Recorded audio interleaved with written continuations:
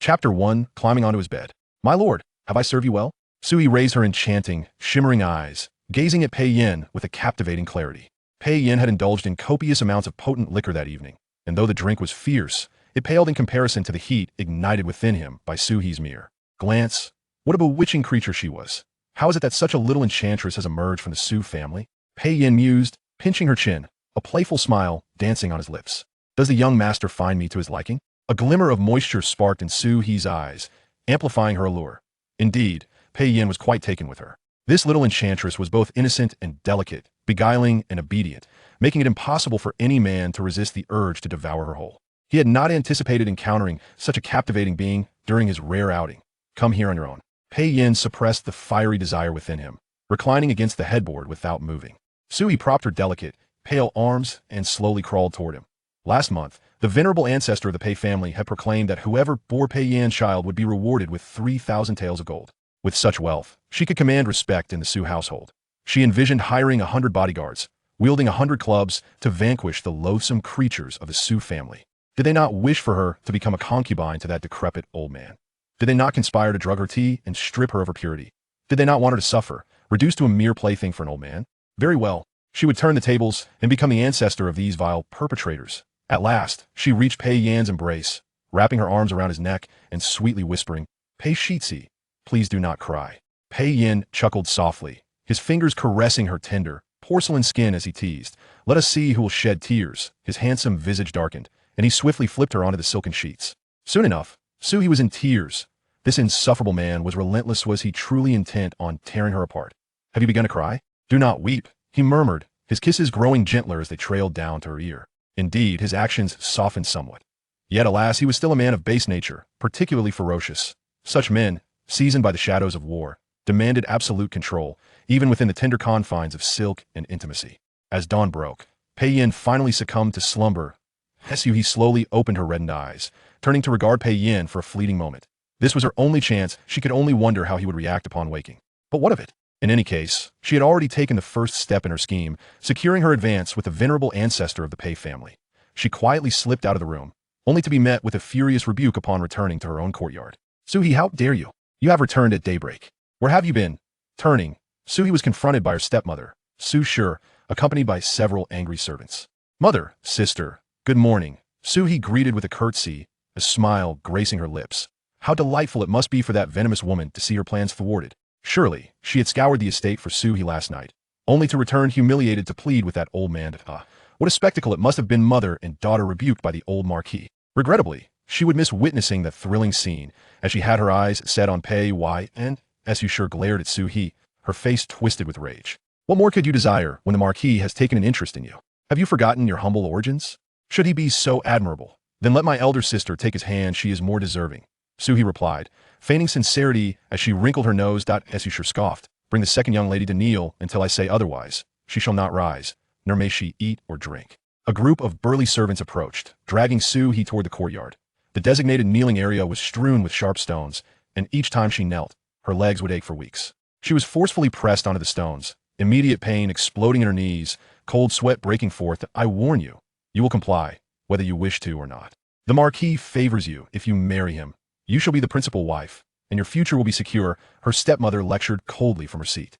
Suhi closed her eyes, remaining silent.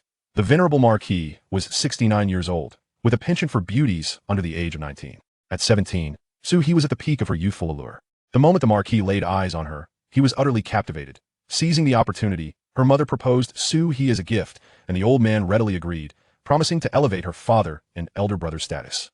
That very night, Suhi had attempted to flee, but was caught and soundly whipped by her mother. On that day, Suhi had come perilously close to death. To make matters worse, Su Jinlan had heard of her punishment and maliciously added salt to her wounds. Ultimately, Suhi wept until she was numb. Contemplating her escape, she would seek out Pei Yin. Though young, Pei Yin held a high rank. His mother was a princess, placing him a generation above the venerable Marquis, who would have to refer to him as little uncle. He was known for his capricious nature, often appearing lighthearted, yet his methods were ruthlessly effective. Rumor had it that someone once attempted to assassinate him, only to meet a gruesome end skinned alive and displayed as a warning. For a time, mothers in the capital would frighten their children with tales of Pei Yan's wrath. Eventually, the Empress Dowager deemed such tales too ominous and forbade their circulation. Yet, Sui felt no fear. She had already been nearly beaten to death. What more could they do to her? As anticipated, Pei Yin attended the Lotus banquet, and Sui seized the opportunity to offer him a spiked drink. Later, when he retired to rest, she slipped into his chamber. Fortuitously, the alcohol had dulled his senses, allowing her audacity to go unchecked. In the sweltering heat of midday, the sun blazed mercilessly upon the courtyard, causing her skin to flush and her garments to cling to her, drenched in sweat. Su Shi and Su Jinlan had retreated indoors, sipping chilled plum soup while observing Su He's penance. My lady, the Pei household has sent someone to fetch you, the steward announced, hurrying past and glancing at Su He before disappearing into the house. Excellent. Prepare her at once. Have her cleaned up and ensure she takes the trunk we prepared, Su Shi exclaimed, a look of delight brightening her face as she hurried to make arrangements. Su He clenched her fists, raising her gaze to Su Shi. If she were to be taken to that old man's estate, her chance to escape would vanish. Was Pei Yin still asleep? Had he truly drunk too much? Su He, your mother has secured this splendid match for you. You must show gratitude. Once married, you must serve your husband well, nurture children, and maintain a harmonious household. Remember, do not tarnish the reputation of the Su family. Su Shi declared with a triumphant expression, standing at the threshold, surveying Su He, who was enduring the searing sun. Chapter 2. The despicable ones. Several matrons approached, forcefully pinning Su He down, demanding that she bow to Su Shi. Aren't you going to thank the lady?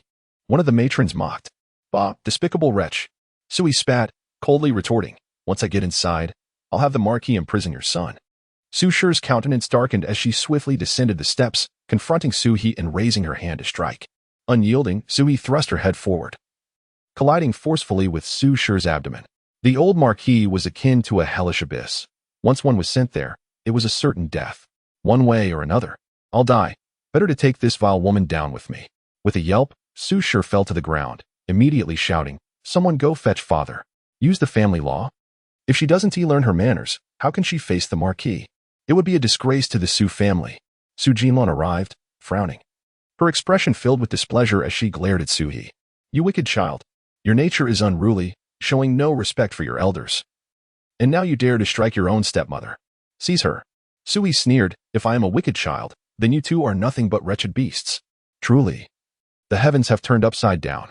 Su Shi exclaimed, regaining her composure and angrily snatching the rod from a servant's hand, aiming it at Su He's face. Mother, do not strike her face. The Marquis still needs her.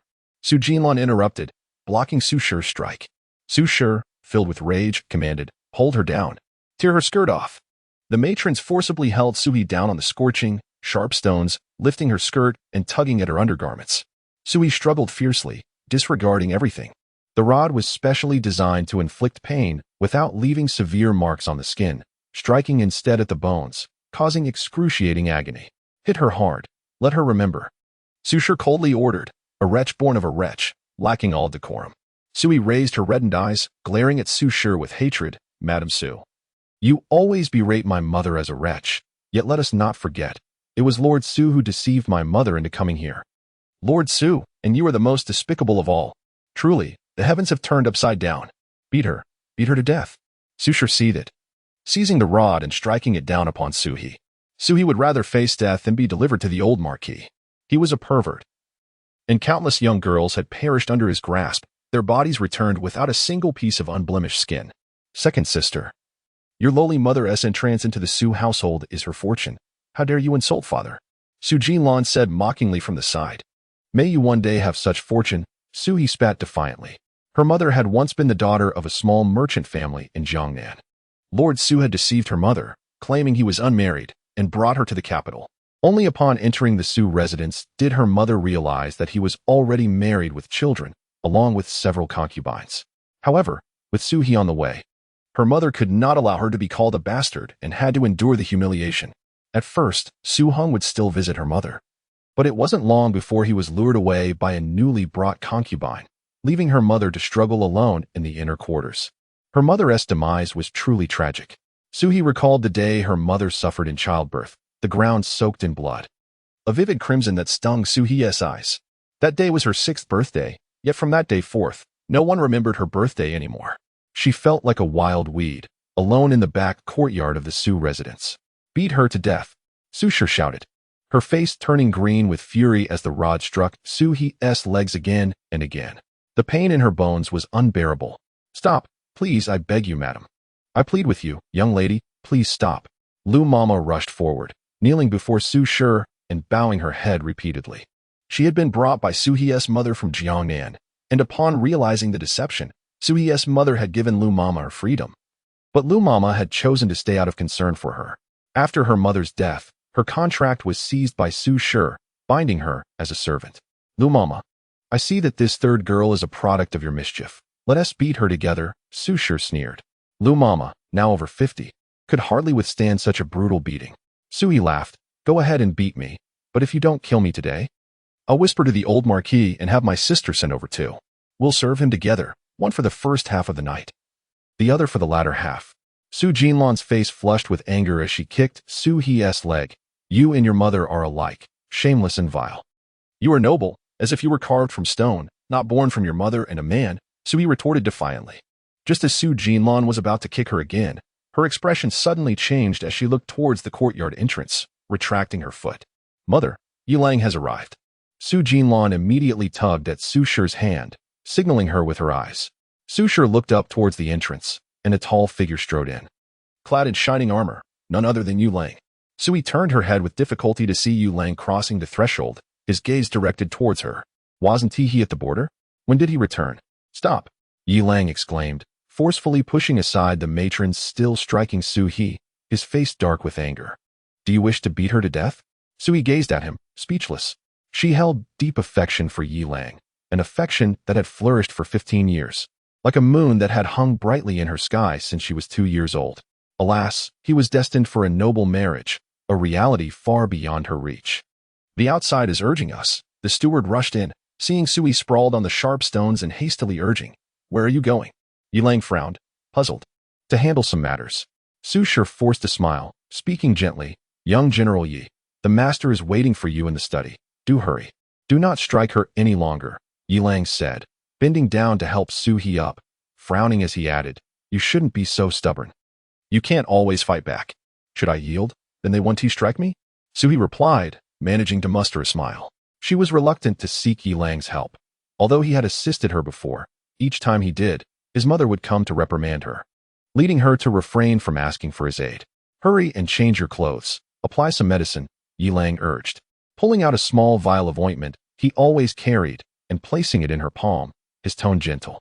I will wait for you here. Why are you waiting for me? Sui asked, suppressing her sniffles and forcing a smile. I brought you some treats. I'll take you to get them later. Yilang released her hand, lowering his voice. You go first. As Sui watched Yilang stride away, an ache filled her heart. He had been summoned back to the capital by the emperor to be betrothed. Can you guess which noble lady it is? Su Jinlan remarked, observing Su He's sorrowful expression, delivering a sharp blow to her heart. So that's it. He returned to engage in a marriage proposal. Despondent, Sui returned to her room to change her clothes, tucking the medicine vial Yilang had given her into her bosom, then retrieving a sharpened hairpin from her drawer to adorn her hair. Outside, a small blue sedan awaited, attended by several black-armored guards, who saluted her and lifted the curtain for her to enter. Chapter 3. To sleep and embrace throughout her journey, she kept her eyes closed, mentally rehearsing how to strike with precision and eliminate the old menace. Despite his age, he still refused to concede, continuing to prey upon innocent maidens. Each year, the number of girls afflicted by his vile actions numbered in the dozens, if not hundreds. The old pervert even boasted about his undiminished prowess. After a time equivalent to the burning of an incense stick, the palanquin entered a side gate and finally came to a halt. The master awaits inside. Please enter, commanded the guard, lifting the curtain of the palanquin for Sui to disembark. Gathering her composure, Sui painfully dragged her legs out of the palanquin. Before her lay a serene bamboo grove, and deep within it stood a quaint courtyard, complete with a well and a creaking water wheel that continuously poured cool water over the bamboo curtains outside, enveloping the entire courtyard in a refreshing chill. As her trunk was placed before the well, several guards swiftly withdrew, which surprised Sui. Was the old man truly so refined? What are you standing around for? Come inside.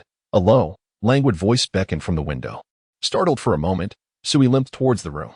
Lying upon the jade bed was none other than Pei Yin. The heir? She exclaimed in disbelief. Come here. Pei Yin gestured with a crooked finger. Sui's eyes welled with tears, nearly spilling over. Why are you crying? Hurry up, he urged, shifting slightly on the jade bed to make room for her. Sui moved closer, casting a steady glance at him before lying down beside him. Does it hurt? Pei Yin unfastened her clothing, his slender fingers probing within, kneading softly. At that moment, Sui felt the most pain in her legs. She gazed steadily at Pei Yin and whispered, "Why didn't you say anything? Do you know who was supposed to carry me today?" "Old dog, ignore him," Pei Yin smirked, waving his hand dismissively, undoing her garments entirely. Thud. A small white medicine bottle fell, rolling across the ground until it collided with the table leg and came to a stop. Sui propped herself up, intending to retrieve it. "Come back." Pei Yin glanced at the bottle, wrapped an arm around her waist, and pulled her back. He had been intoxicated the night before, and with the drink tampered, he lost control. Now, he wished to ascertain whether he still felt interest in her without those enhancements. As it turned out, his interest was indeed piqued. The girl was sweet and tender, delightful beyond measure. Once he ventured into this realm, he found it difficult to restrain himself. "What is your name?" he whispered, kissing her ear softly. "You don't even know my name, yet you brought me here?" "Sui," she replied softly. "Just those two characters?" Pei Yin brushed back her hair, pinching her delicate face to coax her to turn and face him. He had assumed she was merely spouting a random name, as today she had requested the daughter of the Su family. By chance, the old dog from the Pei family had also sought Sui from the Su household, and he had snatched her away first. "Yes, just two characters," Sui nodded. "With me, you can only be a concubine. Do you agree?" He raised an eyebrow, lightly pecking her lips, his tone becoming even more languorous. "A maid would suffice. She would eventually run away," Sui obediently nodded. "As long as it is the heir, I am willing." Pei Yin gazed into her eyes for a prolonged moment, a slow smile spreading across his lips. "So obedient. Does your father know you are here?" "He likely does not," Sui shook her head. "Then let him come and bow to you." Pei Yin lay back, his warm hands kneading her gently. The girl's skin was as delicate as a flower yet to fully bloom, smooth and fragrant. No wonder he found himself somewhat enamored after their encounter the previous night. At that moment, Sui was too preoccupied with his words to mind his hands. "What do you want him to come for?" she asked in shock. "My concubine is of higher status than he. He ought to bow to you," Pei Yin replied lazily, pulling her into his embrace. "Do you know I was beaten today?" Sui hesitated before asking softly. "Deservedly so," Pei Yin replied, his lips curling slightly. She had dared to climb into his bed and offer him that drink. Her punishment was well warranted. Having endured it at the Su household, he would not need to impose further punishment here. His rules were not something she could withstand. Sui quickly grasped his meaning. Pei Yin was treating her as a mere toy. Nevertheless, she felt fortunate to have escaped the clutches of the old menace today. All thanks to Pei Yin. She shifted her legs and, noticing his expression, spoke softly. "But my legs hurt. I can't sleep." "Then force yourself to sleep," Pei Yin said, eyes closed. "Pain will teach you a lesson. Do not entertain such chaotic thoughts again." Pei Yin was not someone who could be approached or manipulated by just anyone. Sui understood her position well, and thus she obediently fell silent. After lying in his arms for a while, fatigue overcame her, and she truly drifted off into a deep slumber. She awoke only at night. The room illuminated by glass lamps, the sound of the water wheel splashing, and a faint aroma of bamboo wafting through the air. Looking around, she found Pei Yin absent and ventured outside. The surroundings were eerily quiet, as if she were the only soul left in the world. Gurgle. Her stomach rumbled. After a day of beatings and punishments, coupled with his relentless teasing, she was now utterly famished. "Go wash up, then come eat." Pei Yin's low, cool voice resonated from behind her. In the previous night and day, his tone had been languid. Now, however, it was still deep but carried an icy chill. As if the well water had chilled his voice, freezing her heart with its resonance. Slowly turning, she spotted Pei Yin reclining on a bamboo lounge chair, flanked by two lanterns. He perused several documents without lifting his gaze. Before him lay a bamboo table laden with food, untouched. "Where can I wash?"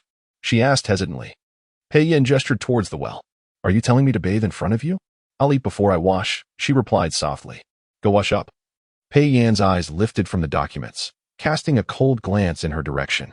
It was clear he had regained his composure entirely, embodying the ruthless figure spoken of in tales, one she could not afford to provoke. Realizing this, Sui turned towards the well, hesitating before beginning to undress. "I told you to wash your hands," Pei Yin suddenly snapped, forcefully tossing a document toward her. With a splash, the document landed squarely in the well. "Still not retreating?" He barked again. Footsteps rustled around her, indicating that several guards had retreated into the shadows. Only then did Sui realize that they had been lurking nearby, concealed from her view. It's your fault for not being clear, Sui exclaimed, crossing her arms and blushing as she looked at him. Chapter 4. The courtesan Pei Yan's amber eyes swept over her flushed face, lingering on her legs. Her skirt had slipped down to her ankles, revealing only a thin blouse and knee-length white undergarments, her slender legs standing pale in the moonlight. Come here, he commanded, sitting up straighter, his expression softening slightly. Sui did not hesitate, stepping over her fallen skirt and briskly approaching him. The fabric had touched the ground, collecting water and dust. She no longer desired it. Everything at Su Manor would be trampled underfoot like today, never to harm her again. Your attire is quite disheveled, Pei Yan remarked, a smile playing at the corners of his mouth as he observed her. Sui pouted, replying, Surely, you wouldn't expect me to wear such tattered clothing? She added playfully, I look lovely even without it. Such audacity, Pei Yan mused, desire swirling in his gaze as he pulled her waist closer, settling her onto his lap. After all, I must serve my lord with my beauty, Sui declared boldly. This pretty facade is all I have to rely on. And how much beauty do you possess? Pei Yan chuckled at her brazen words. Surely, a perfect 10, my lord, for you are not blind, she cooed, wrapping her arms around his neck. Pei Yan pressed his thumb against her rosy cheek and asked, Where did you learn such tactics? Upon meeting you, I became self-taught, she replied, inching closer until their lips met in a gentle peck. You best keep your self-taught skills just for me. With a sudden movement, he flipped her onto his lap and delivered a sharp slap to her rear. Sui gasped in pain, realizing that being a seductress was no easy task, especially when attempting to entice Pei Yan. Stay still and do not move, he commanded, tousling her hair before reaching for a bottle on the table. The scent of medicine wafted into her nostrils as she turned her head to see what he intended to apply. His hand had already found its way to her leg, kneading gently, alleviating the pain in her limbs. Where did you learn such delicate care, my lord? She feigned innocence, leaning on his thigh. With another swift slap, her previously pale skin flushed a rosy hue. Tears welled in her eyes as she buried her face in his neck, remaining motionless. You owe me a new dress for that, she murmured, lifting her reddened gaze to him, her voice soft and pleading. Pei Yan found her antics amusing, her clumsiness cloaked in a youthful charm. If you please me, I shall bestow upon you 100 garments, he teased, flicking her nose lightly. Sui nestled closer, her voice a soft hum. You must give them to me first. Otherwise, my lord shall never experience my true talents. Are you attempting to bargain with me? Pei Yan's eyes glinted with a cold light as he grasped her chin, forcing her to meet his gaze. What skills do you possess? With a glimmer of tears in her eyes, she leaned forward, capturing his lips in a passionate kiss. Pei Yan was handsome and skilled, though the initial pain was sharp. Pleasure soon followed, and she found it rewarding. Like a playful kitten, she teased his lips, igniting a fire within him as he lifted her and laid her upon the table. As night deepened, Pei Yan emerged from the bamboo courtyard, satisfaction etched upon his face. The guard Zhang Jiolu awaited him at the entrance, immediately following as he stepped outside. Have you uncovered everything? Pei Yan inquired, hands clasped behind his back. She is the second daughter of Su Hong. Her mother was the daughter of a merchant brought back from Jiangnan, who passed away when she was 5. Last night's lotus banquet was intended to present Suhi to the old Marquis, but she unexpectedly approached you first. The potion was meant for her. The prescription has been verified and found ordinary, merely a common aphrodisiac. However, upon examining the residue, we discovered an additional ingredient. Zhang Jiulu revealed, producing a cloth from his pocket and unveiling the contents. This substance, known as wujian, is a winter herb that can render a woman infertile. Coincidentally, it triggers latent toxins within your body, leading to a loss of self-control, and the effects will linger for a month.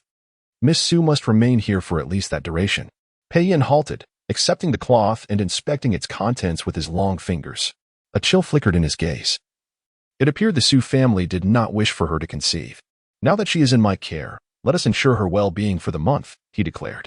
What of the princess? Should we inform her? Zhang Jiulu suggested cautiously. Pei Yan turned to him, his voice calm. You seem quite familiar with these matters. Zhang Jiulu, taken aback, quickly apologized. I misspoke. Pei Yan tossed the cloth back to him, speaking languidly. It's merely a concubine. My mother will not concern herself with it. Early the next morning, as Suhi slept soundly, she was abruptly roused by footsteps outside. Upon rising, she discovered several maids standing in the courtyard, accompanied by several large wooden chests. Miss Su has awakened. These are gifts from the Lord. The head maid stepped forward and bowed respectfully. Curious, Suhi approached and lifted the silk covering from one of the trays, revealing an array of cosmetics and ornaments. 100 garments, the head maid noted, observing Suhi's astonishment. Truly, 100 garments? Suhi exclaimed, her eyes widening as she flung open the chest. Inside gleamed vibrant fabrics, all of exquisite quality, unlike anything she had ever seen. Reflecting on her past, she realized she had scarcely worn new clothes over the years. She recalled a time when the Empress Dowager had gifted new garments to the families of officials ranked 5th and above. At that time, a favored concubine had taken her to demand new clothes. It was the first time Suhi had seen such beautiful attire. Shimmering satin that danced like rippling waves, a memory that had left her longing. The princess has stated that since you have caught the Lord's eye, you must serve him well. The head maid remarked, frowning at Suhi's naive demeanor. But do not forget your daily herbal tonic. With that, she presented a bowl of dark concoction before Suhi. Suhi recalled the words of the Pei family's matriarch should she conceive Pei Yan's child. She would be rewarded with 3,000 taels of gold. Unlike other noble daughters, she had not been taught to read or write, nor to play music, weave, or cook. Her skills were self-taught, gleaned from scraps of paper and the occasional help from knowledgeable maidens. One day, when she departed from the Pei residence, she would need wealth to secure her future, yet all she possessed was her mother's beauty, with no other path laid before her. Drink it quickly, the head maid urged, her tone far from kind. Chapter 5. What are you doing sitting on his lap? Pei Yan's icy voice suddenly pierced the air. The head maid jolted, swiftly turning to face Pei Yan. In an instant, a chilling aura enveloped them, rendering the other maids utterly silent as they knelt in unison. At that moment, Suhi seized the medicinal soup and tilted her head back to drink it. What is that? Pei Yan approached, his gaze fixed intently on Suhi's lips, which were stained with the dark liquid, exuding an outrageous allure, glistening with a dewy sheen. The head maid lowered her head and respectfully replied, "The soup bestowed by Her Highness, the Grand Princess." Suhi returned the bowl, cheerfully declaring, "It's bitter, my lord. I would prefer something sweet to balance it." "There is no sweetness," Pei Yan retorted, snatching the bowl and forcefully tossing it back onto the tray, his voice cold. "Everyone, leave." The head maid quickly performed a deep bow, ushering the other servants out of the courtyard. "Where has my lord gone?" Suhi inquired, wrapping her arms around Pei Yan's neck and asking sweetly. "To court," Pei Yan replied, pinching her rosy cheek as he quietly asked, "Do you like the 100 garments?" "I do," Suhi beamed, her eyes sparkling. Who knew being a fox spirit could be so delightful? "I absolutely adore it." Pei Yan playfully pinched her delicate nose. "You are quite candid. I will strive to make my lord like me a little more," and for a longer time, Suhi nestled against him, her fingers gently caressing his chest. His lavish generosity meant that these items, once sold, would yield a considerable sum of silver. "Your skills are inadequate," Pei Yan remarked, pulling her hand away as he strode towards his study. Suhi selected a garment from the trunk, changed in her room, and tidied her hair and makeup before presenting herself before Pei Yan. He was engrossed in reviewing documents, with a pile of at least several dozen papers on the desk. The inkstone exuding a rich aroma, accompanied by several wolf hair brushes resting at its edge. Suhi had never ground ink nor had the chance to hold a brush. Her attempts at writing had been with a stick on the ground. "My lord," she circled the table, her gaze fixed on the brushes. "May I touch one?" Pei Yan, his eyes lowered, responded with a soft, filled with joy. Suhi's fingertips delicately traced the purple bamboo brushes. After a while, she gazed at him with envy and asked, "My lord, may I hold a brush?" Pei Yan glanced at the brushes, regarding them as mere wolf hair. "Go ahead," he replied, raising an eyebrow and again softly encouraging her. Suhi reached for a brush but hesitated, retracting her hand to wipe it on her garment before reverently grasping one, lifting it to her eyes in earnest admiration. "Can you write?"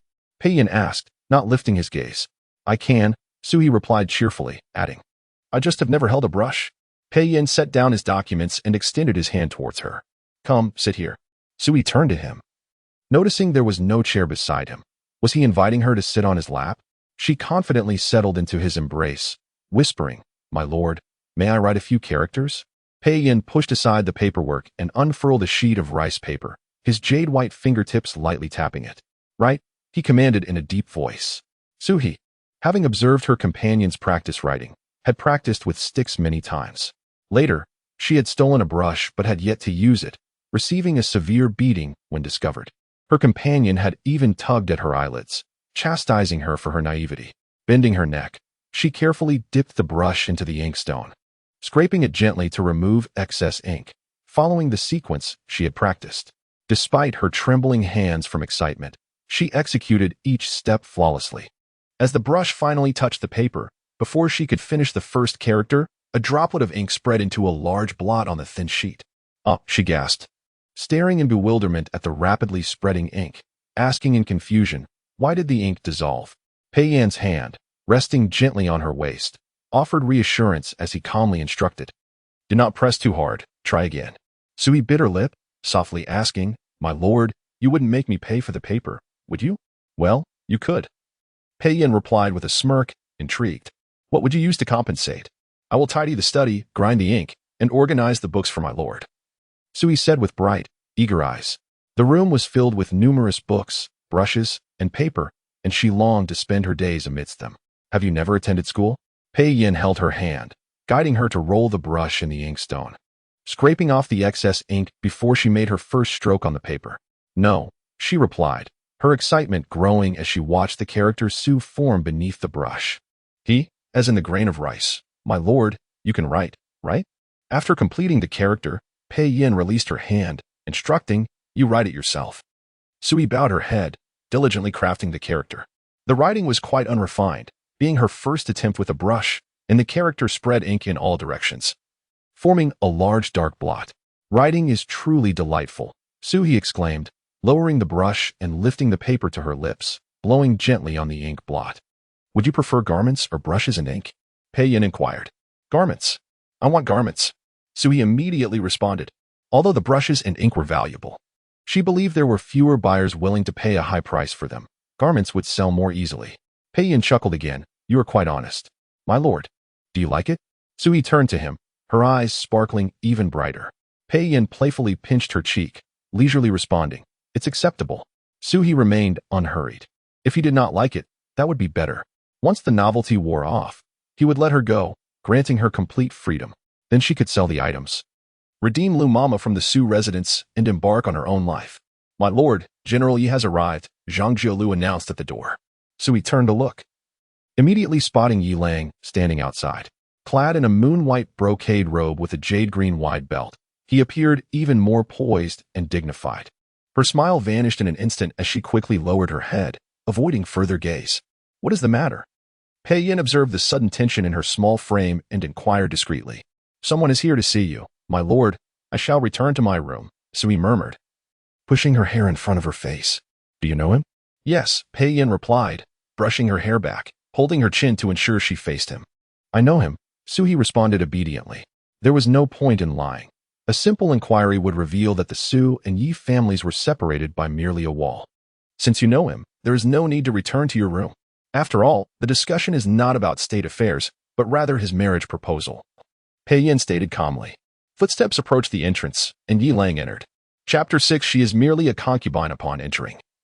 Yi Lang strode forward and clasped his fist in greeting. However, the subsequent words faded away as his gaze swept across Su-hie's face. "Heir?" He gazed in disbelief at Su-hie, nestled comfortably in Pei Yan's embrace, exclaiming in astonishment, "What are you doing here?"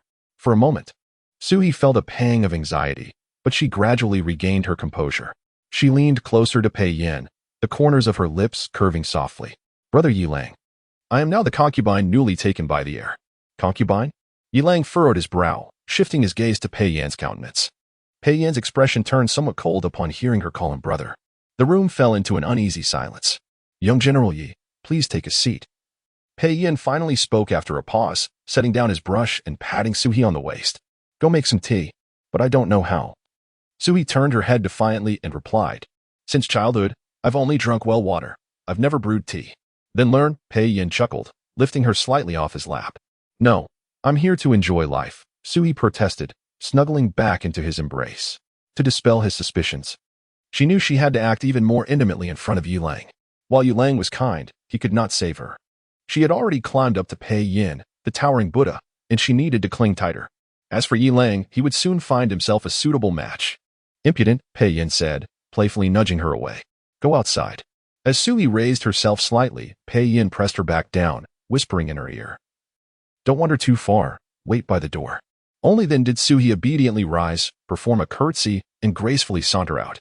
As she passed in front of Yi Lang, she turned and smiled at him before lightly lifting her skirt and stepping over the threshold. The cool wind swept in, and the smile at the corner of her mouth vanished. In her childhood, she had always dreamed of marrying Yi Lang, riding far away with him on horseback. As she grew older, she came to realize that the only one who could save her in this world was herself. No matter how unscrupulous her initial methods were, they would not hinder her from paving a smoother path step by step. In the study, Pei Yin released the crooked characters written by Su He and raised his gaze to Yi Lang. Yi Lang had achieved victory in several battles, undoubtedly standing as the foremost warrior among the younger generation. Several princes had begun to court Yi Lang, making his marriage a matter of utmost importance. Whom he wed would signify which faction he aligned with. Have you decided which young lady to choose? Pei Yin inquired, observing him. In response to the heir, I do not wish to marry just yet, Yi Lang replied, frowning as he turned his gaze outside. Sui stood in the courtyard before a cluster of green bamboo. Still slender, but her silhouette held an unfamiliar air he had never perceived before. How had that pitiful little girl transformed into someone so different? Do you like her? Pei Yin followed his gaze. Yi Lang shook his head, murmuring, she is merely the neighbor's younger sister, born with a pitiful appearance. Which is why I tend to care for her. May I ask, Your Highness, did her family send her here? Pei Yan's lips curled slightly, indicating a lack of familiarity. Yi Lang hesitated for a moment, clasping his fists and responding, I have watched her grow up. We are quite familiar. I have always regarded her as a sister. Your Highness, if she is not willing to be here, I hope you will graciously allow me to take her back. Then ask her if she wishes to return with you, Pei Yin suggested, glancing toward the courtyard where Sui was plucking a leaf from the bamboo, gently wiping it with her handkerchief and holding it up to the sunlight. What could be so captivating? She was smiling, her face brimming with excitement. I shall inquire, Yi Lang declared, rising and walking out without hesitation. Sui was engrossed in admiring the leaf when Yi Lang approached her, grasping her wrist and asking urgently, Here. You are. Before he could finish, a chorus of feminine voices rang out from the courtyard entrance. Young General Yi. Sui turned to see several noble young ladies at the gate, each adorned in vibrant finery and gleaming jewels. Young General Yi, who is this sister? The leading girl stepped forward, scrutinizing Sui with suspicion. Greetings, Mississippi. I am under the service of the heir, Sui replied, deftly withdrawing her hand and bowing to the young lady. You belong to Brother Yin? What does that mean? Where is Brother Yin? The girl tilted her head and made her way into the study. Stop. Pei Yan's cold voice echoed from within. Zhang Jiolu, are you blind? Is this courtyard open to anyone? Several tall figures swiftly descended, blocking the girl's path. Princess, please halt. The young lady, startled, clutched her heart and gazed resentfully towards Pei Yin in the study. Brother Yin, you frightened me to death. If you are not dead, then walk properly and leave. Pei Yin's voice turned icier, as if frozen. The young women at the courtyard entrance dared not make a sound, stepping back obediently. Fine, I'll go. The girl pouted, twisting her waist and hastily exiting. Who is she? Sui whispered. Princess Chongping, Yi Lang replied softly. Is this the wife you have chosen for yourself? Sui felt a stirring in her heart, her gaze instinctively following the departing young lady. It was evident that she was a girl raised with delicate care, her skin soft and her demeanor exuding innate pride. Lady, you would surely be pleased. Marrying a princess would mean that even if young General Yi fought on the borders, he would not worry about someone stabbing him in the back, especially with the formidable Chomping Wang. I'm not marrying anyone now. Yi Lang turned to Suhi, softly asking, have you not yet told me that you came here willingly? How could you become a concubine? Sui lifted her small face to gaze at Yi Lang, her heart aching with a bittersweet pain, as if sharp forks had pierced her heart, leaving it to bleed.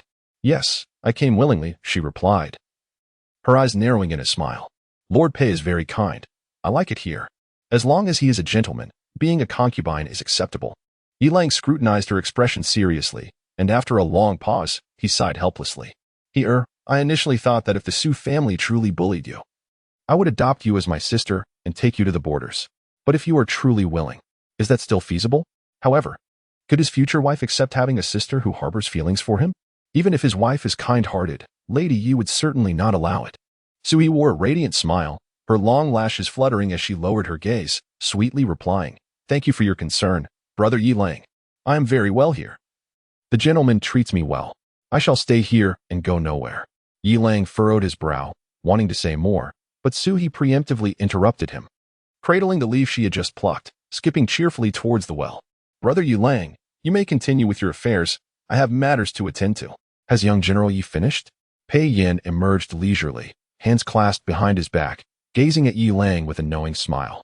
Mother wishes to keep you for dinner. Why not join us? And her? Yi Lang inquired softly, glancing at Su He, who sat near the well. She is merely a concubine. She is not qualified to attend the banquet, Pei Yin replied, dusting off his sleeves as he gracefully made his exit. Chapter 7. Unceasing Hemorrhage. Chapter 8. The temptation. After much fidgeting, she stuffed grass leaves into her nose and smeared fragrant bath oils over her body. Finally, after painstakingly washing away all traces of blood from her face and body, with no hint of a metallic scent lingering, she redid her hair, applied her makeup, and donned a new outfit. The blood-stained garments were meticulously cleaned and hung in a corner of the courtyard. This was the first fine attire she had ever worn, and she wished to cherish it forever. By the time she finished her tasks, the sun was setting. Zhang Jiulu and his companions brought in the meal, placing it silently on the small stone table before exiting without a word. She hesitated for a moment, calling out to Zhang Jiulu, "Will the young master return tonight?" "I do not know," he replied, glancing back at her before striding away. A twinge of anxiety gripped Su He. Was he angry about the incident with Yi Lang and intent on expelling her? If that were the case, she should hastily change into a few more outfits to avoid appearing empty-handed. After standing in the courtyard for a while, she seated herself at the stone table and picked up her chopsticks to eat. The meal consisted of 3 dishes, 2 vegetarian and 1 meat, with rice that was perfectly white and round, melting into a rich aroma in her mouth. The meat dish was steamed chicken, skinless and devoid of any grease. Is this what everyone yearns for? Having food to eat, clothes to wear, no beatings or humiliation. Indeed, it felt like a divine existence. She had become utterly enchanted after just 1 day. Ah, how fortunate Pei Yin and the others were to have been born into such circumstances. In her next life, she must also be reborn into a better situation. She savored her food earnestly, consuming every grain of rice, finishing all 3 dishes, even leaving no broth behind. Heaven be praised, this was the most satisfying meal she had enjoyed since her mother's passing. She licked her lips, swaying her fan as she moved to Pei Yin's rocking chair, rubbing her round belly while gently fanning herself. Now that she was living well, she would never allow herself to be cast out. At least until she achieved her goals, she intended to remain here. Get up. A deep voice floated down from above. Su He's eyes lit up, and she quickly opened them. Pei Yin had returned. She smiled brightly, extending her hands towards him. "Sir, pick me up." What a wishful thought. Pei Yin chuckled, playfully kicking her toes. In all his life, he had never encountered a woman so audacious. "But I've eaten too much tonight. I can't stand up," Su-He said, placing her small hand on her round belly with a grin. "Su-He, remember your place?" Pei Yin scoffed. She paused, her eyes sparkling as she timidly grasped his long fingers. "I know, I am your little plaything. If you know, then get up," he retorted, withdrawing his finger, shaking out his wide sleeves to reveal his long, fair hand, which he used to grasp her arm and lift her from the chair. Quick-witted, Su-He clung to his arm to prevent herself from falling. She raised her little face, looking at him with a pitiful expression. "Chairs are for sitting. You sit. And I sit too. Remember, there are some things I can sit on, but you cannot," Pei Yin said, withdrawing his arm and taking a seat in the rocking chair. "I know," Su-He replied, squatting before him, her small fist playfully thumping his legs as she cheerfully asked, "What delicious food did you have at the banquet, sir?" "I smell the aroma of braised pork. What else was there?" "What is your face made of?" Pei Yin asked, initially feeling annoyed, but her incessant chatter was strangely uplifting. "Meat, just like you," Su-He replied candidly. Pei Yin pinched her delicate face, amused, while a thought about the afternoon's report from the dark guards crossed his mind. "Did you have a nosebleed today?" His gaze fell upon her petite nose as he asked in a low voice. He expected her to feign misery or act pitiful, yet she remained as vibrant as ever, appearing untroubled. "Yes," she nodded, pondering before adding, "It was because of you." "Nonsense. How could I cause your nosebleed when I wasn't in the courtyard?" Pei Yin pointed at her nose, chuckling. "Stop using your nonsensical tricks on me." "It's true," Su-He insisted, continuing to massage his legs. "Thinking of you made my nose bleed. I must be craving you." Pei Yin. "Su-He, how has the Su family neglected you, leaving you to fend for yourself in the courtyard? Where did you learn such boldness?" He suddenly sat up, pinching her chin to make her look up, vexed yet amused. "Craving, is it? Come here." Pei Yin released her face, spreading his legs and loosening his robe. Su-He nestled between his legs, resting her small face on his firm abdomen, whispering, "That's not what I meant." "What do you mean then?" Pei Yin inquired. I simply have a craving for food. Next time you go to a banquet, take me along. I want to eat braised pork, crab, steamed fish. Sui desperately recalled the dishes she had seen at the banquets hosted by the Su family, many of which she had never tasted or even named. Sir, what does steamed crab taste like? Can you ask the kitchen to make some for me? She inquired wistfully. Greedy as ever, Pei Yin muttered under his breath. Sui burrowed deeper into his embrace, wrapping her arms tightly around his waist. If you are to support me, you must do so well. You are more capable than other men. Naturally, your woman should be more beautiful and stronger than others. Pei Yin found himself momentarily at a loss for words. And the face? He asked, feeling a mix of irritation and amusement. How could a man of his stature, who could instill fear in half the city with a stomp, encounter such an audacious little creature? What use is a face if it won't fill my stomach? Sui raised her head, maintaining a defiant expression. If the face is of no use, what do I find appealing about you? Pei Yin smirked, unable to resist teasing her. After a moment of thought, Sui replied quietly, that is true. A pretty face is indeed important. You have an eye for beauty. Pei Yin was both exasperated and amused. Ultimately, he failed to divert her compliments back to herself. However, her playful antics dispersed the lingering discontent he had felt. If you want crabs, ensure I am satisfied first, he said, pulling her up to sit on his lap. Then I also want to learn to brew tea, Sui said, tugging at his robe, her little hands exploring in his embrace. Sir, please give me a few books. I want to read more. But I recognize few characters. Could you ask the guards to help me if I seek their guidance? You have so many requests, Pei Yin remarked, adjusting her sitting position as he held her waist. Her beauty was undeniable, and her body soft, with only a slight lack of fullness. She was a natural beauty, providing him with a sense of enjoyment in this moment. Would she behave in such a manner if she were in the arms of that old man, or if she were with Yilang? The thought of Yilang made Pei Yin's mood darken. Chapter 9. Silence. Do not cry out. Sui quickly sensed something amiss as Pei Yin tightened his grip, causing her pain. She begged for mercy, clutching his shoulder. Silence. Do not cry out, he commanded, lifting her as he strode purposefully towards the room. A sense of despair enveloped Sui. Pei Yin was indeed angry. My lord, be a bit gentler, she whimpered, her shoulders hunching in submission. Gentleness is not an option. Pei Yin replied, his gaze piercing like a cold pond as he leaned down to capture her lips in a kiss. The sweetness of her lips was irresistible, soft and tender, and he found himself reluctant to release her. Despite her prolonged pleas for mercy, Pei Yin showed no sign of relent. Rather, he grew increasingly forceful. Some costs were unavoidable. If she wished to extract a piece of flesh from someone like Pei Yin and hope for his protection from the grasp of the Su family, she must endure such torment. However, men like Pei Yin were unlikely to maintain their novelty for long. If she feigned desire for too long, he would surely cast her aside within a month. She resolved to endure. Closing her eyes, she endeavored to clear her mind of chaotic thoughts. If she could escape the Su family, that would be victory enough. Upon opening her eyes, she found him suddenly halting, grasping her chin. Sui had no choice but to meet his gaze, her eyes glistening with unshed tears. Aren't you quite bold? Pei Yin asked in a hushed tone. After a moment's hesitation, she weakly replied, My lord, are you not tired? Do you not have court tomorrow? Perhaps we should conclude this soon. Pei Yin was exasperated by her. During the day, she had feigned seduction, and now, after exerting only minimal effort, she appeared near death. Endure it, he muttered, caressing her petal-like lips before leaning down once more. By midnight, Pei Yin finally released her. Covered in sweat, she nestled against him like a docile cat. He found her tranquil demeanor quite appealing, his long fingers tightening their embrace around her waist. Suddenly, a thunderous roar echoed outside. Pei Yin's eyes, now wide open, turned toward the window. A gust of wind swept through, sending the bed curtains fluttering, and soon, a gentle rain began to fall. It's thundering. Sui propped herself up to gaze outside. Are you afraid? Pei Yin inquired in a low voice. Not at all, she replied, lying back down. In truth, she wished to retrieve the garment she had hung to dry by the courtyard wall, but her exhaustion rendered her immobile, and she had no desire to be drenched in the rain. After sweating all night, the rain could make her ill. She could not afford to fall sick. No one would care for her, and she might even be cast out, drifting off into a deep slumber. She awoke to see Pei Yin donning his official robes for court. The purple garment suited him well, exuding elegance, while the jade ring on his thumb glimmered coldly. Catching Suhi's eye, she quickly closed her eyes again, pretending to sleep, curling up into a small ball. The eastern room has been prepared. You will move there tonight, Pei Yan's deep voice resonated through the curtains.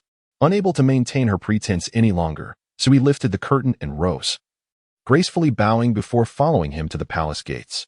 Outside, the courtyard, paved with white jade stones, had collected a thin layer of rainwater, where several young eunuchs were sweeping it away. She glanced toward the courtyard wall, only to find that the bamboo drying rack she had set up yesterday had been dismantled, and her clothes were nowhere to be seen. They have already been discarded. Pei Yan turned to her, noting her gaze upon the wall. There is no need to keep soiled things. His words referred not only to the garments but also to her. Sui, astute and perceptive, understood his implication and obediently responded with a soft yes. She watched him walk away before lazily stretching and yawning, making her way toward the eastern wing. In the Su residence, her room had been less comfortable than a storage shed, plagued by swarming mosquitoes in summer and biting winds in winter. How different was this new room? Though the bed was small, it was delightfully soft, adorned with light azure curtains that kept the pests at bay. The windows were draped in blue silk, allowing a refreshing breeze to waft through, making her feel extraordinarily comfortable. A small wooden bed, cushioned with a soft mat and bamboo matting, awaited her by the window. She lay down, surrendering to the cool air that drifted in. In her 17 years of life, she had never experienced such comfort. Once she had wealth, she would procure a similar courtyard, complete with a water wheel to usher in a cool breeze during the summer. Miss Su, do not sleep any longer, a gentle voice interrupted her reverie. Sui drowsily opened her eyes to find a fair-skinned maid standing before her, holding a tray of food with a concerned expression. Has the Lord returned from court? She asked, sitting up and gathering her disheveled hair. Not yet. The Lord's day of rest has just passed, the maid replied, placing the meal on a small table and approaching her.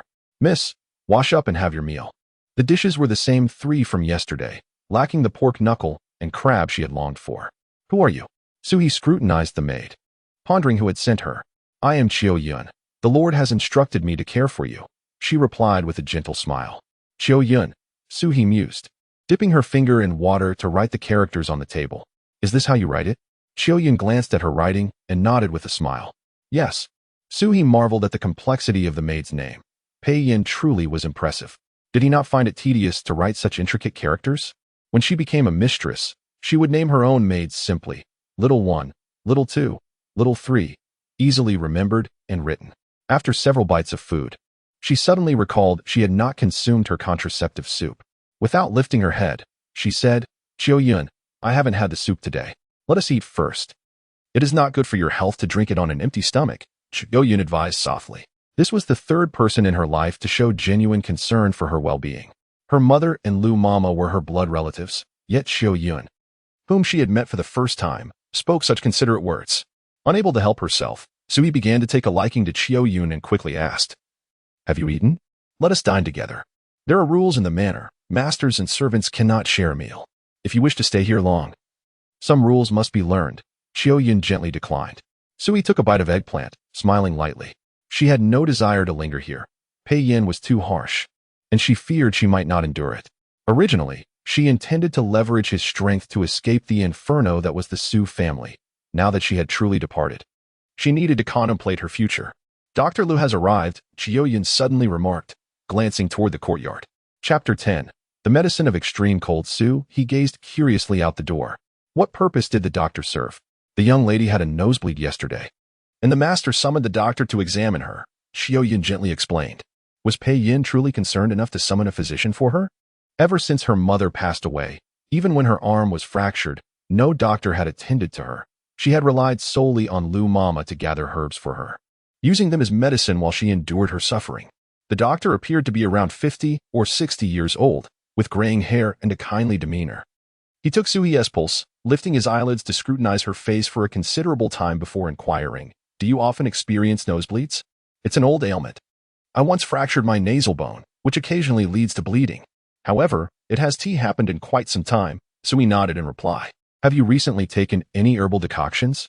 The doctor further probed. Since arriving here, Sui had consumed 2 bowls of a contraceptive soup. It is not merely the matter of the contraceptive soup. The doctor shook his head, his tone grave. Given the young lady's condition, conception appears to be quite challenging.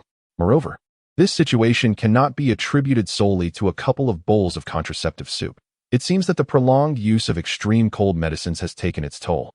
A faint smile faded from Suhi's lips. She felt as if she were akin to a weed, before she could prove herself capable. She would never bear a child to subject it to the suffering she had endured. Yet, this did not imply that she did not desire children. She felt profoundly lonely, her familial connection shallow, and she often fantasized about becoming prosperous and giving birth to several beautiful, capable children who would love and respect her, creating a lively household where she would no longer feel like a solitary soul wandering this world. But why did the doctor declare that she would struggle to conceive? The doctor opened his inkstone and wrote out a prescription for her treatment. Speaking softly, the nosebleeds are not merely due to past injuries. Rather, the recent medication you have taken is excessively potent, leading to a depletion of both qi and blood. Follow this prescription for a while, then we can reassess the situation. What exactly is the medicine? Qiuyan could not help but ask. Suhi lowered her gaze and remained silent for a moment before suddenly breaking into a smile. I understand now. Thank you, doctor. After Qiuyan escorted the doctor out, she returned to find Suhi with reddened eyes, sipping hot tea in large gulps. In the past, at the Su residence, she had to gauge others' moods even to enjoy a cup of hot tea. The Mid-Autumn Festival and New Year were her happiest times, as her stepmother would reward everyone with a bowl of sweet soup, which she too would receive. Whenever she received her portion, she would feel immense joy, savoring it as if it were the most exquisite delicacy in the world. In hindsight, those 2 annual bowls of sweet soup had shattered her dreams of maternal warmth. How could Madame Su be so cruel? Neither she nor her mother had willingly come to the Su family. What right did they have to trample upon her so? Young lady, I shall prepare the medicine. There is no rush. Dr. Liu is the most skilled imperial physician. Qiuyan observed Suhi's tearful state and felt pity for her. She gently encouraged her for a while before stepping out to fetch the medicine. Tears that had been held back in Suhi's eyes finally fell. She quickly raised her sleeve to wipe them away, then poured herself a full cup of tea and drank. The tea was fragrant with a hint of bitterness that spread across her tongue and down her throat, leaving her stomach feeling similarly bitter. When would she be able to escape such a bitter existence? To drink true sweet soup and live without the need to read others' faces? She harbored intense hatred for the Su family. She fantasized about setting their home ablaze. I must learn skills quickly. I must learn to write, to keep accounts, to brew tea, to cook, to embroider. I have so much to learn. A month was insufficient. How could she acquire more knowledge? Miss, Qiuyan has returned. She heard, as Qiuyan entered, one hand carrying a medicine pouch and the other clutching 2 pieces of candy. Upon seeing Suhi with her red-rimmed eyes, she felt a pang of sympathy. Do not cry, young lady. It will be fine. The master values you, and even if you do not have children. Qiuyan suddenly fell silent. As a woman confined in the inner quarters could initially rely on beauty for favor, but ultimately, children were necessary. A concubine without children was a pitiable figure.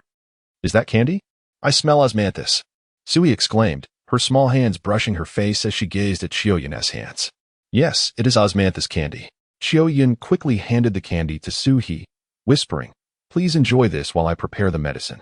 Do not prepare it in the courtyard. The bamboo scent lingers here, lest the master find it displeasing. Suhi sniffed and whispered, Find a more secluded corner to brew it. Once it's ready, I shall come over to drink. Understood. Qiuyan mused that women were not allowed to enter the master's quarters freely, and Suhi was the first to reside there. Thanks to Suhi, she had been chosen to serve. If she were to boil medicine here, she would not dare to do so. Once you finish brewing, send a maid to summon me. Do not leave the medicine pot unattended. What if someone intends to poison me? Suhi added. Qiuyan paused, then laughed lightly in the master's presence. No one would dare. Who knows? Suhi replied sullenly, after washing her face and applying a wet handkerchief to her eyes to reduce the swelling. She took up a brush and ink, sitting in the courtyard to practice writing. Although Pei Yin had not provided her with any pork knuckles or crabs today, he had left ink and a copy of the Book of Songs on the table in the courtyard. When she was at the Su residence, she had eavesdropped on the lessons given to the Su family as descendants, and they had once recited from the Book of Songs. However, at that time, she did not understand and mustered the courage to ask the teacher a few times, only to be dismissed as a girl. She never imagined that she would one day be able to read the Book of Songs. She immersed herself in copying for an entire hour until Qiuyan returned. Ah, why are you here? Yu Haven Tea brought the medicine. Suhi exclaimed, startled, and quickly stood up. The guards are carrying it. They are all arranged by the master. Qiuyan assisted her in rising and led her outside.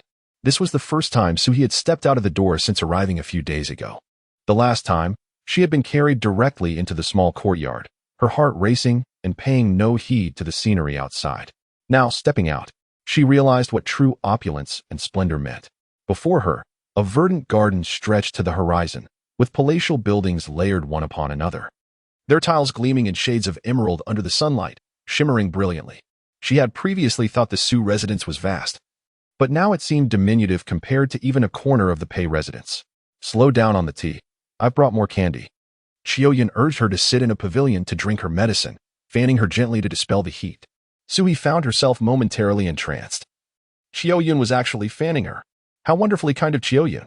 Candy, Qiuyan wiped the remnants of medicine from her mouth with a cloth, unwrapping the oil paper to offer her a piece of osmanthus candy. Suhi savored the candy, standing up and stepping onto the stairs, curiously gazing at the scenery in the garden.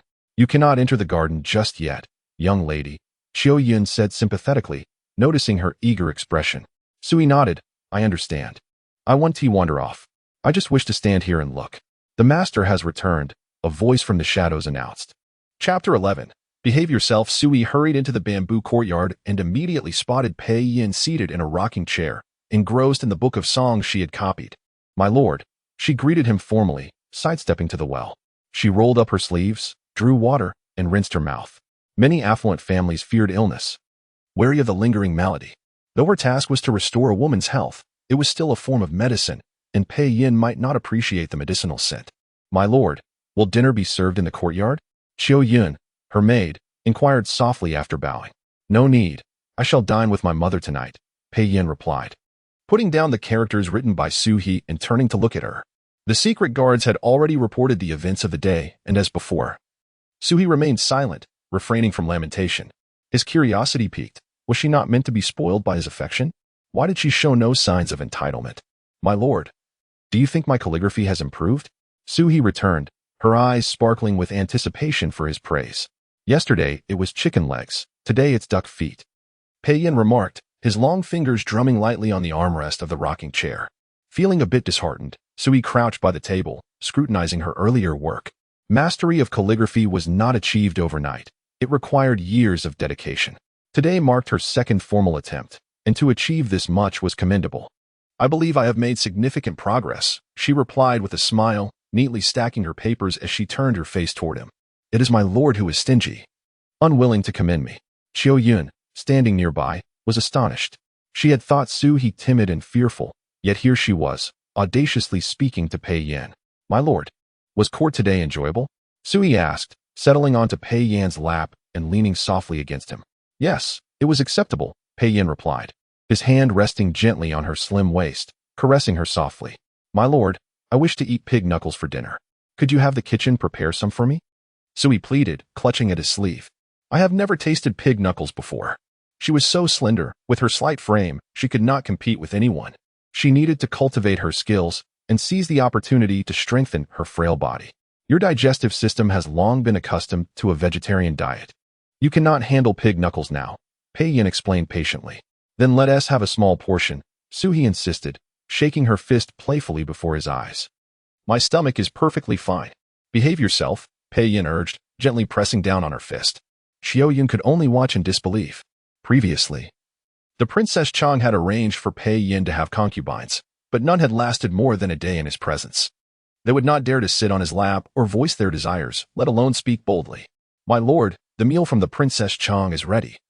A respectful female voice announced from the courtyard entrance. Suhi glanced over to see the same maid who had delivered her medicinal soup earlier. Pei Yin lifted Suhi from his lap, affectionately rubbing her cheek before hastening away with her. Qiuyan inwardly marveled at Suhi's boldness and noted, that maid is likely a personal attendant to the princess. What is her name? Baozhu. Her mother was the princess's wet nurse, and she protected the princess with her life. After her mother's death, Baozhu has remained by the princess's side. You must be cautious when you see her in the future. With such a background, it seemed wise to be wary of Baozhu. Dinner was soon served, comprising 2 vegetarian dishes and 1 light meat dish. After just a few bites, Baozhu returned, standing at the courtyard entrance with a mocking smile, her gaze contemptuous as she regarded Suhi. With that look, Suhi sensed ill intentions. Did her visit to the pavilion earlier provoke this response? Miss Su, the princess has summoned you to serve her, Bao Zhu called out. Qiao Yun assisted Su He to her feet, whispering, do not be afraid, my lady. The Lord is also there. Remember to speak little and keep your head down. Understood. Su He steadied herself, adjusting her clothing and hair before stepping outside. Thankfully, she was not dressed as flamboyantly as the day before. Otherwise, the princess would surely have been more incensed. The princess's residence was a considerable distance from Pei Yan's bamboo courtyard, and it took a while to arrive. Upon reaching the palace entrance, she could hear light laughter and the melodious sounds of stringed instruments within. She stood properly, head bowed, waiting for Bao Zhu to announce her presence. After a lengthy wait, Bao Zhu finally re-emerged, beckoning her inside. In the grand hall, 2 low tables were set at the front, flanked by 3 more on either side. The princess and Pei Yin occupied the central position, with several others seated behind the side tables. Among them was an elderly Marquis, a striking figure at 70 years of age. 5 exquisitely beautiful women stood in the hall, each as fresh and lovely as spring onions. Princess, this little girl is quite adept at climbing the social ladder. The Su family intended to send her to me, but she took the initiative to climb into young Master Yan's bed while he was intoxicated, the old Marquis sneered, clutching a wine cup and casting a dark gaze at Su He. Looking at him filled Su He with revulsion. How had this lecherous old man found his way here? Princess, this girl's fortune aligns with mine. Why not grant her to me? The old Marquis continued, indicating the 5 beauties he had carefully selected for Pei Yin. The princess adjusted the golden hairpin at her ear, turning to Pei Yin with a smile. What say you, Yinner? Su He lowered her head, clenching her hands tightly around her skirt as her heart raced uncontrollably. The idea of trading her for one of those 5 was utterly foolish. Moreover, the allure and figures of those women were striking. If Pei Yin were to take a liking to them, her fate would be sealed. A wave of helplessness choked her throat, and disregarding Qiao Yun's warnings, she lifted her gaze to Pei Yin, her watery eyes fixed upon him. Silence enveloped the hall. Pei Yin held his wine cup, his cold gaze lingering on her for just a moment before shifting to the 5 beauties. With a thud, Su He felt her heart plummet to the depths of despair. Surely he was about to abandon her? Fine. If he could not even grant her a taste of pig knuckles, then she had no desire to remain. Noticing Su He's face flush crimson and then bury itself in despair, Pei Yin finally raised his cup, sipping slowly before declaring, bow to me 3 times. Huh. The princess was momentarily taken aback. Do you want Su He to bow, or do you wish these women to bow? The old Marquis waved his hand, bellowing in a voice like a duck's, you lot, hurry and pay your respects to young Master Yin. The 5 beauties gracefully approached, kneeling before Pei Yin. Su He bit her lip, inching aside to make room for them. Zhang Jiolu, why have you grown increasingly foolish? Hurry up and come over here. Pei Yin tossed his cup back onto the table, his smile turning icy. Chapter 12. Feed her. A figure swiftly darted past the crowd. And before anyone could comprehend the situation, the old Marquis Pei was seized and forcefully pressed to the ground. Bow your head, Zhang Jiolu commanded, pressing the Marquis's head against the polished white marble floor. Thud, thud, thud. 3 resounding impacts. The Marquis's vision swam, and his forehead was bloodied. You. He clutched his head, collapsing to the ground, wailing, how dare you treat me this way? The Grand Princess was momentarily taken aback by Pei Yin's sudden fury. However, before she could pose a question, Pei Yin rose to his feet, clad in his court attire. He had not yet changed, and with an imposing demeanor, he descended the steps, looming over the old Marquis. What are you to dare call me by my name? This title was bestowed upon you by my grace. I could grant it to you, and I can just as easily reclaim it. You have no right to shout at me. He lifted his foot and lightly kicked the Marquis twice on the chest. You think you are worthy of demanding anything from me? The old Marquis, nearing 70, was unaccustomed to such humiliation. He tilted his head back, gasping for breath, and suddenly, his eyes rolled back, and he fainted. Throw him out, Pei Yin coldly ordered. Zhang Jiolu, unceremoniously, seized the old Marquis by the collar and dragged him away. The Grand Princess rubbed her temples and murmured, Yinner, this is too outrageous. He is an old man. You should show him some respect. Do I owe this old fool any respect? Pei Yin frowned, replying nonchalantly, everything he touched must be burned. It brings misfortune. The maids, not daring to hesitate, promptly cleared away the old Marquis's low table and cushions. In the grand hall, several advisors and noble women who had long accompanied the Grand Princess during meals were present. This was the first time they witnessed Pei Yin resorting to such violence against the old Marquis, and they were left speechless, staring at him in shock. Pei Yin had refrained from physical confrontations in recent years, primarily because others dared not provoke him. They would submissively lower their heads in his presence. Additionally, 2 years ago he had been poisoned, and the physician had advised him to maintain his composure and avoid anger. The old Marquis' survival today was precisely due to Pei Yan's restraint. Otherwise, he would have entered as one Marquis and exited in 2 halves. Suhi was also astonished, suddenly recalling Pei Yan's earlier declaration that he would make the old Marquis bow to her. At that moment, she had thought it was mere bravado, never anticipating he would truly compel the old man to do so. Goodness, this version of Pei Yin was someone she dared not provoke. What are you dawdling for? Come serve me. Pei Yin turned to Suhi, noticing her wide-eyed and flushed expression, resembling a foolish child staring at him, which irritated him somewhat.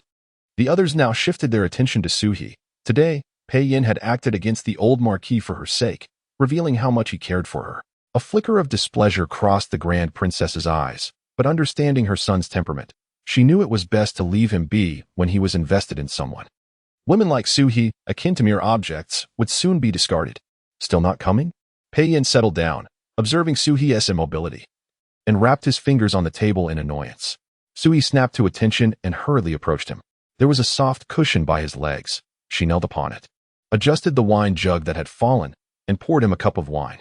The dishes on the table were exquisitely presented, names escaping her mind. The braised pork, with its marbled fat glistening like crystal, was so fragrant it made her mouth water. There was also a platter of roasted goose, the plump legs appearing enticingly hooked. Drawing her gaze, "Open your mouth." Pei Yin offered her a piece of braised pork with his chopsticks, bringing it to her lips. "Can I eat?" Suhi bit her lip, lifting her rosy face to look at him. He had previously insisted she couldn't handle it, claiming her stomach would not withstand it. Why was he now offering her food? A piece of meat, a bowl of medicine, Pei Yin urged, pushing the meat toward her mouth. One bowl of medicine was just one bowl of medicine, but the aroma of the meat was too enticing. Suhi bit down on the meat, her eyes squinting in delight from the flavor. Pei Yin, noticing her contented expression, couldn't resist pinching her gently beneath the table. "Don't just focus on eating." "Yes, my lord." Suhi winced at the pinch, hunching her back as she carefully picked up some braised pork to feed Pei Yin. The grand hall fell into a profound silence. The sound of a pin drop could be heard. The Grand Princess, in exasperation, tossed her chopsticks down and rose to leave. "You may take your time dining. I have had my fill." The others quickly stood and bowed, escorting the Grand Princess out. As she exited, Baozhu cast a resentful glare at Suhi. This oblivious little girl had not even paid her respects to the Grand Princess. Feeling the chill from Baozhu's stare, Suhi quickly moved closer to Pei Yin. "Are you scared?" Pei Yin glanced down at her, softly inquiring. Suhi nodded, suddenly recalling that upon entering the Grand Hall, she had been so focused on the old Marquis that she neglected to honor the Grand Princess. "Besides me, no one else need fear," Pei Yin said, his long fingers gripping the wine glass, bringing it to her lips. "Try this, and tell me which is more potent compared to the wine you gave me. Did you tamper with this wine too?" Suhi shook her head, wary of drinking. The physician had warned her against consuming such reckless things. A small sip, Pei Yin coaxed, placing the cup against her lips. This was a brew made from 100 flowers, possessing a delicate aroma, mild in potency, perfect for cutting through the richness of the dishes. Suhi took a small sip, feeling as though she had consumed a mouthful of blossoms. "Is it good?" Pei Yin asked. Suhi nodded in affirmation. The grand hall grew increasingly silent, the guests caught in a dilemma of whether to leave or stay, to continue eating or not, casting furtive glances at Pei Yin, wary of provoking his ire. After enduring a prolonged half-hour of discomfort, Pei Yin finally finished eating, taking Suhi's hand as they rose to exit the hall. "Everyone may disperse now," he languidly declared. The guests sighed in relief, promptly standing to bow. The 5 beauties, now weak and indecisive, were left in a quandary. The old Marquis had not taken them along, and neither the prince nor the Grand Princess had invited them to stay. What were they to do? As Suhi stepped out of the grand hall, she turned back to glance at the beauties, softly asking, "My lord, will you take them in? They all look quite good." Suddenly, the small hand held in Pei Yin's grasp throbbed painfully as he tightened his grip. Ah. Suhi winced, her face contorted in distress as she pleaded.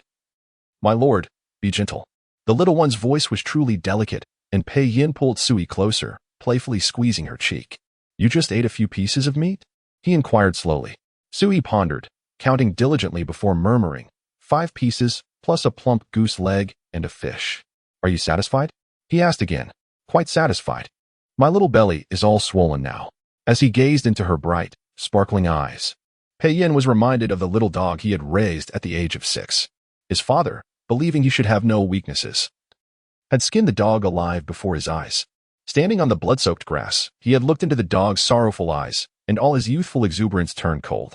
Close your eyes, he commanded, his voice low and serious. Chapter 13. A longing that made her eyes red, Suhi obediently closed her eyes. In the next moment, his fingertips grazed her lips, gently caressing them, and then his own lips met hers. The little creature had consumed wine, her lips soft and supple, making the kiss all the more delightful. Suhi wrapped her arms around his neck, tilting her face up to meet him, regardless of how he perceived her. Tonight, he had once again saved her. The image of the old Marquis kneeling and bowing his head was one she would never forget. Since her mother's passing, he was the second person to protect her. The first was Yi Lang, yet Yi Lang was too well-behaved, a good child who never defied his elders. Nor would he dare to kick an old man. Pei Yin was different.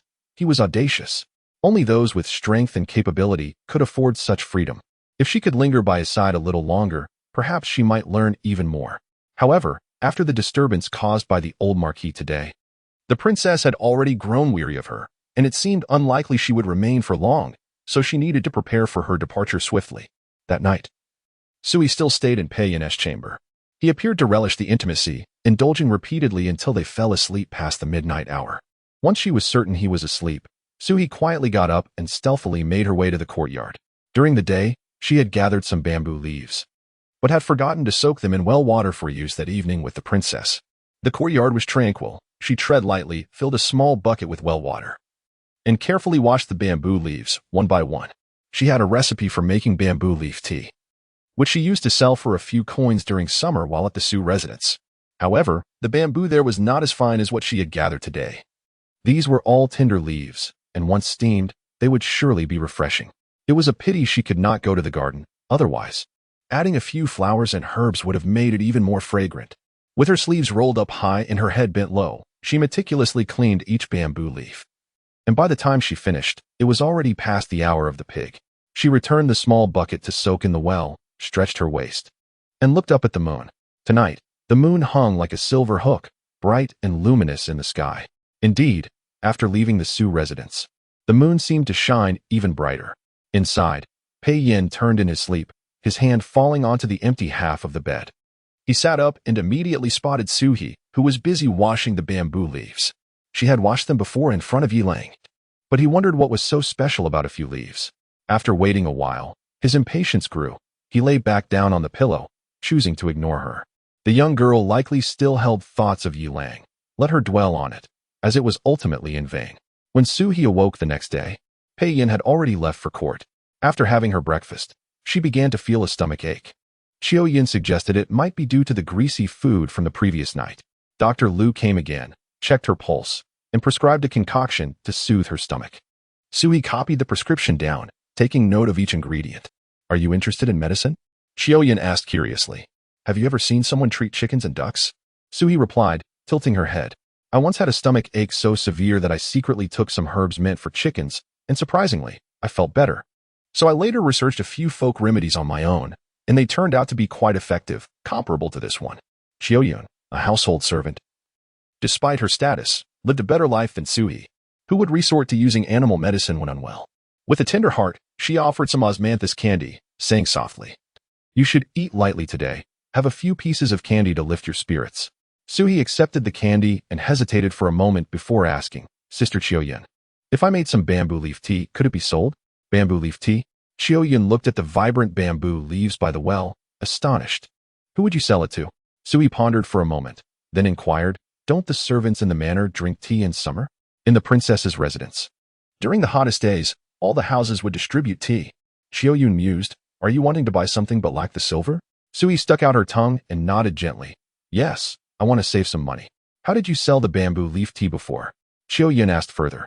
I would sell it from the Su residence, 2 bowls for a penny, and it was quite delicious, especially refreshing in the heat. Suhi rubbed her still aching stomach and said, I'll make a few barrels today for you to try.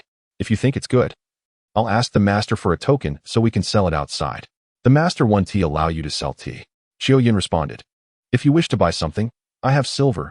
You can use it for now. Once the month ends and you receive your allowance, you will have more to spend. Suhi was curious about how much a favored maid in the princess's residence earned monthly. How much does one earn if they are a favored maid? Our master does not have favored maids or concubines, so I cannot say for certain. However, a first-class maid in the manor earns 2 taels of silver a month. So it's certainly 1 TB less than that. That was double what a first-class maid earned at the Su residence. Staying in the princess's residence for a year would yield 24 taels of silver, not to mention the rewards during festivals. Could she not earn 30 taels in a year? Suhi's eyes sparkled with desire. If there is something you want, just ask the master for it, Xiao Yun murmured, hesitating for a moment. Leaning closer as she arranged Suhi's hair, whispering in her ear. It would be improper to simply ask for money. Suhi shook her head. She once thought that bearing his child would secure her a lifetime of ease. Yet, upon entering the princess's residence, she realized that with such a noble lineage, it was impossible for a woman of her background to bear Pei Yan's child. What she sought from him was temporary shelter and lasting strength. Of course, if he insisted on giving her money, she would be quite pleased. Ideally, she would have several taels of silver showered upon her daily. So he contemplated and decided to seize the opportunity to make some bamboo leaf tea and sachets while the bamboo leaves were fresh. Her tea had previously sold well at the market. After all, it was inexpensive and delightful. Seeing her enthusiasm, Xiao Yun did not discourage her further. After steaming, boiling, simmering, and cooling for over 2 hours, Sui produced a large jar of tea. At the Su residence, she had offered both sweet and unsweetened versions. As sugar was also expensive, in the sweltering heat, laborers were content with a bowl of refreshing tea, typically opting for the unsweetened variety. The tea turned out quite delightful, refreshing, and subtly sweet. Xiao Yun sampled a small bowl and was pleasantly surprised. With praises in hand, Suhi urged Xiao Yun to find someone to help her take it out for sale. Seeing her eager expression, Xiao Yun could not bring herself to deny her.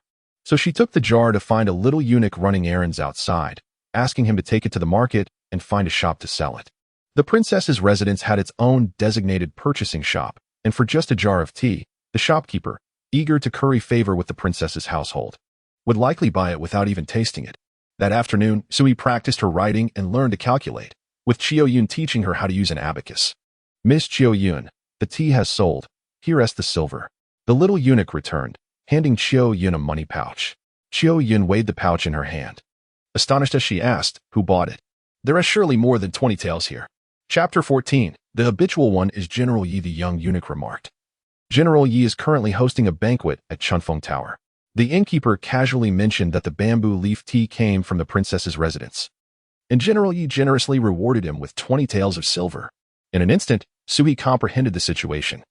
Yi Lang must have heard the mention of bamboo leaf tea and deduced that it was she who had sold it, thus wishing to assist her. Yi Lang had previously discreetly given her money on 2 occasions, but for reasons unknown, Yi's mother always seemed to learn of her transactions immediately, arriving to scold her each time. Once, the reprimand was particularly harsh, leading her to shy away from accepting Yi Lang's generosity thereafter. My dear, it appears your tea is truly delightful. Xiao Yun, unaware of Yi Lang's intentions, cheerfully presented a pouch of coins to Suhi. Suhi, cradling the pouch, furrowed her brow. If she accepted it, would Lady Yi storm in here to reprimand her? The jar could yield at most 20 cups, and considering the porcelain jar, she estimated it was only worth a tael of silver at most. She extracted a tael from the pouch, returned it to Xiao Yun, and instructed her to send it back to the tavern for General Yi. Xiao Yun was momentarily taken aback. Just moments ago, Suhi had seemed so eager for money. Yet now she was refusing it. I earn my living, not by thievery, Suhi stated. Xiao Yun could not fathom Suhi's reasoning. But since she was unwilling to accept it, returning it seemed the best course. She found a guard and hurriedly sent him back to the tavern, lest the guests disperse and the money could not be returned. Having acquired a tael of silver, Sui placed it in a small pouch and carefully stored it in her cabinet. This was her first time earning a tael of silver so effortlessly. Though it was from an acquaintance, Xiao Yun's praise confirmed that her bamboo leaf tea indeed held promise. In the tavern, Pei Yin lounged by the window, holding a white jade teacup, his gaze drifting over the bustling street below. Opposite him sat Bai Jian, who observed Pei Yan's demeanor and chuckled softly. Indeed, those who have acquired a consort are markedly different. Pei Yin had an underground organization, the Dark Garment Pavilion, which handled matters that could not be brought to light. Bai Jian managed the pavilion on his behalf. What is different? Pei Yin asked lazily. It has been several days since I could coax you out for a drink. Bai Jian remarked, lifting his cup for a sip. However, you are afflicted with the deep poison, particularly targeting young men. Once your virginity is lost, the poison becomes most formidable. How is Miss Su's health? She is well enough. Pei Yin recalled how Su he had softly pleaded in his embrace the previous night, a stirring sensation igniting within him. Just then, Zhang Jiolu entered quietly. My lord, the person has arrived. Pei Yin lazily directed his gaze towards the door, where a slender man clad in green stood, fear evident on his face as he met Pei Yan's gaze before hastily bowing his head. This is the herbal medicine you requested, the man said, bending low as he presented a wooden box with both hands. Zhang Jiolu took the box and respectfully placed it before Pei Yin. Pei Yin opened the lid to reveal a peculiar brown plant. Its roots were snow white, while its stems bore brown markings, reflecting a striking crimson under the sunlight. Where did you procure this? Bai Jian inquired. This is the herb used to concoct deep poison, known as chinzakeo. This highly toxic herb thrives in deep mountain caves and is exceedingly rare. 3 years ago, Pei Yin was afflicted by this poison, and Bai Jian exhausted his resources to cure him. Yet traces of the poison have remained dormant within him, posing a constant threat of resurgence. They had offered a handsome reward in the ghost market 3 years ago to find chinzakeo, but this is the first time someone has brought it forth. At the cave mountain, the man quickly unfolded a neatly folded cloth, revealing a map of routes. My lord, I stumbled upon this herb unexpectedly from a herbalist while foraging in the mountains. It was mixed among other herbs, and the herbalist himself was unaware. I recognized it from the illustrations I had seen in the ghost market. Subsequently, I made a special trip to the cave mentioned by the herbalist but found no other specimens. Reward him, Pei Yin commanded, closing the lid and exchanging a glance with Zhang Jiolu. Zhang Jiolu took the man away, opening the door just in time to see Yi Lang pass by, clutching a porcelain jar, followed by guards from the princess's residence. I shall investigate, Zhang Jiolu declared. A flicker of intrigue passed through Pei Yan's eyes. He could not fathom what a guard would want with Yi Lang. If it were a matter regarding a marriage alliance, surely a guard would not suffice. After a short while, Zhang Jiolu returned, holding a pouch of coins. My lord, today Miss Su sold a jar of tea to General Yi, who rewarded her with 20 taels of silver. However, Miss Su refused to accept it and instructed for it to be returned. General Yi insisted that she was struggling and wished for the silver to be treated as a dowry. A moment of silence enveloped the room before Pei Yin scoffed. The Yi family is pathetically poor, offering only 20 taels. Yet the young lady's surname is Su, not Yi, Bai Jian reminded. Send it back, Pei Yin replied, casting a glance at the pouch before casually taking it. Your subordinate bids you farewell, my lord. Bai Jian stood and bowed respectfully. Pei Yin let out a lazy hum and strode out of the room.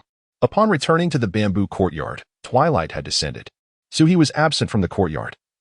Yet the table held the book of songs he had placed there yesterday, alongside a stack of freshly pinned characters. Xiaoyan approached hastily, performing a respectful greeting. My lord. Where is Su-he? Pei Yin perused the characters she had written, his voice low as he inquired, has she been seen by Dr. Liu? She has been suffering from severe stomach pains and has taken some rest, Xiaoyan replied softly. Has Dr. Liu attended to her? Pei Yan's expression turned frosty as he faced Xiaoyan. He has.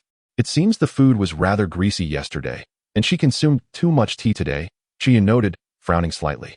Remembering how Sui had to rely on animal-based herbal remedies when ill, a wave of concern washed over her, prompting her to add, she is frail and must be nourished properly. Accustomed to her ways, Pei Yin replied, his displeasure evident. Why would she drink tea if her stomach ails her? He strode back to his room, summoning someone to assist him in changing attire before heading to his study to review documents. The candlelight flickered in the east wing, and from the window, he observed Xiaoyan entering multiple times, yet Sui had not emerged. Pei Yin had spent the past few nights in her company, and tonight, her absence felt oddly unfamiliar. Was that little one truly suffering so greatly from her stomach? Just as he contemplated checking on her, the opposite door opened, and Su-he, impeccably dressed, approached him with a cup of tea. Is your stomach feeling better? Pei Yin reclined in his chair, watching her gracefully cross the moonlit threshold into the study. My lord, Sui raised her small face, her eyes, red as a rabbit's, widened in his direction. Chapter 15. To please the adult, Pei Yin discarded his documents and cast a glance at her, extending his hand. Come here. Sui hurried over, placing a teacup before him, softly saying, I prepared some herbal tea today. I wonder if it meets your approval. If you do not mind, perhaps you could give it a taste. The cup was crafted from white porcelain. Upon lifting the lid, delicate bamboo leaves floated within. One fashioned into the shape of a small boat, while others resembled little fish.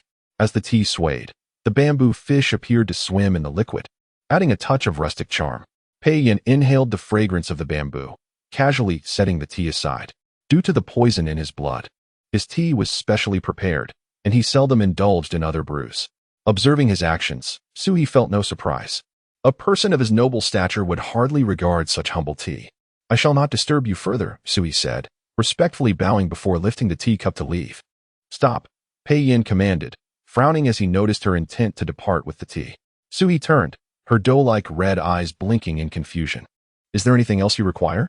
"Do not prepare herbal tea again," Pei Yin said, pointing at the cup she held, his voice cold. "You are depleting the bamboo in the courtyard." "Not at all. They are thriving," Sui protested, her anxiety rising. Without the opportunity to prepare herbal tea, how could she earn a living? At the previous evening's banquet, the princess had regarded her with disdain, leaving her at risk of being dismissed at any moment. Thus, she needed to earn some silver quickly. "May I venture outside to gather bamboo leaves?" "You will be at court.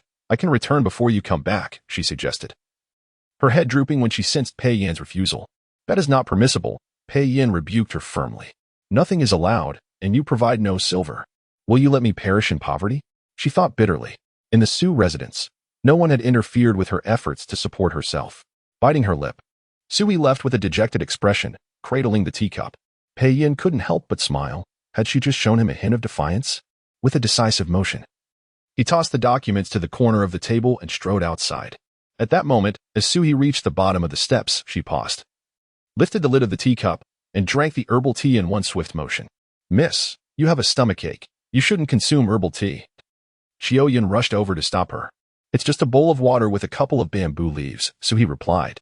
She had anticipated that Pei Yin would not drink the humble tea she made, presenting it was merely a formality. After all, she relied on Pei Yin for her livelihood, and she intended to fulfill her duties as a concubine earnestly. "Master," Xiaoyan exclaimed upon spotting Pei Yin exiting his study, quickly bowing in greeting. Sui stiffened, shoving the empty teacup into Xiaoyan's hands, clutching her stomach as she hurried towards her chamber. "My stomach hurts." The girl is quite pitiable. "She merely wishes to save a little money," Xiaoyan explained to Pei Yin. "Are you considering changing masters?" Pei Yin's voice turned icy. Xiaoyan's complexion paled as she hastily bowed again. Once Pei Yin entered his room, she exhaled in relief and turned to find Suhi. Having grown up in the princess's residence, she understood Pei Yin's temperament well. He was already tempering his demeanor around Suhi. It would be unthinkable for another woman to act so boldly in his presence. Only Suhi dared to pluck bamboo leaves in his garden and offer him plain water. Suhi hid in her chamber for a while until Xiaoyan found her. Then she peeked outside. "Has the master returned to his room?" she whispered. "He has," Xiaoyan admonished. "You must not act in such a manner again. If you provoke him, what will become of you?" "I understand," Suhi replied, a touch dispirited as she leaned against the window, gazing at the moon, pondering how to earn some money. "If you make the master happy, he might reward you with a little something, which would be far better than your current endeavors," Xiaoyan advised. Sui pressed her face against the intricately carved window, disheartened. "Sister, you do not understand. I have endured enough days of asking for silver, and if I directly request money from him, what if he turns me away on the spot? Go to sleep. Think about it tomorrow." She wrinkled her little nose and trudged back to her room. "Tomorrow? Don't think about it either. Focus on your health and bear a child for the master." Xiaoyan's words trailed off as she quickly covered her mouth. Wasn't that akin to stabbing a knife into the girl's heart? While she was favored, if her health were robust, she might already be with child. How could she be so preoccupied with earning money? For several consecutive days, Pei Yin left early and returned late. Each morning, Sui rose early, seeing him off before attending to her own matters. She continued her routine of studying, reading, and seeking ways to earn a living. When Pei Yin returned late, she waited for him in the courtyard. She no longer occupied his rocking chair, but instead brought another chair to sit at the table in anticipation. "Miss, the master may not return tonight. You should rest," Xiaoyan advised as she peered out the courtyard door once more. "I will wait a little longer," Suhi yawned, continuing to weave the grass leaves in her hands. Several grasshoppers and dragonflies adorned the table. In her childhood, her legitimate sisters had snacks and trinkets, while she possessed nothing. Each time she saw her sisters with new toys, she felt a pang of envy and taught herself to create them, struggling to find identical materials. She resorted to alternatives, discarded rags, scrap metal, or all of which she transformed into something worthwhile. Once, she even exchanged a small cart she made for a few pancakes from Mrs. Zhang across the street. That year, at the age of 8, she had devoured the pancakes, sprinkled with sesame seeds, tucked away in a corner of the alley. Recalling those days, she couldn't help but smile, realizing how remarkable she was for having raised herself so well. "Why don't you embroider a pouch? The master would surely appreciate it," Xiaoyun suggested hesitantly. "I'm not skilled at that," Sui replied candidly. "Learning embroidery requires buying thread, fabric, and needles. I have no money for such things." Xiaoyun felt a wave of guilt wash over her, wishing she could strike herself for not knowing what to say. Just then, a tall figure appeared at the door. "Master," Xiaoyun quickly bowed in respect. Sui looked up to see Pei Yin clad in a dark robe, stepping gracefully into the cool moonlight. The wind carried the crisp scent of wine from him. "Master," Sui exclaimed, rising quickly with a beaming smile as she approached him. Pei Yin assessed her with a glance before continuing toward his room. "Master," Sui hurriedly grasped his hand, her voice bright. "I made a few little trinkets for you. Please take a look and see if you like them." Pei Yin followed her gaze to the table, where several vibrant grasshoppers lay. Chapter 16. Is this not meant for adults? How come it hasn't sold? Pei Yin lazily lifted his gaze, withdrawing his hand. "It is not for sale. It is especially crafted for your enjoyment. When you peruse official documents at night, you may place them upon your desk to accompany you." So he quickly took one, grasping his hand and gently placing it in his palm. "I am not a mere child of 3. Pei Yin scrutinized the delicate grasshopper for a moment, preparing to toss it back onto the table. Even at the age of 3, he would not have played with such trifles. By then, he had already begun his martial training, his toys being a bow and arrow, and a sword. He practiced at dawn and rested at dusk, enduring through the harshest winters and sweltering summers without pause. "I sincerely made this for you," Sui insisted, her nimble hands enveloping his palm. With her cherubic face raised, she earnestly added, "I cannot afford more extravagant gifts. This is merely something to alleviate your boredom." Pei Yin attempted to pull his hand back, but found himself unable to escape her grasp. Her eyes sparkled as she spoke lightly. "Though this grasshopper may not hold much value, it is quite entertaining. Would you allow me to demonstrate?" "Let go," Pei Yin repeated, yet his attention was suddenly captured by the soaring grasshopper. To his astonishment, Sui's creation was not a mere inanimate object. It could fly. With her alabaster fingertips pressing gently on its rear, the grasshopper leaped into the air, unfurling its verdant wings and truly taking flight. The wind caressed its hollow abdomen, producing a melodious chirp. Pei Yin's lips twitched as his gaze followed the whimsical creature. Could such a delightful thing truly be crafted from inconsequential blades of grass? "Is it amusing, my lord?" Suhi inquired, her laughter ringing like chimes. "Indeed." Pei Yin responded with newfound interest, pinching another grasshopper from the table for inspection. He placed it in his left palm and pressed down with his right index finger. The grasshopper's rear promptly split in two. "Ah." Pei Yin discarded the ruined toy and glanced at Suhi with a smirk. "Is this merely a bowl of plain water?" "My lord, it is a grasshopper, not a lump of iron. You ought to be gentler," Suhi chided, bending down to gently press the grasshopper back together. With a delicate touch, she lifted her finger, and the grasshopper soared once more. The wings, fashioned from green gauze, were meticulously adhered, and the intricate weaving of its hollow abdomen was a testament to her labor. It took her 3 hours to craft these 5 grasshoppers, her eyes nearly glowing with fervor, and yet he had crushed one so carelessly. "Would you care to try again, my lord?" Sui urged, taking his long, fair fingers and gently placing them on the grasshopper. Pei Yin leaned slightly, wrapping his left arm around her waist, and whispered near her ear, "Such thoughtful creativity today. What do you desire?" Sui pressed her lips together and replied softly, "Nothing at all." "You little deceiver," Pei Yin teased, releasing his grip, allowing the grasshopper to fly away. It emitted a gentle chirp as it glided over the verdant bamboo branches, landing upon the damp, blue stone well platform. "Truly, I desire nothing today," Sui confessed, embracing him and nuzzling her small face against his chest. "My lord, you have helped me deal with the old Marquis, and I wish to express my gratitude. While I cannot afford anything lavish, I thought to create some delightful little trinkets to amuse you." Sui exuded a charmingly mischievous honesty. Her straightforward flattery and unguarded emotions endeared her to Pei Yin.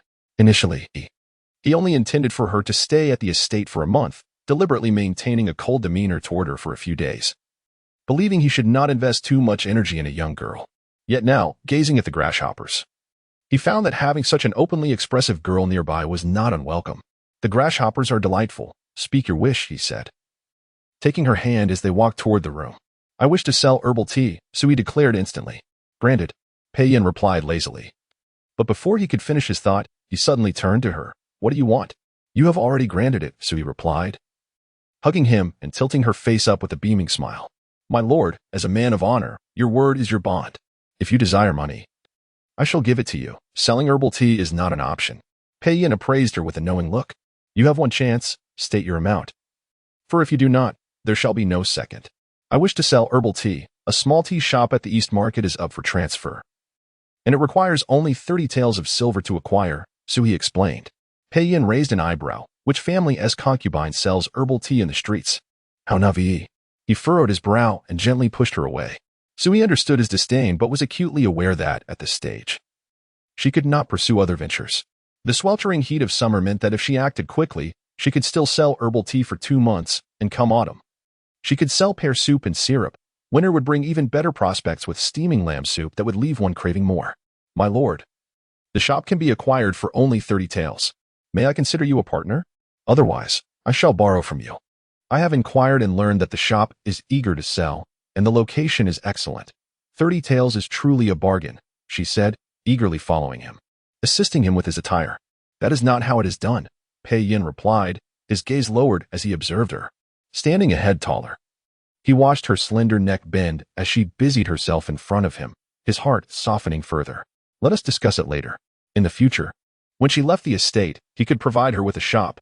It would grant the young girl a means of livelihood. Oh, Sui sighed, her brows furrowing slightly. She did not expect him to acquiesce immediately. Money was trivial, but the challenge lay in obtaining his permission to venture outside. Autumn Melody, accompanied by a young eunuch, brought water for him to wash. Sui stood nearby, handing him a cloth. The candlelight illuminated her exquisite features, and her water-soaked eyes gazed at him, exuding both charm and allure. Yi Lang would give you 20 taels. Why do you not accept? Pei Yin said, retracting his gaze as he sat upon the couch. If I sell the herbal tea to him, it should only be for 1 tael of silver. I cannot charge more, Sui replied softly. Are you so fearful of entangling yourself with him? Pei Yin patted the space beside him, inviting her to recline. Sui slipped off her garments and nestled into his embrace. After a yawn, she slowly articulated, I fear becoming involved with his mother. Her tongue is sharp as a blade. If I engage in a verbal skirmish with her, it would reflect poorly on my manners. If I do not retaliate, it would be to my detriment, so I must simply avoid their family altogether. Pei Yin's hand slid beneath her garment, leisurely kneading her delicate waist, and he suddenly chuckled. He had considered many reasons, yet never this one. The answers this little one provided were always unexpected. The grasshoppers were truly a gift to alleviate your boredom. That night, I even left a bowl of herbal tea for you, sweetened with sugar. Unfortunately, a small bug fell in, and I dared not present it to you. Yet later, I thought, everyone has one, but you do not. It would be remiss of me to appear ungrateful. Thus, I clumsily served you a bowl of plain water, she murmured, snuggling closer to Pei Yin, her voice fading. Continue, he urged, his long lashes casting shadows as his gaze roamed over her rosy face, lingering on the loosened garment that revealed a tantalizing view. The grasshoppers were indeed amusing, yet they paled in comparison to Sui's allure. Pei Yin found himself consumed with the desire to savor her entirely.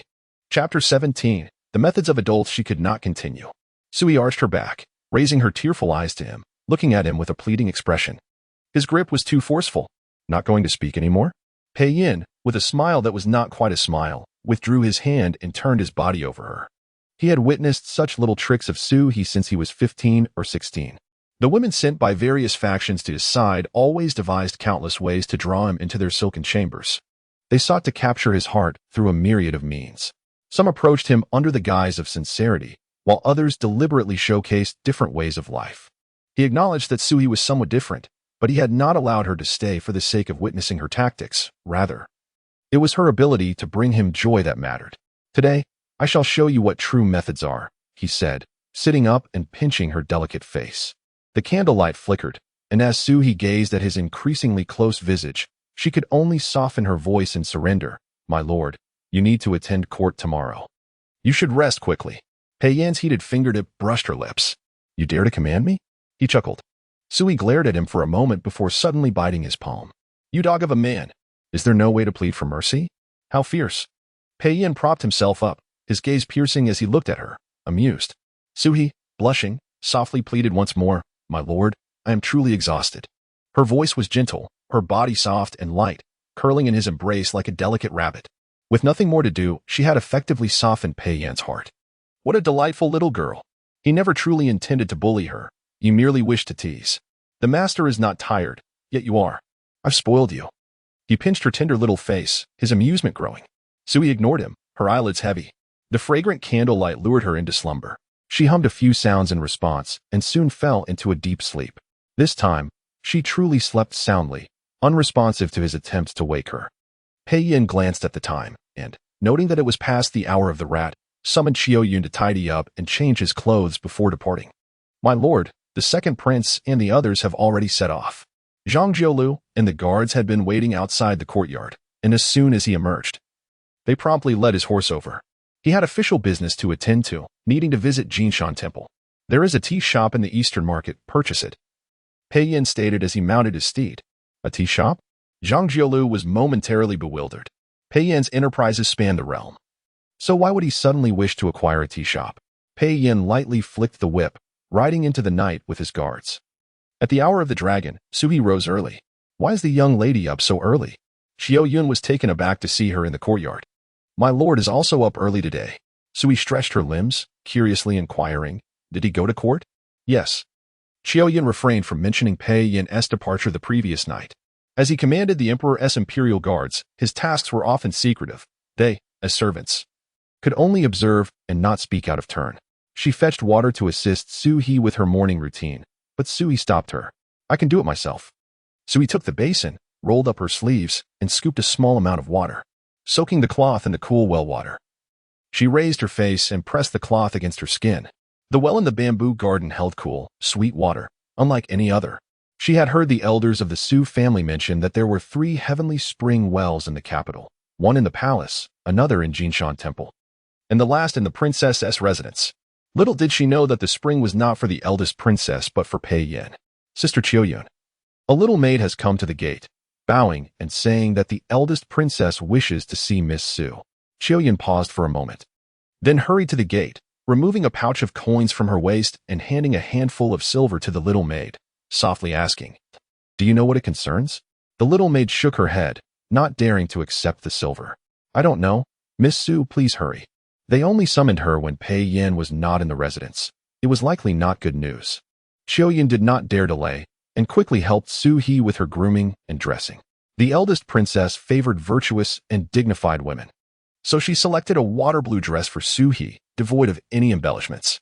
The hairstyle was simple, adorned with a fluffy flower, leading her to the eldest princess's chambers. As they walked, they passed several resplendent courtyards, one of which was particularly grand, with high vermilion walls topped with azure glazed tiles, and a door adorned with pure gold rings intricately carved with peony flowers, presenting a scene of opulence. Whose residence is this? Su-hee asked curiously. The master's sleeping quarters, Xiao Yun replied, glancing at the closed palace doors. Doesn't he live in the bamboo garden? Su-hee asked, puzzled. This palace was built for the heir by the prince during his lifetime. Once the master was born, he resided here. He only stays briefly in the bamboo garden during the summer.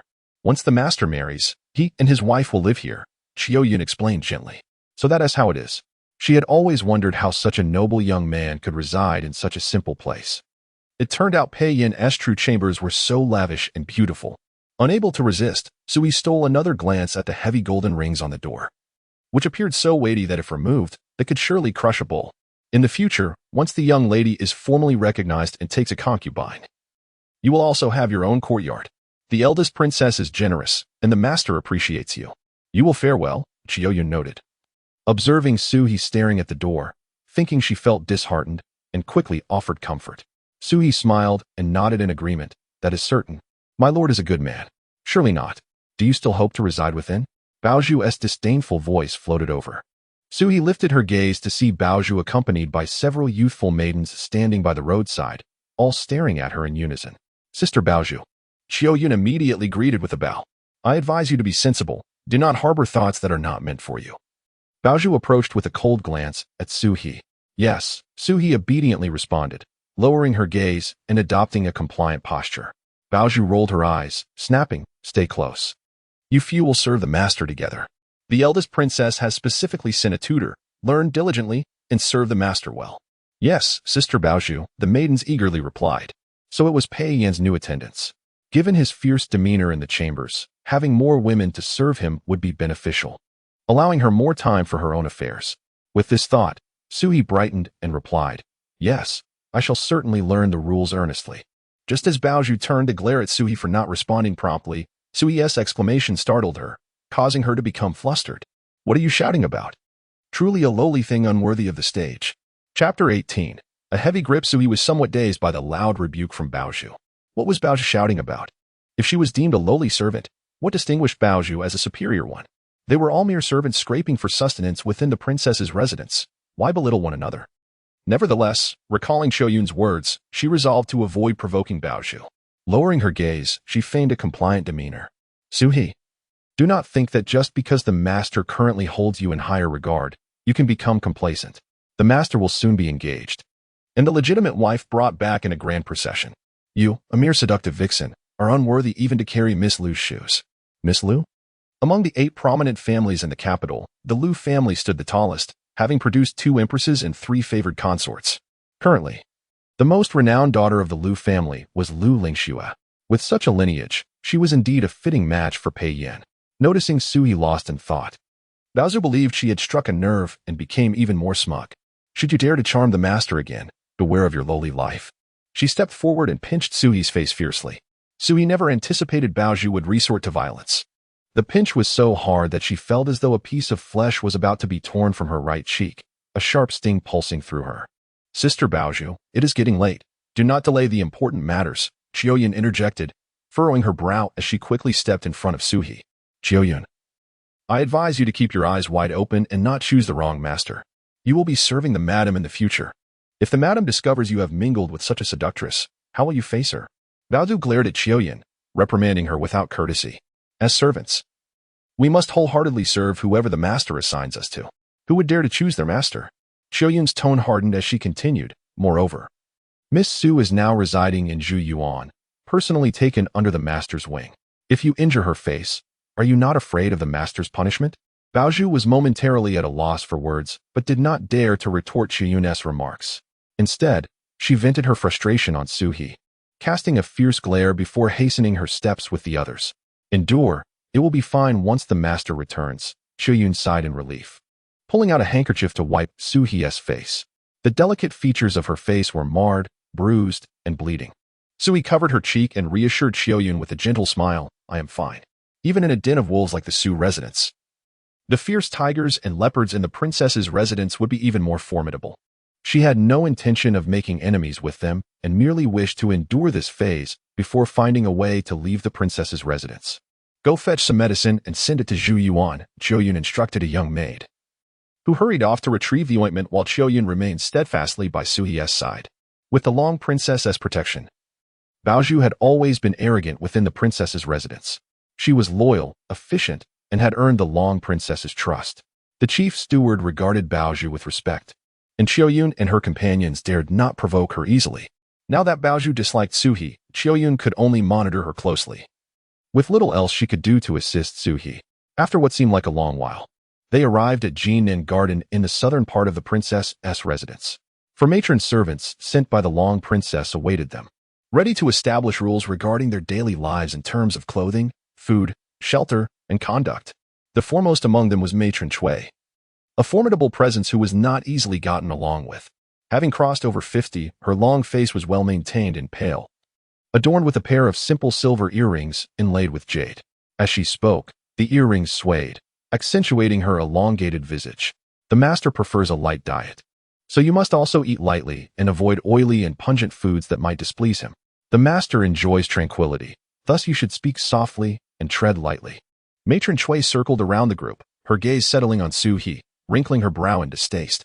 You are the one who devoured 5 pieces of braised pork at the banquet, are you not? Eating like a pig, as if you've never had a meal before.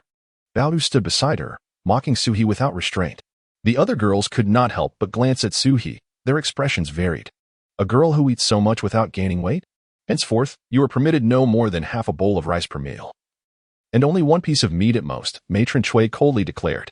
Of course, should you wish to forfeit the master's favor, feel free to indulge. Sui pressed her lips together, inwardly cursing. How could she possibly be full with just half a bowl of rice? If that were the case, she would need to leave early. Especially you. Today your lunch and dinner will forego staple foods. Only 2 pieces of boiled tofu and 3 slices of vegetables. Matron Chui added. Sui gasped in disbelief. Her face could be pinched, but her stomach must never go hungry. Xiaoyun subtly shook her head at Suhi, signaling her to remain silent. After learning the rules, they returned to Zhu Yuan for their meal. Now, tell me what skills you possess, Matron Chui prompted. Observing Suhi's meekness and finally moving on. I can sing and dance, one girl stepped forward. I can play chess and write poetry, another stated. I can play the piano, a third chimed in. The girls introduced their respective talents, turning their gazes towards Suhi at the end. And you? Matron Chui urged. Sui pondered for a moment before replying. I am proficient in all of those. What a thick skin you have, Baozhu mocked disdainfully. Do you think boasting will get you by? You know well what you learned in the Su family. Indeed, Suhi had not formally studied the arts, but she had picked up some tricks of the trade. After all, her skill in playing the grasshopper had once halted Pei Yin in his tracks. I truly can. Sui insisted earnestly. Very well, then demonstrate, Baozhu sneered. Taking a bamboo leaf from her pouch, Sui wiped it clean, folded it, and placed it between her lips. With her long lashes lowered in concentration, she blew a cheerful tune, a melody taught to her by her mother about the scenic beauty of the southern town. In Jiangnan, there are small streams, their waters flowing gently, with fish leaping amid the shimmering light. A gentleman wades through the waters, parting ways for 10 years. Gazing back at the path home, under the moonlight in the pine forest at dusk. Quite good, indeed. Applause erupted from a distance.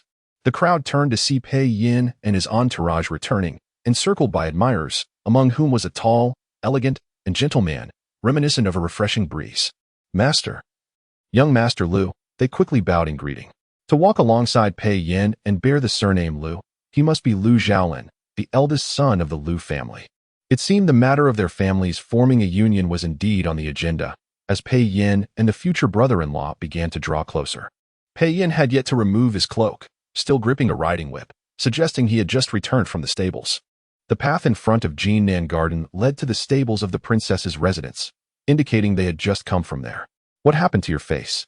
Pei Yin gently grasped her chin, urging her to look up. Baozhu's complexion shifted nervously, casting furtive glances at Suhi. Sui longed to retaliate immediately. But she understood that even if she vented her anger now, Baozhu would surely seek vengeance more ruthlessly once Pei Yin was absent from the residence.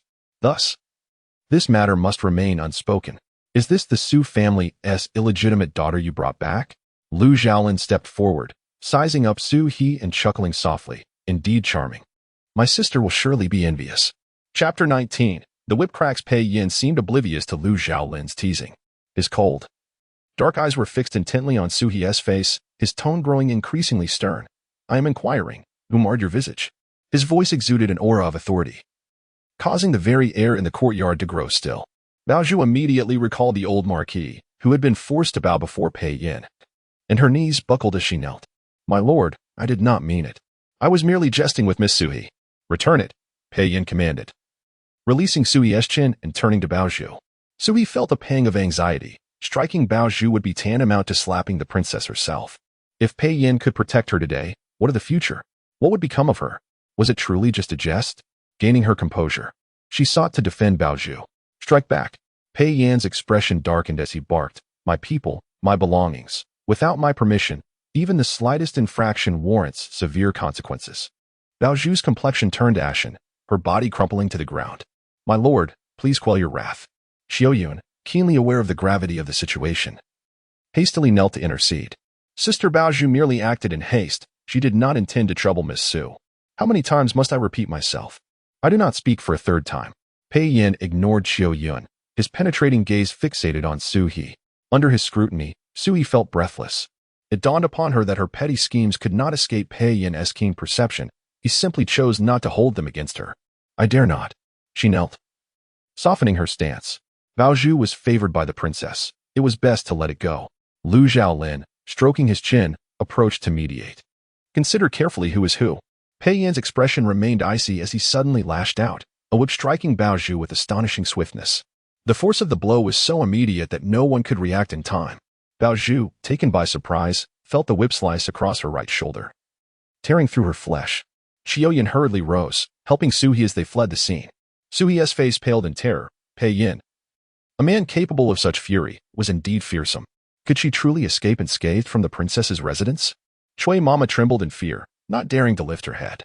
Once the stench of blood dissipated, Pei Yin had already departed with Lu Xiaolin. Quick, assist Miss Bao Zhu back to her quarters and summon a physician. Chui Mama scrambled to Bao Zhu's side, horrified as she witnessed her collapse, crying out in alarm. The princess's residence upheld strict protocols. Yet Bao Zhu had deliberately summoned them to Jinnan Garden, ensuring Lu Xiaolin would witness the event. If it were not intentional, Pei Yin would not believe it. That strike had been too lenient. In the bamboo garden, Su He cradled her injured cheek, anxiously asking, "My lord will not take my life, will he?" Bao Zhu is after all favored by his mother. Surely not. Xiaoyan shook her head, though she too was shaken. Pei Yin had not shown such fury in quite some time. The last instance was 2 years prior. Perhaps today's affairs did not unfold as he wished. Do not fret, let us apply the medicine. Xiaoyan steadied herself and brought over the ointment, applying it to Su He's cheek. It's all Bao Zhu's fault. Why must she seek trouble with me? If she wanted to, she could have simply twisted my arm instead of my face. Su He's mind was consumed by the thought of Pei Yin's whip.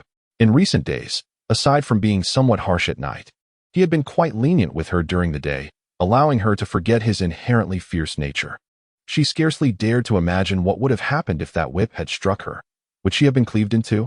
The sound of footsteps echoed from outside the courtyard, startling both Su He and Xiaoyan. They turned to see Zhang Jiulu entering with guards, carrying a hefty stack of documents. When will my lord return? Is he to dine? Xiaoyan, somewhat reassured, approached Zhang Jiulu for news. What transpired today?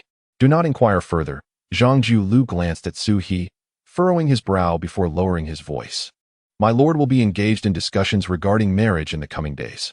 Miss Su should refrain from venturing out. Lu Lingshui? Xiaoyan queried. Zhang Jiulu nodded. The imperial decree for marriage is imminent. My lord is reluctant and had a few words with the princess. Sui eavesdropped intently, pondering if Pei Yin was unable to vent his frustrations on the princess, thus unleashing his ire upon Bao Zhu. Bao Zhu had brought this upon herself, choosing to provoke him today.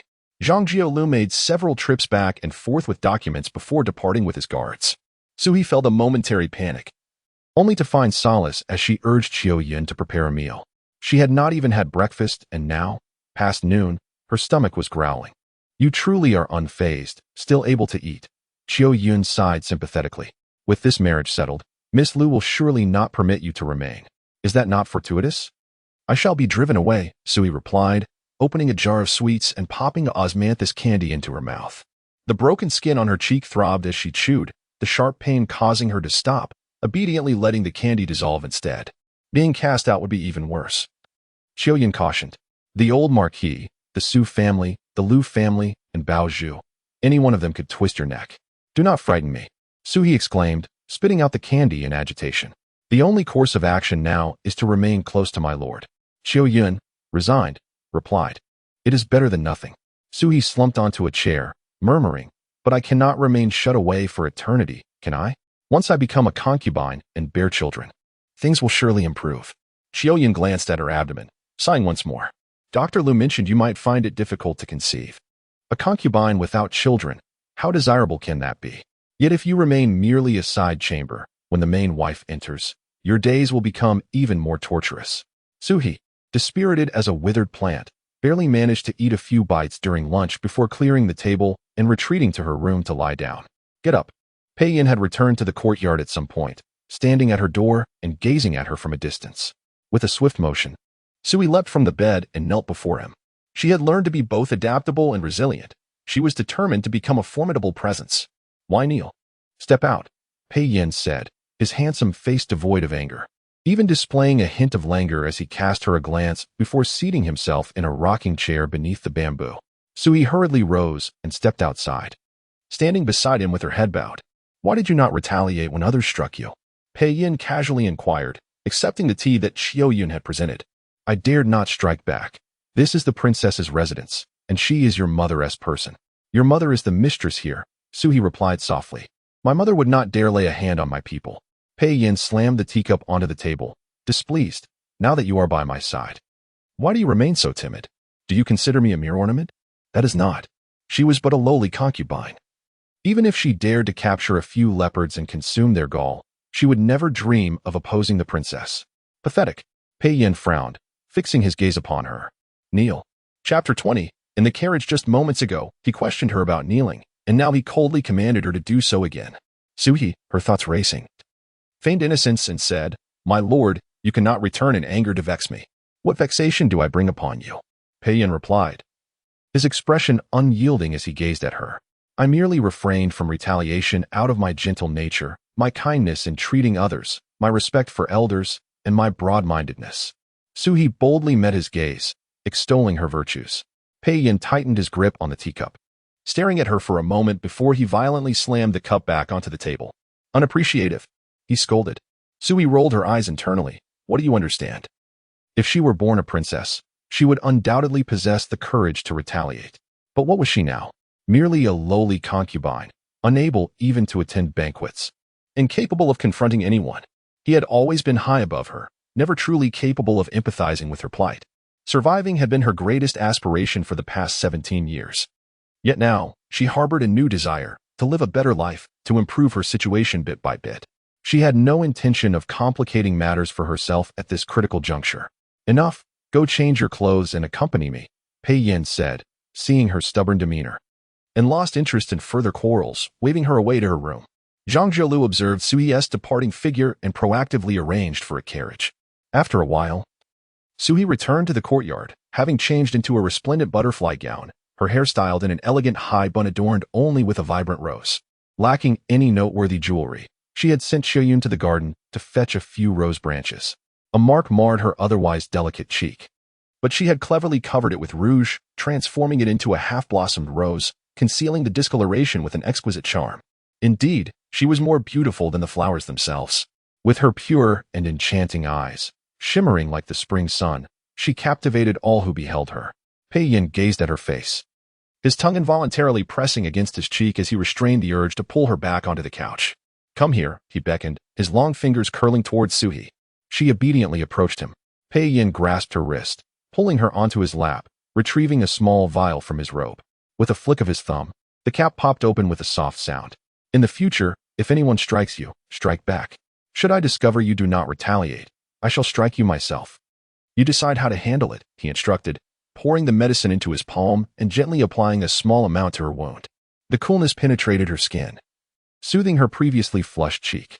Suhi, regaining her composure, lifted her face and sincerely expressed her gratitude. "Thank you, my lord. However, I am quite weak and cannot contend with others. Whether to retaliate depends on the circumstances. For someone of my humble status, preserving my life is of utmost importance. Sometimes, enduring a moment of anger can lead to a longer life." Pei Yin responded with a bemused expression. "A longer life? Are you a tortoise?" "Enough, let's go," he said, his expression serious as he tossed the vial onto the table and stood, pulling Suhi along with him as they exited. The carriage swiftly departed from the princess's residence, the night deepening around them. The entire imperial city was enveloped in darkness, lanterns illuminating the streets and alleys, merging into a sea of light. Suhi had never ridden in a carriage before. Curiosity piqued, she touched everything within, occasionally lifting the small curtain to gaze outside. "My lord, what does it feel like when the carriage is in motion?" she inquired eagerly. "You can sit on my lap and feel the jolt," Pei Yin replied bluntly. Her cheeks flushed as she softly protested. "That's impossible. Try it," he urged, patting his thigh.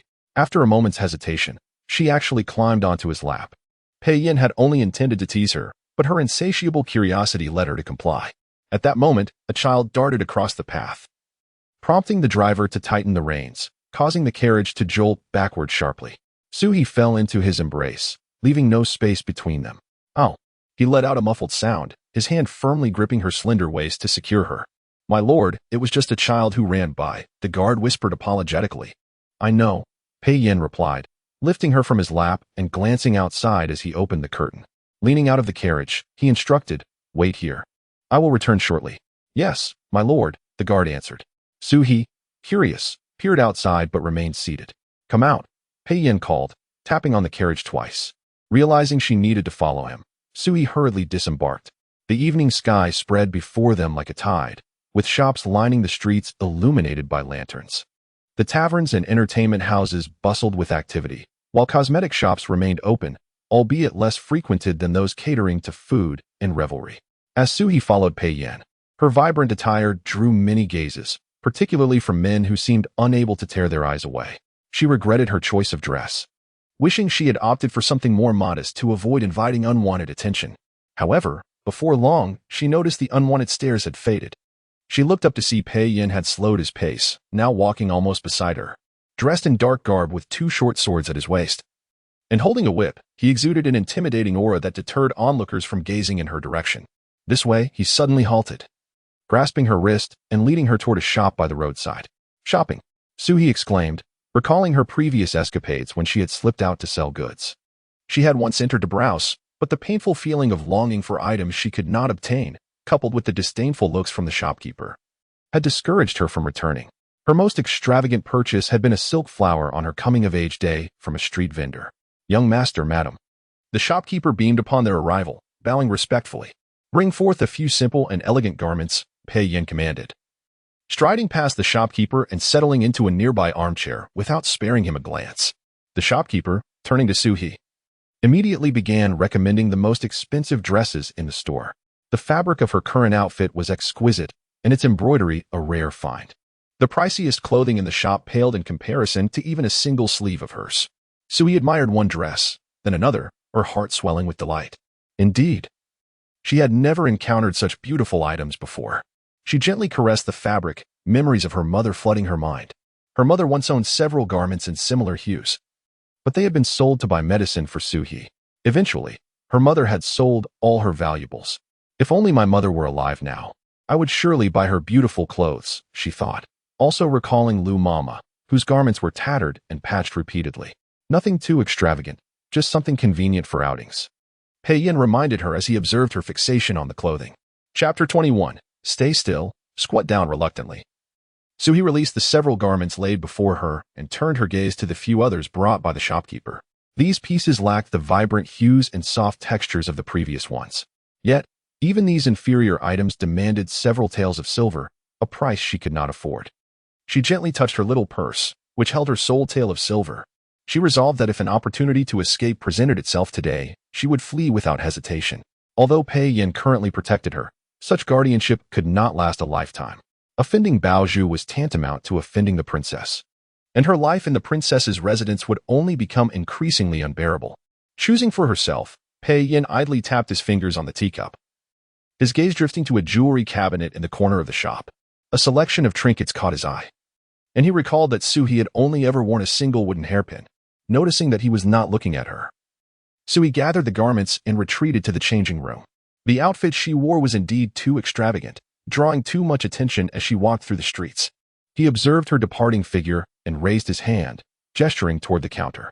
The shopkeeper, momentarily taken aback, glanced between Pei Yan and the counter, inquiring, "Which pieces caught your eye, sir?" Internally astonished, he pondered how Pei Yan could discern the items from such a distance. "All of them," Pei Yan replied lazily. These trinkets were far beneath the princess's notice. However, for someone of Sui's humble origins, wearing overly lavish items would only be a burden. Simple adornments suitable for ordinary women would suffice for her. The shopkeeper's eyes sparkled with delight, as if lanterns had been placed within them, and he hurried to the counter to gather the items. "Quickly, bring everything for the sir and madam to examine. You close the door, and summon everyone to attentively serve the young master and his lady."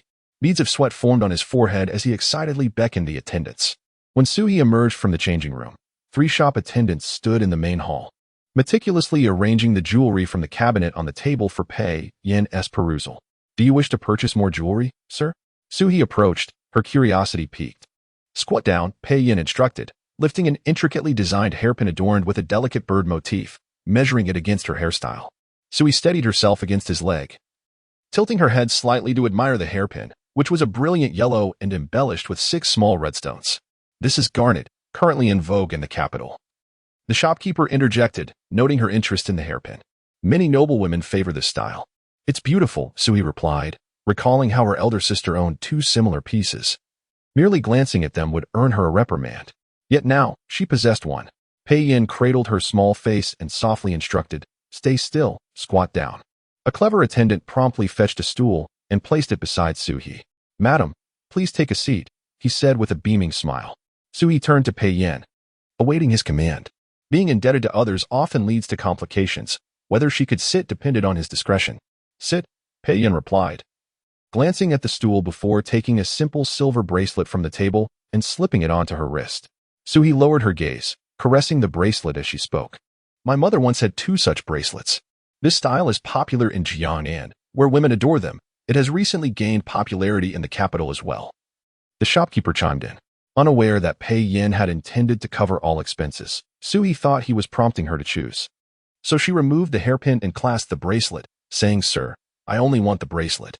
The shopkeeper, sensing urgency, assumed Suhi was dismissing the others and hurriedly rummaged beneath the counter, presenting 2 trays of fresh styles. "I have more here, madam. Please choose some more." "It's time to leave." Pei Yin rose slowly, stating, "Take them all." "All of them?" Suhi gasped, astonished. Was he purchasing so much to provide for the other concubines today? The shopkeeper, filled with joy, retrieved several large boxes, wrapping each piece of jewelry with exquisite fabric and carefully placing them inside. Pei Yin, growing impatient, tossed a 1,000-tael note onto the table. "If it's not enough, I'll collect more from the princess's residence tomorrow." "Enough, enough," the shopkeeper exclaimed, his eyes squinting with glee as he bowed repeatedly, expressing his gratitude. "Thank you, sir." "Thank you, madam." "I am not a madam," Suhi softly reminded him.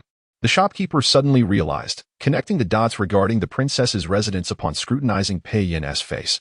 He began to suspect that this was indeed the renowned Pei Yin, returned from the battlefield. The shopkeeper's cheerful laughter was abruptly stifled as he and the attendants carefully carried the items to the carriage, with the bracelet now adorning her wrist. Suhi brimmed with joy, repeatedly thanking Pei Yin. "Such trifles do not warrant so much gratitude," he said, observing her flushed excitement. "What will you do when I truly bestow something valuable upon you?" "I cannot imagine, sir. Perhaps you should allow me to try?" Suhi's eyes sparkled like pearls, her excitement evident. "Then strive to imagine," Pei Yin replied, unfazed by her enthusiasm. Receiving his precious gifts would require an appropriate exchange. Having grown adept at discerning the nuances of others from a young age, Suhi immediately understood Pei Yin's unspoken sentiments. He surely thought her unworthy of finer things. Yet, she remained undeterred. Pei Yin regarded her as a mere distraction, while she viewed him as the key to her liberation from shackles. "May I select a few more pieces, sir?" Her attention returned to the jewelry box, her enthusiasm renewed. With so many items, she could claim 7 or 8 pieces on average, a worthy reward for her efforts to bring joy to him. Later, she could return the excess to the shop, and her purse would swell with silver. She envisioned acquiring that small tea shop, relishing the role of a little shopkeeper. The East Market, frequented by commoners, would hardly attract a noble like Pei Yin, allowing them to part ways amicably. Simply delightful. "Choose freely," Pei Yin said, amused by her radiant expression. Her eyes alight with excitement. Leaning languidly against the side, he permitted her to continue selecting. Suhi chose 4 more hairpins, 2 pairs of earrings, and a red jade koi necklace. She adorned her neck with the necklace, cradling the koi in her hands, admiring it endlessly. Suddenly, she felt herself lifted. Pei Yin gathering her into his lap. "Do you like this?" he asked, holding the red jade, scrutinizing it closely. The little fish was exquisitely carved, though the material was rather ordinary. "I do," Suhi nodded, carefully retrieving the koi from his fingers and adjusting it gently to rest against her chest. The contrast of her fair skin with the gold and red jade was indeed captivating. "Madam, we have arrived," a guard's voice called from outside the carriage. Suhi caught a whiff of the tantalizing aromas wafting through the air: fried dough sticks, steamed buns, sweet pancakes, and the coarse scent of tea, laying of fragrances unique to the East Market. What business could someone of Pei Yin's stature, akin to a noble tree, have in such a place? Chapter 22. Captivated eyes. Pei Yin alighted from the carriage and turned to cast a glance at her.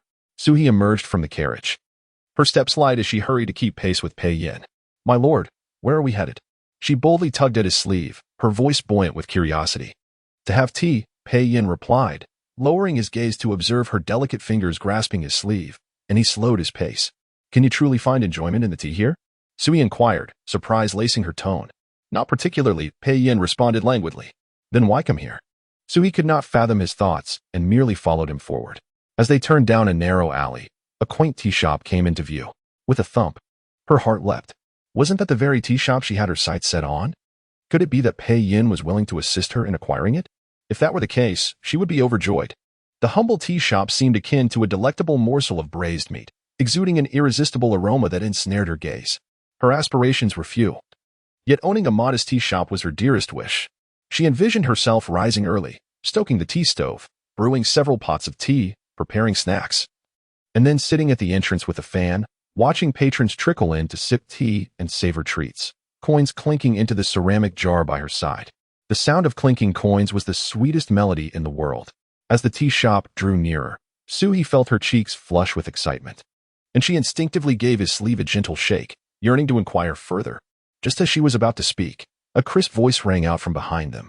"Lord Pei, please hold." Suhi turned to see a carriage approaching, from which a graceful maid in green attire alighted. "Lord Pei," the maid curtsied, holding a letter respectfully in her hands as she presented it to Pei Yin. "Our Lady wishes to host a horse racing event and would like to request your assistance in selecting a few fine steeds." In Danyang, horse riding is a prestigious skill passed down through generations, with noble families often training their daughters to ride. Consequently, every year, prominent matriarchs organize horse racing events to allow eligible young men and women to meet. Sui noticed the character Lu inscribed an elegant small script on the letter. It seemed the event was organized by Pei Yan's future mother-in-law, Madame Lu. "We can discuss it later," Pei Yan said, casually tossing the letter to Suhi. "Lord Pei," came a gentle voice. Suhi raised her eyes to see the carriage's curtain lifted, revealing a fair and delicate face that bore a striking resemblance to Lu Xiaolin. This was Lu Lingxue, his fiancée. Suhi glanced between the tea shop and Lu Lingxue, suddenly feeling foolish for her earlier fantasies. How could Pei Yin possibly make a trip solely for such a humble tea shop? She had forgotten that beyond the Eastern Market lay the grandest horse ranch in the capital, home to the finest steeds in Danong. Even if she were sold 1,000 times over, she could not afford a single horse from that ranch. Pei Yin was clearly there to select horses. "Lord Pei." Lu Lingxue emerged from the carriage, her face concealed by a veil. The maid rushed to assist her down from the carriage, and she gracefully approached Pei Yin. "Miss Lu." Pei Yin turned to her, his tone indifferent. "This horse racing event is primarily to raise funds for winter clothing for the soldiers at the border," Lu Lingxue said, curtsying slightly. "In order to raise sufficient funds, I will prepare a generous betrothal gift, hoping to gather enough for the winter garments. That is a noble endeavor." Pei Yin nodded. "Work diligently, and once it is accomplished, I shall commend you to the emperor." "Lord Pei." As she sensed his persistent aloofness, Lu Lingxue could no longer contain herself. She lifted the veil and gazed up at Pei Yin, her voice softening. "May I have a moment to speak with you? It concerns our engagement." "I do not consent to the engagement. The Lu family may seek another," Pei Yin replied lazily, adjusting his sleeve as he turned to leave. "Not consent?" Sui felt a wave of embarrassment for Lu Lingxue as she observed Pei Yan's indifference. How could he bear to reject such a beautiful lady? In terms of appearance, family background, and character, Lu Lingxue was indeed a fitting match. Moreover, she seemed gentle in nature. If Sui were unable to leave the princess's residence in time, having a kind-hearted mistress like Lu Lingxue would surely make her days easier. "Are you not leaving?" Pei Yan's voice grew harsher as he noticed Sui lingering. "Do you lack any sense of awareness?"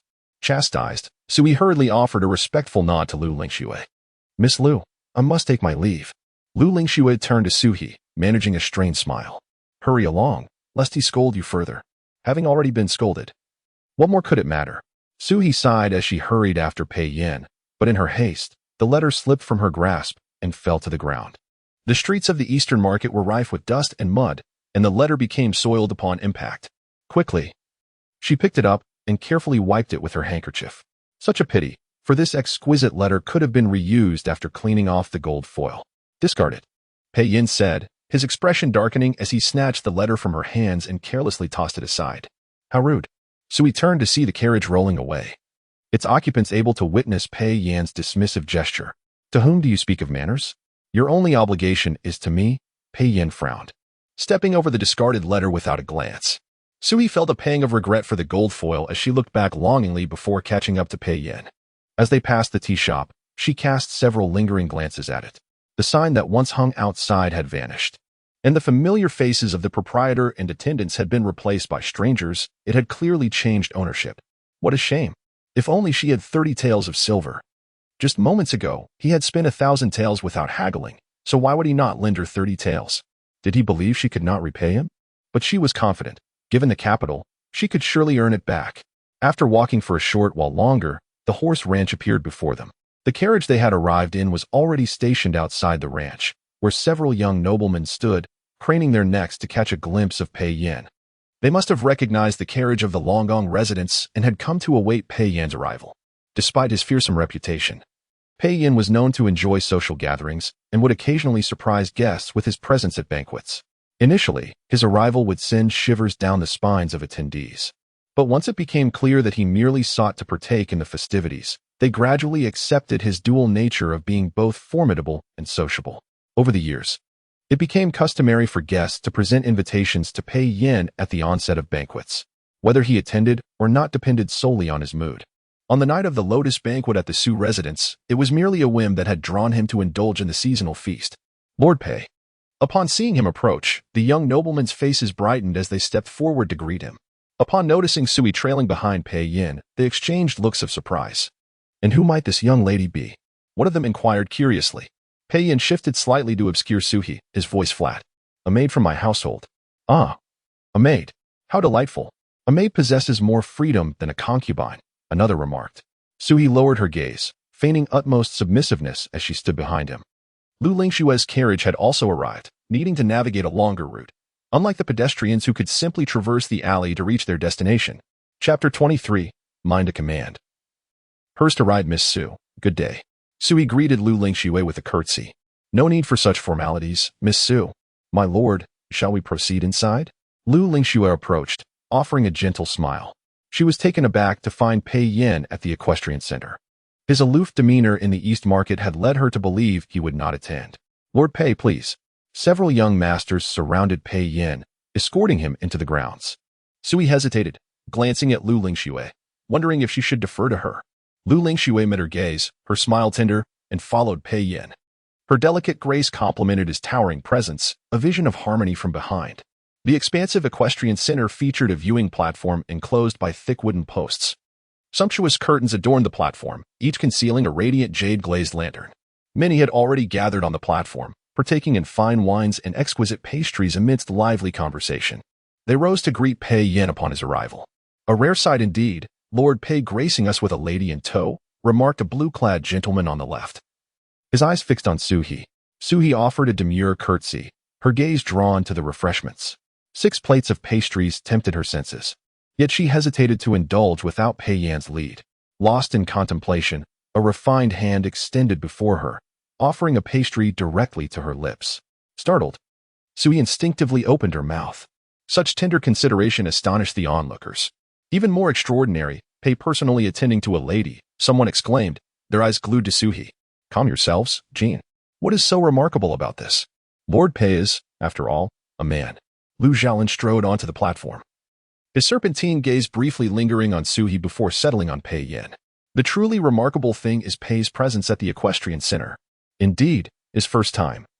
Is it not? The others nodded in agreement. Despite his fondness for social gatherings, Pei Yin had always declined invitations to the equestrian center. Pei Yin leaned back languidly, a familiar smile playing on his lips. Am I not welcome? Of course, and your timing is impeccable.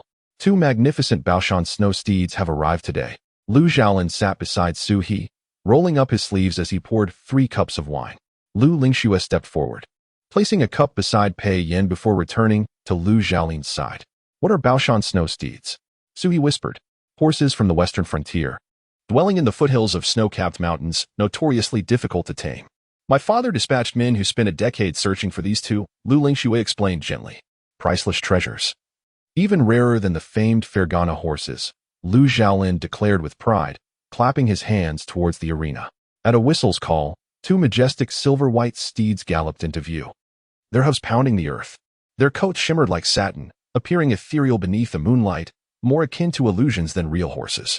The other horses bowed their heads in deference, yielding to the newcomers as if before royalty. Miss Su, have you ridden before? Lu Lingxue inquired. Sui shook her head, replying honestly, I have never ridden, only led them. It was best to downplay her experience, lest they urge her to ride for their amusement. A childhood memory haunted her. She once contemplated plucking horsehair for brushes, but her sister discovered her plan and had her tied up and threatened with trampling. Laughter rippled through the crowd. Pei, where did you unearth this delightful creature? Are those marks on her face from your affections? Zhang Jin quipped. Lord Zhang. Miss Su is the second daughter of the Su household, Lu Lingshui clarified. Zhang Jin's smile faltered. He scrutinized Su He, curiosity piqued. The one favored by the old Marquis? She does possess some charm. Charm indeed. Her face bears a scar. Otherwise, no woman in the capital could rival her beauty. Lu Xiaolin toasted Pei Yin with a smile. Zhang Jin's gaze intensified, his eyes raking over Su He as if undressing her. Come, Pei, let us put them to the test, Lu Xiaolin suggested. Gesturing towards the snow steeds, Pei Yin rose, replying casually, very well. Seeing him move, Su He followed suit. The snow steeds were remarkably gentle, their large, clear eyes observing the group with tranquility. Which one do you fancy, Pei? Lu Xiaolin patted a horse's neck, his voice booming. You choose. Pei Yin said before turning to Su He. Su He's face paled. Was she to ride for their amusement? Seeing her hesitation, Pei Yin drew her closer, guiding her hand to the horse's head. Fear not, caress it. Su He stiffened, cautiously feeling the smooth mane beneath her palm. This one, Pei Yin declared, lifting her onto the horse's back. Terrified, Su He clung to the horse's neck, her eyes wide with alarm. In a swift motion, Pei Yin mounted behind her, encircling her securely. Her racing heart calmed slightly as she straightened, peering ahead. Afraid of riding? Pei Yin asked, gently tightening the reins. Yes, Su He whispered, glancing nervously around. All eyes were on her, especially Lu Lingshui, whose expression was sour. My lord, Miss Lu is watching. Please, let me dismount, she pleaded softly. Why should you dismount because she watches? Pei Yin retorted, pinching her waist. Pay attention, lest you fall. Su He stiffened once more, inching back to press against him. Summoning her courage, she gripped his ropes. Being trampled by a horse would be a swift death, but the thought of being maimed, bones piercing flesh, organs rupturing, was truly horrific. Pei, you cannot race like that, Lu Xiaolin called out, approaching on horseback. I have no desire to race, Pei Yin replied languidly. Besides, you could never best me. Lu Xiaolin laughed, his icy gaze returning to Su He. Miss Su, you are the first woman to ride a Baoshan snow steed. Mine to command, hers to ride, Pei Yin quipped, nudging the horse forward with a soft command. Chapter 24. Are you comfortable? Do you still want a kiss? The snow steed neighed and galloped swiftly. Su He, frightened, tightly closed her eyes and nuzzled deeper into his embrace. If this horse were to throw her off, she would surely drag Pei Yin down with her. After all, was she not his dependent? She had barely enjoyed her fortune and could not afford to perish just yet. Are you so frightened? Pei Yin's voice trailed off, his sturdy arms securing her tightly. Yes, I am scared, she replied, her voice trembling. With me here. What is there to fear? He flicked the reins once more, and as the horse leaped high, he lowered his head to plant a firm kiss on her cheek. The cold wind had rendered her face icy, but it began to heat up at his touch, and her thoughts wandered uncontrollably. While the carriage had not offered the jostling he mentioned, she suddenly sensed the sensation he described. As the horse soared, she felt as if she were lifted into the clouds, and as it descended, she plunged back into his warm embrace. The rise and fall mirrored the tumultuous waves of the ocean. Open your eyes, he commanded. Finally, he slowed the pace, his palm caressing her delicate face, his voice husky. Su He felt a spark ignite within him as well. After a moment of catching her breath, she slowly opened her eyes to a sky filled with twinkling stars above and a gently flowing river ahead, which divided the horse racing grounds from the grazing area. If she could cross that river and venture deep into the mountains, she might escape Pei Yin and attain her freedom. Thinking of running away? Pei Yin grasped her chin, compelling her to lift her face. His piercing gaze seemed to see through her thoughts. No, I don't want to, she feigned innocence, leaning weakly against him. I still wish to enjoy life with you. Pei Yin tightened his grip on her chin, insisting she look up once more. If you wish to leave, I shall allow it a month from now. Her heart raced like a drumbeat. After a moment's hesitation, she murmured, I want to leave. She could tell Pei Yin possessed a strong sense of possessiveness. If he merely sought novelty, it would be manageable, but should he awaken his dominating instincts? She feared she might meet her end within the princess's residence. Be good. Stay with me, and I shall not let you suffer. The fierce glint in Pei Yin's eyes softened somewhat as he held her chin and leaned down to kiss her. Suddenly, he no longer wished to let her go.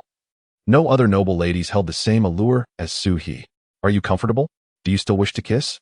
He released her lips, his thumb grazing her mouth. She did wish to, but something felt amiss. His kisses were not tender, They were as if he meant to consume her whole. Not speaking, are we? Then I shall kiss you again. He leaned down fiercely, capturing her lips once more. This was the second time that night her heart raced erratically. The first was when she spotted the little tea shop, believing Pei Yin was preparing a gift for her. The second was now, as he held her chin. Gazing down at her, his kiss both commanding and lingering, as if he sought to drain her very essence. Such a man, breathtakingly handsome and wielding immense power. Kissing a woman in such a manner, no wonder the ladies of the capital were bewitched by him. Time seemed to blur until the voice of Lu Xiaolin broke through. Pei, my brother, indulging himself here? The kind prince has arrived. What does he want? Pei Yin frowned, turning to face Lu Xiaolin. These two horses. Lu Xiaolin replied with a smile. My father has spent a decade searching for them as a dowry for my sister. He asked me to come and take a look. His gaze, intentionally or not, drifted to Su He's swollen lips. At that moment, she was nestled in Pei Yin's embrace, revealing only half of her face, alluring like a flower on the verge of blooming. Tempting enough to make one want to pluck and savor it. So captivating was she that it was no wonder Pei Yin's heart was stirred. Lu Xiaolin chuckled, lowering his voice. If my sister enters the residence, I fear she may suffer. You truly wish to marry my sister to me? Pei Yin shot him a sidelong glance. His tone indifferent. To live as a widower? I have no liking for such insipid women. Your family should seek a suitable match for her elsewhere. The emperor and empress wish to marry Ling Shui to you. What can our Lu family do? Lu Xiaolin shrugged, sighing. At that moment, two swift horses approached. Their riders none other than Li Xi and Yi Lang.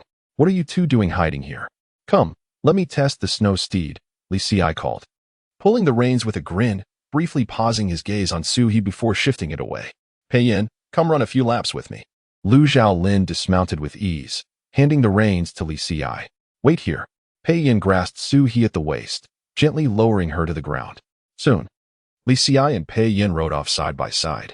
Su He, not wishing to remain with Lu Xiaolin nor engage with Yi Lang, sought an excuse to sit and rest on her own.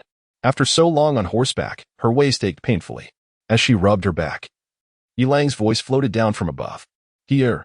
She looked up to see him frowning, an expression laden with complexity. Are you doing well with Pei Yin? Very well. Su He nodded. Yi Lang pressed his lips together, lowering his voice. I've heard the rumors. They say you like me. I'm sorry. I didn't realize your feelings for me, otherwise. No, I do not like you, she hastily interjected. Really? Then do you like Pei Yin? Yi Lang hesitated before continuing, but he won't like you. You're merely a concubine. What will you do when Miss Lu enters the residence? Ah. When would Yi Lang grow up? He truly was a fool when it came to emotions. As Su He contemplated an excuse to evade him, a clear voice rang out. Yi Lang, over here. He stood up, his brow instantly smoothing, a smile gracing his lips. This transformation stunned Su He as she turned to see Princess Chomping sprinting towards them, panting slightly. Upon spotting Su He, her eyes widened in dismay. You know she likes you, and yet you still approach her. Princess Chomping scolded, pinching Yi Lang with annoyance. No, I just asked her. And she said she doesn't like me. She thinks of me as a brother. Yi Lang quickly defended himself. During their first meeting at the Grand Princess's residence, he had claimed he was not interested in marriage, yet, how swiftly feelings seemed to develop. It became clear that Yi Lang was not emotionally confused. He simply did not harbor feelings for Su He. His affections lay with someone as vibrant and gracious as Princess Chomping. Princess Chomping glared at Su He, sneering. She's so manipulative, climbing into the bed of another's fiancé, how shameless. Ling Shui is heartbroken, nearly in tears. How dare you come here? Pei Yin's engagement to Miss Lu had yet to be finalized. Yi Lang frowned, instinctively defending Su He, though his tone lacked severity. Very well, you may accompany her. I shall take my leave. Princess Chomping shot Yi Lang a venomous look before turning to leave. Yi Lang glanced at Su He, ultimately shaking his head before chasing after Princess Chomping. Chomping, hear me out. A burst of laughter echoed nearby, drawing Su He's attention to a group of noble ladies, all watching her with amusement. A strange feeling stirred within her, akin to that of a clown, yet upon reflection, what did it matter? She had just ridden the magnificent snow steed. Suddenly, a series of startled cries erupted from ahead. Look, what has happened to those horses? Su He stood up, moving towards the crowd. Chapter 25. Her hard-earned wealth in the stable, several horses lay on their backs, their limbs convulsing, frothing at the mouth, with their eyes rolled back in distress. A group of veterinarians stood helplessly before the horses, bewildered. What could be the cause? Was it an illness, poisoning, or injury? A middle-aged woman, Clutching her maid's hand, anxiously inquired, "These are racehorses, and I have invested 5,000 coins in them. How do you manage your stables? What kind of care do these horses receive? Your Highness, please do not panic. We are in the process of identifying the cause." The veterinarian wiped his cold sweat and quickly explained, "This is dire. They are nearing death." At that moment, a young servant, tears in his eyes, looked up at the princess. "Go, fetch a capable veterinarian. These ones are useless." The princess clenched her handkerchief, glaring indignantly at the veterinarians. "Your Highness, the best veterinarians in the city are here," the servant said, his face fallen. "If they cannot help, then Debao, Heir, and Sanbao are truly doomed." The princess pressed her hand against her chest, breathless with rage. "My 5,000 coins, just like that? This is meant to be a gift for my grandson's full moon celebration. A horse's death is unfortunate, but it is especially inauspicious for the occasion. If it weren't for the horse trainer here, who has the skill to tame these horses, I would never have entrusted my horses to this place." The princess declared, "Offer a reward of 1,000 coins to anyone who can cure these horses. I shall give it a try." Sui stepped forward after observing the horses for a while. You? You can treat horses?" The princess steadied herself, looking at Suhi with skepticism. "Which noble family do you belong to?" "She is a concubine of Pei Yin. Your Highness, it would be wise not to let her handle your horses." "Beware of her seductive aura," a young woman remarked with a mocking tone. They had all come to see Pei Yin, but were taken aback to find him accompanying Suhi. Ignoring the girl, Suhi met the princess's gaze and calmly stated, "Your Highness, going to the city to offer a reward is already too late. Why not allow me to give it a try?" "Very well. Let us treat this dead horse as a live one. If you fail, I will not spare you. I am not afraid of any reckless youth causing me trouble." The princess gritted her teeth and instructed the veterinarians, "Step aside and let her through." Suhi approached and knelt before the horses. Had it been before her arrival at the stable, she would never have dared to get so close to them. However, after riding the snow steed, they no longer seemed so intimidating. She gently stroked the horses' heads to soothe them and carefully opened their mouths to examine their teeth and tongues, then leaned against their bodies, meticulously inspecting them inch by inch. The surroundings fell silent as everyone watched her. Unlike those noble ladies who would fret over dirtying their garments or complain about the horse's odor, she lay beside the horses, focused on her examination. She did not mind if her skirt became soiled or her hair fell into the bloodstains. "Is she competent?" "We cannot afford to delay the treatment," the princess remarked anxiously. "Perhaps we should send her away." "Be quiet," Sui scolded without lifting her head. The young woman, taken aback by the reprimand, pouted, ready to retaliate. "I have discovered the cause." Sui finally lifted her head and announced to the princess, "I can treat them." Although she had never treated horses before, she had treated dogs. The symptoms of the two dogs she had once treated were quite similar to those of the horses. Both had vomited blood and suffered from convulsions. At that time, the household guards had suggested slaughtering the dogs for food, and the dogs had immediately shed tears, unable to bear it. Sui seized the opportunity and took the two dogs to her humble abode. When Lumomo arrived to check on her, they examined the dogs together and eventually discovered the cause. Both dogs had been bitten by snakes, the bite marks hidden and therefore unnoticed by the guards. The same was true for these horses. They too had been bitten by a snake, right beneath their flanks. The presence of so many women had prevented the veterinarians from examining the horses closely. Drawing from her experience with dogs, Sui parted the horses' bellies and indeed found her guess to be correct. "How shameless! How dare you!" The women blushed and turned away, unable to look. "Such nonsense! If the men you marry lack this skill, you might as well weep," Sui muttered under her breath. Her voice was low, and the women could not hear it, but the princess leaned closer and caught every word. Her face turned crimson, yet seeing that Suhi had genuinely found the cause, she refrained from reprimanding her. Suhi proceeded to treat the horses as she would chickens or ducks, foraging in the grass for herbal remedies, grinding them with stones, and applying them to the horses' wounds. She instructed the veterinarians to prepare medicinal broth to feed the horses. After a short while, the horses' vomiting of blood and convulsions began to alleviate. "Your Highness, when can I expect my reward?" Suhi wiped the sweat from her brow and approached the princess. The princess's expression fluctuated, scrutinizing Suhi, contemplating a reversal of her earlier decision. If the veterinarians conducted a thorough examination, she could save that 1,000 taels. It wasn't that she could not afford the money. Rather, she was reluctant to pay Suhi. If others learned that her horses were treated by a mere concubine, how could she possibly show them off? The horses were not yet well. Who could guarantee their recovery? Moreover, even if they did recover, How could one be certain it was not due to the veterinarian's earlier efforts, with Suhi merely reaping the benefits?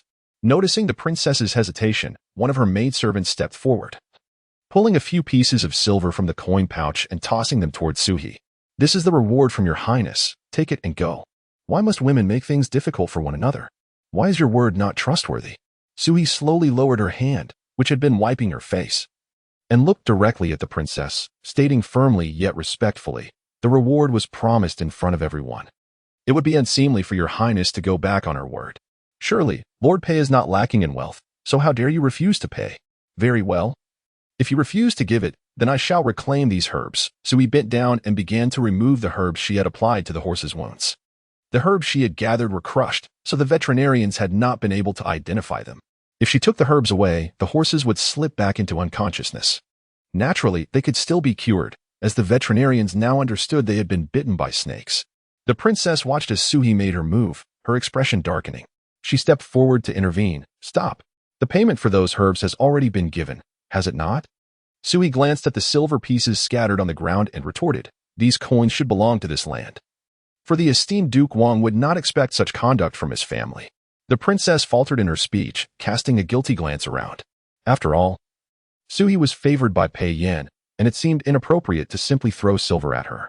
Suhi surveyed the crowd and decided not to linger. After a moment's thought, she bent down and picked up the scattered pieces of silver. Why should she not take the money she had rightfully earned through her own skill? As she exited the throng, a chilling voice cut through the air. "Who permitted you to wander about? Come here." Suhi looked up to see Pei Yan striding toward her, his expression icy as he fixed his gaze upon her. Chapter 26. Clean her up. Suhi lowered her head, yet before she could utter a word, his fingers pinched her delicate face, disdainfully inquiring, "Have you been rolling in a manure pit?" The princess of Shou's horse was bitten by a snake, and I went to assist in its treatment.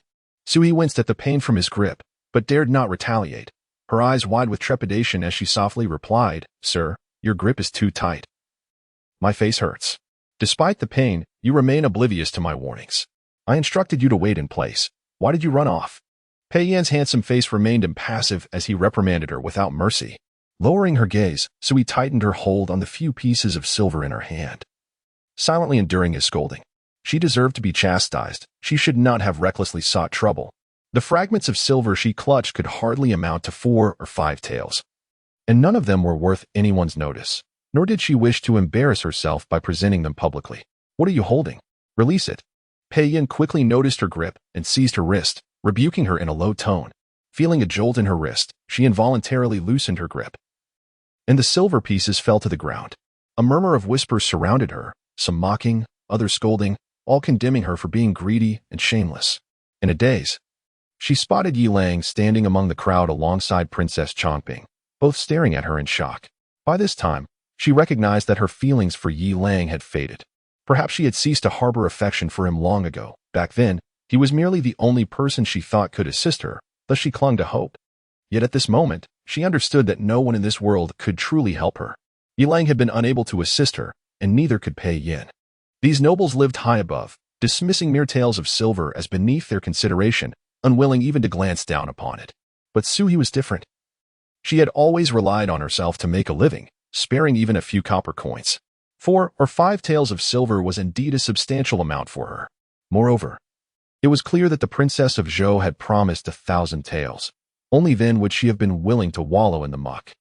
Yet the princess had gone back on her word, refusing to fulfill her promise of 1,000 taels. This was not her fault. Why was she the target of ridicule? "The princess promised me 1,000 taels for healing 2 horses, but she has gone back on her word. You claim I am your dependent. What exactly have you provided?" Suhi pushed Pei Yan's hand away, turning to the visibly uncomfortable princess of Shou, spitting disdainfully, "What sort of princess are you? You cannot even produce 1,000 taels, merely a pauper." The princess's face turned a deeper shade of crimson, resembling a liver, her mouth opening to retort. Yet upon seeing Pei Yan's cold demeanor, she fell silent. It was indeed true that the reward was 1,000 taels. Miss Su had toiled in the filthy mud. Lu Lingxue stepped forward, offering Suhi a handkerchief to wipe the grime from her forehead, gently saying, "Miss Su has suffered indignities. Lord Pei, please cease your reprimands. Present her with the silver notes." The princess awkwardly signaled to her maid. The maid, trembling with trepidation, hurriedly produced the silver notes and presented them to Suhi. Before the scrutinizing gazes of the crowd, so he meticulously examined each note, then publicly declared the necessary herbs. The horses will require 7 days of treatment to completely purge the residual toxins. After speaking, she tucked the notes into her bosom and bent down to retrieve the scattered silver pieces, resolutely walking away. She would not neglect what was rightfully hers. The crowd parted willingly, moving towards the exit of the horse yard. Though she had endured humiliation, she had obtained 1,000 taels. She was now a woman of means. Pei Yin followed closely behind her, observing as she occasionally caressed the fabric of her clothes, understanding that she was savoring the feel of the silver notes. Did I not mention that if you desire silver, you need only ask me? He could not help but admonish her. Was it necessary for you to immerse yourself in that filthy place? Sir, your saving me from dire straits is already a great kindness. I would not dare to ask you for silver. Besides, I could not even borrow 30 taels from you. So he turned to him earnestly, asserting, I have stated that I can earn my own money. You simply do not believe me. Pei Yin found himself momentarily at a loss for words. He had already purchased that tea house, intending to take her there that evening, but with Lu Lingshue's sudden arrival, he had refrained from revealing that it was Suhi's business. He feared that these women would trouble her in his absence. As the carriage arrived at the door, they prepared to board. My clothes are dirty. Do not soil your carriage, Sui gently spoke before adding, I can walk back. Walk or run? Pei Yin frowned, displeased by her response. After concluding his discussion with Li Ci, he returned only to overhear Yu Lang arguing with Chomping. Yu Lang insisted that he would clarify matters with Suhi and urged her to cease her feelings for him. In the past, he would have brushed it off, but now it grated on his ears. All evening, Suhi had been gazing towards the horse yard, her desire to flee evident in her eyes, which only further irritated him. The bed was one she had climbed into willingly. How could she presume to leave it will? Rest assured, I shall not run away. Suhi lifted her small face to meet his gaze, articulating each word deliberately. I am a person of my word. Until I repay the debt you have saved me from, I shall not depart. Pei Yin felt a tightening in his chest as he stared at Suhi, speaking softly. I have already purchased that tea house. Sui's eyes widened in disbelief as she queried, Why have you taken my tea house from me? A wave of frustration surged within Pei Yin, and he exhaled slowly. You shall return on your own. He cast her a cold glance before boarding the carriage, instructing the guards to depart. Suhi stood still for a moment, suddenly recalling the time before they arrived at the horse yard when he had led her towards the tea house. He had indeed intended to take her there, but Lu Lingshue's arrival had caused him to change course. Miss Su, allow me to escort you home. Lu Xiaolin approached her, hands clasped behind his back. Eyeing her with a smile, you certainly do reek. I fear no other carriage will take you. Thank you, Lord Lu, but I shall walk. Suhi replied with a slight bow, turning to make her way back. To return to the Chandong residence will take at least an hour and a half. Are you certain you wish to walk? Lu Xiaolin inquired. Yes. Suhi touched the pouch containing the silver fragments and quickened her pace. Though the amount was sufficient to hire a carriage, she could not bring herself to part with it. Having suddenly acquired wealth, she wished to rest with these silver pieces beside her. After walking for a while, her spirits lifted. Today, she had ridden the snow steed, saving the lives of 2 horses and earned 1,000 taels of silver. Suhi, you are truly remarkable. On the roadside, Pei Yin observed her beaming countenance, his irritation deepening as he scoffed. Is she so enamored with wealth? It is the lack of wealth that fuels her desire for it. You fail to comprehend. Bai Jian interjected, fanning himself leisurely. You seem quite knowledgeable and eloquent, Pei Yin retorted dismissively. It is Miss Su who possesses the gift of oration. The herbs she mentioned are precisely those that can counteract the toxin. This Miss Su is indeed a remarkable individual, Bai Jian remarked, narrowing his eyes as he added softly. Do you consider this mere coincidence, or does she possess genuine medical expertise? Should you not investigate why those horses were poisoned? Pei Yin turned to him, his tone frigid. My horse yard is not to be meddled with by anyone. Chapter 27. The master truly harbors mortal sentiments. Bai Jian's expression stiffened, and he immediately clasped his fists in salute. I shall return to the horse yard to investigate at once. That foolish lady Zhou has lost her senses. The Zhou manor shall no longer keep horses. Let them walk on their own, Pei Yin said, his voice icy. Is this to vent your anger for Miss Su? Bai Jian hesitated and inquired. Otherwise, should it be to appease you? Pei Yin coldly questioned. You might as well give Miss Su more silver. It would surely please her. Bai Jian chuckled, his fox-like eyes sparkling with mischief. Get on with your tasks. Pei Yin snapped, pushing Bai Jian aside. And what have you lot? Have you all gone blind? Why aren't you following properly? From the shadows, light, delicate footsteps scattered. By Jian's side, fanning himself. The master has indeed been moved by mortal feelings. Even a small cat or dog I raise must be well cared for. Pei Yin replied coldly, indeed. Sui returned to the princess's residence just past midnight, breathless yet not overly fatigued. After all, a person possessing 1,000 taels of silver harbors only joy, not weariness. Qiao Yun was dozing in the courtyard when a foul odor wafted through, causing her to glance in surprise at the entrance. Sui leaned against the door, beckoning her. Sister Qiao Yun, come out for a moment. What happened to you, miss? Hurry inside. Qiao Yun approached, quickly covering her nose upon being assaulted by the stench. Having been covered in horse odor and having walked such a distance, the smell was unbearable. I smell so bad that I certainly cannot enter. The master would have my head. Sui recalled the fierce expression of Pei Yin and shivered. Please, dear sister, take me to wash up. Wait a moment. I'll fetch your clothes, Qiao Yun said, hurrying back to her room. A short while later, she returned with garments and fragrant hair wash, leading Sui to the servants' bathing area. There, a matron in charge was present. Upon seeing Qiao Yun escorting Sui, she inquired about their identities and promptly opened the door. News had spread throughout the manor today that Pei Yin regarded the new concubine as precious as his own eye, nearly harming Baozu over her. Go to the hot water pool. I'll prepare it for you, the matron said with a smile, eagerly opening the door to the hot water room. Inside was a large stone basin, currently empty, with several bamboo pipes set around it, into which hot water was cascading. The first-class maidservants are granted a hot bath here once a month. It is the master's favor, Qiao Yun explained. The master's favor. Sui could not help but feel the silver notes in her arms, realizing that soon she would be a wealthy woman who could bathe whenever she wished, without needing the master's favor. Of course, this was contingent upon Pei Yin not killing her and allowing her to leave. She shed her garments, loosened her hair, and slowly stepped into the hot water basin. Qiao Yun carried her soiled clothes away, leaving Sui alone to soak. After washing away the grime, she leaned over the edge of the basin, carefully admiring her silver notes. Each note worth 100 taels, she possessed 10. So, this was the sensation of holding 1,000 taels. When Pei Yin had paid the shopkeeper earlier, he had used a single note of 1,000 taels, which appeared weightless, lacking any substantiality compared to her 10 notes. What a prodigal he was, giving away 1,000 taels without a second thought. He might as well have given it to her. Of course, she would not easily demand his silver, for he was too difficult to please. Accepting his money would come at a price. Alas, her small tea house was regrettable. The location was perfect, the lighting just right. How unfortunate that it had become his. Even if she approached him now, she would feel too embarrassed to ask. If only she had been patient and not lost her temper. Perhaps the shop would have been hers by now.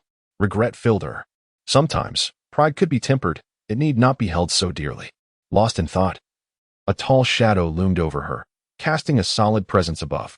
She lazily turned her flushed face, warmed by the steam, and murmured, Sister Qiao Yun, has that person returned? Which person?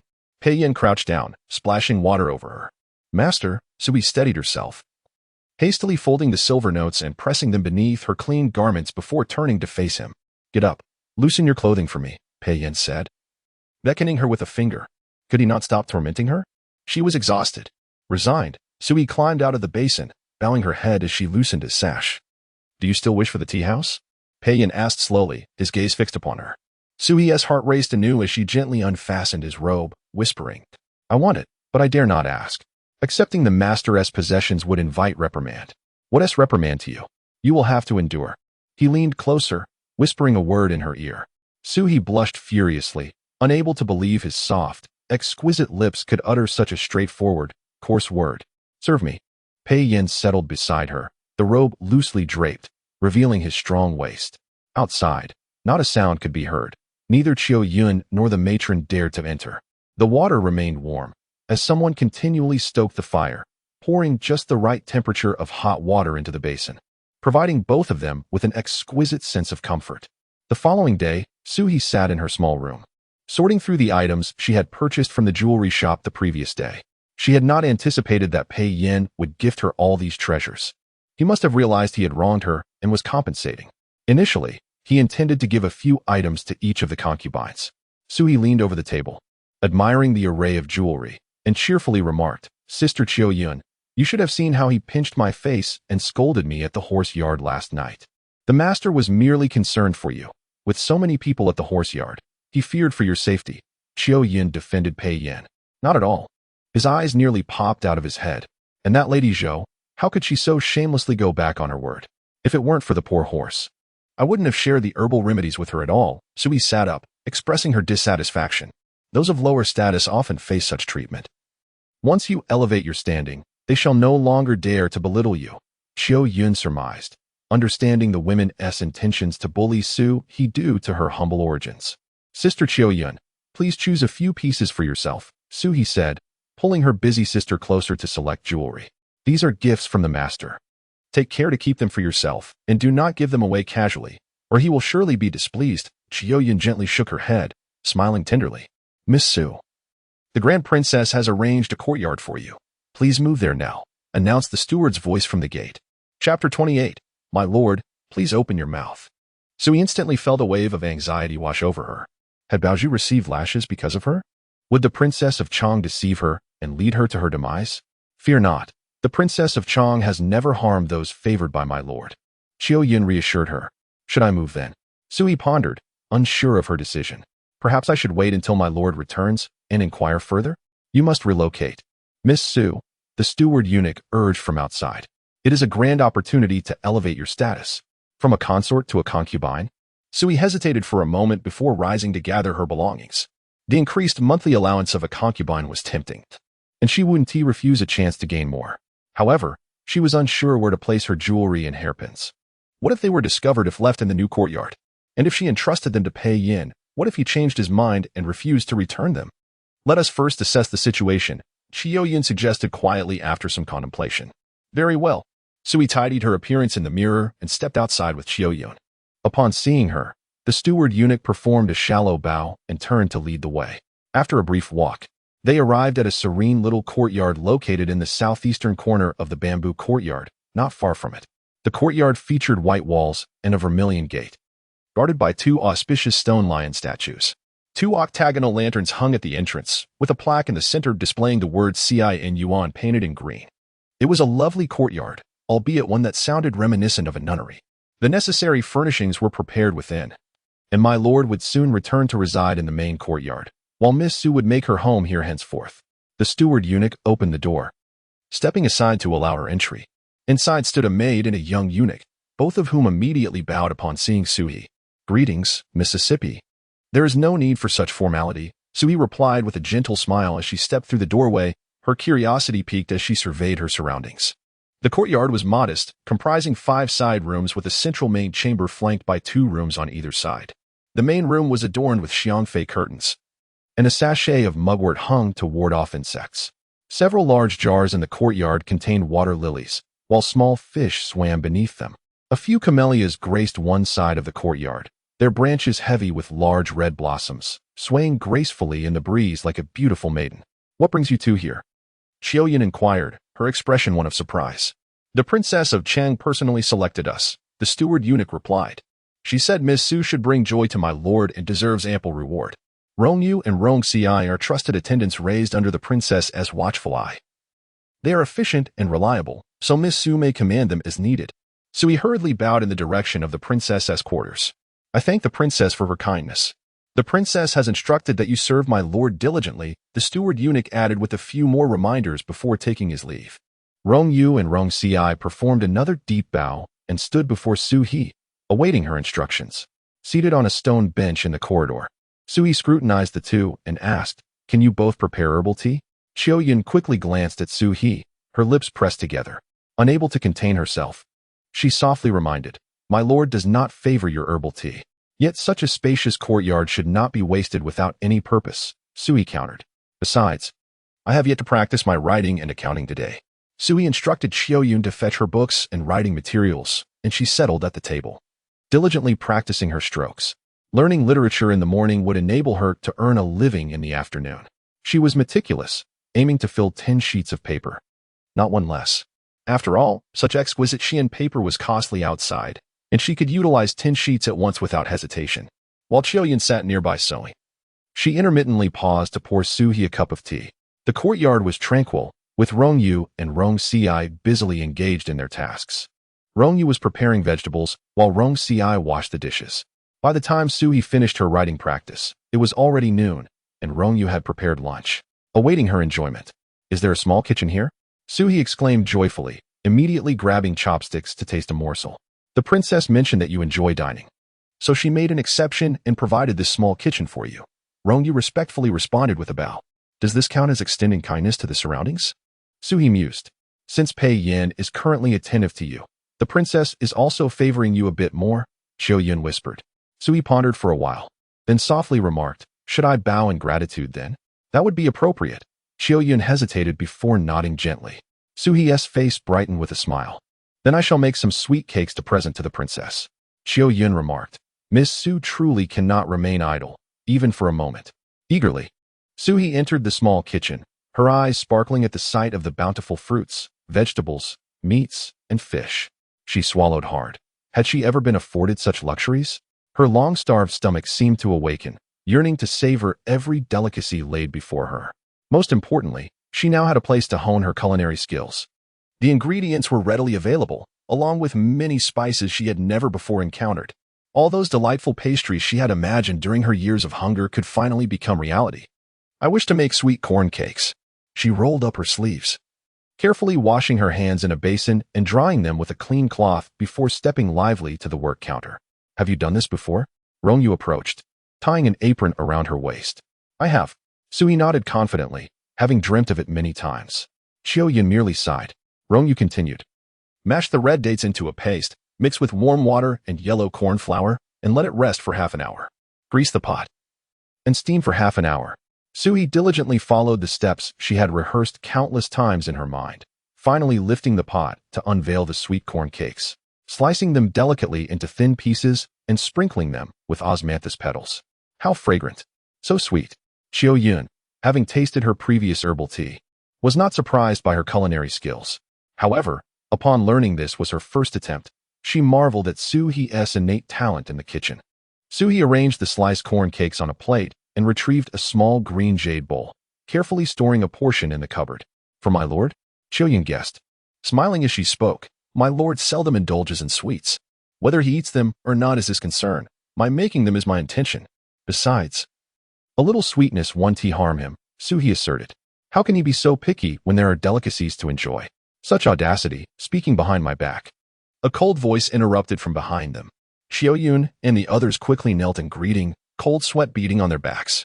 Sui held the bowl delicately, bowing slightly. My lord, I did not speak ill. I am not deaf, Pei Yin replied, casting her a piercing glance before turning to enter the main room. Sui hurriedly followed, holding the bowl, and softly inquired, My lord, have you returned from court? Is that not obvious? Pei Yin lifted the curtain to the main room, scanning the interior before sitting at the table. This place was relatively quiet, not far from his bamboo courtyard, and somewhat suitable for habitation. Standing before him, Sui pinched a small piece of cake from the bowl and presented it to him, softly saying, My lord, please open your mouth. Ah. Chapter 29. Willing to hold him all night, Pei Yin tilted his head slightly and grasped her delicate wrist. Sui lowered her head and took a bite of the sweet millet cake, chewing and swallowing with delight. It was truly delectable, exquisite in taste, making her squint with pleasure. Pei Yin observed Sui for a moment before playfully pinching her mouth. You have quite the audacity. A mere concubine, gossiping about the master behind his back. My lord, Sui replied, I have never learned such etiquette since childhood. You, being magnanimous, should not hold it against me. When I was at the horse farm, I was quite fierce towards you, yet you did not object. She placed her small bowl on the table and poured a cup of plain water for him. She had noticed that Pei Yin only drank the tea from his study, avoiding all others.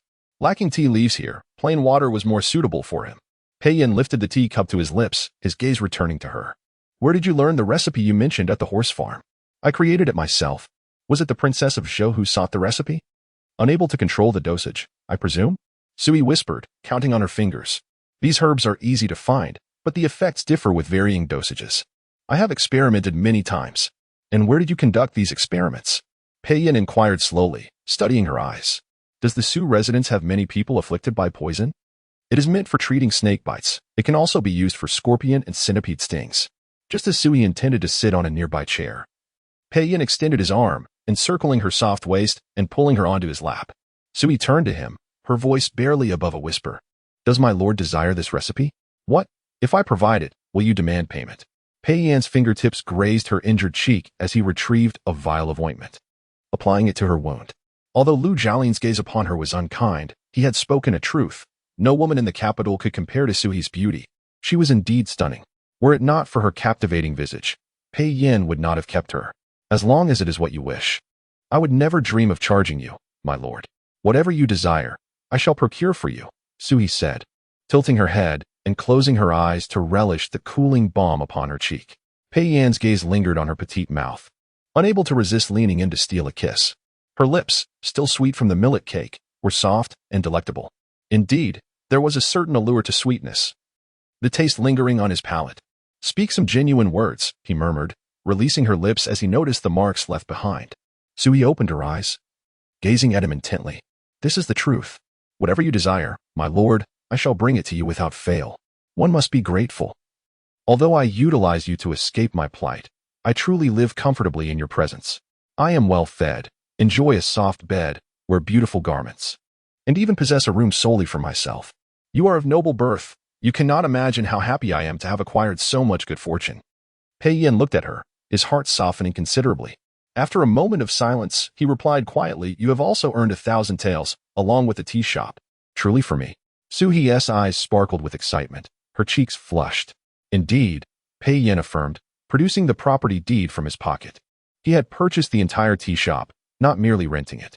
In total, he had spent 200 taels, the deed recorded in Suhi's name, encompassing both the shop and the small courtyard behind it. Suhi held the deed, examining it from every angle. The owner's name was indeed inscribed as Suhi. Am I to collect rent now? She asked, her face alight with anticipation. She could finally experience the joy of receiving rent without lifting a finger. Merely sitting back and listening to the sound of coins dropping into her money jar. Get up. I have official documents to attend to. Write down the herbs from last night, detailing their uses and dosages clearly, Pei Yan instructed, nudging her to rise and playfully ruffling her hair. I will come to stay tonight. Prepare the bedding. Yes, yes, yes. Suhi nodded eagerly, her head bobbing as if it might detach from her neck. She would gladly hold him through the night. The power of wealth was indeed formidable. As Pei Yan stepped into the courtyard, he couldn't help but glance back. She was fervently kissing the deed, planting kiss after kiss upon it. His lips twitched as he strode away, bemused by her avarice. Do not linger in your affection. Quickly write down what I require and pay your respects to the Grand Princess. Perhaps she will elevate you to be a concubine. Xiao Yun approached with a playful smile, urging her to freshen up and change her attire. All right, I will complete it and go immediately, Suhi replied cheerfully. Even if the Grand Princess were to strike her several times or cast her out, she would accept it, for she now possessed the one thing she had longed for. Securely held in her bosom, she was utterly elated. With 1,000 taels and a tea shop, she felt like a joyful little fairy. After finishing the medicinal recipe and changing into a simple outfit, adorned with the carp necklace Pei Yan had gifted her, she hurried towards the Grand Princess's quarters, holding the sweet millet cake. Upon her arrival, several maidservants promptly entered to report her presence. Standing at the entrance, Suhi struggled to suppress her rising smile. After mentally rehearsing the scene of Baozhi being punished, she finally composed her expression and cautiously stepped into the courtyard. Your servant comes to express gratitude for the Grand Princess's grace. I bow before your highness, she said, reverently bowing 3 times while presenting the millet cake. Assist her up. The Grand Princess's cold voice rang out from within. Suhi dared not raise her gaze, lowering her eyes as she held the sweet cake aloft. I have personally made this millet cake to present to your highness. A maid stepped forward to accept the cake, swiftly placing it before the Grand Princess. You have outdone yourself. I heard you have not had ample meals at the Su residence, yet managed to prepare food. How thoughtful of you. The Grand Princess cast a cursory glance at the millet cake, her demeanor remaining indifferent. Suhi stood up cautiously, replying, I assisted in the kitchen at the Su residence, learning to make a few pastries. I understand this food is humble and not worthy of grand occasions. But everything I possess today is a gift from your highness and my lord. I could not present anything more worthy, so I dare to offer this to your highness. At this moment, the Grand Princess scrutinized her closely. Since Suhi entered the residence, the Grand Princess had never regarded her with any interest. She deemed Suhi too lowly, especially as she had climbed into Pei Yan's bed of her own accord, thus harboring disdain for her. Yet now, hearing her cautious and articulate words, she appeared far from ignorant. Raising a piece of millet cake to her eyes, the Grand Princess asked nonchalantly, Has Yenner tasted this delicacy? He has. He mentioned it was very sweet. He recalled, reflecting that although Pei Yin had not directly eaten the cake, he had tasted it indirectly through their kiss, thus having experienced her sweet creation. Chapter 30. Massaging her stomach, he truly said it was delectable? The Princess Royal straightened up, paused momentarily, and then sampled a piece of millet cake. It was rare for Pei Yin to indulge in sweetmeats, and even rarer for him to praise anything as delicious. It was quite unusual for him to actively commend a food as delectable. The millet cake was soft and glutinous, with the sweetness of red dates, indeed quite palatable. All of you should sample it, she instructed the maids and matrons attending her. Prepare more of this for Yenner, according to this flavor. The Princess Royal savored a piece of millet cake, inviting those present to partake. The aroma of millet cake permeated the hall, and everyone marveled inwardly that this unassuming treat could elicit such praise from Pei Yin. Su-hee, you possess a certain talent to be so esteemed by Yenner. Your ability to bring him joy is commendable. Bestow a reward, the Princess Royal declared, after rinsing her mouth with a white jade bowl. Her beautiful eyes turning towards Su-hee. A senior maidservant promptly presented a set of pearl jewelry. The pearls were each larger than her little finger, shimmering with radiance. Su-hee felt as though her fortunes had truly turned. She knelt and kowtowed, before approaching on her knees to accept the gift. Arise, return early to attend to Yenner. Remember, his happiness brings you happiness in my eyes. Should you cause him displeasure, I shall not hesitate to end your life, the Princess Royal stated. Her red lips parting slightly, her tone cold and implacable. Su-hee assented repeatedly. Emerging from the Princess Royal's chambers, she felt as though she were treading on soft clouds, her feet barely touching the ground. This entire set of pearl jewelry must be worth several hundred taels of silver. My lady, did the Princess Royal not mention elevating your status? Xiaoyun asked, receiving the jewelry from her hands, while Rongyu supported her. Su-hee shook her head. No, she did not. But it matters little, for I have this. She gazed at the pearls, a smile playing on her lips, unable to suppress her joy. Xiaoyun found it peculiar. Having bestowed such a valuable gift, why was she still merely a chambermaid? At the very least, she should have been elevated to the status of concubine. As they neared the garden, several figures appeared ahead. Lu Lingxue and Lu Zhaolin were approaching, with Pei Yin walking in front of them, and Li Xi in the center. Pei Yin was supposedly reviewing official documents, but it seemed he was actually meeting his fiancée. Su-hee composed herself and promptly greeted Li Xi. This humble woman greets your highness, Prince Xi. Lady Su-hee. Li Xi replied, appraising her. You appear to be in much better spirits than last night. Last night, she had been tossed about on horseback until she was half dead, and then covered in dirt from tending to the horse. Naturally, she was more radiant now. Your highness jests, Su-hee replied demurely, her eyes lowered. Were you visiting my mother? Pei Yin inquired, noticing the pearl jewelry. He picked up a pearl hairpin and held it to her hair.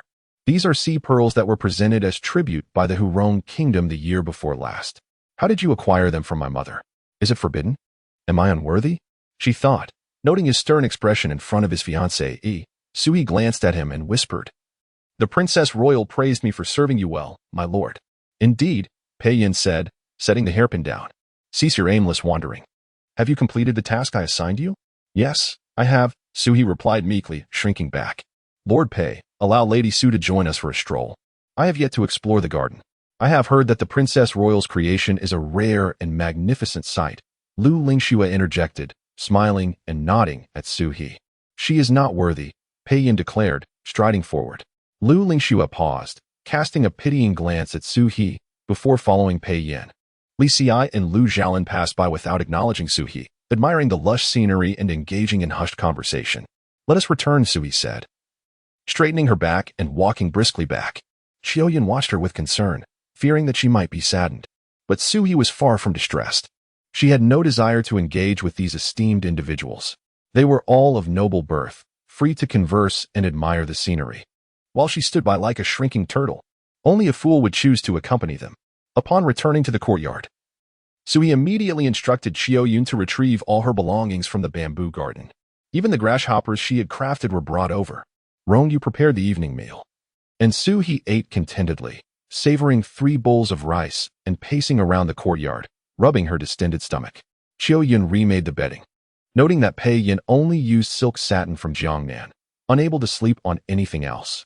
The master will not be coming tonight.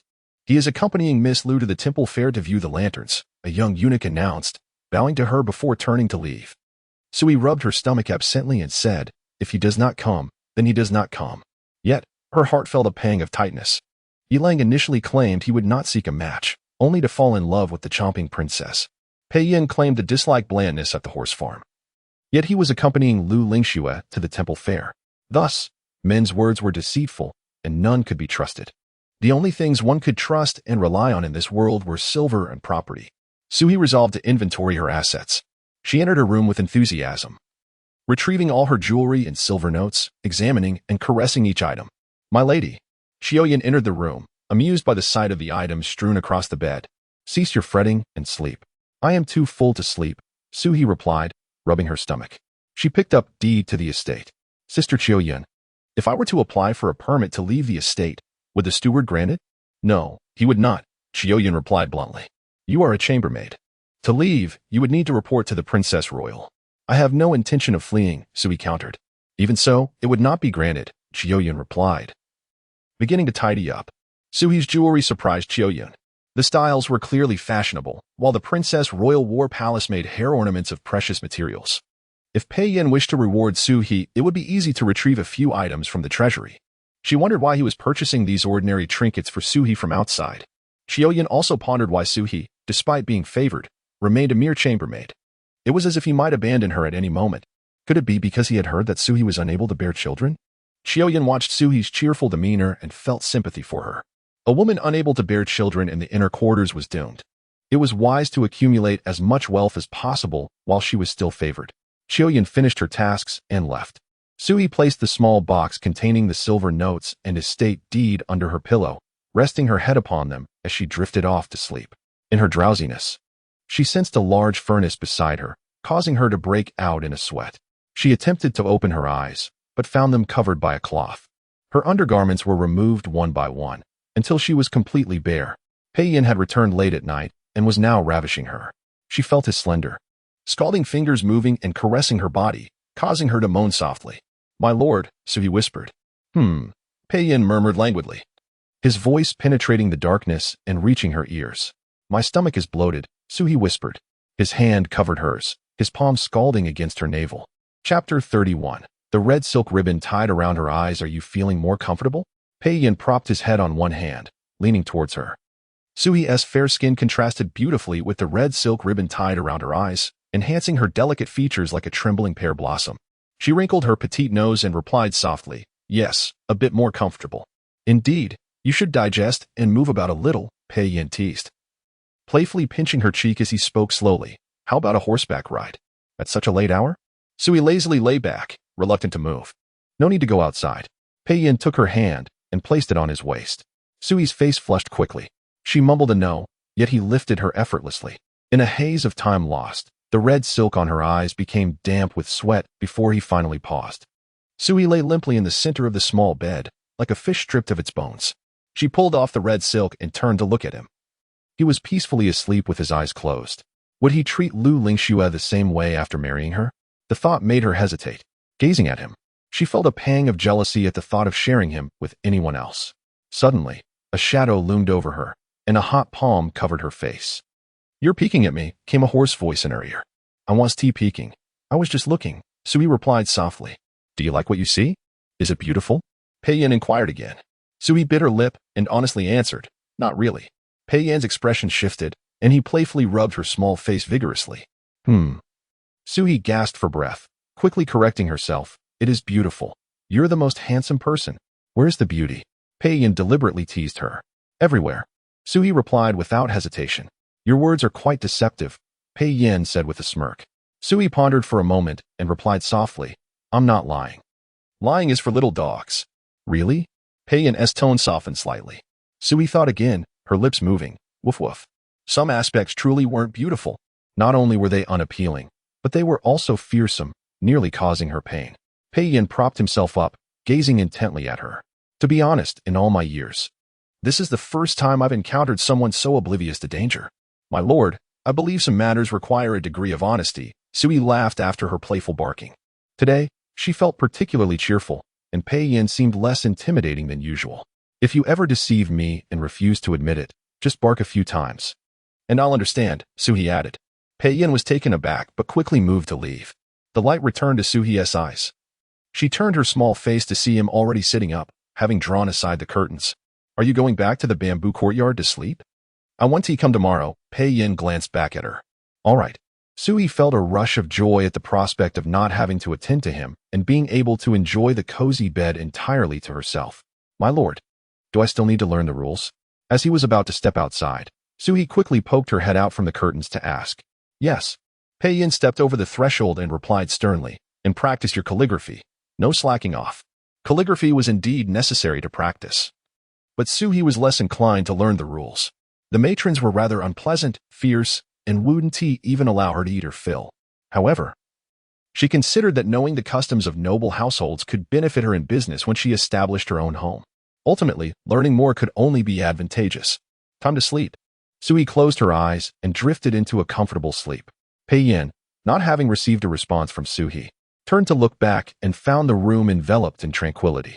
Suhi was carefree. As long as she wasn't dead, she could relish every moment of life. Sleeping when tired and eating when hungry. Pei Yin appreciated this aspect of her. Exiting the courtyard, Zhang Jiolu was already waiting. Bai Jian had visited the Su family's back courtyard and confirmed the presence of the herbs, which did not appear to be cultivated intentionally, sprouting abundantly along the wall. Following the wall, Bai Jian discovered some wild herbs in a neighboring courtyard. Whose estate is that? Pei Yin inquired. The estate of General Yi, Zhang Jiolu replied. Pei Yin slowed his pace, turning to Zhang Jiolu. Are you certain those herbs are wild? They are also growing along the wall, not found elsewhere. Additionally, Bai Jian caught a green-tailed viper at the stables. Zhang Jiolu said gravely. How could there be vipers in the capital?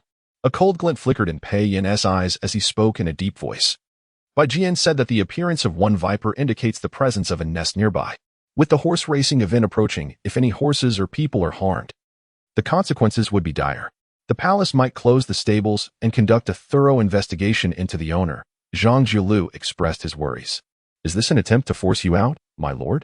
The stables generate a substantial income for me each year, tens of thousands of taels of gold.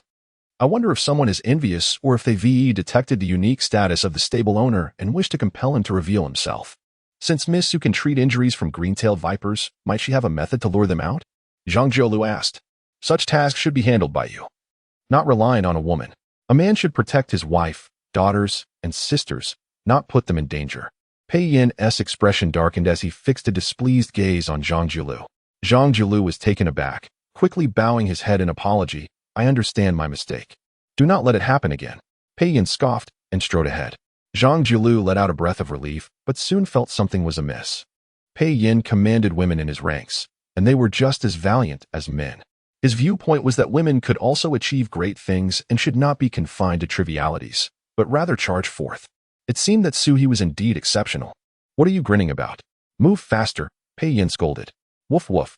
A dog barked from somewhere nearby, causing Pei Yin to frown. The princess's residence does not allow dogs. Have someone take them away. That barking seems to belong to the new dog raised by the eldest princess. It might be difficult to send it away. Zhang Jiolu hesitated to respond. What is the point of raising a dog? Pei Yin furrowed his brow, quickening his pace. Suhi had risen early, asking Rongyu to inquire about learning the rules. She learned that the location had changed to the Ling Shui courtyard on the east side of the garden, so she hurried there with Qiu Yun. The three young ladies arrived one after another, and upon seeing Suhi, their expressions were much friendlier than before, even taking the initiative to greet her. These three were sent by officials hoping to form connections with Pei Yin, the most beautiful among them, named Su Lancy. Possessing the elegance of an orchid and the warmth of white porcelain, she stood out among the noble ladies. Such beauty and talent. Yet she was treated as a mere gift to be presented as a concubine. How pitiful. Miss Su, good morning. Su Lancy smiled and nodded at Suhi. Good morning. Su, Mississippi. Have you eaten? I made some yellow millet cake. Would you like to try? Suhi offered the cake to them, believing that sharing delightful food was the most direct way to forge connections. The three exchanged glances and gathered around to sample the yellow millet cake from the plate. Is this the yellow millet cake that even Her Royal Highness praised? Su Lancy inquired curiously. Chapter 32. Urging her to win favor, Suhi nodded. Ultimately, it did not matter who praised her. What truly mattered was that someone had indeed given her commendation. Delicious. Miss Su, would you be willing to teach me? The speaker, Wen Shui, appeared vivacious and was an exceptionally beautiful young woman. Of course, Suhi replied with another nod. Miss Su, you are truly kind. Rest assured, I shall not let you teach in vain. When Shuyi removed a golden bracelet from her wrist, grasped Su Hie's hand, and adorned her with it.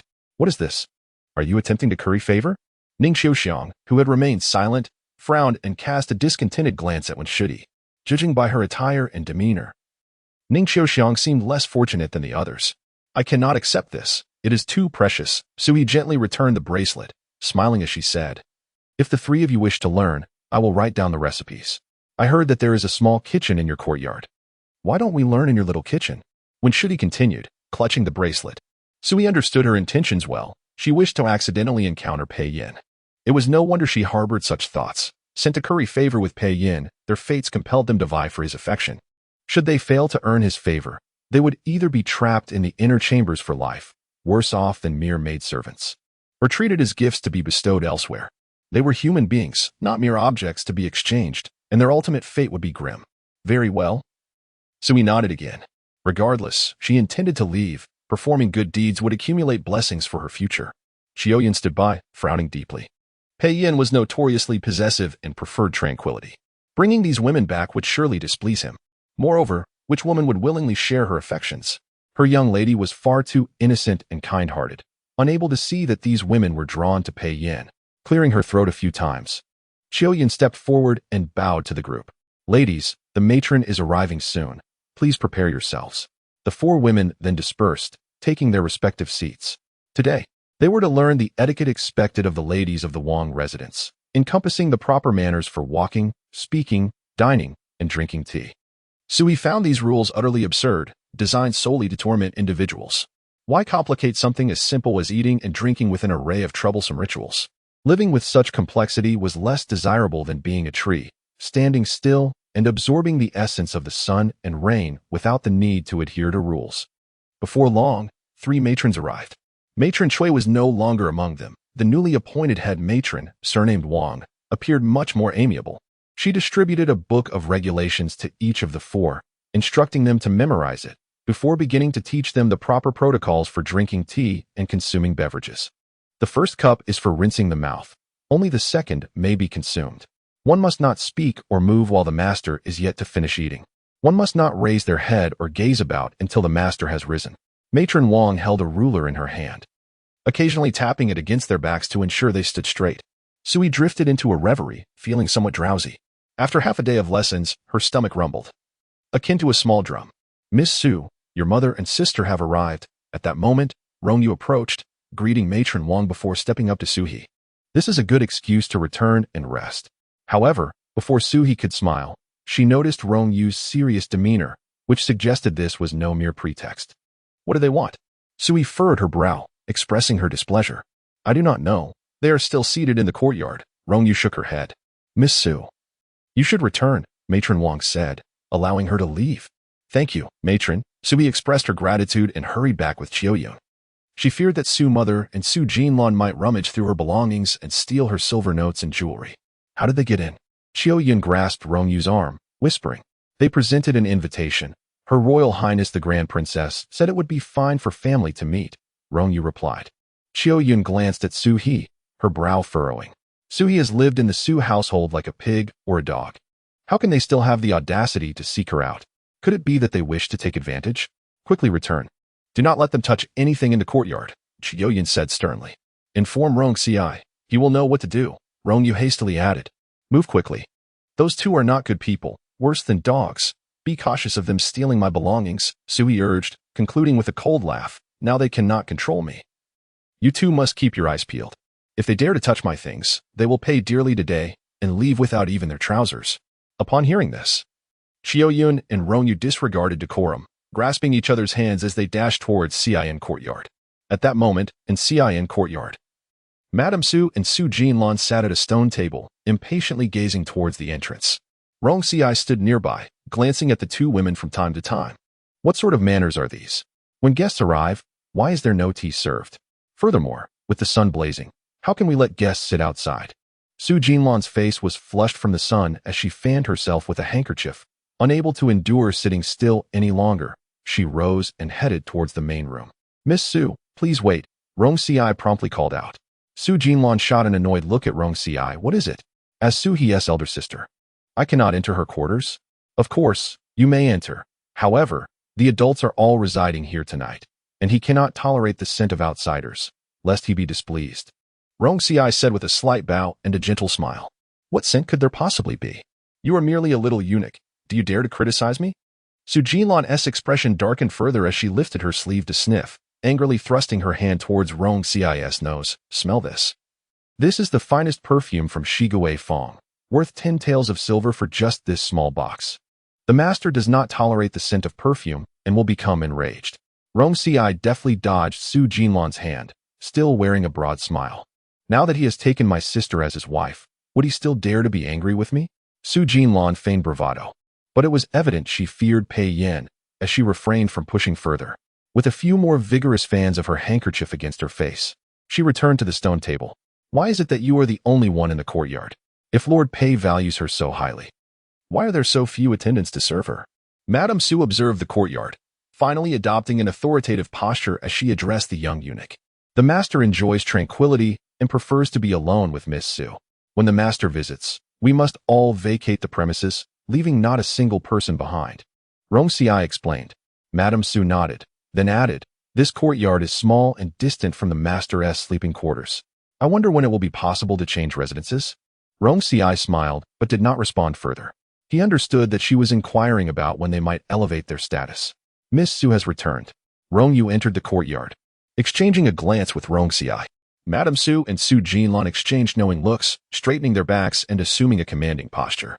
Su-hee, supporting Qiu-yun, stepped inside, casting a glance at the two women and smiling. What a curious occurrence. What brings you two here? Su Jinlan immediately changed her demeanor, standing abruptly. What outrageous deeds you have committed.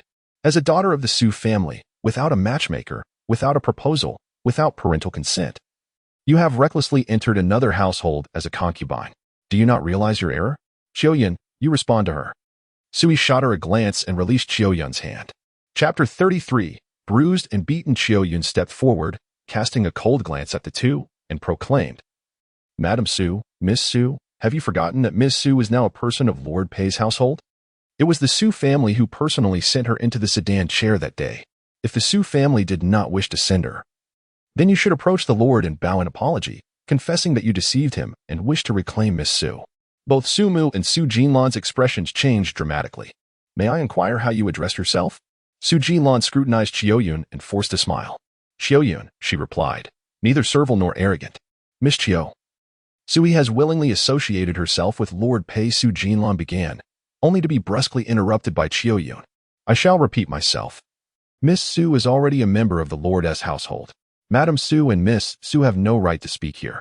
You are aware of Lord Pei's recent visit to demand a person, I presume? What? Do you wish to emulate him? The faces of Su Mu and Su Jinlan darkened further. The mother and daughter exchanged a glance filled with unspoken concern, turning their eyes towards Su-hee.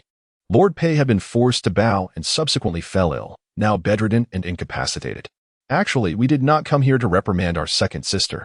It is merely that she departed in haste, leaving many matters inadequately addressed. We feared she might not serve properly before the princess and the lord. Hence our visit today to offer some reminders. Su Mu softened her demeanor and approached Su-hee to take her hand. How shameless. Su-hee evaded her mother's grasp and spoke slowly. Su Mu's face turned an ashen hue as she glared at Su-hee, indignantly exclaiming, How dare you? Do you not know your place? I am your mother. My mother has been dead for nearly a decade, Su-hee retorted, a smile creeping upon her lips. Have you forgotten how she met her end?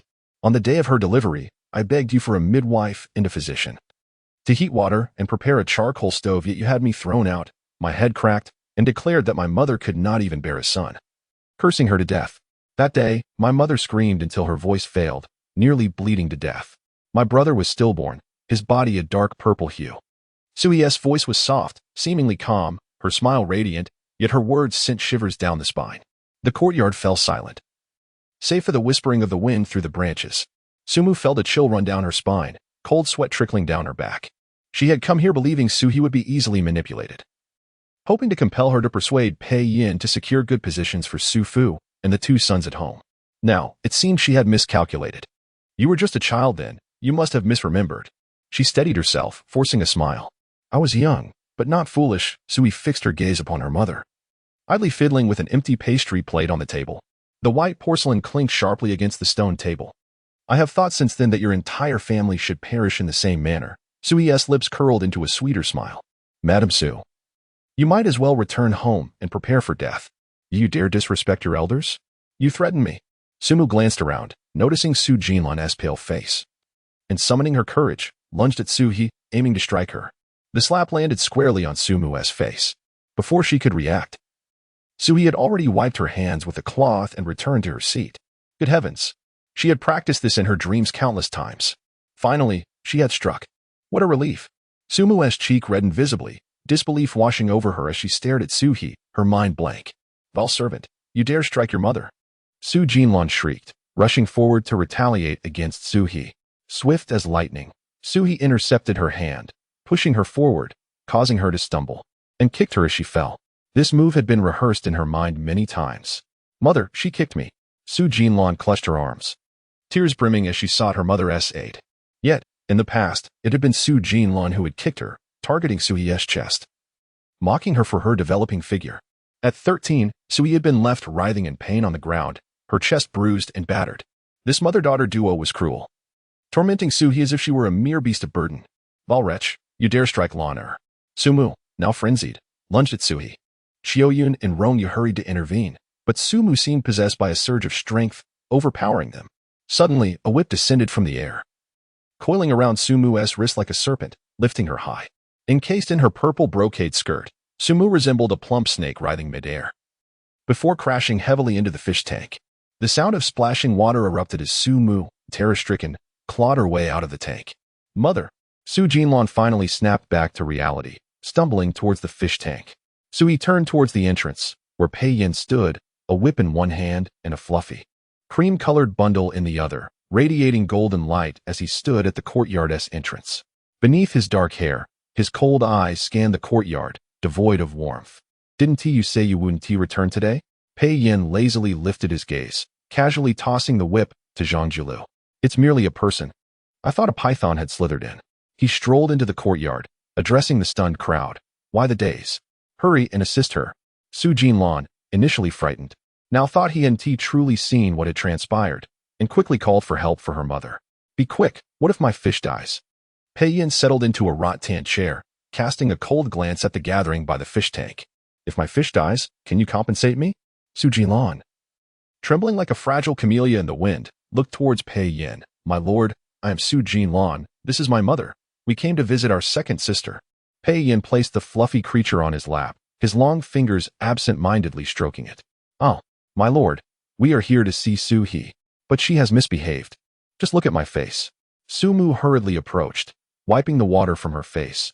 As her mother, I have not properly raised my daughter, allowing you to witness this farce.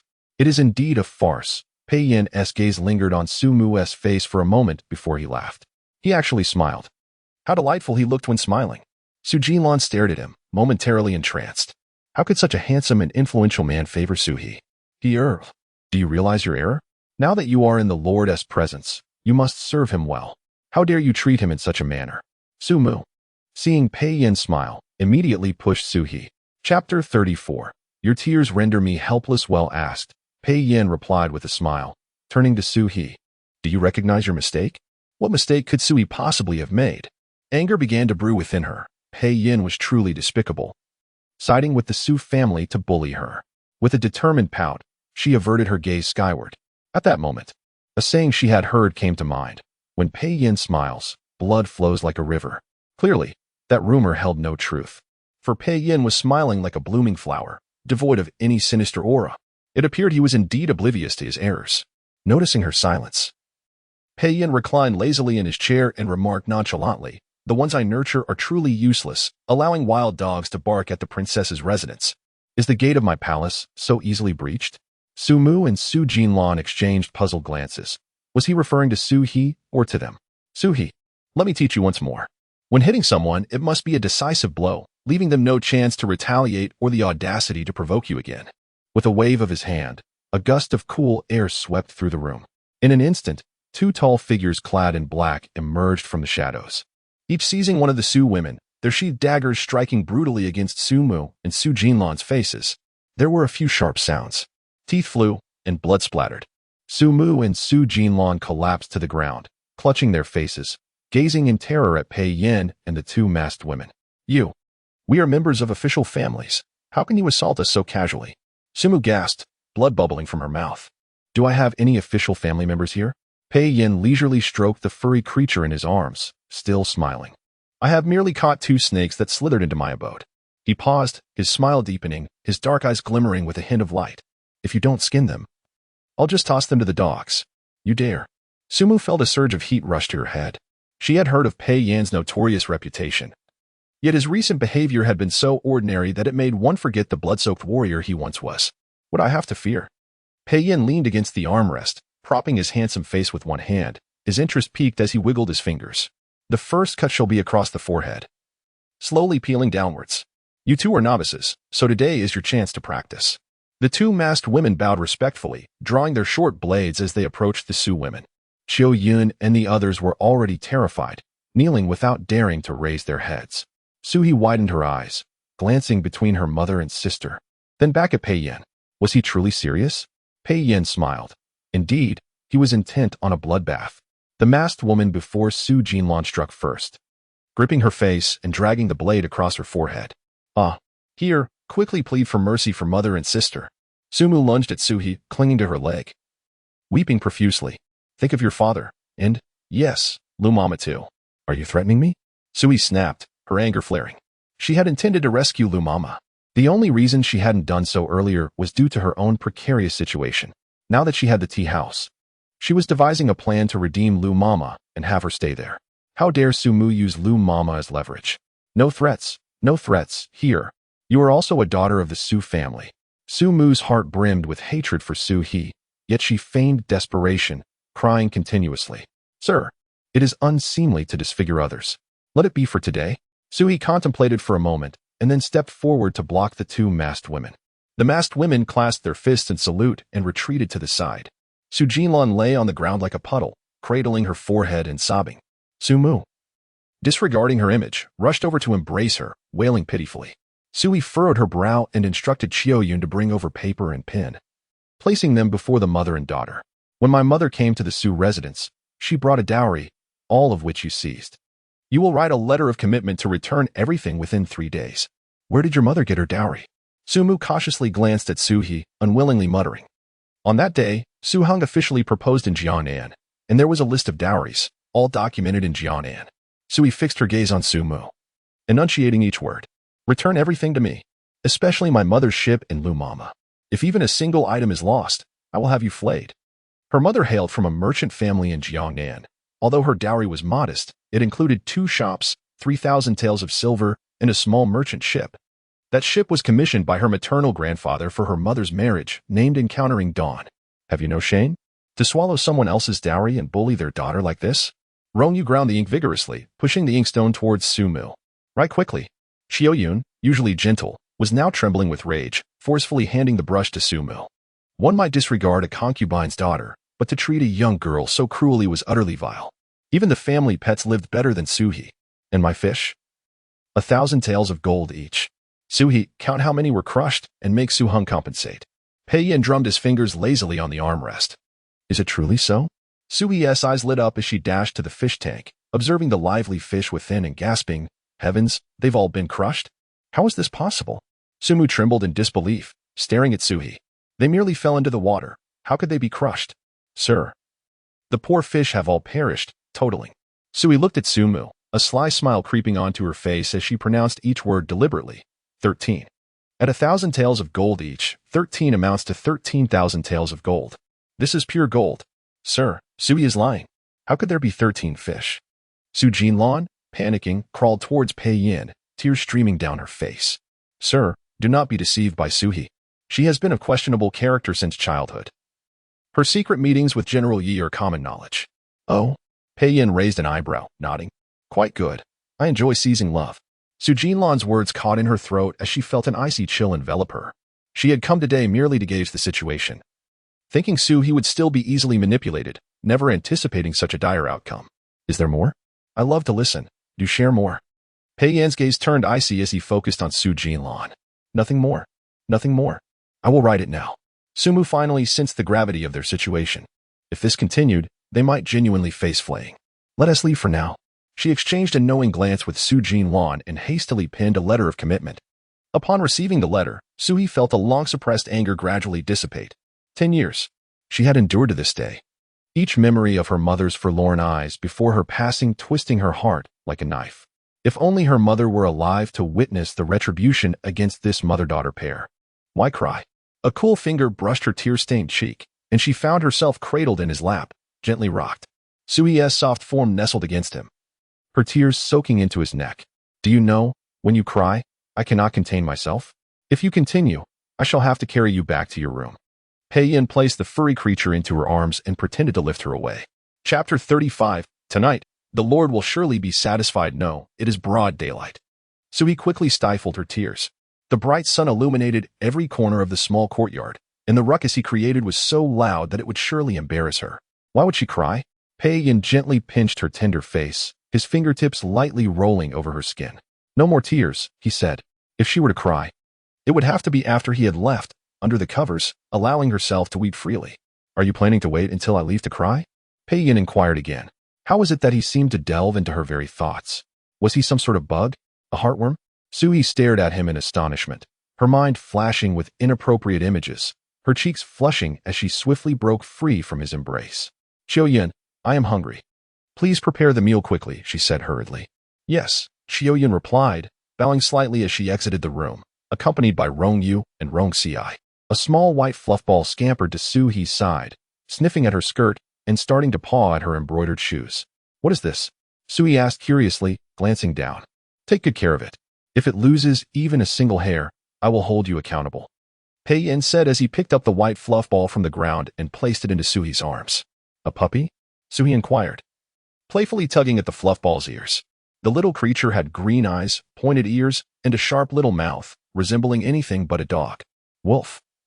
Pei Yin reclined on the rattan chair, accepting the teacup that Qiu Yin offered, blowing away the foam on the surface as he spoke in a low voice. Sui lifted the small fluffball high, exclaiming in surprise, This is a wolf? Can wolves be raised? Of course, Pei Yin replied, his gaze fixed on Su-hee. She was entirely absorbed in observing the little wolf cub, her lips curving into a joyful smile, showing no hint of fear. Truly a brave one. Su-hee cradled the little wolf cub, gently stroking its furry back. After a while, she turned to Pei Yin and softly said, My lord, thank you for supporting me today. And how will you thank me? Pei Yin asked, his interest piqued as he watched her. Great kindness goes unspoken. Sui mused before adding brightly, My lord, you will surely be rewarded in the future. Pei Yin scoffed inwardly, knowing she was as tight-fisted as ever, valuing money more than life itself, and utterly unwilling to expend any effort on him. Think it over and then reply, he said coldly, rising to leave. I have official business and cannot dine here. My lord, must you leave now? Sui asked, following him with the fluffball in her arms, surprised. Had he hurried back just to deliver the wolf cub? I am quite busy, Pei Yin said as he stepped out of the courtyard, accepting the whip from Zhang Jilu. At that moment, he remembered the two women in black. Pointing at them, he instructed, These two will remain by your side from now on. Yes, I have met the two lady guards, so he quickly bowed to the two women in black. Those who accompanied Pei Yin were all close guards with minor official titles, and she was fortunate to be under their protection. The two women returned her gesture with a respectful, yet unassuming bow. Off you go. Pei Yin mounted his horse and lightly tapped the whip against Sui's forehead. Decide how to thank me, and do not come empty-handed. Oh, Sui groaned inwardly. He lacked for nothing in terms of gold and jewels, and he hardly regarded the food she prepared. As for grasshoppers and the like, he wouldn't even spare them a glance. What else could she possibly offer? Pei Yin rode away, leaving her to ponder. Bai Jian had stumbled upon the white wolf cub while searching for a snake den in the stables. Seeing the soft little creature baring its teeth at him suddenly reminded him of Su-hee. Initially intending to send it off casually, he decided to return to witness her reaction to the wolf cub. To his surprise, he encountered the Su family women arriving at the door. At the entrance, Sui cradled the fluffball, turning it over in her hands, exclaiming, You little creature, you are quite adorable, fluffy, and with sharp teeth. Qiu Yun. Did the Lord look like this when he was young? Qiu Yun. Pei Yin had come specifically to support her, and yet she was here comparing him to a wolf cub. Sister here, several figures appeared at the entrance, approaching her with cheerful expressions. It was when Shudi, Su Lancy, and Song Xiaoxiang, each carrying exquisite gift boxes as they stepped into the courtyard. Sister Heir, we have dared to intrude, hoping to learn culinary skills from you. When Shui said with a bright smile, affectionately linking her arm with Suhi's. It suddenly dawned on Suhi that when Shui had indeed mentioned this earlier in the day during their lesson on etiquette, and she had agreed. Sisters, please come in.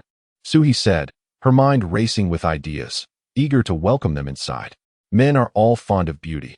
If she were to prepare a sumptuous dinner for Pei Yin, he would surely be pleased. How clever of her. When Shui set down the gift box and looked around the courtyard, her face beaming. This courtyard is truly lovely. The Lord must cherish you greatly. Your sisters will have their share too, Sui said, pouring tea for the three of them and inviting them to sit at the table. What a cute little dog, when Sui remarked, spotting the fluff ball that had been following Suhi. This is a little wolf, Suhi replied. A wolf? How could you raise a wolf? When Shui quickly retracted her hand, fear evident in her eyes as she stepped away from the fluff ball. It belongs to the Lord, Sui said, cradling the little wolf and smiling. It is only 2 months old, so there is no need to be afraid. Oh, it belongs to the Lord.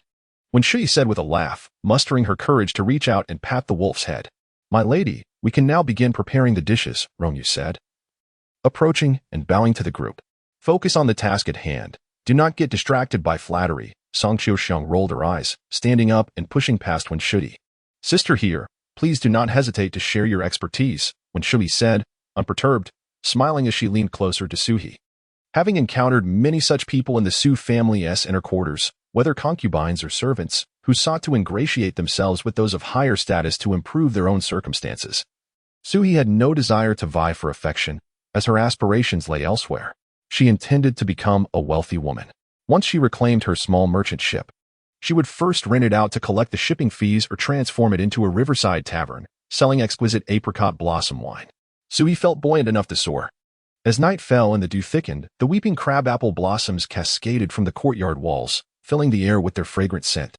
Pei Yin stepped through the courtyard gate, waving his hand to toss the whip to the attendant trailing behind him. A small 8-immortal table was set in the courtyard, adorned with 6 dishes, jade pots, silver cups, and fine wine. The aroma of the wine wafted through the breeze. The little fluff ball dashed from beneath a tree, circling Pei Yin and whimpering as it pawed at his leg.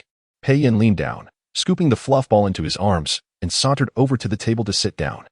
Sui had shown discernment in arranging such a splendid feast. The wine was excellent, not like that of the princess's residence, but rather akin to what one might purchase from outside. The little creature had indeed opened its eyes today and was generous, holding the wine jug with his long fingers. Pei Yin poured a small amount into a cup, raising it to his lips. Chapter 36. Provoking his fury, the exquisite wine flowed smoothly down Pei Yin's throat, settling comfortably in his stomach. He raised an eyebrow in satisfaction and glanced toward the eaves. Suddenly, his pupils contracted, and his lips pressed together in displeasure. Beneath the eaves, 3 graceful figures emerged, gliding down from the thin silk drapes hanging above, presenting themselves before Pei Yin. Su Lan Ci plucked the pipa, the notes ringing out crisp and melodious, like pearls falling upon a jade plate. Song Xiaoxiang played the flute, a bamboo pipe of vibrant green resting against his red lips, his beautiful eyes occasionally darting towards Pei Yin. Dancing was Wen Shui, her supple waist bending gracefully like a white rainbow, her arms undulating like ethereal serpents, mesmerizing to behold. Suhi, though a woman, was equally entranced. She sat in a secluded corner of the courtyard, cradling a cup of fine wine, her figure obscured by lush flowering trees, not revealing even a hint of her attire. Before her lay a small table adorned with dishes of fruit, as she delighted in the beauty of the dance, sipping wine and popping fruits into her mouth, the crisp sound of her bites echoing in the air. It was sheer bliss akin to that of celestial beings. Thus, one must never succumb to despair. Regardless of the circumstances, one must strive forward. Look at her now, enjoying a life of dance and music. Perhaps if Pei Yin were pleased, he might even reward her further. What will you perform, Heir? Pei Yin inquired, placing his wine cup down leisurely. Sui stiffened momentarily, peering out from behind the camellia tree, and hesitantly replied, My lord, I cannot perform anything. Did you not claim you could do anything when we discussed etiquette that day? Pei Yin turned his head, gazing at the delicate face peeking out from behind the tree, feeling a slight itch at his teeth. Those are merely trivial tricks unworthy of the stage, incomparable to the talents of the 3 sisters, and certainly not to your lordship's taste, Sui earnestly explained. Pei Yin, a nobleman, was expected to appreciate such refined performances. "It's fine. Heir, come and perform a piece," he commanded, waving his hand to dismiss the three performers. "You three step aside, let her dance." Having indulged in wine and exquisite delicacies, Sui felt too full to move. After a moment's hesitation, she plucked a camellia branch and approached the eaves. "Then I shall present a camellia dance, while the three sisters serve my lord with wine." She bowed and struck a pose. When Shui, adept at reading the room, immediately knelt beside Pei Yin, filling a cup with wine and presenting it to his lips with both hands. "My lord, please," she said bashfully, casting a shy glance at him. Seeing Wen Shuyi's initiative, Sui quickly exchanged knowing glances with Su Lan Xiai and Song Qiuxiang, urging them to act swiftly. Pei Yin fixed his gaze upon Su He, extending his long fingers to snatch the cup from Wen Shuyi's hands, tilting his head back to drink it all in one go. "Now dance." Pei Yin placed the cup on the table, a smile curling at the corners of his lips. He was smiling again. Sui felt a flutter of unease in her heart, uncertain of the reason behind his mirth. Could it be that he disapproved of her arrangements? Or perhaps suspected her of possessing a dowry and sought to eliminate her to seize her belongings? Despite his wealth and power, no one could ever have too much money. Could they? With a flick of her camellia branch, she recalled the martial displays of the Su household guards and began to dance with conviction. Clad in a purple skirt adorned with emerald patterns, her skirt billowed like waves as she twirled. Camellia petals fell from the branches, landing softly upon her flowing garment. Yet, lacking music, her performance felt somewhat lackluster. Noticing this, Su Lan Xiai hesitated briefly before resolutely picking up her pipa to accompany her. Seeing that Su Lan Xiai had not approached Pei Yin, Sui deliberately spun closer to her, winking, "Don't mind me. Hurry to my lord." Su Lan Xiai glanced towards the table, observing when Shui nestled against Pei Yin, charmingly attentive, and frowned slightly, shaking her head. "Never mind. Let Shui take the stage." Song Qiuxiang also refrained from approaching, instead picking up his flute to play alongside Su Lan Xiai. Su Lan Xiai, indeed a talented woman, adjusted the melody to a more grandiose piece. Her delicate fingers moved powerfully across the strings, each note filled with vigor. Song Qiuxiang, though more reserved, possessed equal talent, and upon noticing Su Lan Xi's change in tune, he declared, "Let me." Suddenly, Pei Yin stood, snatching the pipa from Su Lan Xi's hands. His fingers danced swiftly over the strings, his lips curling into a chilling smile that grew ever colder. As Sui twirled with her camellia branch, a churn in her stomach threatened to spill forth. With a loud crash, Pei Yin hurled the pipa to the ground.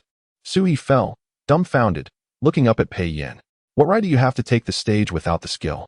Pei Yin pulled out a silk handkerchief from his robe, methodically wiping his palms clean before tossing it on his Su He. Su Lan Xiai and Song Qiuxiang were taken aback, quickly kneeling in fear.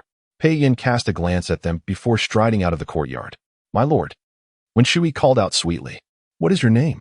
Pei Yin turned his gaze upon her, his eyes icy. When Shui swallowed hard, mustering her courage to respond. "I am Wen Shui, the niece of Minister Liu from the Ministry of Personnel.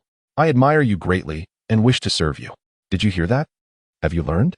Pei Yin turned to Su He, his tone cold. "What am I to learn?" She pondered, having previously said the same herself. Why was Pei Yin so angry?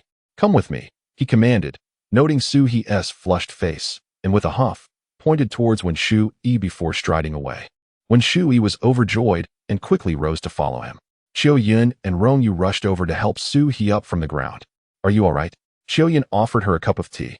"I'm fine, just feeling a bit dizzy," Su He replied, clutching her upset stomach, her brow furrowing. What do you think made him so suddenly enraged? Do you truly not understand? Su Lan Ci could not help but ask. Sui shook her head, perplexed. What wrong did we do by presenting him with wine and dance? Each time the Su family hosts a banquet, the guests laugh heartily at the sight of beautiful dancers. He seemed to enjoy himself thoroughly at the Lotus banquet last time. Song Qiuxiang hesitated before suggesting, perhaps he felt our performance was lacking? This was indeed a foolish conclusion. Pei Yan's earlier demeanor clearly indicated his discontent with the presence of the three of them. Sui had inadvertently provoked Pei Yan's ire. Forget it. Let us return, Su Lan Ci remarked, frowning as she picked up the broken pipa and hurried outside. Lan Ci, wait for me. Song Qiuxiang quickly retrieved his flute and followed suit.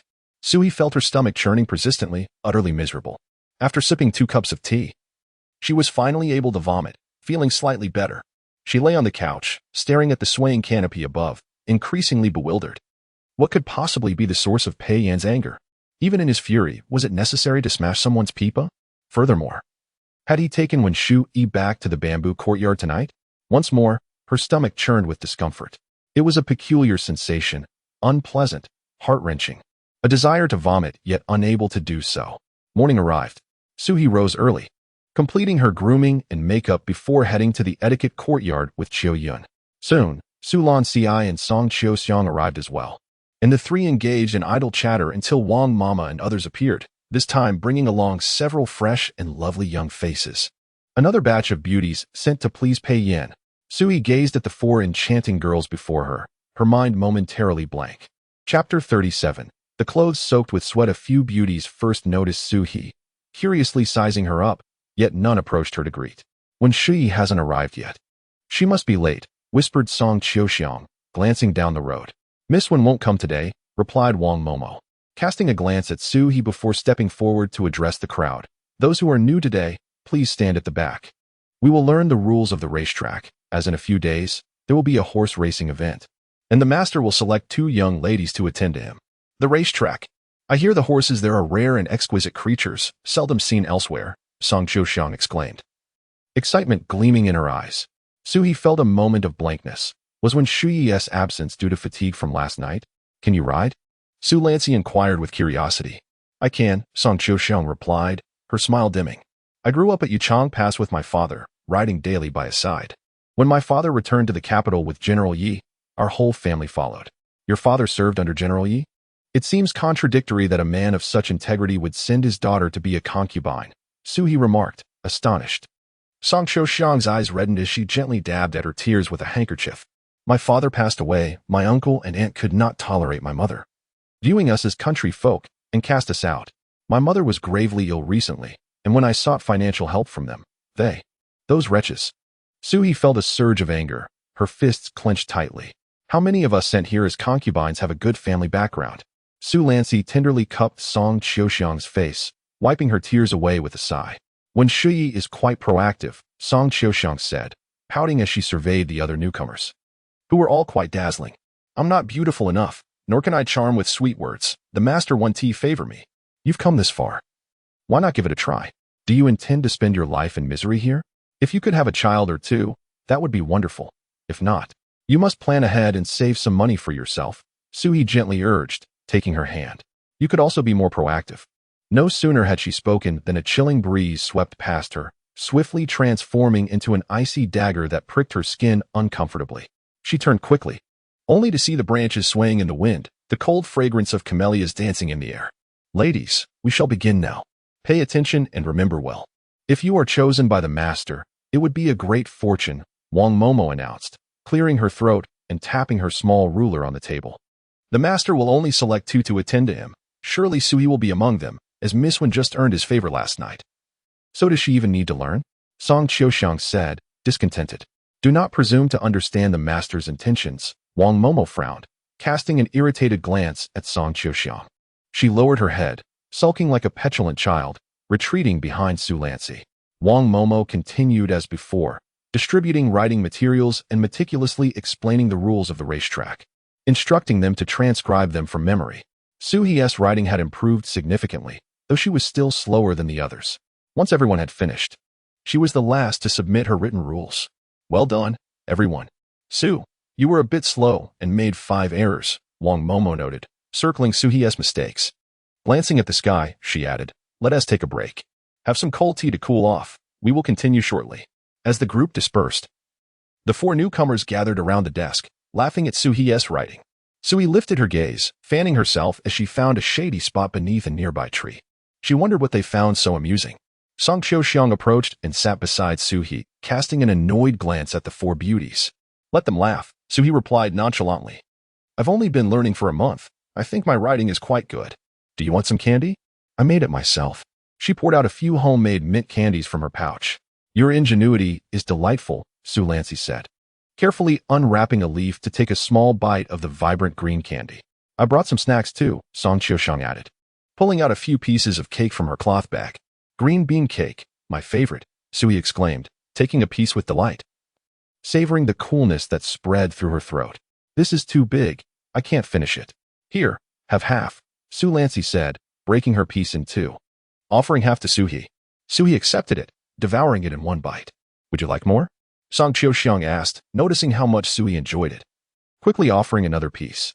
Yes. Suhi eagerly reached out. She could easily consume another 10 pieces. You are quite bold, not fearing I might poison you. Song Xiaoxiang teased quietly. In broad daylight, with so many watching? If you wanted to poison me, you wouldn't choose this moment. Suhi laughed, licking her lips. Besides, you still hope I can introduce you to Lord Pei. Song Xiaoxiang's face flushed red in embarrassment as she lowered her head. The princess has arrived, announced a eunuch with a high-pitched voice. The three quickly turned to bow to the approaching entourage. We pay our respects to Her Highness, the princess. A small palanquin stopped before them, with the princess at the front, followed by Lu Lingxue and Pei Yin. The princess leaned against the side of her palanquin, observing the kneeling crowd with indifference. Aren't you all supposed to be learning the rules? Why have you halted?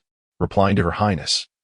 The young ladies were learning the racetrack rules and are now resting before continuing. Wang Momo quickly knelt to respond. This horse racing event is organized by Lingxue. Please explain it to them. The princess gestured for the eunuch to lower the palanquin. Lu Lingxue stepped forward to support the princess, gently saying, Your Highness, please take care. Let us sit in the pavilion. It's cooler there. Wang Momo, have them demonstrate what they've learned, the princess instructed, walking towards the pavilion with Lu Lingxue's assistance. Surrounded by banana trees, the pavilion was shaded by large leaves that kept the scorching sunlight at bay. The maidservants carried in an ice basin filled with chilled fruits and sour plum soup, setting a bountiful table. The princess, along with Lu Lingxue and Pei Yin, settled in the pavilion. She handed a chilled grape to Pei Yin, saying, Yinner, try this. It was just delivered to the palace. Suhi discreetly glanced at Pei Yin, who had left coldly the night before, and even now, his expression remained frosty, not sparing her a glance. What had she done to offend him? The sun rose higher, casting its fierce rays upon them. As Suhi and the other young ladies stood outside the pavilion, one by one, they were called in for questioning. The heat scorched her skin, and beads of sweat layered upon her, soaking her clothes and clinging to her back. After devouring 3 pieces of green bean cake, her throat felt dry and itchy, making her uncomfortable.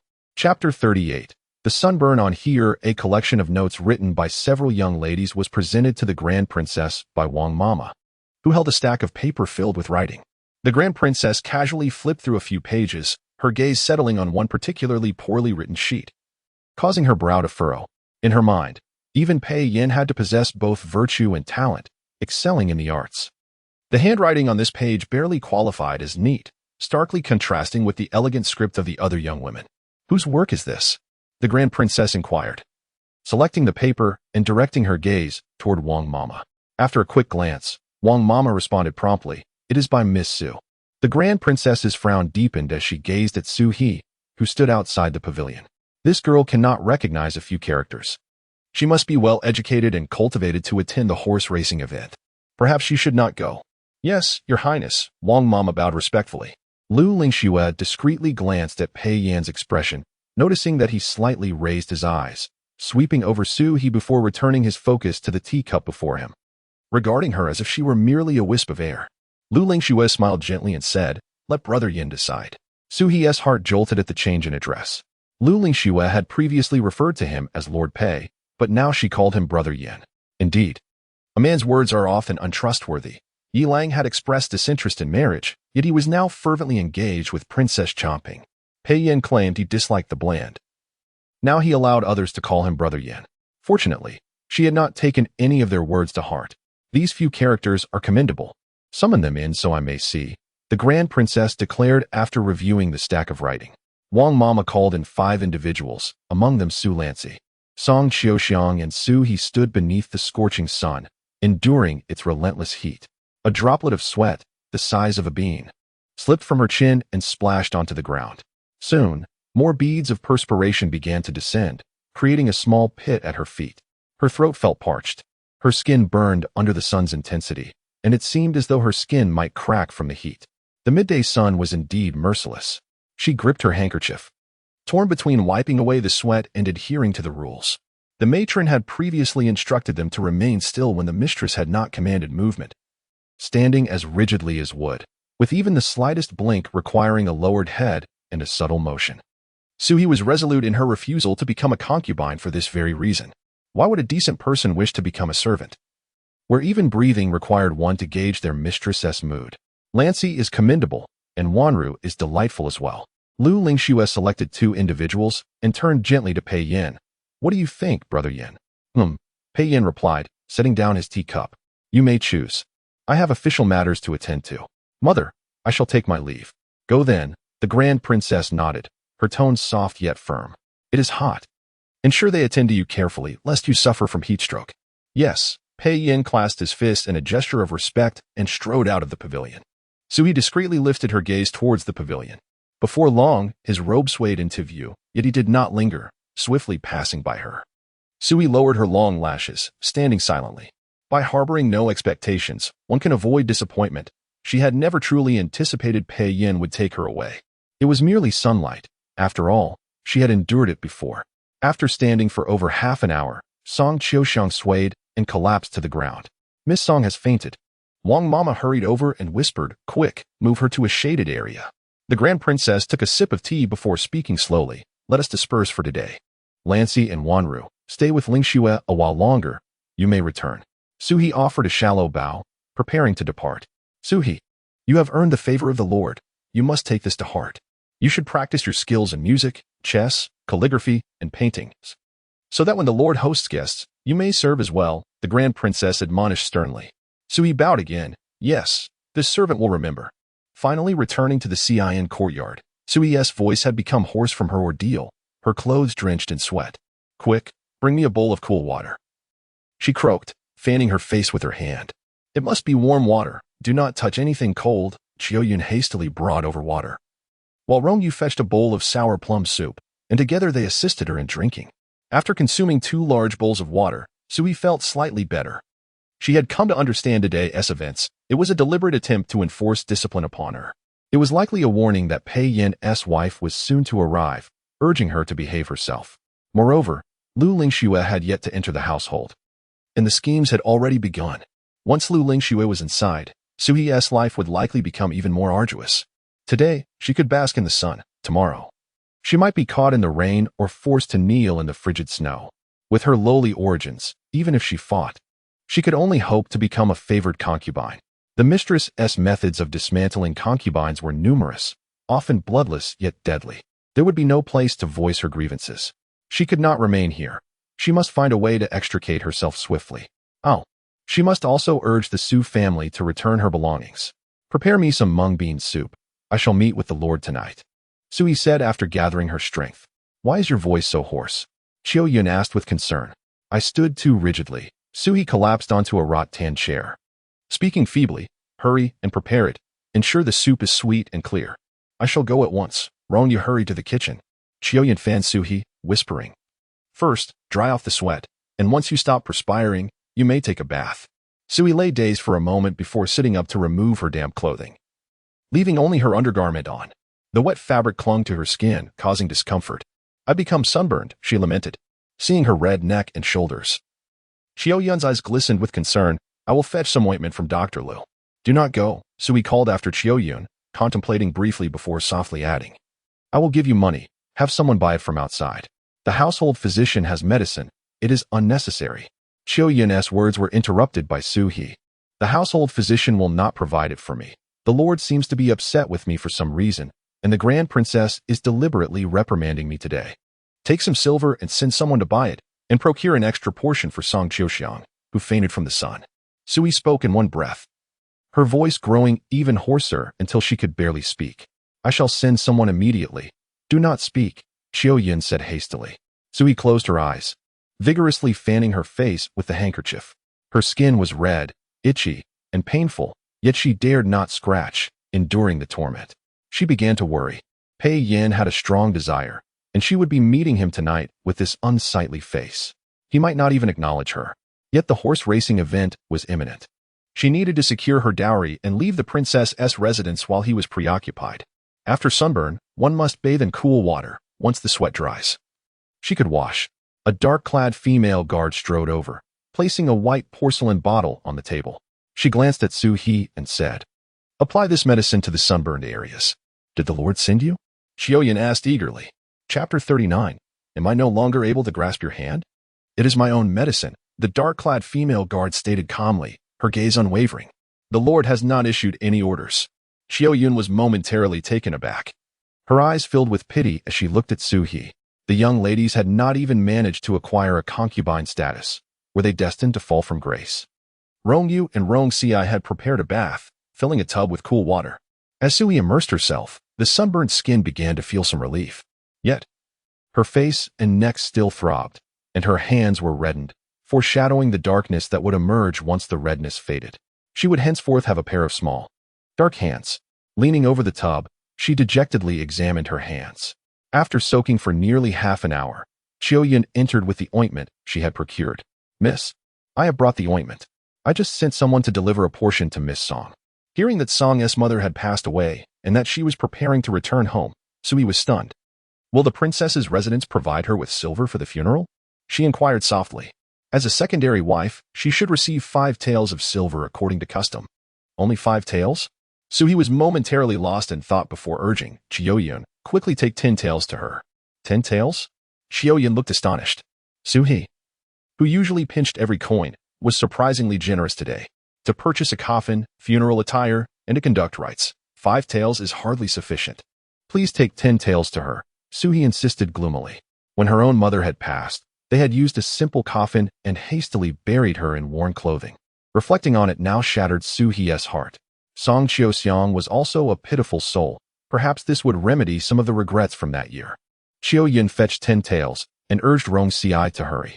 By the time she returned to the room, Su He had already dressed and was applying the ointment to her face at the vanity. A small wolf cub wandered around her feet, occasionally whimpering. All right, I shall take you to meet the Lord now. Su He applied the ointment and picked up the small wolf cub. Are you truly going to see the Lord tonight? Xiao Yun asked, glancing at Su He's sunburned face with concern. It might be wise to wait until the redness diminishes. It's fine. I'll just wear a veil, Su He replied, requesting Xiao Yun to bring her a veil before heading straight to the bamboo courtyard with the small wolf cub in her arms. The bamboo courtyard was tranquil. Where a delicate figure stood outside, it was Lu Lingxue.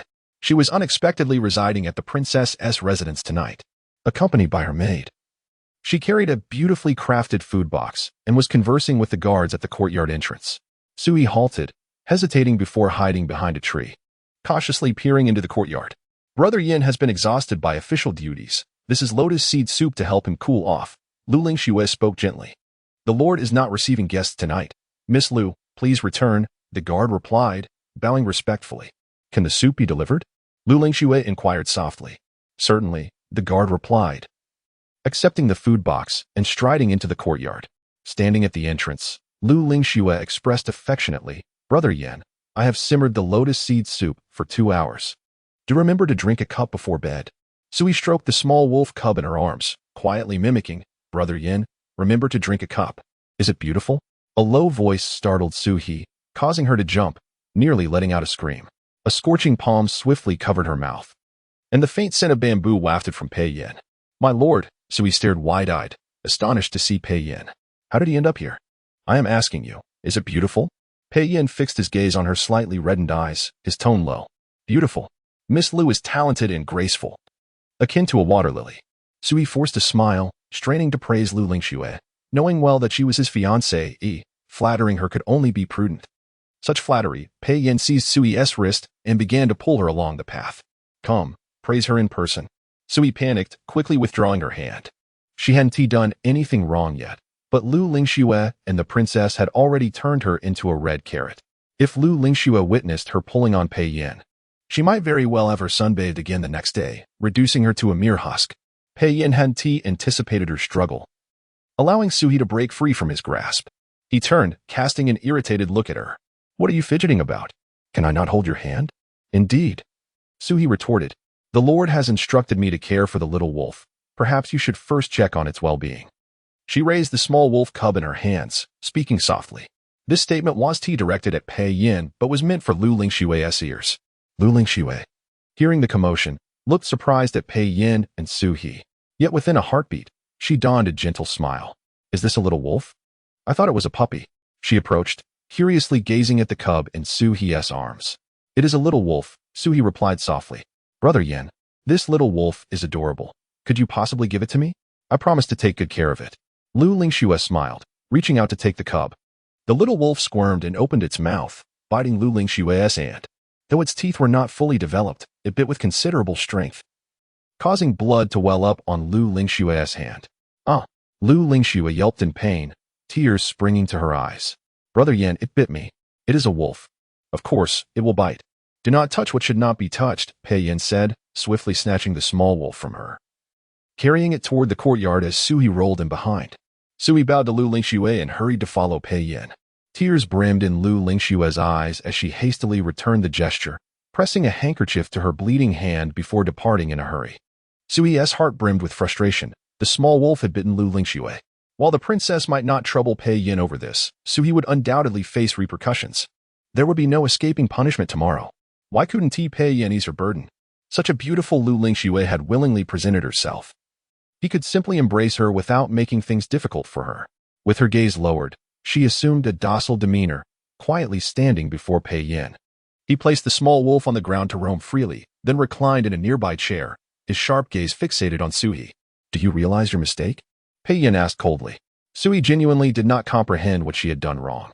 Her face flushed as she mumbled, I realize my mistake. And what mistake is that? Pei Yin pressed further. It is the mistake of climbing into the wrong bed, she thought, wishing she could simply go to the old pervert's place, exhausting him all night until she could finally be free, rather than being choked by Pei Yin and made to admit fault at his whim. Come here. Pei Yin softened his tone, extending his hand toward her. Sui slowly approached, whispering, My lord, has the Su family returned my mother's belongings? Could you send someone to inquire tomorrow? He knew that if there were no matters to discuss, she would not come seeking him. Pei Yin scoffed, suddenly pulling away her veil.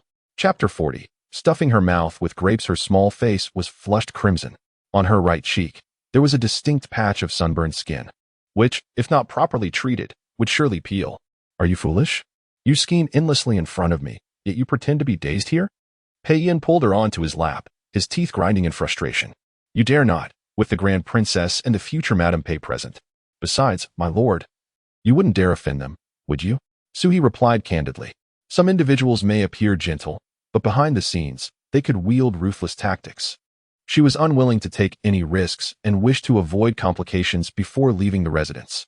You, Madame Pei, seem to be quite skilled at that, Pei Yin remarked, lifting her chin to scrutinize her face closely.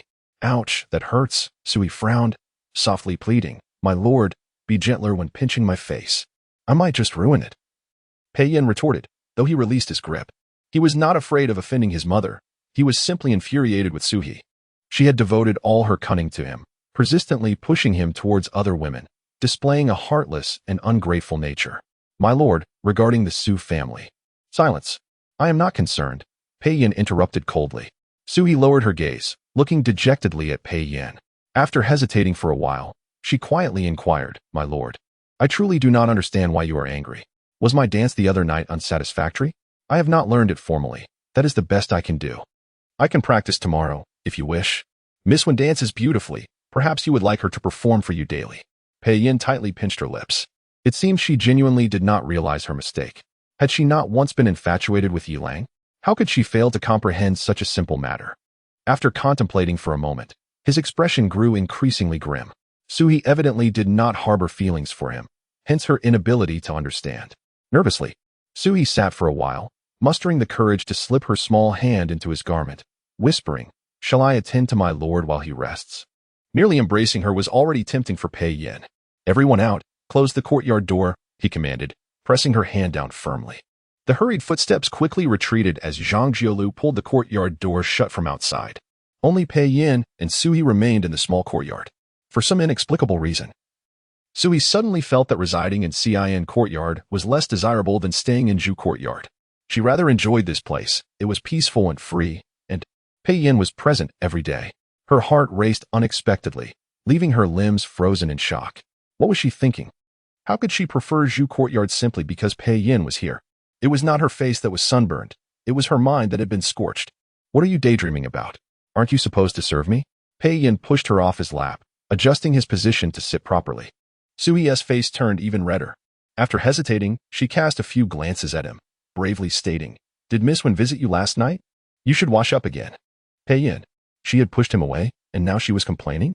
Pei Yin maintained a stern expression and abruptly lifted her, placing her directly on the small table before him. He then grabbed a plump green grape from the table and held it to her lips. His brows shadowed with a deep, unyielding darkness. Open your mouth. Dazed, Suhi opened her mouth to receive the grape. Before she could bite and swallow, he offered another. Then came 2, then 3, stuffing her mouth full, rendering her unable to utter a single word. Pei Yin watched her cheeks bulging, finally satisfied. It was not difficult to silence her. The less she spoke, the more enchanting she became. Have you realized your mistake? He asked again, with her mouth full of grapes. Suhi could only mumble in response. Whether she knew or not, what could she do? Pei Yin gazed at her bright, sparkling eyes, instantly discerning her thoughts. He considered pinching her cheek but hesitated. Her skin was sunburned and soft, and any pressure might break the surface and release its juice. He relented, thinking it best to continue nurturing the one he had carried back in the sedan chair. The next morning, Suhi awoke on her own bed. My lord returned you last night. You were already asleep then. He even applied medicine to your face and hands, using the finest ointments from the palace's imperial hospital. He instructed that you must be especially careful these next few days. With proper treatment, you shall not mar your beauty. Qiao Yin assisted her in getting up, presenting her with a bowl of lotus seed soup. Where did this come from? Suhi inquired, eyeing the round, white lotus seeds, which immediately reminded her of Lu Lingxue. It was prepared this morning, Qiao Yin replied. Miss, hurry and eat. The Grand Princess sent someone early this morning, instructing you to go to the garden today. Suhi tightly gripped her spoon, a frown etched on her face. Is it possible to avoid going? Lu Lingxue was bitten by a little wolf cub. Today undoubtedly won't be peaceful. However, she had to go. Qiao Yin sighed, expressing her helplessness. Fortunately, the Grand Princess will consider my lord and won't be too excessive. Remember to endure today, and do not provoke her. Understood. Suhi forced a smile, attempting to comfort Qiao Yin. You need not worry too much. I can handle it. Our lady has a kind heart. She will be rewarded. Qiao Yin brought over a small brocade pouch, filled with mosquito-repellent herbs, and hung it on Suhi. Suhi devoured the lotus seed soup and 3 meat buns before rubbing her full stomach and declaring, I am satisfied. Do not worry, miss. Roam you, and I will find a way to bring you water to drink. The garden has many rockeries. We will quietly approach. And when you see purple silk fluttering near the rockery, that will be your signal, Qiao Yin instructed. Use bamboo tubes to hold the water. And carve 2 thin bamboo straws. At that time, you simply need to extend the straws, and I can drink in secret, Suhi said, resting her chin on her hand, speaking cheerfully. Good idea. Roam you. Hurry and go with Rong Ci to chop a few thin bamboo branches to make straws for the miss. Qiao Yin called over Rong Yu and Rong Ci, giving them careful instructions. After a moment of bustling, Suhi popped a piece of honey ginseng into her mouth and set off with Qiao Yin towards the garden. Having not rested well the previous night, she feared dozing off in public today, as that would incur punishment. Qiao Yin could only escort her to the garden's entrance. Once inside, the gardeness attendants would guide her directly to the Jinghui Pavilion. This pavilion was a couple's retreat, flanked by rockeries and tall ginkgo trees standing behind it. In front lay a spacious clearing, each end adorned with a couple of openings for kicking the ball. Su Lancy sat beneath the ginkgo tree, lightly fanning herself, while Wen Shuyi and the newly selected Su Wanru stood before her, engaged in conversation, appearing quite amiable. Today, Su Lancy did not take the initiative to greet Suhi. She merely glanced at her before turning away. Wen Shuyi wore a faint expression, also ignoring Suhi. The others gathered under the ginkgo tree seemed to be enjoying their conversation. Today, Suhi found herself alone, standing at the back of the crowd. Now that the ladies have arrived, let us begin, Mama Wang announced as she entered with several maidservants, carrying trays before the gathering. Chapter 41. The cut skirt Madame Wang unveiled the cloth covering the trays, revealing that each tray held needles, threads, and embroidery frames. Today, she would test the embroidery skills of the young ladies. She instructed the maidservants to place the trays on the stone table and called the girls to take their needles and threads. Suhi felt somewhat puzzled. After all, she was merely a concubine, so why was she being subjected to such tests? Was the princess's residence nearing destitution, thus forcing them to engage in such tasks to support the eldest princess and her child? She was willing to work, even if it meant enduring some hardship. But she loathed being ridiculed by them. She lacked embroidery skills, yet possessed other talents. Why was she always made to do things she could not excel in? As if it were a deliberate ploy to humiliate her? Miss Su, why aren't you coming to fetch your needles and threads? Madame Wang noticed her standing still and called out. Sui hurried forward and took a set of needles and threads. She could mend her own clothes, though her stitches were rather coarse. The intricate embroidery was a skill she had never had the opportunity to learn. She feared that her attempts would only serve as fodder for their mockery. She valued her dignity. How could she endure being laughed at daily? The Jingwei Pavilion was where the eldest princess sought refuge from the heat, and they were not allowed inside, forced to sit in the open air to embroider. The shaded spots had already been occupied by several other girls, leaving only a place entirely bathed in scorching sunlight. Sui contemplated finding another spot, but was halted by Madame Wang. Miss Su, it is best that you begin promptly, Madame Wang said with an impassive expression. Resigned. Sui sat down on the stone bench. The sun bore down on her flushed cheeks, and soon the skin began to sting. She glanced around and moved towards the lush foliage by the roadside, hoping to pluck a few large leaves for shade. However, before her fingers could touch the leaves, Madame Wang's ruler obstructed her hand. Miss Su, the flowers and trees in this garden were personally planted by the prince for the eldest princess before his passing. They must not be touched. Suhi reluctantly withdrew her hand and returned to her previous position. Laughter erupted around her. Look at her face. It resembles a rotten peach, said Su Wanru, seated beside Su Lancy, who averted her gaze and buried her head.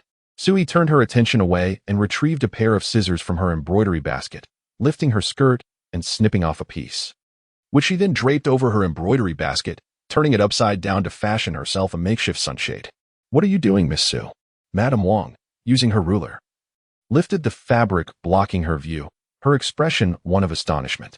With a bamboo-structured embroidery basket upon her head and a skirt of jade green, she resembled nothing more than a vibrant little cabbage sprouting from the earth.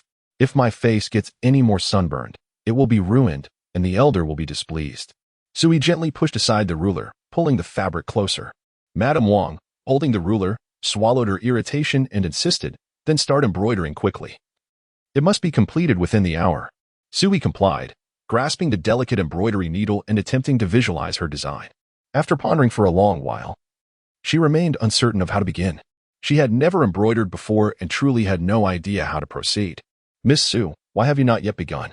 Madame Wang, noticing her hesitation, urged rather impatiently. Sui contemplated her options, set down the needle and thread, and held the embroidery cloth up to the sunlight streaming down from above. A few branches of ginkgo leaves cast shadows upon the fabric. While she was deep in thought, several ginkgo leaves fell from the branches, landing precisely on her embroidery cloth. Madame Wang, these leaves fell naturally. Surely that cannot be considered a mistake on my part? Sui called out, cradling the ginkgo leaves in her hands. Madame Wang shot her a glance and huffed. Sui arranged the leaves on the white silk, stitching a few to secure them before meticulously embroidering around the edges. The slender needle occasionally pricked her fingertips, the sharp tip piercing her skin, and before long, blood spots appeared on all 10 fingers, causing her to stomp her feet in pain. Sui, could you not be a bit quieter while you embroider? You're disturbing us, when Sui snapped, unable to contain her irritation any longer. Sui gently shifted aside some fabric and looked at Wen Shui, smilingly suggesting, Miss Wen, I have a tip for you. There's grass over there. You could pluck some and stuff it in your ears. Just days ago, she had been overly friendly in hopes of gaining entry to the compassionate Grace courtyard. Yet today, she had turned hostile. Such people were not worth befriending. Wen Shui's expression darkened, and she abruptly stood, addressing Madame Wang. Madam, Sui is kicking up dust. It's making my eyes water. Miss Su, can you not be a little more discreet? Madame Wang approached, her head aching at the sight of Sui. Rising, Sui bowed slightly to Madame Wang. Madam, I shall move to that tree over there. Go ahead. Madame Wang waved her hand in annoyance. Sui picked up her belongings and hastily made her way to the large tree. The shade offered a welcome respite from the blazing sun, bringing a sense of coolness. Water, she gestured towards the back of the tree. She had noticed earlier that Ronyu was crouched behind the rockery, cradling her bamboo tube filled with sweet water.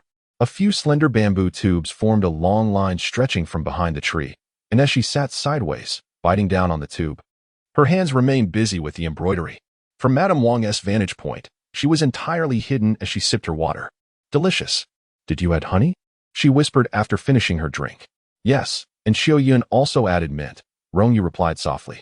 She advised you not to worry. If the embroidery doesn't turn out well, just leave it be. It won't matter to the elder. Xiao Yun also said that one must leverage their advantages. I am quite skilled at embroidery. Suhi proudly showcased her work to Romeo, exclaiming, "Look at this." Though her embroidery skills were lacking, her creativity shone through. The silver silk handkerchief was adorned with swirling ginkgo leaves, resembling butterflies in flight. "Miss, you are truly remarkable," Romeo exclaimed with a smile. Just as Suhi was reveling in her accomplishment, a hand suddenly reached out, seizing her embroidered cloth. Startled, she quickly lifted the cloth before her and looked up. A group of people had gathered, surrounding the eldest princess, among them several elegantly dressed women. The princess of Choping was among them.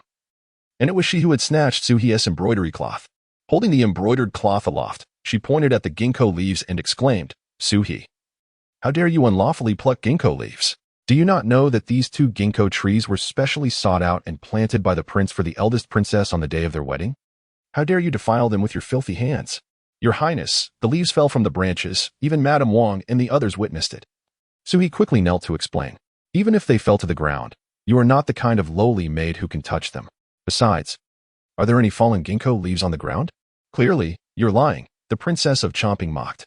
Madame Wang hastily knelt and whispered, "It was indeed Miss Su who picked them. The maidservants can also testify to that." Suwanra stepped forward and, with a thud, knelt before the eldest princess, declaring loudly. Madame Wang even tried to stop her, but she refused to listen. Relying on the elder's favor, she shows utter disregard for the princess. Suhi turned to look. All the other girls had knelt down, and Su Lancy hesitated but ultimately lowered her head as well. Chapter 42. The Gentleman's Hidden Affliction. Suhi lifted her head boldly, gazing at the princess with a sweet voice. "Your Highness, you are the most forgiving and benevolent person in the world. Might you allow this servant to present her humble plea?" Flattering her in front of the crowd. She was unlikely to refuse, was she? Indeed, the princess settled at the table, gently fanning herself, and nodded in agreement. "Speak, for I am curious to hear what wisdom you possess today." Suhi glanced up at the towering ginkgo tree, took a deep breath, straightened her back, inhaled once more, and declared in a booming voice, "Those who lie before the princess today, they give birth to sons without anuses." A profound silence enveloped the room. Moments later, a chorus of gasps echoed, and Suwanru's formerly fair face flushed crimson. "You are utterly vulgar," Suwanru retorted, her neck stiff with indignation. "Let the deities bear witness. Everyone present here, if you have lied and harmed others, you shall all descend into the hell of tongue-pulling. Who among you dares to swear this with me?" Suhi fixed her gaze on Suwanru, her voice resolute. Sometimes, reasoning and presenting evidence proves futile. One must resort to unorthodox tactics. "Your Highness, Suhi dares to act so brazenly before you, and you must punish her severely." Suwanru immediately began to bow repeatedly. "Suhi, you possess immense audacity." The face of Princess Chongping flushed red. As an unwed daughter raised in luxury, she had never before encountered such crudeness from a woman. "Every word I utter is the truth, and I fear no divine retribution." Suhi met her gaze firmly. "You previously stated that this ginkgo was personally planted by the Duke for the princess before their marriage. It has witnessed the passage of time and true emotions, and will not tolerate any vile person using it to sow discord and disrupt the tranquility of the princess's residence." As her words faded, the ginkgo branches rustled fiercely in the wind, and leaves fluttered down like whispers. The spectacle startled the princess into rising abruptly, gazing at the dancing leaves, murmuring, "Pei Lang, is that you?" Suwanru's complexion turned ashen, her eyes wide with terror as she stared at the ginkgo tree, repeatedly insisting, "No, I did not lie. It was not intentional. Thank the princess for clearing my name." Suhi clasped her hands before her forehead and earnestly bowed to the princess. Thud! The crowd felt a jolt at her gesture. Suhi winced in pain. She had struck her head too forcefully, inadvertently. Had her hands not shielded her forehead, she might have injured herself severely. The princess regarded her with a piercing gaze, then resumed her seat, her sharp eyes scanning the assembly as she spoke coolly. "This matter ends here. Should anyone disturb the peace of this residence again, I shall have her executed." Suwanra collapsed weakly to the ground. The princess Chomping plopped down beside her, clinging to her arm. "Suhi is no good. She entices brother Yin and disrupts Ling Shui's marriage." "Absurd. Your brother Yin merely takes a few concubines. Do your brothers not also have beautiful mistresses?" The princess shot her a displeased glare. "In the future, your Yi Lang will also have concubines. Will you raise a fuss then?" "He dares. He promised me he would marry only me in this life, never taking another." Chomping protested defiantly. "In any case, Suhi is not a good person. You should expel her. She belongs to your brother Yin. How can I expel her?" What if he becomes angry with me? The princess's tone grew sharper, silencing Changping's protests. Su-hee, while you have faced injustice today, your behavior is indeed uncouth. Kneel here and reflect on your actions. The princess concluded, turning to Su Wanru. Expel Su Wanru. Su-hee did not expect to be punished in the end.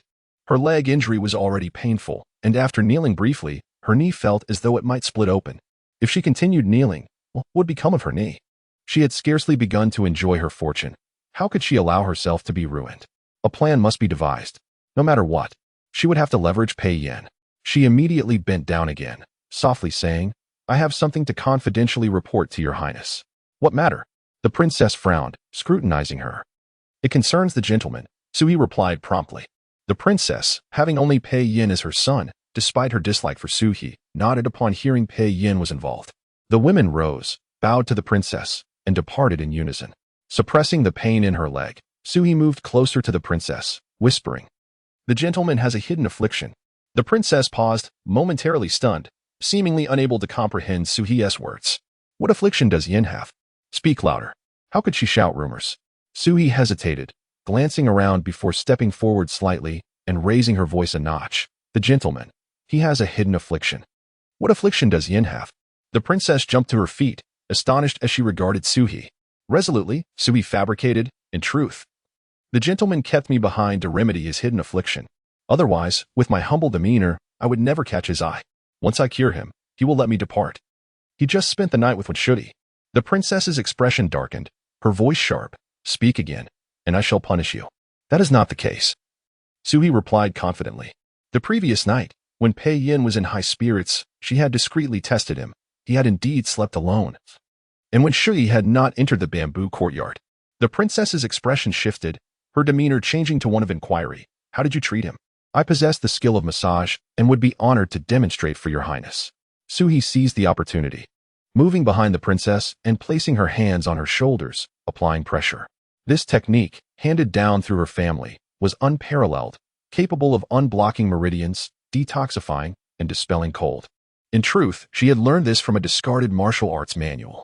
The text stated that pressing these acupoints could render a person paralyzed, as if lifeless. She had cherished this knowledge, applying it to the chickens and ducks in the Su household's kitchen, wishing to see them perish. However, those creatures not only survived, but thrived, nearly driving her to despair. Later, she had tried it on Lu Mama, who claimed it was akin to divine bliss. The thought of having treated those chickens and ducks to such luxury only fueled her frustration, prompting her to kick them whenever she passed by. Behind the towering ginkgo tree, Pei Yin observed Su-hee with a peculiar expression, accompanied by Li Xiai, Zhang Jiolu, and his usual guards. Everyone silently hoped they had not heard her words. Miss Su is truly a remarkable person, Li Xiai remarked, hands behind his back as he stepped forward. Pei Yin. Since your aunt cannot tolerate her, why not gift her to me? Chapter 43. Her cheeks were aflame. Pei Yin glanced at him. His soft lips pressed together as he softly remarked, Afraid you wouldn't dare. What is there to fear? I could take her back today, Li Xiai replied with a smile. Pei Yin coldly responded, taking her would result in broken limbs. In all the world, you are the only one daring enough to threaten me. Enough. No one truly wishes to steal your beloved. Li Xiai raised an eyebrow, laughing heartily as he strode towards the Jinghui pavilion. He bowed to the princess and warmly said, Mother has sent me to deliver some fresh lychees from the recent tribute, along with the East Pearl you mentioned last time. Su-hee spotted him and quickly glanced behind. Indeed, Pei Yin stood in the rear. At that moment, the garden was dimming, yet Pei Yin's presence illuminated Su-hee's eyes. In that instant, she felt an overwhelming sense of relaxation, no longer worried about being punished by the princess. Thump, thump. Her heart began to race, as if a little swallow had been stuffed into her chest, frantically flapping its wings and colliding within. It was so hot, her cheeks burned, and her chest and back began to feel feverish. Could it be from the strain of massaging the princess's shoulders? It shouldn't be. She had barely begun. And this was undeniably a feeling of anxiety. But what was she anxious about? She slowly lowered her gaze, her hands working more vigorously. Several young eunuchs brought up 2 baskets of lychees, along with a box full of pearls. The princess, her eyes sparkling with joy, adjusted her posture and said to Li Xiai, Please convey my gratitude to your mother, and tell her I shall visit her in the palace another day. Of course. Li Xiai replied, bowing again, his smile as warm as a spring breeze. I am weary as well. You young ones may continue your outing. The princess rose, supporting Su-hee, and gently said, "Come back tomorrow to massage my shoulders. Your technique is quite good." "Yes, your highness," Su-hee quickly replied, bowing deeply. The baskets of lychees were sent to the bamboo garden, and as the princess descended the steps, she glanced at the 2 baskets of fresh lychees and the box of thumb-sized East pearls. She casually pinched one and handed it to Su-hee, saying, "You have endured grievances today. Accept this pearl as a reward. Serve your superiors well." "Yes," Su-hee hurriedly bowed again. The princess and her entourage gradually moved away. Li Si approached and remarked on Su-hee's tattered skirt. "Miss Su, your dress is rather unique."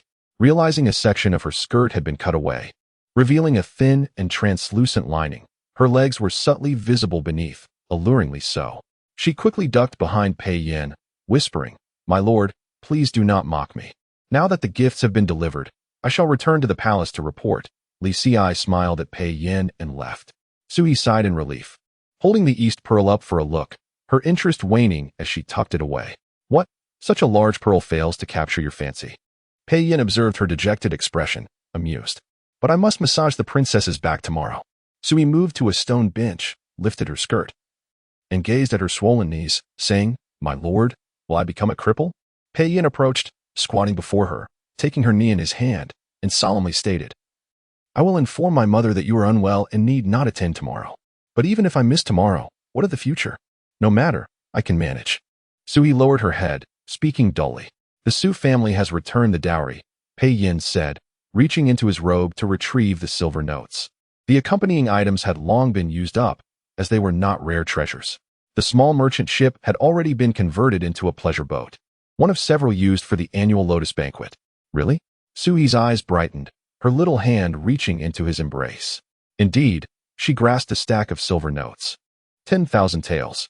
She opened the notes and instantly leaped up, exclaiming, "Heavens, how could I possess 10,000 taels? My lord, I have 10,000 taels." Previously, she felt accomplished merely having a single tael, and now, astonishingly, she possessed 10,000. As for the ship, it could not be reclaimed. It had been transformed into a pleasure boat. Therefore, it was converted into silver notes, and regarding the 2 shops, I have arranged to re-establish the contracts. And they will be in my name shortly. Is it also in my name? Su-hee inquired excitedly. Pei Yin nodded. After pondering, Su-hee took Pei Yin's hand and declared, "I shall gift those 2 shops to you." She owed no one a favor. Mutual giving ensured lasting relationships. Pei Yin had assisted her so much, it was only right to repay him with 2 shops. "I shall not accept," Pei Yin began. But Su-hee was already nodding. "Very well, I knew you would refuse my shops. Your noble character leaves me at a loss on how to repay you." Pei Yin.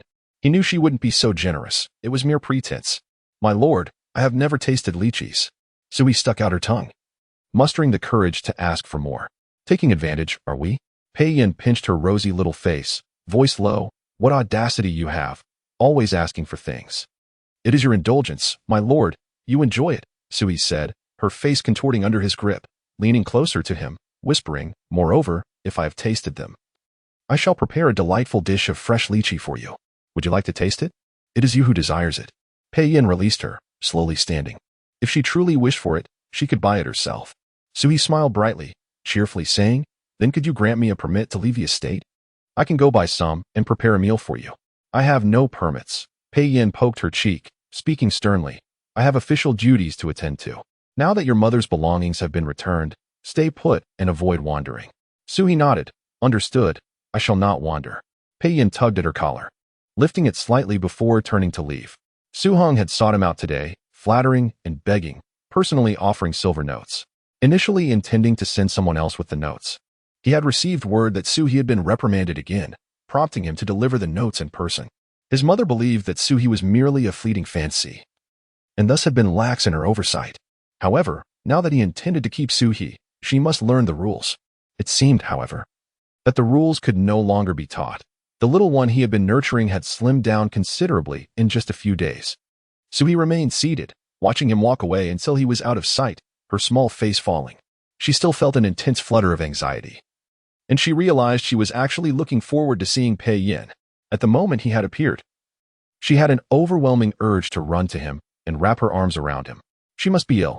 Returning to the sand courtyard, Sui carefully stowed the silver notes, then groomed herself, resuming her embroidery on the unfinished handkerchief. Miss, let me apply some ointment to your fingers. Xiao Yun took the embroidery from her hands, opening the medicine bottle, and said with concern, day in and day out, you suffer no major injuries, yet minor ones persist. How will this ever end? You might as well directly ask the Lord to take you as a concubine. Those few won't dare bully you again. Chapter 44. Striking him on the leg, and then what? Waiting for Lu Lingxue to marry in and rally everyone to ostracize me? Sui said gloomily. She truly did not wish to become a concubine. Now that she had wealth, she ought to leave quickly to avoid losing her senses and developing feelings for a man. That would surely lead to ruin. Which matriarch would permit her husband to have a favored concubine? And how could she dare to gamble that Pei Yin would always cherish her? Sui lowered her head, meticulously finishing the embroidery on her handkerchief. It was her first time wielding a needle, her first time stitching flowers onto a piece of fabric, though she had relied on a bit of luck. Her innate talent shone through, yielding a beautiful result. On the snow-white handkerchief, ginkgo leaves danced, and she adorned it with golden thread that sparkled like stars. Holding the handkerchief up to the light, it appeared all the more resplendent. How about gifting it to the master? Sui suggested. He will surely appreciate it. Autumn Melody cradled the handkerchief, showering her with praise. Miss, your creativity is remarkable. There is nothing you cannot learn. I feel the same way. I am truly exceptional. If I had a good father, perhaps I could excel in literature and martial prowess. Sui rested her chin on the table, fiddling with a thimble, and said despondently, too bad I only have a worthless father. When do you think he will die? If he does, might I inherit some of his fortune? He will certainly die soon. Rongyu scoffed, cursing him without restraint. Those who harm young ladies will face their demise. Rong Xiai, holding a bowl of sweet soup, joined in the condemnation. Sui propped her chin up, gazing at the sky, and sighed. But ultimately, we all will perish, turning to dust, being burrowed by insects. Autumn Melody. Rongyu, is she afraid of insects? Sui sighed again, continuing. If there is a next life, I wish to be a tree, standing in the mountains, absorbing the essence of the sun and moon, and the spiritual energy of the earth, transforming into a powerful tree spirit. Then I would seek a man. At that time, she would certainly be formidable. She would find Pei Yin, capture him in the mountains, and confine him in a cave, tormenting him daily, making him weep and plead for mercy, while demanding he acknowledge his wrongs. Autumn Melody and her companions exchanged glances, choosing to feign ignorance and walk away. They felt pity for the girl, wanting to join her in cursing the wicked, but her dreams were too far-fetched for them to endorse. As night fell, exhausted from the day, Sui, having not eaten dinner, dozed off in a rotten chair. Oddly enough, she had not complained of hunger that day. Rongyu, holding a plate of braised meat over rice, hesitated to wake her. Let her sleep. She is in a foul mood, Autumn Melody whispered, placing a finger to her lips to silence Rongyu. Why is she in a bad mood? Pei Yin entered, carrying a basket of lychees. Noticing Sui sprawled on the rattan chair, he asked in a deep voice. The girls quickly bowed. Master, perhaps the girl is simply too weary today. She has been bullied. Yesterday she was sunburned, and today they have wronged her. Pei Yin handed the lychees to Autumn Melody. His voice firm. Go find the steward and fetch some ice. Freeze these. Yes. Autumn Melody eagerly accepted the lychees, exclaiming, the girl will be overjoyed to see these when she wakes. Pei Yin lifted the little wolf cub from Suhi's lap, preparing to carry her to the bed for a proper rest. Sui, in a daze, merely saw Pei Yin standing before her and thought she was dreaming. How could she dream of him? That was truly terrifying. A woman with feelings was worse than a pig. She had already tasted bitterness with Yilang. How could she endure such suffering again? Pei Yin held a nobler status than Yilang, and if she could not have Yilang, how could she possibly hope for Pei Yin? She was merely biding her time here, waiting for an opportunity to leave. How could she dream of Pei Yin? Pei Yin. Worse than a pig, she murmured, waving her hand as if to dismiss the dream of Pei Yin. Autumn Melody and Rongyu stepped aside. Was it wise to listen to such words? Did she fear losing her ears? Pei Yin straightened, the light in his eyes dimming slightly. Sui's words were hardly sincere. She only sought his protection, yet he refused to believe it. Questioning whether he could not even manage to tame this little Sui. Who are you cursing? He bent down, pinching her eyelids to force her to open her eyes. Sui, still confused, gazed at Pei Yin's face and softly called out, Pei Yin. Pei Yin scoffed, realizing she dared to insult him, even calling him worse than a pig. Yet she still wished to consume his lychees and have him run errands for her. Sui, have I been too indulgent with you? Am I someone you can insult? He lifted her, pressing her down on his lap, and raised his hand to deliver several firm slaps to her backside. Each slap struck harder than the last, causing her flesh to quiver. Without a doubt, it would be red and swollen. Sui's drowsiness vanished instantly, and crystalline tears streamed down her cheeks. She had been peacefully asleep, having offended no one. Why had she been struck? Why did you hit me? She whimpered, shaking her fist at him. A heart stirred with feelings was indeed worse than a pig. At least a pig could sleep soundly, while she had no right to peaceful slumber. Do you dare to hit me? Pei Yin grimaced as her punch landed, causing a dull thud. Autumn Melody, Rong Yu, and Rong Ci had already knelt down, bewildered by the sudden turn of events. Sui propped herself up, her eyes red and puffy, holding back her tears. She quietly regarded him for a moment before resting her head back on his lap. Go ahead. Shatter my affection for you, and I shall no longer be foolish. Now, she possessed 11,000 taels of silver and a large chest of jewelry. She had a bright future ahead. Pei Yin grasped her chin, forcing her to face him, his voice hoarse. Su-He, do you believe you have succeeded and no longer need to curry favor with me? I do not. Sui shook her head. Then pray. Enlighten me. Why do you call me worse than a pig? Pei Yin asked through gritted teeth.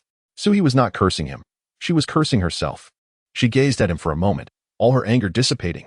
Master, you are a paragon of grace, a celestial being. How could I dare to insult you? Sui sat up, wrapping her arms around his neck, and declared, I only admire you.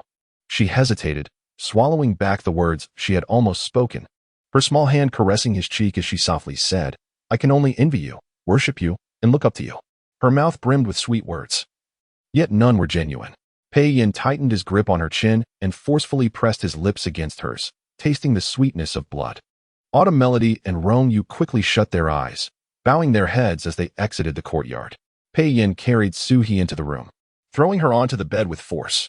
Though you are full of lies, there is one truth. You are indeed quite alluring. Chapter 45. The adult's cowardice. On this particular evening, Su-He was unusually engrossed. Previously, she would often whine about her fatigue and desire for sleep halfway through the night. Yet tonight, she was like a mischievous sprite emerging from the clouds, sweet and endearing, clinging to him. What has made you so well-behaved today? Pei Yin inquired.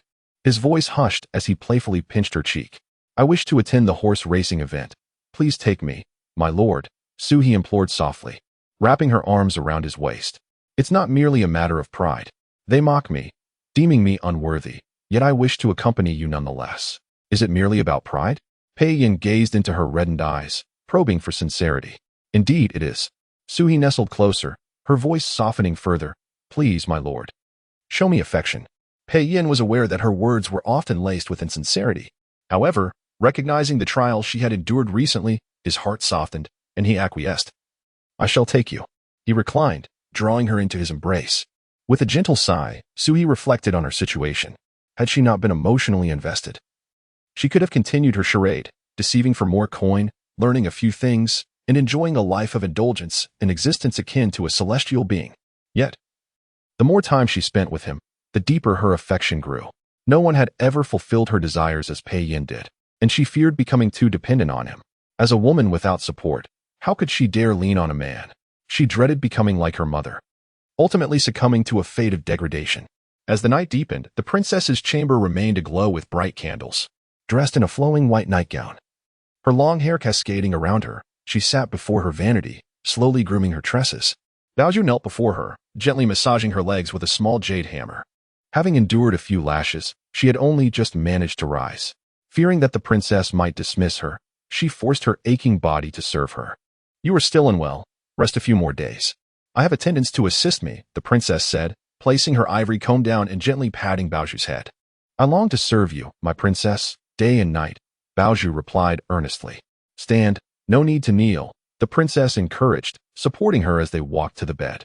Learn from this experience. Be more prudent in your actions, lest you give others leverage against you. This way, I can continue to rely on you. Yes, I shall remember.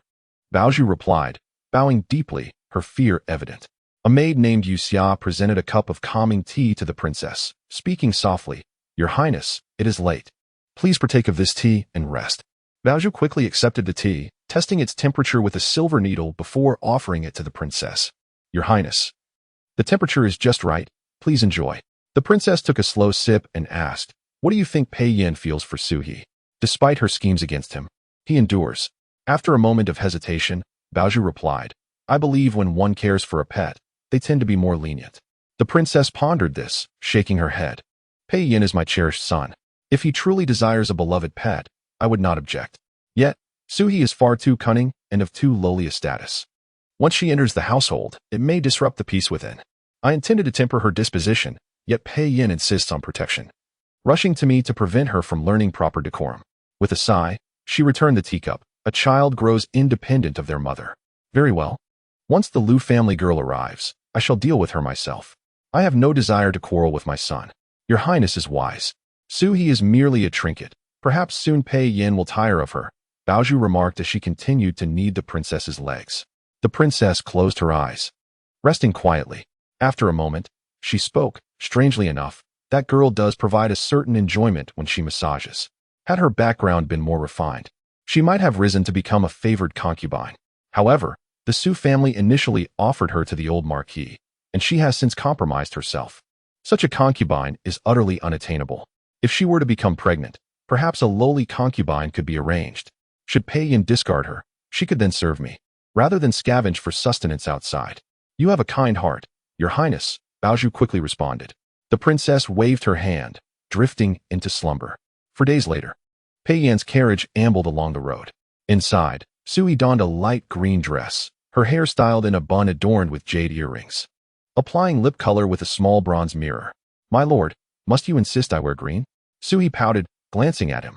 Pei Yin slowly raised his gaze. Suhi's visage, regardless of the moment, resembled a delicate spring flower, radiant and innocent. Green suits you well, he stated, playfully pinching her chin. You resemble a green bean. Who would wish to look like a green bean? Suhi frowned, leaning closer. Are you calling yourself a beanpole? Impertinent. Stay close today. No wandering or reckless thoughts. Pei Yin warned, his tone growing stern. My lord, my silver notes and jewelry are at the Cin courtyard. What reckless thoughts could I possibly entertain? Suhi retorted, cupping his face and daringly brushing her lips against his, whispering, You truly are timid. Timid? Pei Yin seized her waist, unceremoniously kissing her lips. If you were bold, why would you fear my departure? Suhi gazed into his eyes, her voice soft. I have mentioned that I wish to repay you. Pei Yin's fingers danced across her lips, and suddenly he chuckled. Do you know what you resemble now? What? Suhi inquired, curious. A cunning little green bean. Suhi's expression faltered, irritation crossing her features. My lord, I shall not go. You may proceed alone. Pei Yin lifted her bronze mirror, playfully tapping it on her head.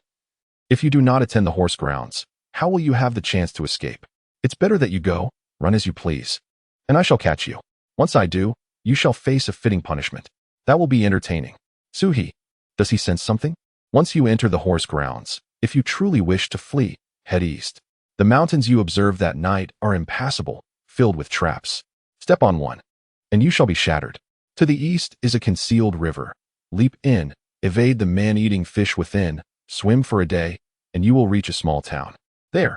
Pei Yin paused, his fingers caressing her delicate cheek, his lips curling into a smile as he continued.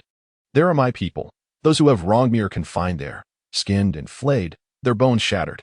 Suhi, so escaping the horse grounds is impossible? You are trembling. Pei Yin grasped her chin, murmuring, Fear not. You are so obedient, I would not dare harm you. Suhi smiled softly, whispering, I know. My lord appears fierce, yet he possesses a kind heart. Tilting her face upward, she drew closer to Pei Yin's lips, softly declaring, Thus, I wish to share a secret with you. What secret? Pei Yin asked, wrapping his arms around her slender waist, his tone languid. Chapter 46. Where are you running off to, little one? My lip balm is not only sweet, but also induces a delightful slumber. Suhi leaned closer, her eyes shimmering like crescent moons, and whispered softly into his ear, My lord, would you care for another taste? Handcrafted by me, truly one of a kind. As the sweet flavor of lychee enveloped Pei Yin's senses, he recalled that the fragrant aroma had not been present when he had just kissed her. This little creature had truly surprised him. Despite spending each day within the princess's palace, how had she procured the sleeping powder and surreptitiously administered it to him? You are indeed audacious. A flicker of intrigue danced in Pei Yin's eyes as he seized her wrists, rolling over and pulling her down with him onto the ground. Breathless under his weight, Suhi struggled to push him away, whispering, My lord, the mountains are high and the waters deep. If given the chance, I shall repay you. Pei Yan's grip on her wrist gradually loosened, his vision blurring. Sui's delicate visage became increasingly indistinct, and soon, her voice faded into silence. "My lord." She weakly pushed against him, calling out. Pei Yan's eyes rolled slightly, his eyelids finally succumbing to a heavy closure. All done. Sui mustered all her strength to shove him off, scrambling to the carriage door and pounding on it vigorously. "Zhang Shiwai, the lord has fainted. Quickly, stop the carriage." The carriage came to an abrupt halt. With a loud bang, the door was flung open. Zhang Jiulu, tall and agile as a cheetah, leaped into the carriage and swiftly lifted Pei Yan. He felt beneath his nose, urgently inquiring, "What happened?" "I don't know. He just collapsed suddenly," Sui replied softly. Could it be that the sleeping powder took effect? But that shouldn't be. Zhang Jiulu pinched Pei Yan's face and produced a vial to administer medicine. Sui quietly slipped out of the carriage, noticing that Zhang Jiulu was preoccupied with aiding Pei Yan. She quickly turned and dashed out of the carriage. "The lord has fainted. You all must think of a way," she shouted anxiously to the guards stationed in front of the carriage. Seeing her distress, the guards drew closer to the carriage, eager to discern the situation within. Seizing the moment, Sui rushed into a small eatery by the roadside. "Innkeeper, may I borrow your restroom?" she implored urgently. The innkeeper, taken aback by the sight of the petite girl, pointed toward the back courtyard. "There, please help yourself, young lady." Sui hurried past him, entering the restroom, where she quickly shed her garments to reveal a blue maid's outfit beneath. She had intentionally worn a maid's attire without any undergarments today. After unraveling her hair and tying it into a braid, she completed her transformation and climbed over the sidewall. She landed lightly, only to see a tall figure approaching from the front. Sui's heart sank as she slowly raised her gaze, finding Pei Yan silhouetted against the light, his lips still stained with her lip balm, accentuating the pallor of his strikingly handsome face. Had she miscalculated the dosage? How could he awaken so swiftly? The concoction she had prepared was potent enough to fell an ox. How is it that he was more difficult to incapacitate than an ox? Swallowing hard, Sui began to retreat. "My lord." She forced a smile, timidly addressing him. "Run, I grant you the chance." Pei Yan gestured toward the alleyway, stepping back to allow her passage. Sui turned her small face toward the alley's entrance, hesitating before softly saying, "I dare not. Is there anything else you fear?" Pei Yan's gaze bore down upon her, a mocking smile gracing his lips. "It was you who sought my company, you who pursued me, and you who spoke sweetly. Now that you have used me, you wish to flee? I allowed you to use me because you are an amusing little plaything." "I am not a mere plaything." Sui's long lashes fluttered as she abruptly interrupted. "Then what do you believe yourself to be?" Pei Yan lifted her chin with a firm grip, compelling her to meet his gaze. "Sui, I have treated you well." "Indeed," Sui replied, her chin held high and her neck taut with strain. "You are a good man. So sweet in words, so delightful in form, and even your lip balm is sweet." Pei Yan's other hand traced her lips lightly, his tone languid. "You truly disappoint me." Sui dared not breathe audibly. She had not anticipated her meticulously crafted escape plan to unravel so swiftly, failing to even distance herself by 3 paces. "I was wrong," she blinked, swiftly conceding. "I should not have deceived you or administered the sleeping powder. But, my lord, are you not curious about how I acquired the powder?" "I am indeed curious." Pei Yan, having faced numerous assassination attempts in his youth, was acutely aware of the tight security within the princess's palace, where only the most loyal guards were selected. The fact that Sui had managed to procure the sleeping powder under such circumstances piqued his interest. "If you promise not to strike me, I shall tell you how." Sui cautiously lifted her hand, her fingers tentatively resting on his wrist. Her neck ached, and she feared she might become a long-necked goose if this continued. With a sharp motion, Pei Yan grasped her hand. "Do you dare to bargain with me?" He was genuinely amused by her audacity. "My lord, it is getting late. We should head to the stables." Zhang Jiulu approached, glancing at Sui and bowing respectfully. "Let me escort Miss Su back to the princess's palace." "There's no need for that. Take her to the stables," Pei Yan replied, gripping Sui by the scruff of her neck as he strolled toward the alleyway. The carriage awaited at the alley's mouth. Upon returning, Sui found everything inside had been tidied up, even her discarded green attire placed neatly in one corner. "Sit down," Pei Yan commanded, firmly pushing her onto the seat. Sui fell onto the cushion, her knees striking painfully against the ground. She bit her lip, suppressing any sound. After a moment of lying there, she gradually propped herself up, attempting to sit. "Kneel properly." Pei Yan's hand pressed down on her back. Sui complied, sinking back down. This was how he operated. He presented her with what she desired while simultaneously treating her as a mere object. As the carriage swayed, Pei Yin turned to her. Observing her slumped shoulders and silent demeanor, resembling a withered plant. "What's this? Are you dissatisfied?" He tugged on her ear, his voice low. One must accept the consequences of their bets. Suhi, being pulled toward him, replied brightly, "I was outmatched." Pei Yin felt a pang of frustration. He longed to kick her to the ends of the earth. Yet, if he truly did so, the amusement would dissipate. This was the first time he encountered a woman like Suhi, who, after being caught in her own ploy, remained so unabashedly audacious. Suddenly, the carriage lurched violently forward. The horses whinnied in terror. "This is bad. The horses are spooked." A voice cried out from outside. Chapter 47. Do not worry about me. Just escape quickly. The carriage surged forward as if possessed, amidst cries and chaos, with chickens flying and dogs barking, creating a tumultuous scene. Suhi was tossed around like a ball inside the carriage, her head nearly splitting from the impact. Instinctively, she reached out to grasp Pei Yin, but his hand swung out and forcefully swatted hers away. With a loud thud, her head collided with the carriage wall, sending pain shooting through her. And it took a while for her to regain her senses. Struggling to steady herself, she cradled her swollen head and glanced at Pei Yin. He had drawn his sword with one hand while pulling aside the carriage curtain to peer outside with the other. Although her vision was blurred, she could sense the cold, menacing aura emanating from him. Perhaps it was best to avoid provoking him at this moment. Just as she caught her breath, the carriage jolted violently again, sending her flying once more. Without a second thought, she clung tightly to Pei Yin's waist, pressing herself against him. While her lower body flailed like a fish pulled from water, Pei Yin's face turned pale, her forehead kept battering against his waist. He growled, "Let go. It hurts." Suhi leaned against the window, and in her dazed state, she spotted 10 figures in black racing toward the carriage, hurling numerous gleaming iron chains, with several loud clangs. The carriage was ensnared, the assassins straining to restrain it with the chains. However, Pei Yin's horse was no ordinary beast. Once it went wild, it refused to be controlled. It galloped furiously, and the assassins could only loosen their grip, allowing the chains to fall and spark upon the ground.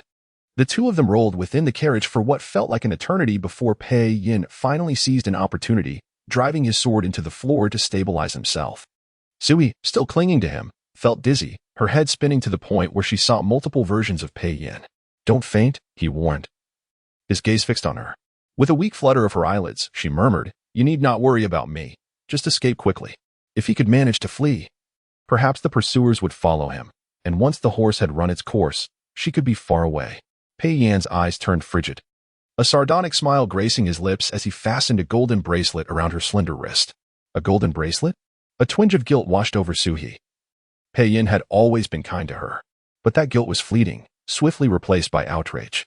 This was no bracelet, it was a pair of shackles. A thin chain connected the bracelet to him, and with a flick of his arm, he forced her arms outward, effectively turning her into a puppet. "How dare you?" she exclaimed in frustration. "The carriage is about to fall apart, and you still bind me." "I refuse to die," she protested, recalling her earlier struggles and the sacrifices she made to escape his bed. Pei Yin, however, tightened his grip around her waist, pulling the sword from the floor. "How bold of you to call my name so freely," he retorted, his grip unyielding. "Call me what you will, but I refuse to be silenced," she shouted defiantly. Before her words could settle, she felt a sudden weightlessness, as if she were floating, the wind howling past her as half the carriage window shattered and flew away. Terrified, she peered outside and was astonished to see clouds beneath her. They were already in the air. Then, the carriage began to plummet rapidly. "Hold tight. Do not let go," Pei Yin commanded, his expression darkening as he clutched her waist tightly, swinging his sword again at the carriage window. "Why not exit through the door?" Suhi cried in fear. Pei Yin's lips pressed into a thin line, ignoring her, as he leaped through the broken window with her in his arms. The wind howled, and Suhi felt as if her face might be stripped away. Pei Yin drove his sword into the cliffside, creating a sharp, piercing sound as they descended. Looking down, she saw the carriage had plunged into the raging waters, the horses struggling briefly before being swept away into the depths of a whirlpool, disappearing entirely. Her heart raced as she watched the fading dark spot, instinctively wrapping her legs around Pei Yin's waist. "Why are you clinging so tightly?" he asked, his handsome face slightly flushed as he gritted his teeth. Suhi relaxed her grip slightly, eyeing the crevices in the cliffside and reaching out to test her luck. Just above their feet, she spotted a protruding rock with vines dangling down. leading to a narrow path that appeared frequently traveled, likely a route established by herbalists leading to the cliff's base. The wind swirled around her, lifting her skirt as she appeared to emerge from a mist, almost ethereal. Suddenly, Pei Yan's expression shifted, and he repositioned himself in midair, shielding her with his body. A thunderous rumble echoed from above as a barrage of stones rained down upon them. No matter how brave she was, she had never witnessed such a scene. Run! Pei Yan's voice cut through her thoughts, and she felt herself lifted as he leaped toward the narrow path on the mountainside. The thunderous sounds continued to crash behind them, and she dared to look up, her heart sinking in horror. How malicious! How terrifying! They had pushed a massive boulder down upon them. Pei Yan's expression darkened dramatically as he turned, becoming her shield, enveloping her in his embrace while striking the descending boulder with his other hand. With a deafening crash, the boulder struck Pei Yan, the force propelling Suhi from his grasp. Everything went black, and she succumbed to unconsciousness. As darkness enveloped her, the wind carried the scent of river grass, filling her nostrils as she slowly opened her eyes. Before her were two large, round eyes, staring intently at her. Startled, she bolted upright, causing the creature to screech and take flight. It was an owl. Relieved, Suhi took a moment to gather her thoughts. This place did not seem to be the cliff's base. She could not see the rushing stream. Was this the narrow path? Hesitating, she picked up a branch from the side of the road, cautiously making her way forward while brushing aside the underbrush. What had become of Pei Yan? Had he fallen to the bottom of the cliff? Or was he also on this path? Or perhaps he had been rescued by Zhang Jiolu and his companions. Just a few steps in, she felt a sudden pull on her wrist. It dawned on her that the golden bracelet was still there. Following the delicate chain, she found Pei Yan's towering form lying motionless in the grass. Could it be? Was he dead? Chapter 48. Groping in his embrace, Suhi hurried over and poked him with a twig. My lord, she whispered. Try poking me again, Pei Yan coldly replied. All right, my lord. Suhi promptly prodded him once more with the stick. Pei Yan closed his eyes, seized the twig, and forcefully tossed it aside. This little rascal. Look at my leg. He shifted slightly, and an immediate wave of pain shot through his limb. His leg was injured. My lord, are you hurt? Suhi hesitated before crouching down. At that moment, she clearly saw a piece of wood piercing through his calf. He had merely bandaged the wound with a strip of cloth, but the wood remained embedded, the blood on it having turned brown. The metallic scent invaded Suhi's nostrils. Pei Yan shot her a glance, grasped her arm with a firm hand, and softly commanded, pull it out. Suhi was taken aback, softly inquiring, do you truly want me to extract it? What else is there? Pei Yan retrieved a medicinal ointment from his bosom and urged. Now, pull it out. But if I yank it out forcefully, the splinter could embed itself deeper into the flesh, and if it pierces a blood vessel, it would flow into your heart. What then? Suhi pondered for a moment before softly suggesting, I will first cut the wood to facilitate movement. Once we return to the princess's residence, we shall summon a physician to attend to you. Pei Yan looked somewhat surprised and fixed his gaze on her, asking, have you studied medicine? Suhi pinched her fingers together, a slight smile playing at her lips. Just a bit.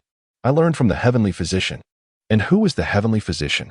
Pei Yan inquired quietly. It refers to the beasts. When they are injured, they seek out herbs to heal themselves. I observed them consuming plants, and I tried those that seemed safe. Suhi then glanced up at the sky, noting the impending rain. It's about to rain. We cannot linger here. I will help you up, and we shall slowly make our way down the mountain. All right. Pei Yan leaned on her shoulder, using his left leg to support himself. My lord, lean on me. I can support you, Suhi said, mustering all her strength to assist him, cautiously advancing with the aid of the stick to navigate their path. At the princess's residence, chaos reigned. Lu Lingxue and Lu Zhaolin rushed in from the racetrack, inquiring about Pei Yan's whereabouts from Zhang Jiulu. The princess, her face pale, looked at Zhang Jiulu kneeling before her and trembled as she asked, what did you say? The horse was sabotaged? My residence is heavily guarded. How could anyone infiltrate and tamper with it? Where is Yenner? Speak quickly. My lord fell off a cliff, and his life hangs in the balance, Zhang Jiulu replied, his eyes reddening and his voice trembling. The princess felt a wave of darkness wash over her, clutching her chest as she nearly fainted. He went to participate in the horse racing. Why is the race halted in the streets? She struggled to regain her composure and pressed on. What of Suhi? Miss Su. Zhang Jiulu hesitated. Speak. The princess commanded fiercely. Miss Su fled, and my lord pursued her, which is why the race was halted. Zhang Jiulu admitted reluctantly. It must be Suhi. Baozhu exclaimed, her voice shrill. Why would she run away? She sabotaged the horse and deliberately halted the race, putting my lord in peril. How could Miss Su commit such an act? What are we to do? Lu Lingshue's tears flowed freely as she spoke in a panic. Brother, you must lead a search party to ensure Yin Gige's safe return. You siblings cannot go. The horse race must continue. It is crucial for military funding. If it stops midway, those with ill intentions will surely exploit the situation. The princess steadied herself, grasping Lu Lingshue's arm firmly. Lingxue, Xiaolin. You must return to the racetrack immediately. The entire capital is watching. We cannot allow Yinner's incident to delay the soldiers' winter supplies. Lu Lingxue quickly bowed, suppressing her tears. Very well, I shall return at once. If anyone inquires about Yinner, say he went to apprehend a criminal. Mention nothing else. The princess surveyed the crowd. Her teeth clenched as she sternly declared, if anyone dares to leak a word, I shall hold them accountable without mercy. Yes, the crowd responded in unison. Zhang Jiolu. You must take people to search immediately. Whether alive or dead, we must find him. The princess leaned against the table, her body trembling. I have only one son. Regardless of the cost, he must be brought back. As for Su He, she is to be executed without mercy. Yes, Zhang Jiulu replied hoarsely, clasping his fists. As the people in the hall began to disperse, the princess finally slumped heavily into a chair, tears streaming down her face. I have only Yinner. He must not come to harm. Your Highness, my lord is blessed and will surely be safe, Baozhu gently urged. Every time he faced danger, he has always escaped. Her words, though well-intentioned, drained the color from the princess's face. Yinner lost his father at 6. He has come this far. He must not come to harm. At the foot of the cliff, Sui assisted Pei Yin into a cave, where his condition appeared dire. He was succumbing to the poison. Cold. He leaned against the rocky wall and murmured, I have a fire starter in my pocket. Retrieve it and light a fire for warmth. But it is midsummer. How could you be cold? Is it due to blood loss? Sui dared not delay and immediately reached into his bosom. Where is it? There was no fire starter. She continued to search lower down. If it's not below, where else do you expect me to look? Pei Yin grasped her wrist and pulled her hand away. Then free me. I shall go find firewood. Sui shook her wrist, letting him hear the sound of chains. Find it yourself. Pei Yin closed his eyes, gradually losing strength. Sui tore open his clothing and resumed her search within. The thin attire of summer barely concealed his form, revealing his skin beneath. His abdomen rose and fell steadily, and 2 old sword wounds marred his right side, extending downwards. Yet, she found neither the key nor the fire starter. Perhaps they had fallen during the plunge. Without a key, what should she do? She glanced at Pei Yin, only to find his eyes tightly shut, his breathing heavy. He had fallen unconscious. My lord, panic surged through her heart. Could he truly be in peril? Gently nudging him twice, his tall frame tipped against the rock wall and fell with a thud. My lord. Suhi reached under his nose to check for breath. Thankfully, he was still alive. She sighed in relief but soon felt anxious again. He was dreadfully cold, as though he had just emerged from an ice cavern. No wonder he felt chilly. How could she find firewood to warm him without unlocking the chains? As she surveyed her surroundings, preparing to head to the cave entrance for a better look. Suddenly the chain on her wrist tightened, and she was pulled back into Pei Yin's embrace, landing atop him. He let out a muffled grunt, his arms encircling her tightly. His lips grazed Su-he's ear as he hoarsely whispered, Yin Yin. Su-he froze. Who was he calling? Just as she was about to inquire, his lips drifted from her cheek to her neck. Chapter 49. Silence. I am not dead. I do not require it. Su-hua let out a soft cry of pain. He was biting her. His teeth sank deep into her delicate, smooth neck, tasting the metallic tang of blood. The faint sweetness ignited on his tongue, momentarily alleviating the shivering cold that enveloped him. The poison coursing through his veins was the most insidious of toxins. It did not lead to immediate death, but instead plunged its victim into a hellish existence, oscillating between the extremes of ice and fire. In this abyss, he was repeatedly scorched and boiled, only to be plunged into the depths of an icy crypt, where it felt as though what flowed through his veins was not blood, but shards of ice. While he could endure the torment of his flesh, it was the relentless hallucinations that he dreaded most, the true hell of his existence. At this moment, he felt as though ice was piercing every vein and bone, shaking uncontrollably, even sensing a layer of frost forming upon his skin. The only source of warmth came from Su-hua, whom he clung to like a drowning man grasping a lifeline, desperately absorbing this rare heat. Master, it hurt, Su-hua gasped as he bit down harder, pushing against him. Yet, the more she pushed, the tighter he held her, as if he wished to meld her into his very being, fiercely squeezing her. As Suhua trembled from the cold, he began to burn with fever. His entire being radiated like a red-hot iron, each strand of hair searing to the touch. What was happening to him? Suhua finally realized that it was not merely his leg that was injured, but that he was poisoned. Master. She shook him vigorously. Pei Yin gasped heavily, his long fingers tearing at his clothing, rolling over to envelop Suhua beneath him. Suhua felt as if she might be cooked alive. He appeared even worse. Beads of sweat pouring from him, his garments quickly soaked through, his complexion an unnatural crimson, reminiscent of a boiled crab, darkening ominously. This could not continue. He would surely perish. She had to lower his temperature. But this was a cave. She could not carry him, and with no physician or medicinal herbs, her hands were shackled, rendering her immobile. Drip, drip. Was that the sound of water? Suhua listened intently and finally confirmed that there was a water source within the cave. If she could drag him to the water, perhaps it would alleviate his symptoms. At the very least, she could give him a drink. Otherwise, he might succumb to dehydration. She had witnessed the Su family punish their servants by binding them to a post under the scorching sun, watching them sweat profusely until they perished from the heat. Master. Hold on. With all her strength, Suhua finally managed to push him away. Wiping the sweat from her brow, she attempted to lift him onto her back. But with his physique, he was far too heavy for her to carry. Glancing around, she found no leverage to assist her. Dragging him? Master, you must endure. After a moment's hesitation, Suhua resolved to drag him. She decided to grip his legs, thus avoiding exacerbating his injured limb. Hoisting his legs and tucking them beneath her arms, she exerted every ounce of strength to pull him toward the sound of water. The cave floor was strewn with small stones, and Pei Yan's body scraped against them, the sound echoing through the cave. Suddenly, with a thud, his head struck a rock, startling Suhua so much that her grip faltered, and his long legs slipped from her grasp, crashing heavily to the ground. It was over. She wouldn't inadvertently cause his demise. Would she? Panic surged within Suhua, her heart racing as she nearly burst into tears.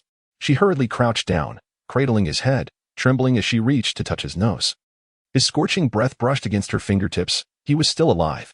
After a moment's hesitation, she dared not continue dragging his legs, while they were important. His head was of greater significance. With trembling hands, she slipped them under his arms and strained to turn him around, continuing to pull him deeper into the cave. Thud. Thud, thud. His legs collided with obstacles several more times, each sound sending shivers of dread through Suhua.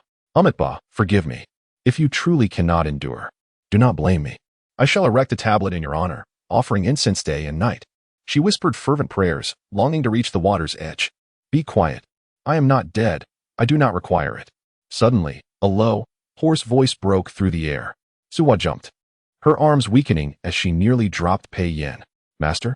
She called out, her heart racing with guilt. Where are you dragging me? Pei Yin struggled to open his eyes, rasping out the words. There is the sound of water. There must be an underground river. I am taking you there. Suhua gritted her teeth and continued to pull him forward. Let go of me. Pei Yin felt as though the stones beneath him were tearing at his skin. Gritting his teeth, he forced out a few words. I can walk myself. Suhua hesitated for a moment before releasing him. Thud. Pei Yin fell to the ground. He lay back, shut his eyes, and exhaled deeply. Suhua. Yes, I am here. Suhua moved beside him, draping his arm over her shoulder. I will help you up. Pei Yin struggled to rise, his voice hoarse. Why didn't you flee? I could not escape. I am locked up. Suhua panted, shaking the chain on her wrist. The other end was secured to his wrist, and without a key, it could not be opened. Pei Yin's lips twitched. Suhua was both cunning and sincere. If she claimed she would run, it was undoubtedly the truth. Her promise to repay him, however, remained to be seen. Above them, a small crevice allowed a sliver of cool moonlight to filter in, casting a faint glow upon the path before them. There truly is a pool, Suhua exclaimed, her eyes brightening with delight. Ahead, just 10 or so steps away, lay a small pool, the moonlight illuminating its center like a silvery blade, cleaving the water in two. The surface shimmered with a chilling luminescence, while the edges appeared as dark as ink. He was too heavy, and Suhua felt her strength waning. Gritting her teeth, she could barely support him as they moved slowly forward. It was merely a short distance, yet they were progressing ever more slowly. I can walk. Please let go. Pei Yin regained some clarity, gradually withdrawing his arm from her shoulder. Just a few more steps. I can manage. No sooner had Suhua spoken than her foot snagged on something, sending her sprawling forward. Pei Yin was unceremoniously hurled into the pool. With a splash, he disappeared beneath the surface. Suhua was taken aback, quickly scrambling to the edge of the pool. Master! Master! She called, peering into the water. After a few moments of silence, she gritted her teeth, closed her eyes, and leaped into the frigid water. It was freezing, the chill biting to the bone, causing Suhua to shiver uncontrollably. Yet, the water was not deep, it only reached her chest. She felt around until her fingers brushed against a cold face. Do not be afraid, I am here to save you. Suhua breathed a sigh of relief, cradling his head and pulling it towards the surface. Suhua. Pei Yin's neck was pulled long out of the water, his face turning blue from lack of air. The poison had failed to claim his life. But he would surely drown at her hands. Chapter 50. Pei Yin let out a cold snort and closed his eyes once more. After a moment, he finally breathed easier. Leaning against the water's edge and turning to glance at Suhi. She, too, was exhausted, sprawled on the ground, gasping for breath. Struggling to lift her eyelids, she asked, My lord, what poison have you been afflicted with?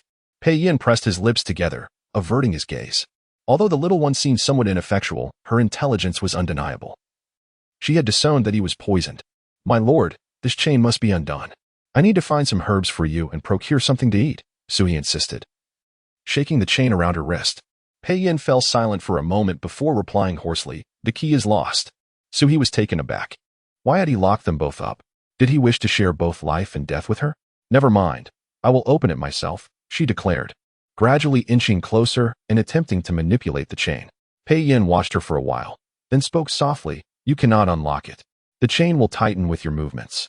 The more you struggle, the tighter it becomes. Suhi sighed in resignation, releasing her hands and murmuring, Then we shall endure hunger. Pei Yin closed his eyes, resting in silence. Just as Suhi could no longer withstand the chill of the pond and prepared to climb out. Pei Yin suddenly picked up a few small stones from the bank and tossed them into the water. The stones splashed into the pond, sending ripples across the surface. And before long, several fish floated belly up. Suhi sat up abruptly, her eyes wide with astonishment. My lord, you are truly remarkable. Pei Yin snorted again, shutting his eyes. Go fetch them. Without hesitation, Suhi moved toward the fish.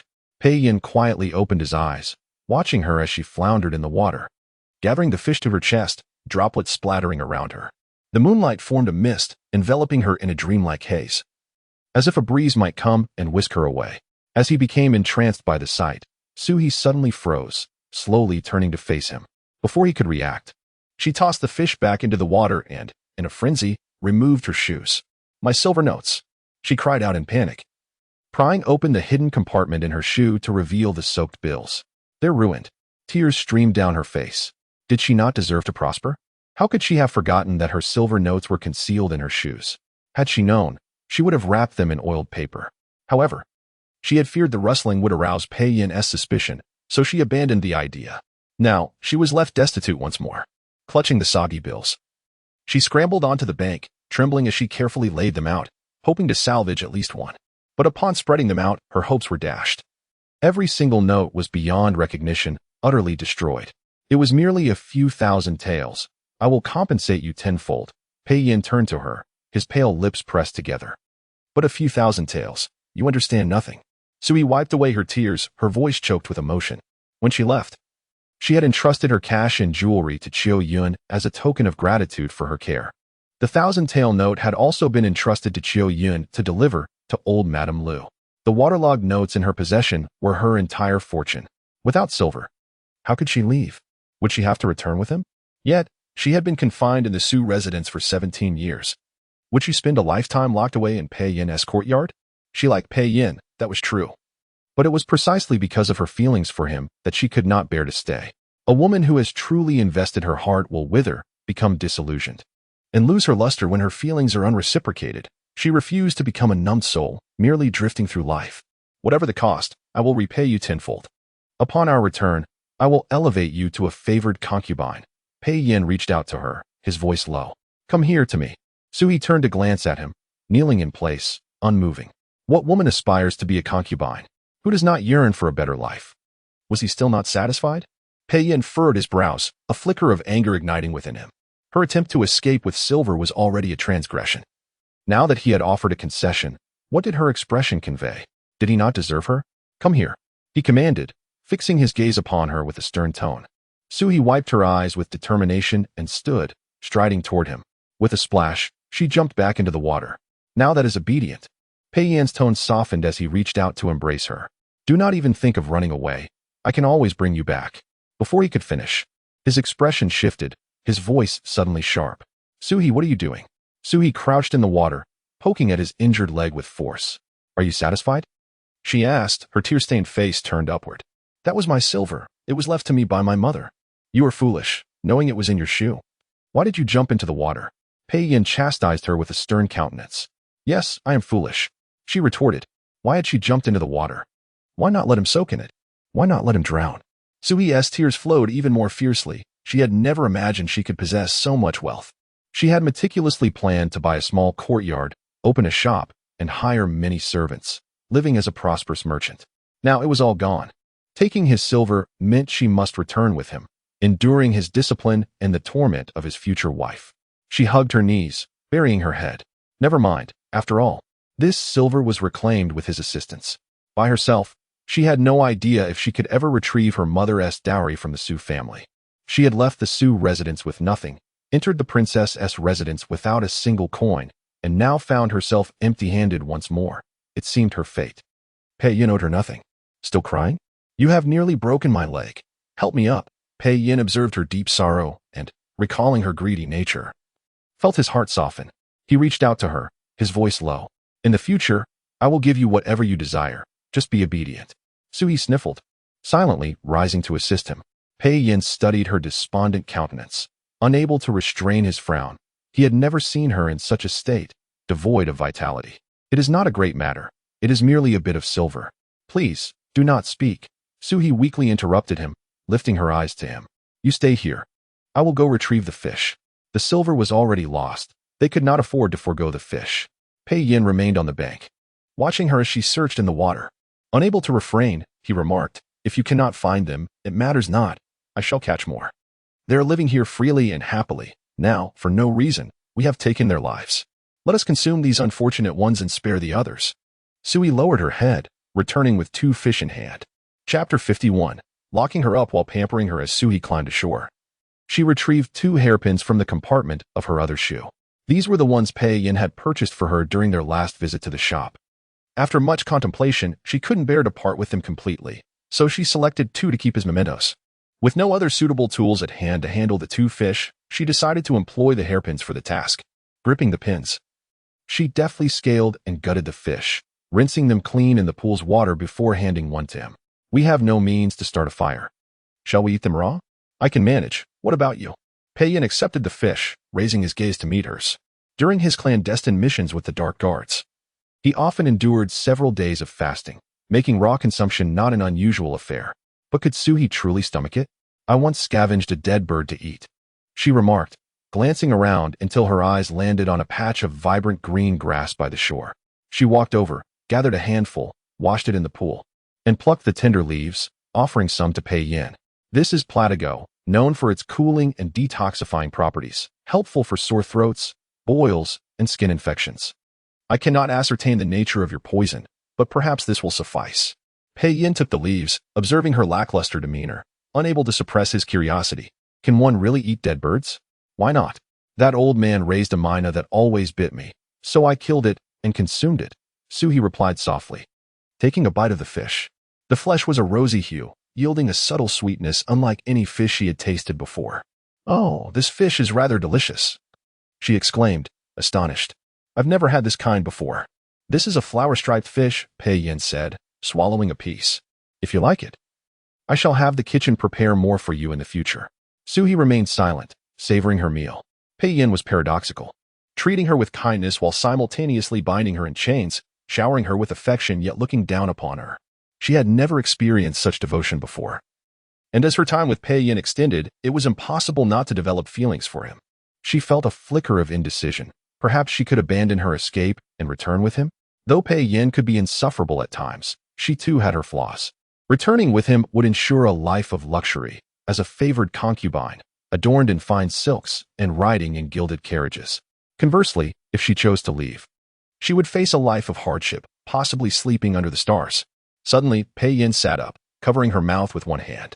He leaned close to her ear and whispered, "Lie down, someone is approaching." Sui's heart raced as she quickly complied, both of them collapsing into the darkness of the cave. It was pitch black, but she caught a flicker of light at the entrance that soon vanished, followed by hushed voices. "There is blood here. Assassins." If they were allies, they would have brandished torches and entered boldly. "Into the water," Pei Yin urged, his breath a mere whisper against her ear. Nodding, Suhi seized the opportunity to shove a few more bites of fish into her mouth before slowly making her way into the water. Her movements were cautious and deliberate, creating minimal splashes. Pei Yin, hindered by pain in his leg, moved even more slowly. They crouched low, submerging themselves in the inky depths of the pool. Moonlight glimmered upon the surface, casting an ethereal glow that seemed to dance, creating a surreal atmosphere where danger lurked just beyond the veil.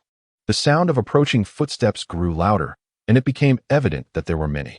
Suhi felt the urge to gasp for air, bubbles threatening to escape her lips. Pei Yin pinched her cheek, capturing her attention with a kiss. She inhaled deeply, finally regaining her composure. As shadows converged above the water's surface, a chilling intent emanated from the group. Just then, Suhi sensed Pei Yin's body growing cold again, his lips frozen like ice, sending shivers through her. His poison seemed to be resurfacing. Bubbles began to rise to the surface. Anxious, Suhi turned her gaze upward, aware that the bubbles had attracted the assassin's attention. They approached slowly, weapons drawn, and if discovered, both she and Pei Yin would surely perish. What to do? Countless thoughts raced through her mind. If she pushed Pei Yin away and concealed herself in a corner, perhaps she could escape. But if she revealed herself, they would apprehend both of them and surely execute them. Why ponder such matters? The chain binding them could not be severed, and they were fated to face this together. Wait, how had his previous poison subsided? Hadn't he bitten her neck and drunk her blood? Without further deliberation, Suhi pricked her finger with a hairpin and pressed it to his lips. "Hurry, take a sip of my blood to awaken. It may just provide a glimmer of hope. There is blood here," the harsh, rasping voice of an assassin echoed. Soon, footsteps surged toward a specific direction, the very spot where they had feasted upon fish. Fish scales. They must have lingered here. "You four, into the water. The rest, search inside." The footsteps scattered, some plunging into the water, stabbing aimlessly with their blades. The water only reached their chests, so they were careless, poking about for a while before moving toward the deeper end of the pool. Suhi exhaled softly, relief washing over her, though she felt on the brink of drowning. She needed air, and if she didn't surface soon, she would perish. Listening intently, she waited until the sounds receded, then cautiously floated upward. At last, she inhaled the damp, cool air, reviving her spirit. Just as she was about to plunge back down, one of the assassins on the shore turned and locked eyes with her. A moment of mutual recognition passed, and fear flickered across his face. Suhi felt terror grip her. She stood frozen, but in a sudden surge of instinct, she propelled herself from the water, scrambling onto the shore and fleeing desperately. "Chase her, quickly!" the assassins shouted, suddenly alert to her escape.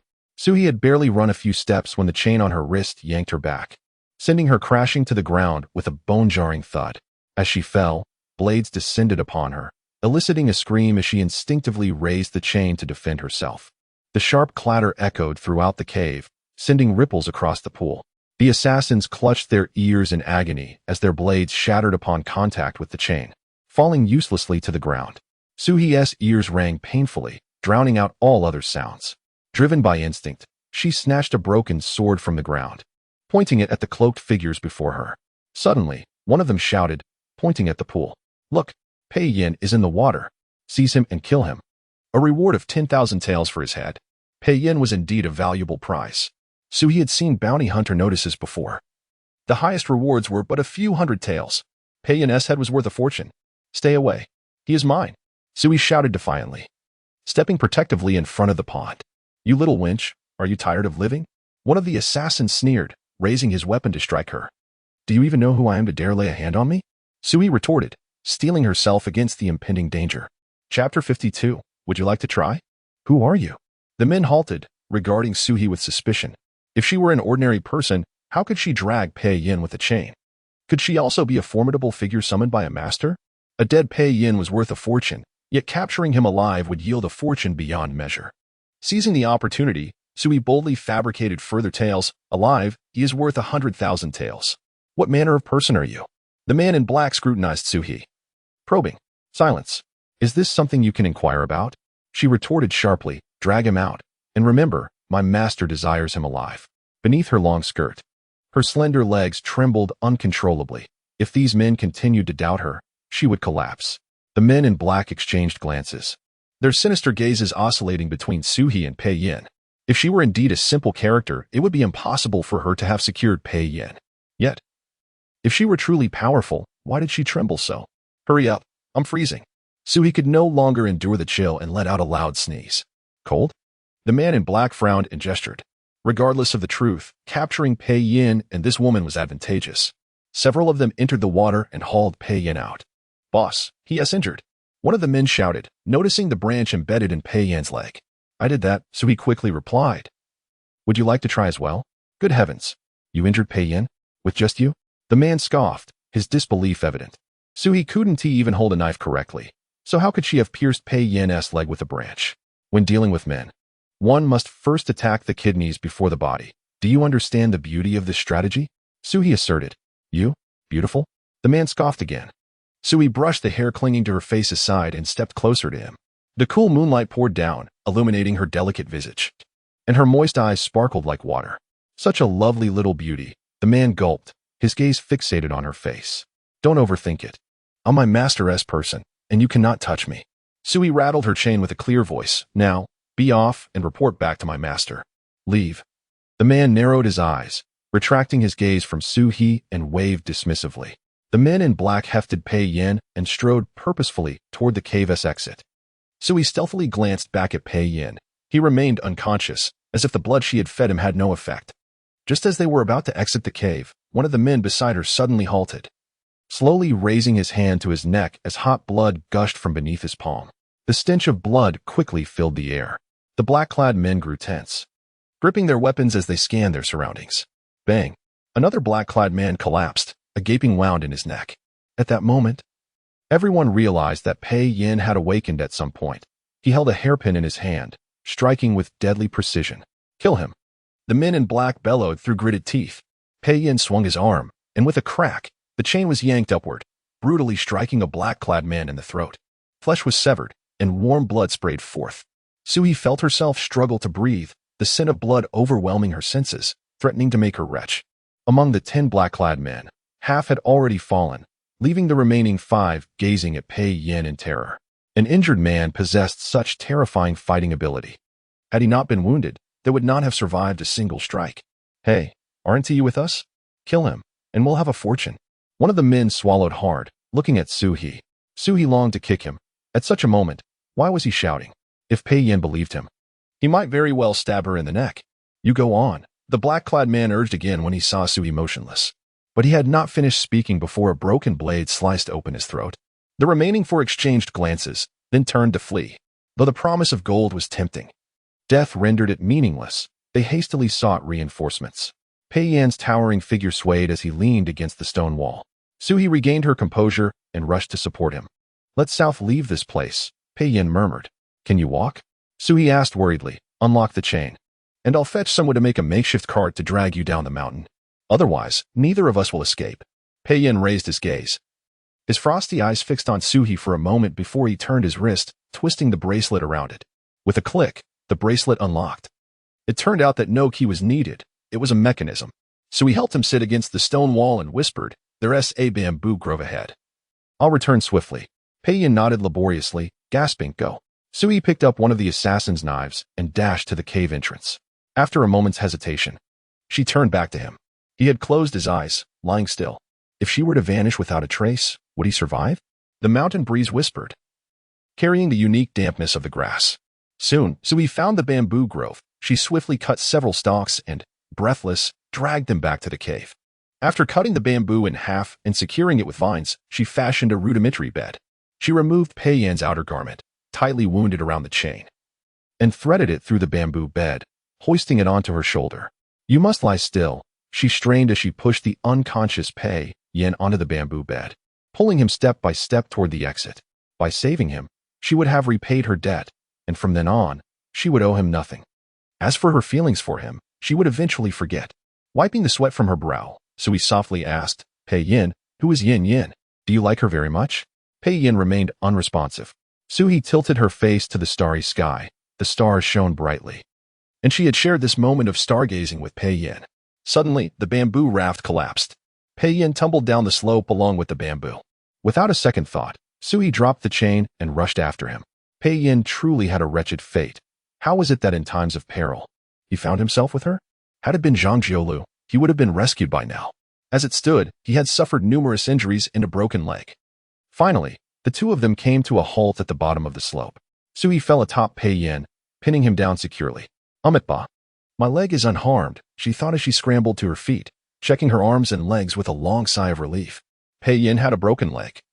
Many would feel sympathy for him and provide the best medicine for his recovery. But if she were to break an arm or leg, it would be a different story. No one would care, and Pei Yin might even resent her for becoming a cripple. Who are you? A gentle male voice resonated from ahead. Sui froze momentarily, then quickly looked up.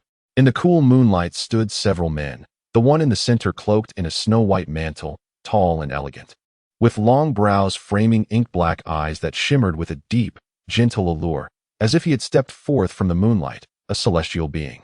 Chapter 53. Biting his lip helped the young lady and this gentleman to their feet. The man retrieved a handkerchief from his sleeve and handed it to Suhi. Miss, your face is bleeding. Press the handkerchief against the wound. Is my face bleeding? Sui raised her hand to touch her cheek, and indeed, her palm was stained with blood. Yet, curiously, her face did not hurt. She suddenly looked down and saw the unfortunate Pei Darin with several deep gashes across his chest from the bamboo. Master, he is Pei Yin. At that moment, a servant who had come to assist the two froze, exclaiming in a hushed voice, Master? Sui's heart sank, and she swiftly picked up a broken bamboo stick from the ground, forcefully pushing the servant aside to stand protectively in front of Pei Yin. Could this person be the master of the assassin? With his handsome features, who would have thought he was the leader of assassins? No wonder.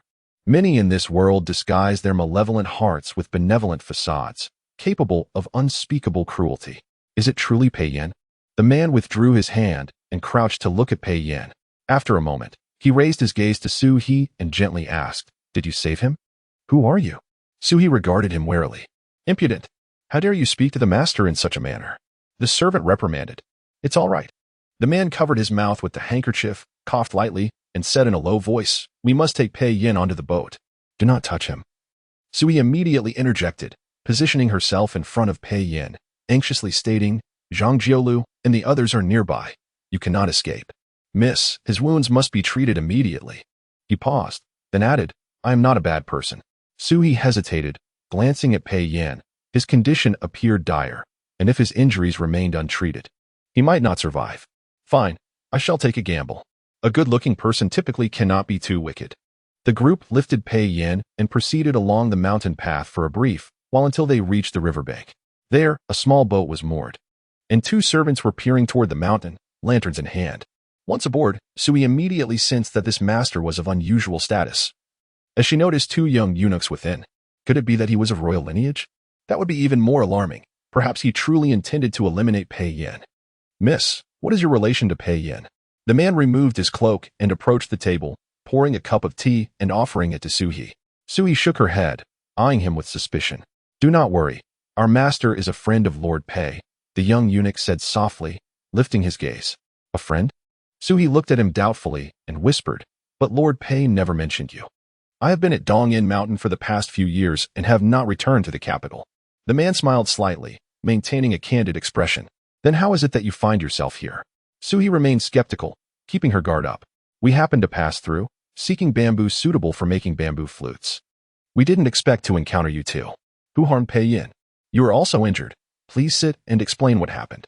The man, with kindness in his eyes, gestured for Suhi to take a seat.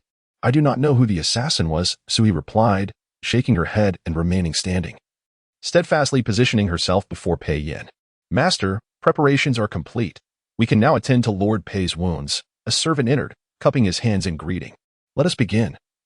The man nodded and turned to Suhi. Will you step away? No need. Suhi shook her head. If she left, what if this friend harmed Pei Yin? He smiled faintly and exited the cabin. Soon, the servants brought in a wooden tub filled with warm water. They first cut open Pei Yin's clothing, washing away the blood from his injuries. Sui dared not look, yet feared that if she did not keep a watchful eye, they might harm him. As they gradually peeled away the blood-soaked fabric clinging to Pei Yin's body, her heart raced as if it might leap from her chest. She felt cold all over, her legs growing weak. The sharp blade sliced into his wounded leg, extracting the splintered wood piece by piece, meticulously removing the wooden splinters embedded in his leg, and finally stitching up the wounds. The other injuries were less severe, treated with ointment and carefully wrapped in white cloth. They worked tirelessly for 2 hours before finally completing Pei Yan's treatment. Sui forced herself to remain standing nearby, not daring to look away, when her eyelids grew heavy. She propped them open with her fingers, biting her lip until it bled to stave off the nausea churning in her stomach. She was genuinely terrified that these individuals would turn against them at any moment. "Miss, you must be weary. Have some fish soup to regain your strength." The man entered unnoticed, extending a slender, fair hand holding a delicate white porcelain bowl filled with fish soup. Sui swallowed hard. Realizing her throat was parched and her voice had abandoned her, even breathing was painful. She accepted the soup, taking small sips before tipping her head back and drinking it all in one go. "Thank you." After finishing the soup, she bowed respectfully in gratitude. "No need for such formality."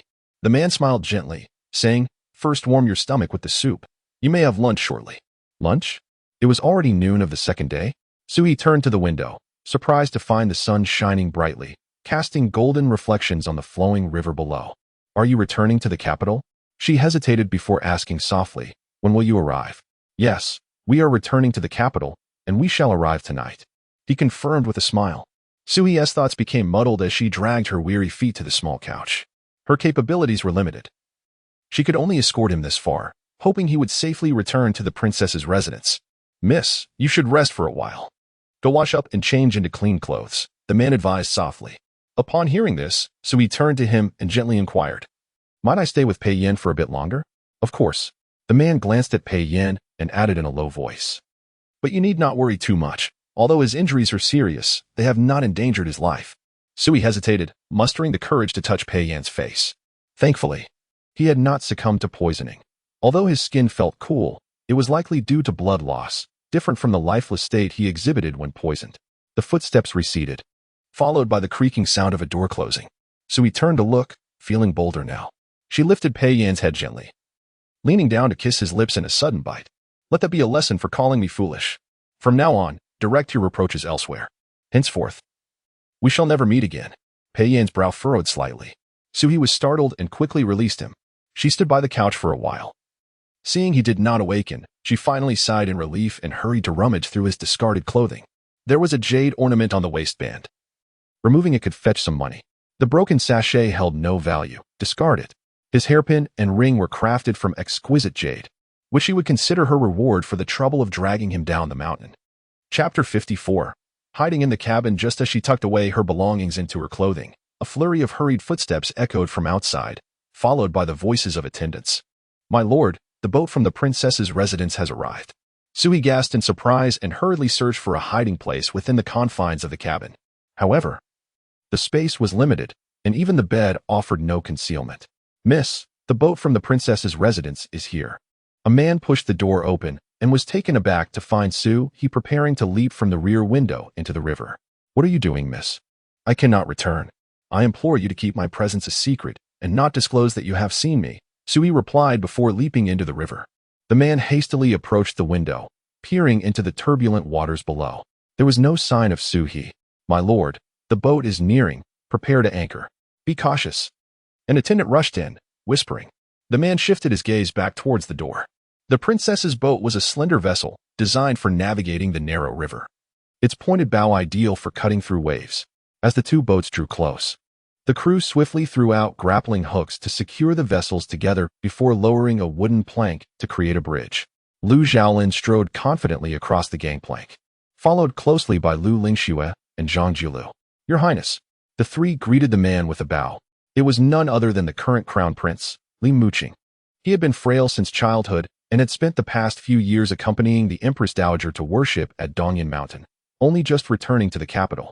After rescuing Pei Yan the previous night, he had immediately dispatched a message via a carrier eagle. "Brother Yan."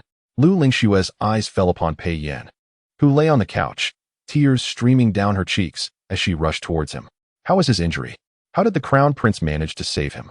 Lu Xiaolin followed closely, frowning as he observed Pei Yan's battered form. "I was cutting bamboo in Wushan when I happened upon him. It was sheer coincidence." He was fated to survive, Li Muqing spoke softly. And Su Gunyang? Lu Lingxue glanced around, her voice trembling with concern. Is she all right? Who is Su Gunyang? Li Muqing lowered his long lashes, regarding Lu Lingxue quietly. Lu Lingxue bit her lip, poised to speak, when Pei Yan's hand reached out. His long fingers gently grasping her wrist, murmuring something indistinct. What did Brother Yin say? Lu Lingxue leaned closer, straining to hear. Pei Yan's brow furrowed tightly as he pulled Lu Lingxue's hand to his chest, applying gentle pressure. Lu Lingxue's face flushed, glancing shyly at the others behind her. May I stay here with Brother Yin? That is permissible. They are to wed next month, so it is not entirely inappropriate. Lu Zhaolin pondered for a moment before nodding in agreement. Li Muqing's eyes flickered with surprise as he discreetly glanced at the back window before leading the group outside. Lu Lingxue tenderly cradled Pei Yan's hand, resting her cheek against his palm. Brother Yin, it will be fine. I am here with you. Outside the window, Suhi curled up in a ball, quietly listening to the commotion within. When she had jumped into the river, she had cleverly grasped the edge of the boat with her hands, and as soon as Li Muqing departed, she quickly climbed back up, crouching outside the rear window. Separated by just a pane of glass, she and Pei Yin were destined to part. Lu Lingxue was not without merit. Her family background and appearance were commendable, and the princess would certainly not allow Lu Lingxue to be relegated to a lesser status. Suhi had saved Pei Yin, fulfilling her own hard-ass desire, and she bore no regrets. Hugging her knees, she tilted her face upward and gently closed her eyes. The sun felt warm, casting a comforting glow upon her. Yet, her heart felt inexplicably cold, as if an icy lake had settled within her small heart, making her breath difficult and her body ache. She must be weary. The fish soup she had consumed paled in comparison to the basket of lychees Pei Yin had given her. Those were lychees, a delicacy she had only ever heard of, never having even caught a whiff of their fragrance. Pei Yin could never provide her with a lifetime of sweet lychees. By evening, the boat arrived at the dock. The princess's residence had already dispatched a carriage, and Pei Yin was promptly ushered aboard without delay. Your Highness, it is time to return to the palace. An attendant approached Li Muqing, bowing respectfully. Li Muqing raised a hand, speaking softly. There is no rush. You may wait below. With that, he turned and reboarded the vessel. Pushing open the cabin door, he was met with the sight of a drenched figure climbing through the rear window, her small face lifting to reveal a pair of fearful, watery eyes locking onto his. Miss, it is dangerous. Come down quickly. Before Li Muqing could finish his warning, Suhi tumbled back out of the window, unhesitatingly plunging into the river. The waters were shallow at the bank, and she soon paddled her way to shore, clutching her skirt as she dashed into the gathering twilight. Fortunately, as they prepared to welcome Pei Yin, the princess's people had cleared the area, allowing her to ascend the bank with ease, swiftly reaching the main road. At the city gate, officials stood guard, their demeanor vigilant. Suhi cast her gaze toward a nearby inn. Those unable to enter the city often took refuge in such establishments outside the walls. She felt the jade trinkets she had pilfered from Pei Yan's belongings, and, after a moment's hesitation, she made her way toward a small temple outside the city. I shall not spend money. I absolutely refuse. She intended to exchange the precious jades for some small ventures. With Pei Yin returned to the princess's residence, he would surely be safe. She had overheard that he was to marry Lu Lingxue next month. She would merely observe from afar. With the princess's affection for Pei Yin, it was likely there would be a generous distribution of wedding gifts. She would take a larger cloth bag and gather as much as she could. Fortunate that she had only just begun to feel a stir of affection, she would suppress her burgeoning emotions and return everything to its rightful place. Pei Yin had his Lu Lingxue, and Suhi would eventually find her own charming suitor. Days passed, marked by a persistent drizzle that dampened the spirits. Suhi closed her umbrella and, with a small basket in hand, entered the back courtyard of the inn. She had initially intended to visit the dilapidated temple, but hunger compelled her to seek employment as a cook at the inn. The innkeeper had been reluctant at first, yet Suhi showcased her skill in preparing fish soup, transforming a modest fish into 10 pots of fragrant broth, nearly leaving the innkeeper in awe. The innkeeper, who prided himself on being frugal, found himself outdone by her. He promptly accepted her. Suhi had been working here for nearly half a month and had secretly met with Lumama. The Su family had been chastened by Pei Yin's earlier reprimands, behaving like a chastised dog. Yet upon Pei Yan's return after his injury, they had once again raised their tails, insisting that Lumama could not be redeemed. It infuriated her. Suhi, a table of guests has ordered a bowl of auspicious fish soup. The innkeeper waved her over as he spotted her. Certainly, Suhi replied, setting down her basket and extracting a string of fish she had caught in a net. The fish were her own catch from the river, and the funds she had earned from selling fish had gone into her little purse. Placing the fish into a basin of water, she deftly began to scale them. Here, a low male voice suddenly resonated from behind her. Chapter 55. You little rascal, don't let me catch you. Suhi was momentarily taken aback. Swiftly turning her head to look, she had disguised herself, painting a few scars on one side of her face, due to her reluctance to spend money. The scars appeared somewhat artificial. Fortunately, she had remained in the kitchen, always donning a veil and a hood when she ventured outside, thus avoiding exposure. But how did he recognize her? Yilang stared at her in astonishment, his hand resting on the hilt of his sword as he strode toward her. Is it truly you? What are you doing here? How did you know I was here? Suhi cautiously glanced behind him. Following her gaze, Yilang understood and replied, I came alone, just handling some business nearby. When I heard someone order the auspicious fish soup, I wondered if it might be you. Years ago, Suhi had invited Yilang to taste her homemade auspicious fish soup. At the tender age of 12, she had caught a fish that had just turned belly up and, in her excitement, cooked it into a pot of soup, inviting Yilang to share it. Yet, he had deemed it unworthy, promising her that he would take her to enjoy something far better. Alas, that day never came. Reflecting on it now, only Pei Yin had fulfilled her desires and ambitions, presenting them to her on a silver platter. Ah, one truly cannot compare people. With her head bowed, Suhi resumed scaling the fish. Have you been here all this time? Yilang asked quietly, surveying their surroundings. Do you know what has transpired at the princess's residence? I don't know, Suhi paused, then added, nor do I wish to.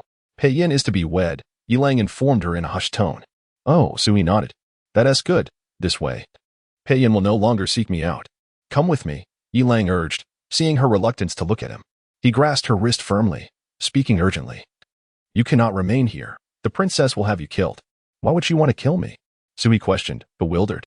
I have already left the princess's residence, and Pei Yin is to be wed.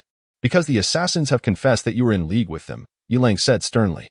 I do not know who paid you to assassinate Pei Yin, but you have truly erred. Since you have acted as his consort, you must remain loyal to him. How could you be so duplicitous? Is the princess of Chopping the one who told you this? Why does he heed her every word? Why does he ignore what I have said in the past? Release me. I must prepare the fish soup. She calmly withdrew her hand and took another fish, placing it in the basin. What did you call me? Yilang was momentarily taken aback. Yi young general, come quickly for a drink. Several young men approached, calling out to Yilang. Yilang hesitated for a moment before hastily joining them. Suhi kept her gaze lowered, her heart devoid of turmoil. Yilang had always been this way. Regardless of how charming his words were, the moment others sought him out, he would forget her existence. He might even return to inform the princess of Chopping. How infuriating. Suhi tossed the fish into the basin and quickly returned to her small room. She needed to gather her belongings and flee, extracting the few taels of silver she had saved from a small earthen jar beneath her bed. She packed a few garments and secured the beautiful jade she had taken from Pei Yin close to her, shouldering a small bundle before slipping out through the back door. Just as she closed the courtyard gate, she heard the innkeeper's voice calling out, Su Ernyang, where has that wretched girl run off to? What about the fish soup? Without looking back, Suhi dashed into the narrow alley. Over the past few days, she had been catching fish, selling them, and grilling fish to sell by the riverside, where she had learned of a deserted courtyard to the east of the city. This dilapidated place had been abandoned for over 20 years since the owner was exiled for wrongdoing, and several beggars had mysteriously died within its walls. She had tidied it up a bit recently, not expecting to use it so soon.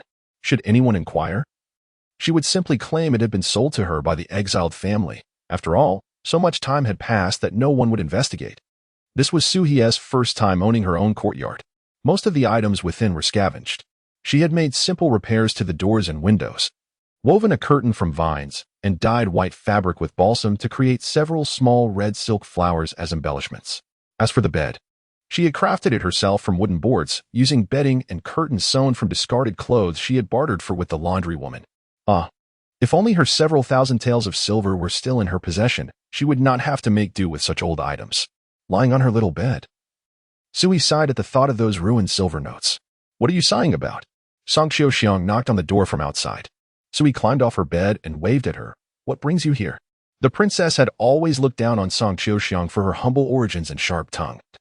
And after her mother's death, she had deemed her unlucky, thus releasing her from service.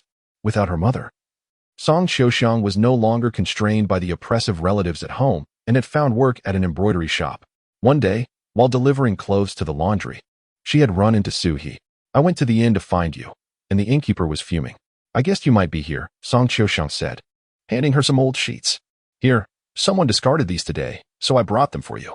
"Wonderful," Suhi placed the sheets aside, smiling as she said, "I'll wash them tomorrow and sew some tablecloths. After a while, we can set up a stall by the river to sell food. Why would you forsake a life of luxury to endure this hardship? The Lord dotes on you. If you ask for gold, he gives gold. If you ask for silver, he gives silver," Song Xiaoxiang questioned, perplexed. "What is the reason behind it?" "The Lord is to be wed," Suhi replied, sitting at the table and pouring 2 bowls of water, sliding one towards Song Xiaoxiang. "So, eventually, he will marry. Given your background, it would be fortunate for you to serve as his concubine." Song Xiaoxiang assessed her and sighed. "I see now that you wish to be the legal wife. I never imagined your aspirations were so lofty." Suhi chuckled softly. "As the legal wife, one cannot snatch the wedding gifts or pastries. On the day of the Lord's wedding, remember to bring a large bag, wear something tattered, and avoid jewelry. Be careful not to get squeezed out." "Song Xiaoxiang, you forsake mountains of gold and silver to seize wedding gifts and pastries. What are you thinking?" Suhi took a sip of water, then turned her gaze toward the window. "A poor pocket can be filled, but a poor heart spells disaster." In Pei Yan's chamber, he sat up, pressing his hand to his chest as he took a gentle breath. The poison had been subdued, but Bai Jian had warned him should it flare up again, there would be no remedy. Every time he was with Suhi, it would manifest. Perhaps their fates were at odds. Bai Jian handed him a bowl of medicine, gazing at him with sympathy. "And you were left abandoned in the mountains. How pitiful. The herbs for the poison have been thoroughly investigated. Speak of it no more." Pei Yan replied gravely as he accepted the bowl from Bai Jian. "Threatening me is futile. No matter how fierce you are, no one will want you," Bai Jian said, hands tucked into his sleeves, a smile illuminating his face. "They left you in the mountains, disregarding your very existence. Be silent." Pei Yan's expression darkened, and he crushed the bowl in his hand. "That little rascal, do not let me catch her." Chapter 56. To make her weep, Pei Yan cast aside the shattered porcelain bowl in his hand, his voice icy as he uttered, "She possesses no silver, and she will undoubtedly seek a means to connect with those two, particularly Yeling. Yet, I fear he shall not extend his assistance. Moreover, should she indeed approach Yeling, it is highly likely that he would promptly inform Changping." Bign, twirling a strand of hair, spoke with a gentle smile. "This Yeling is truly enigmatic. One cannot discern whether he is genuinely innocent or a cunning knave." "Are you jesting? How many offspring of prominent families can genuinely be considered innocent? What kind of innocent haven is the Y household? Yeling's father has taken 6 concubines, and his mother harbors disdain for SH solely because she is a concubine's daughter." Pei Yan frowned, casting a disapproving glance at Bign, extending his hand towards him. "You seem to have regressed further. When faced with adversity, all you do is grin foolishly. Come, lend me a hand." Bign's smile faltered, yet he stepped forward to assist Pei Yan, confidently proclaiming, "My smile has been meticulously honed. Men find it warm and humble, while women feel as though they are embraced by a spring breeze, vying to befriend me. It is precisely this unparalleled skill that has enabled me to accomplish numerous tasks for you. What a remarkable skill indeed. Off you go and attend to your duties." Pei Yan retorted, his chest tight with frustration, his countenance stern. "My lord, there's news." Zhang Jiel burst into the room, speaking in hushed tones. Yeling dined at a small inn outside the city today and returned to the Duke's residence with an unusual demeanor.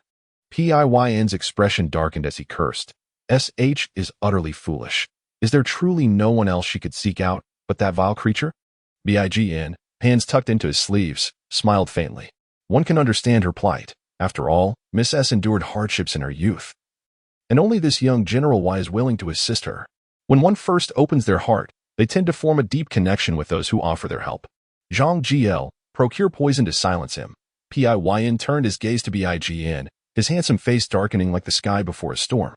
Realizing he had truly angered Pei Yan, Bign raised his hands, striking his own face several times, bowing deeply with sincerity. "I shall go find Miss S at once. Do not delay. If you fail to retrieve her, I shall silence you." Pei Yan barked. Bign executed a deep bow once more before hastily departing. "My lord, do not be enraged. Your injury is still healing. You should lie down," Zhang Jiel urged, approaching to support Piyn. Does it seem you wish to have your mouth silenced as well? Piyn snapped. Zhang Gl touched his lips and obediently fetched clothing. My lord, Miss Piyn has arrived, announced the eunuch from the door. Do not admit her. Piyn replied coldly. SH had fled, and now the sight of anyone from CN courtyard infuriated him. Miss Piyn asserts that she has thought of someone whom Miss S may wish to visit, the eunuch added from outside the door. Piyn abruptly turned his head, his voice frosty. Let her enter. With a creak, the door opened, revealing Piyn, her eyes swollen and red. Hastening inside. My lord, I have thought of someone. Perhaps the young lady will seek her out. Piyn knelt and bowed her head to Piyn. Speaking softly. Speak, Piyn commanded, his gaze fixed on her, his expression growing colder. Should he hear a man's name? He would scour the capital tonight to retrieve her, ensuring she would be left with no means of escape. S-ing Chi-11-ing, Piyn whispered. When did they grow so close? Piyn's handsome features tightened. How could she have turned to S-ing Chi-11-ing in her time of need? Miss S instructed me to deliver 10 taels of silver to S-ing Chi-11-ing after his mother passed away. She has no friends outside. So it is likely she would seek him out, Piyn said anxiously. If she does not return, what if the old Marquis seeks her out? What if the S family captures her? I implore you to find her swiftly. Zhang Gl quietly glanced at Piyn before clearing his throat. My lord, I shall go find S-ing Chi-11-ing at once. Unnecessary, Piyn replied coldly. Seeing Piyn's frigid demeanor, Piyn became even more distressed, her voice trembling. The young lady has only just begun to recover. What if she falls ill again? She has not finished her medicine, and her health is still fragile. A wave of frustration surged within Piyn. As his mind involuntarily conjured an image of S.H. squatting by a small pool, savoring a fish. She, who was so avaricious, had still chosen to flee. At this moment, he could not help but wonder where that little creature was foraging for food.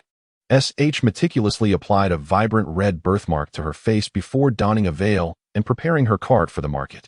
She was determined to go to the East Market to sell her fragrant, crispy fish. Having navigated through the narrow alleyway, she arrived at the East Market after nearly half an hour. She slipped among the vendors by the roadside, nearly unnoticed. Setting up a small table, she placed her pots and stove, donned an apron, and began to fry the fragrant fish. The plump Crucian carp sizzled to a golden hue, and once plated. She sprinkled sesame seeds and chili powder, making it utterly irresistible. Miss, what are you cooking? It smells delightful. A man selling steamed buns from a neighboring stall approached. Curiosity evident in his voice. Here, take a fish and try it. S.H. smiled, her eyes sparkling, sweetly addressing him as big brother. The bun vendor, unreserved, seized a small fish and bit into it with a satisfying crunch, savoring the flavor. Miss, this is delicious. How much do you sell them for? He inquired, licking his fingers. 2 in each, or 3 for 5 when, S.H. replied cheerfully. Her fish were merely the size of her fingers. One would need to consume several to feel satisfied. May I trade a bun for one? The vendor hesitated, eyeing the fish longingly. Certainly. S.H. beamed. 1 bun for 1 fish, and the one you just had is on the house. The vendor, not one to hold back, returned shortly with 5 buns. Then I'll take 5 fish. S.H. promptly wrapped the 5 fish in oil paper and handed them over. After finishing frying the fish, she ladled the oil into a clay jar and sliced the buns, frying them until golden on both sides, sprinkling sesame seeds over the golden slices. Passers-by found it hard to resist. Golden slices, golden slices. Wealth and prosperity await. S.H. called out, come and buy, only 5 when each. Miss, let me try a slice, an elder man observed for a while before requesting a piece of the golden slice. If you buy another slice, I'll give you a fish, S.H. teased, waving a fish before him. Gulch. The elder swallowed hard. Chapter 57. An evening on the flower boat, miss. You are selling steamed buns too. How can I sell them? The elder brother exclaimed, glaring at Suhi. Unfazed, she beckoned him closer, saying, come. Let us strike a deal.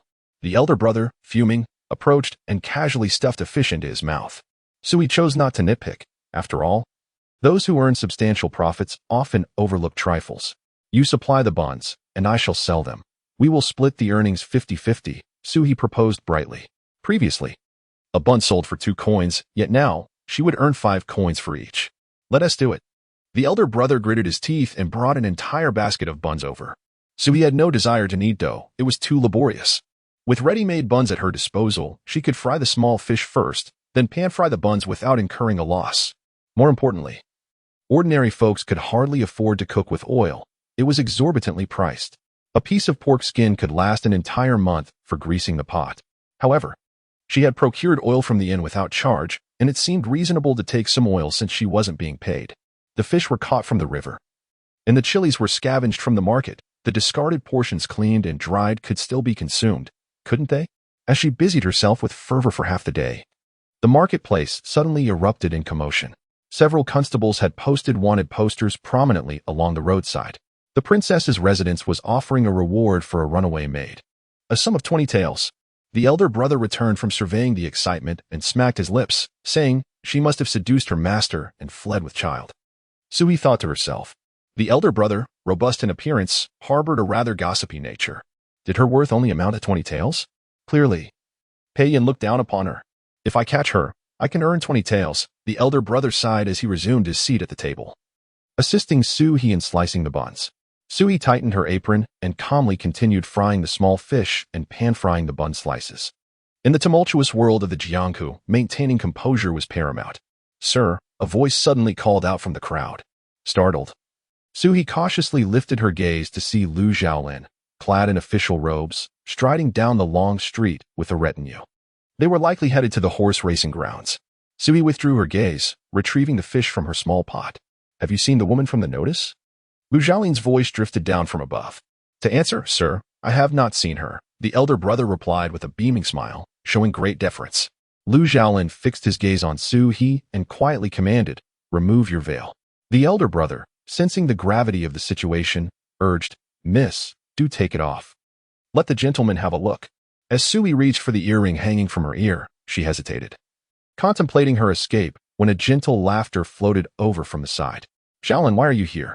Lu Xiaolin paused momentarily and swiftly turned to see Li Muqing approaching with 2 attendants. Your Highness, he quickly clasped his fists in salute. This is outside the palace. No need for excessive formalities. Are you headed to the horse racing grounds? Come, I shall accompany you, Li Muqing said, grasping his wrist and walking ahead leisurely. By the emperor's command, I am to search for items lost in the concubine's palace. Lu Xiaolin hesitated before steadying Li Muqing. Li Muqing smiled and nodded, pulling out a handkerchief to cover her mouth as she coughed a few times. This task is neither particularly difficult nor simple. Your Highness, what do you mean? Lu Xiaolin asked, his eyes glinting as he leaned in closer.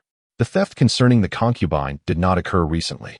The emperor's summoning of you to investigate this theft carries deeper implications, Li Muqing whispered. Are you implying? Lu Xiaolin faltered, his brow furrowing as he cautiously probed. The emperor does not wish for me to investigate the assassination attempt on Pei Yin? At least, he does not want you to pursue it, Li Muqing coughed again.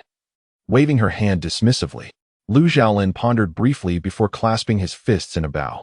I appreciate your guidance, Your Highness. Let us go to the horse racing grounds to see the horses. I have yet to lay eyes on the snow mountain steed, Li Muqing smiled, tightening her grip on his wrist. It is said these 2 horses are to be part of Miss Lu's dowry, destined for the princess's residence? Lu Xiaolin replied. My sister has taken a fancy to them. The family will provide additional dowry to protect her. That sounds splendid, Li Muqing chuckled, gazing skyward. The weather is pleasant today. Perfect for riding. Once these horses enter the princess's residence, I doubt I will even have the chance to ride them. Pei Yin is fiercely protective of his possessions. Even the emperor cannot demand them without resistance. Once I find the snow mountain steed, I shall promptly deliver it to the crown prince, Lu Xiaolin declared. Then let us be off, Li Muqing responded with a smile, tightening her hold on his wrist. In the marketplace, Sui sold out her small fried fish and buns for the day, settling accounts with the elder brother before swiftly packing up. Miss, will you return tomorrow? The elder brother inquired eagerly. Sui pondered briefly and replied softly, if we wish to continue profiting, we must keep our methods a secret from others. If anyone inquires, you shall say I am your sister, and we are in this together. Outsiders will not meddle. The elder brother considered this and promptly suggested, I shall invite my wife to assist you tomorrow. Is she looking to learn your craft? Sui teased, unperturbed, as she was confident in her culinary skills. Of course, she has a talent for making various dishes, he replied. Very well. I also have an elder brother who is a bodyguard, currently running errands in the East Mountain area. When he returns, you two can sit and share a few drinks. Sui fabricated a new identity, understanding the significance of status while out in the world. The elder brother listened intently, now filled with respect for her supposed lineage. Sui spun a few more tales as she cheerfully wheeled her cart home. Having earned a considerable sum today, she planned to visit the blacksmith to forge a small kitchen tool and then buy some cosmetics to enhance her appearance. While she lacked the skill of disguise, it was not difficult to make herself appear less attractive. Upon returning to her small courtyard, she found Song Qiuxiang sitting there with a troubled expression. "What brings you here at this hour?" Sui asked in surprise. "I returned from the embroidery workshop today and overheard the neighbors say someone inquired about you at my house. I would not lie. If they were truly sent by a gentleman, I would inadvertently reveal your whereabouts. That's why I dared not go home." Song Qiuxiang sighed, looking at her helplessly. "Then stay here with me. I shall support you," Sui said, shaking a pottery jar in front of her with a smile. "Moreover, I could use an assistant." "You earned so much today?" Song Qiuxiang exclaimed, shocked as she weighed the jar. 137 coins. Impressive, isn't it? Sui poured the coins onto the table, counting them one by one for Song Qiuxiang. "Don't frown. Come with me to sell goods on the flower boat tonight, and on the way back, help me retrieve my fishing net from the river. I discovered several wild pepper trees by the riverbank a few days ago, and I want to dig them up." "Sui, how do you know so much?" Song Qiuxiang gazed at her in awe. "Tonight, you needn't board the boat. Your tongue may offend someone. Just focus on digging up the trees," Sui instructed. "All right, I will listen to you." Song Qiuxiang nodded obediently but hesitated before asking, "Aren't you tired? Working from dawn till dusk?" Sui shook her head. "Not at all. In fact, being busy is better. It keeps the longing at bay. Among all the sufferings in this world, only the pain of yearning cannot be cured." As night fell, the flower boats of Huaijing River illuminated with lights. The boatwomen dancing and playing music, casting a glow across the river. Pei Yin supported Zhang Jiulu's wrist as he stepped over the boat's railing. His right leg bore a penetrating wound, yet fortunately, it had missed the bone. Bai Jian had used ample fine medicine, and he was recovering reasonably well. "Sir, the person is inside," Zhang Jiulu said softly, glancing into the cabin. Pei Yin lazily lifted his gaze, releasing Zhang Jiulu's wrist. Chapter 58. She was among the crowd upon entering the vessel. They discovered a man prostrate on a petite divan, his feet braced against a low stool. Patrons of these pleasure boats often indulged in clandestine affairs, requesting the boatman to steer to a secluded spot where they could engage in amorous acts under the celestial canopy. However, this particular stool was marred by desiccated blood, an ominous sign suggesting it had recently served as an instrument of torture rather than pleasure. Zhang Jiulu seized the man by the scruff of his neck and flipped him over, revealing an iron ball forced into his mouth. His hands were bound with exceedingly thin cords, cutting into his flesh, the other ends secured to his ankles. This excruciating binding caused the man immense suffering. His complexion ashen as a corpse. He was the ringleader of the assassins from the Thousand Silk Pavilion that fateful night. Hired at an exorbitant price of 10,000 taels of gold to procure the nobleman's head, Zhang Jiulu delivered a kick to the assassin's posterior, eliciting a torrent of perspiration and violent convulsions. "Who was the benefactor?" Pei Yin inquired, his voice frigid. The ringleader shook his head vehemently. "We interrogated him. He claims the benefactor remained anonymous, adhering to the underworld custom of posting a bounty at the ghost market," Zhang Jiulu explained. "Terminate him," Pei Yin uttered, furrowing his brow as he turned to depart. If they sought his demise, they should confront him directly. Why pursue Sui? Was it a case of buy one, get one free? Zhang Jiulu unsheathed his blade, poised to strike, when Pei Yin added, "Spare him a swift end. If not for these despicable individuals, Sui would not have vanished without a trace." Zhang Jiulu resheathed his blade, contemplating casting the assassin into the river to bleed to death. However, just as the blade slid into its scabbard, Pei Yin interjected, "Still idle? Shall we allow him to admire the moon?" Zhang Jiulu was perplexed. His lordship used to sustain injuries, yet his mental state remained sound. How is it that this injury has seemingly cleaved his mind, rendering him so capricious? He deliberated for a moment before drawing his blade once more. The assassin, witnessing the blade's repeated appearances and disappearances, was overcome with terror, his senses reeling. He thrashed about on the divan, emitting muffled moans. On a neighboring pleasure boat a mere 10 feet away, Sui was extracting pastries and floral garlands from her basket. "Young lady, purchase some pastries, and I shall gift you a floral garland," she said with a winsome smile. "What use are floral garlands? They are merely wildflowers, readily available," the boat girl remarked, waving her fan dismissively, her gaze sweeping over the basket with little enthusiasm. "They possess myriad uses," Sui whispered into the boat girl's ear. "These floral garlands are of a unique design. Imagine a half-slipped robe, adorned only with these floral garlands. Upon unfolding, The floral garlands revealed a design resembling a bodice, with vibrant blossoms strategically placed. The boat girl's pupils dilated as she cast a swift glance at Suhi, scrutinizing her.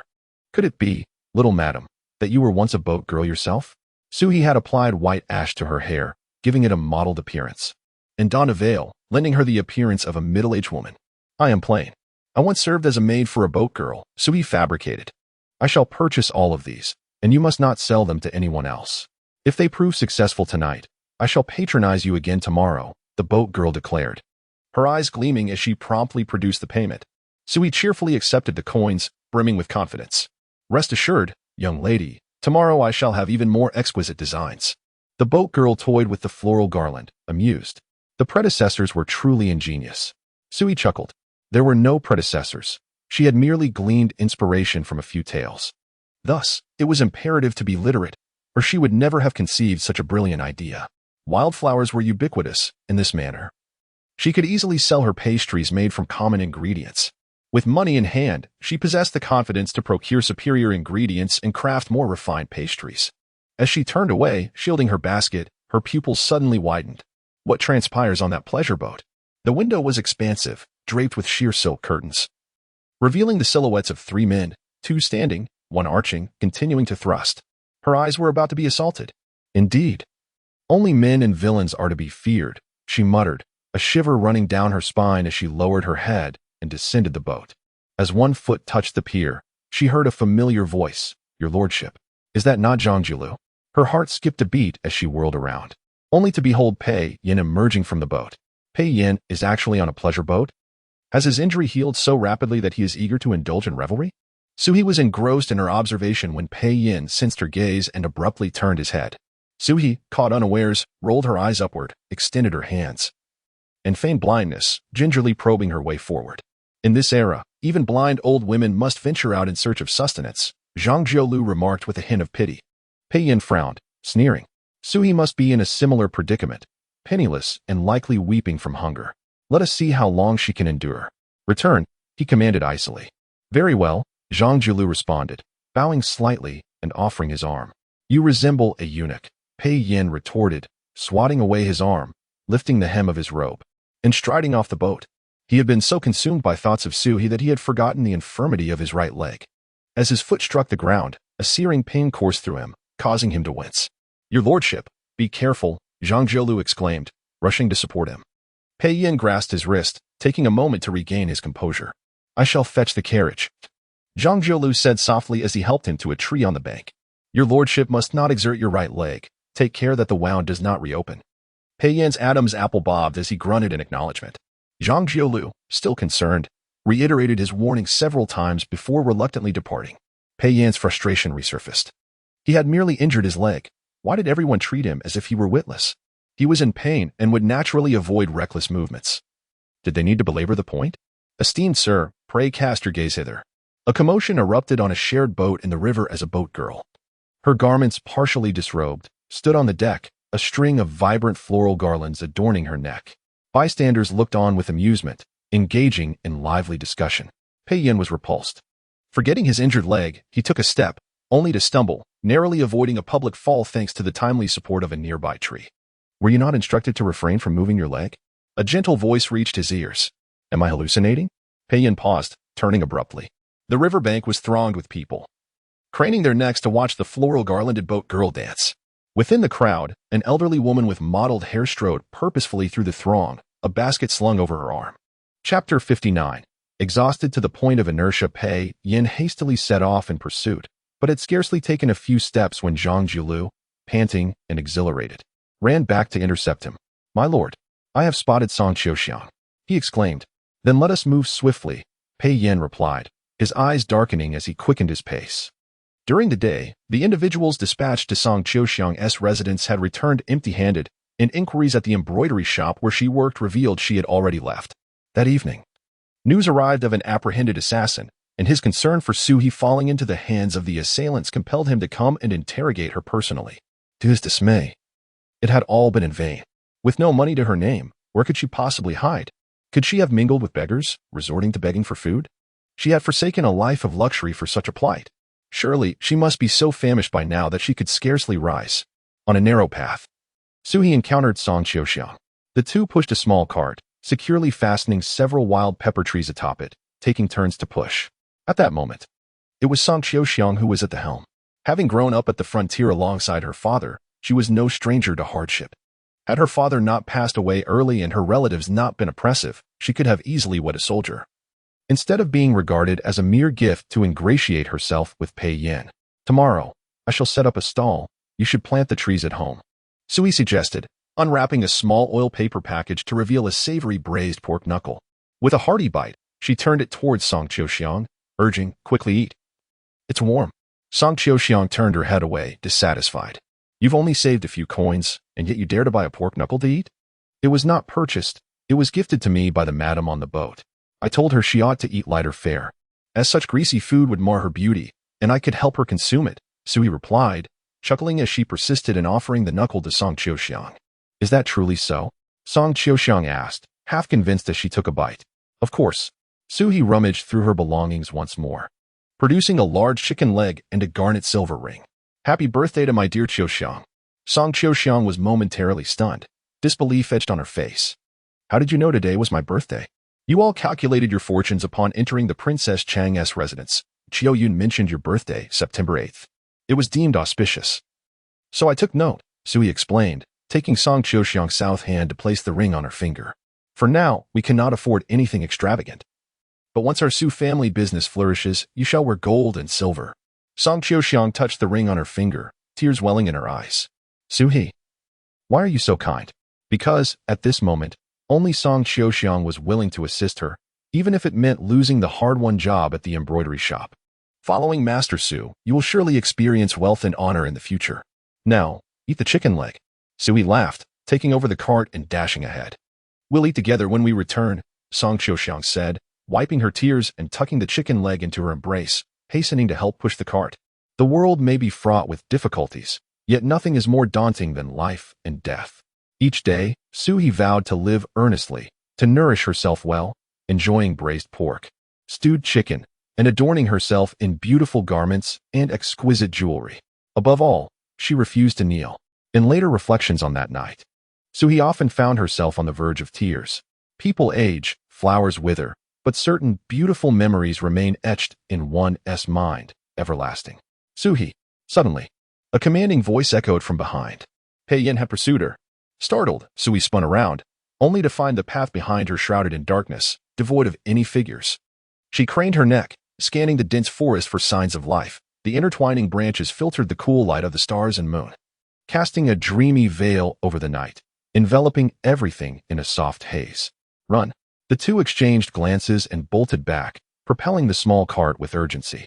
In the woods, as Pei Yin followed the sound of Suhi's laughter, he was taken aback by its vigor, finding it hard to believe she could be so spirited while he had imagined her weak from hunger. Indeed, it seemed she had moved on, her laughter now unrestrained without him. Emerging from a lower path onto the main trail, Pei Yin found himself alone. The silhouette of Suhi vanished. She must be with Song Qiuxiang. It had not occurred to him that Song Qiuxiang was her accomplice. Zhang Jiulu, bursting forth from another path, wiped his brow, scanning the surroundings anxiously. She couldn't have gone far. I'll pursue ahead. Wait, Pei Yin called, extending his hand. Zhang Jiulu produced a fire starter from his pocket, uncapped it, and blew gently, igniting a flame. Pei Yin took the fire starter and examined the wheel tracks left on the ground. He had heard clearly that she was pushing a unique unicycle. Its tracks were unmistakable, ensuring he could follow them directly to her. The two followed the tracks for a while, until Pei Yin halted. From this point, the tracks veered downhill toward a river, where a small boat bobbed, shadows shifting within. I'll check it out, Zhang Jiulu said, cupping his hands to his mouth to whisper. Very well, Pei Yin nodded. Zhang Jiulu cautiously rested his hand on his blade, slowly drawing it. Seeing this, Pei Yin swiftly knocked his hand away. Who permitted you to draw your sword? The force of Pei Yin's action sent Zhang Jiulu tumbling down the grass slope, nearly plunging into the water. He stumbled forward, managing to halt just at the river's edge. The commotion startled the occupants of the boat, and a round, bald head emerged from the porthole, shouting, "What are you doing?" Zhang Jiulu recognized the figure inside, and quickly turned back to Pei Yin. My lord, it's not Miss Su. But where had Pei Yin gone? In a panic, Zhang Jiulu dashed back up the slope, The path was shrouded in darkness at both ends, leaving him unaware of which way Pei Yin had taken.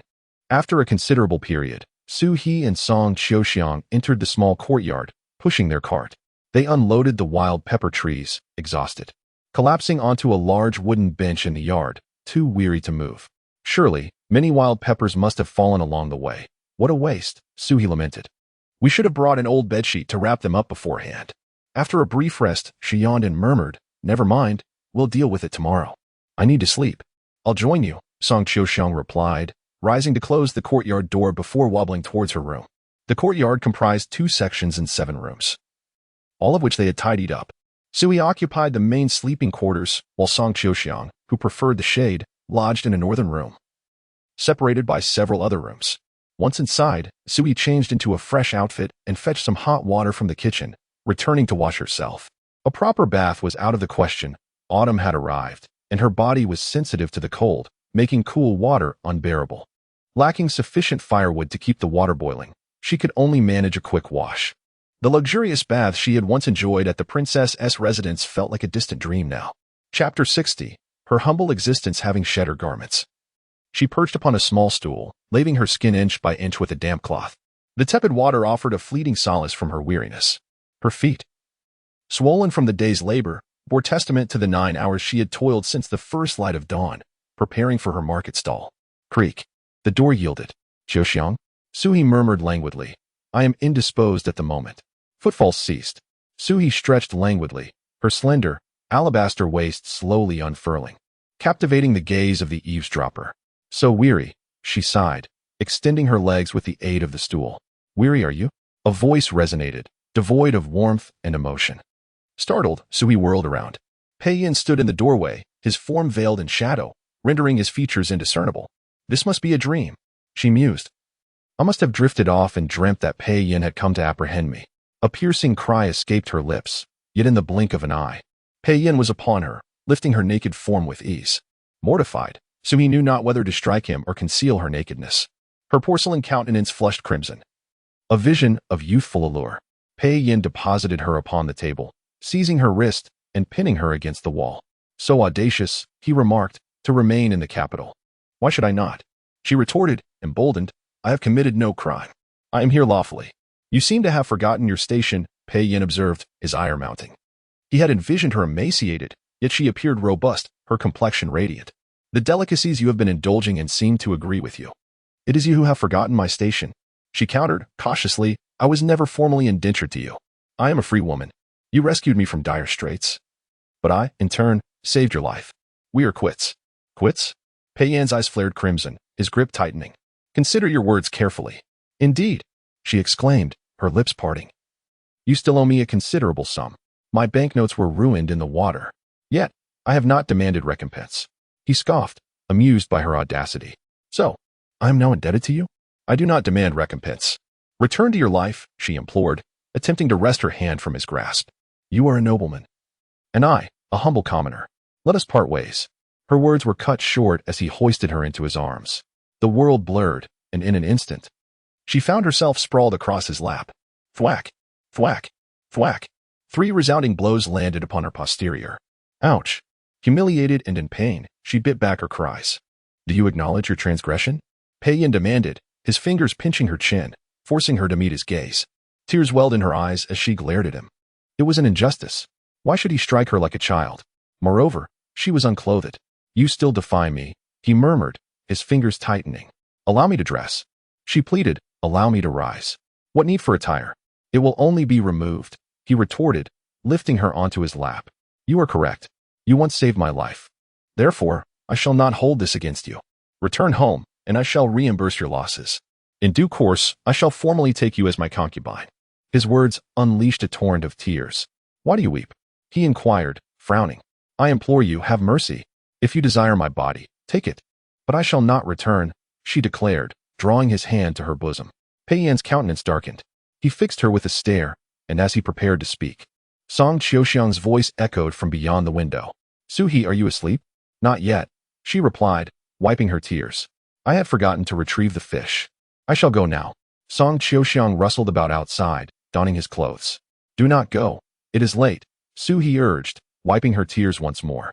We shall retrieve them in the morning and take them directly to the market. Very well. Awaken me early, lest you exhaust yourself. Song Xiaoxiang replied before returning to his chamber. Sui scrambled off Pei Yan's lap, burrowing beneath the covers. Pei Yan composed himself, surveying the humble abode. The furnishings were worn yet clean, many bearing the mark of hand craftsmanship. The chair upon which he had sat was a patchwork of mismatched parts, its legs uneven, compensated by a small piece of wood. Sui had even attempted to conceal the imperfection with a painted serpent. The curtains and drapes were fashioned from scraps of fabric, and her garments were faded with age. The tea set upon the table was chipped and cracked. This is the life my little darling leads. Arise, return with me, he commanded, turning to her. I shall not, she retorted, burrowing deeper beneath the covers.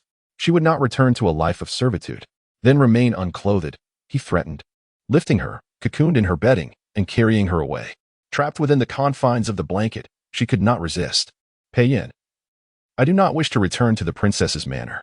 I would rather be your mistress, here, at your beck and call, she pleaded, desperate. Are not wildflowers more alluring than those cultivated in a garden? Pei Yan halted, considering her words. He returned to the bedchamber, depositing her upon the mattress. He would discipline her and force her to reconsider her rash decision. You would truly be my mistress? Consider your words carefully, he inquired, seizing her ankle and dragging her toward him. I desire to be your mistress.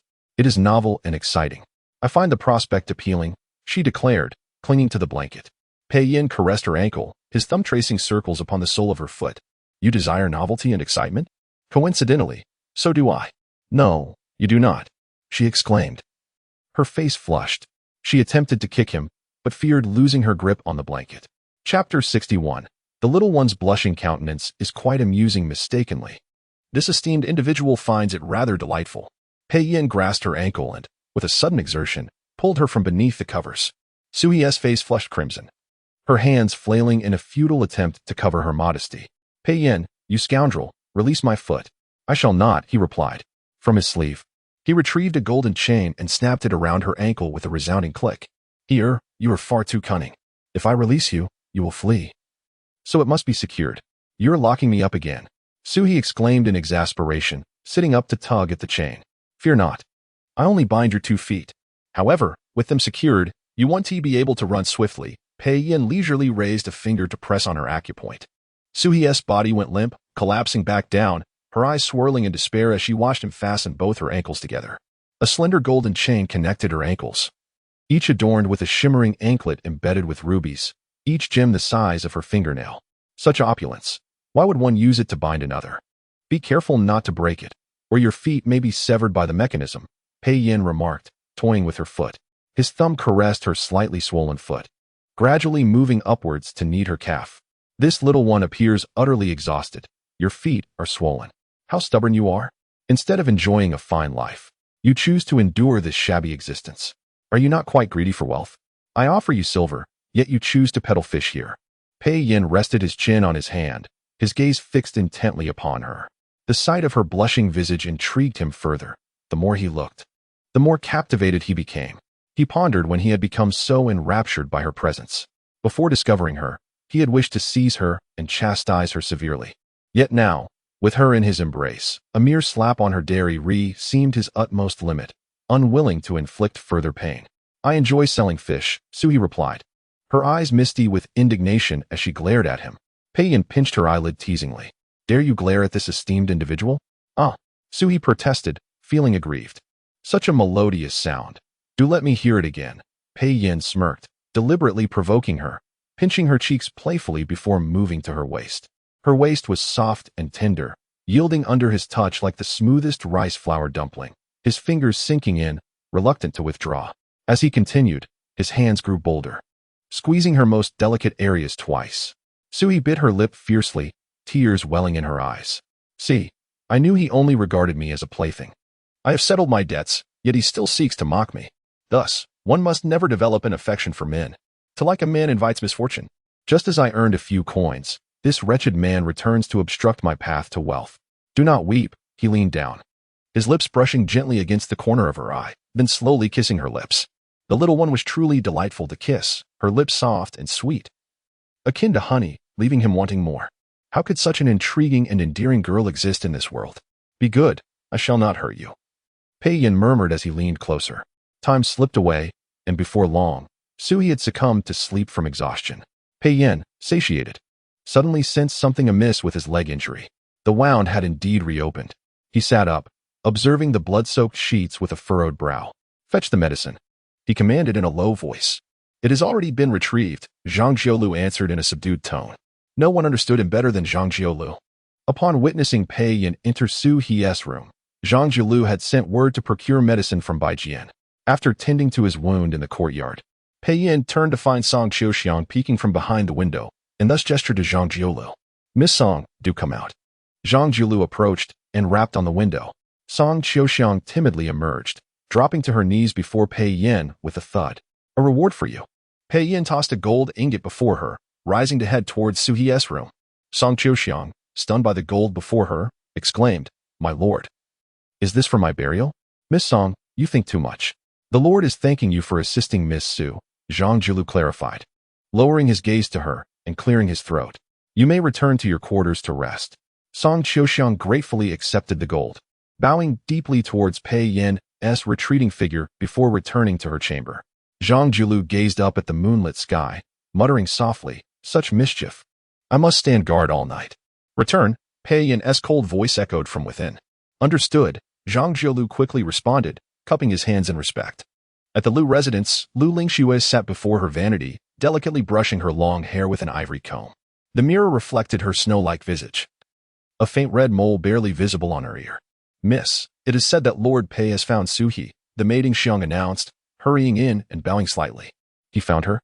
Where? Lu Lingxue exclaimed, turning her head swiftly towards Xiang.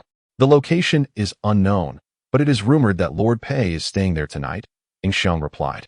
Shaking her head, Lu Lingxue tightened her grip on the comb, her eyes reddening. It seemed that brother Yin genuinely favored her. Should we inform the princess?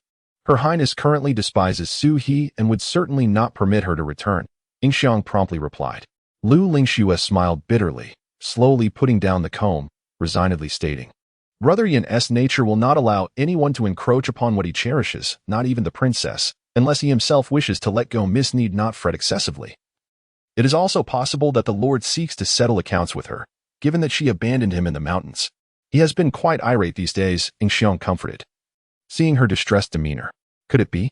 Lu Lingxue placed her hand on Xiang's shoulder, rising wearily. Enough, men are always inclined towards multiple wives and concubines. Without Suhi, there will surely be others. As long as I secure my position as the matriarch, I shall have done my duty for the Lu family. Miss, you are proficient in all arts. That Suhi is merely an uneducated commoner. The Lord is likely only intrigued for a fleeting moment and will not remain enamored. Xiang reassured her. Lu Lingxue pondered for a moment before asking, Yet my mother was also skilled in the arts, yet she was not the favored one. What use are those skills? Xiang was momentarily speechless, unsure how to respond. Rest now. Tomorrow, we shall see whether the Lord seeks her out for retribution or affection. Lu Lingxue laid down gently, murmuring, to discern his true intentions. The sun rose. Suhi, having endured Pei Yin's antics throughout the night, awoke only when the sun was high in the sky. She had no time to set up her stall. Fuming, she hastily prepared her small cart.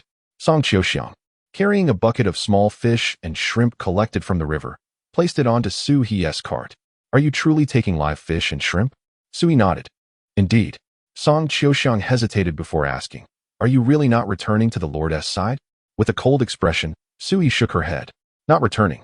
Who would want to be with a man who regards her as merely an object? The chains still bound her feet beneath her skirt. With every step, the chains clanked, infuriating her further. What did the Lord say?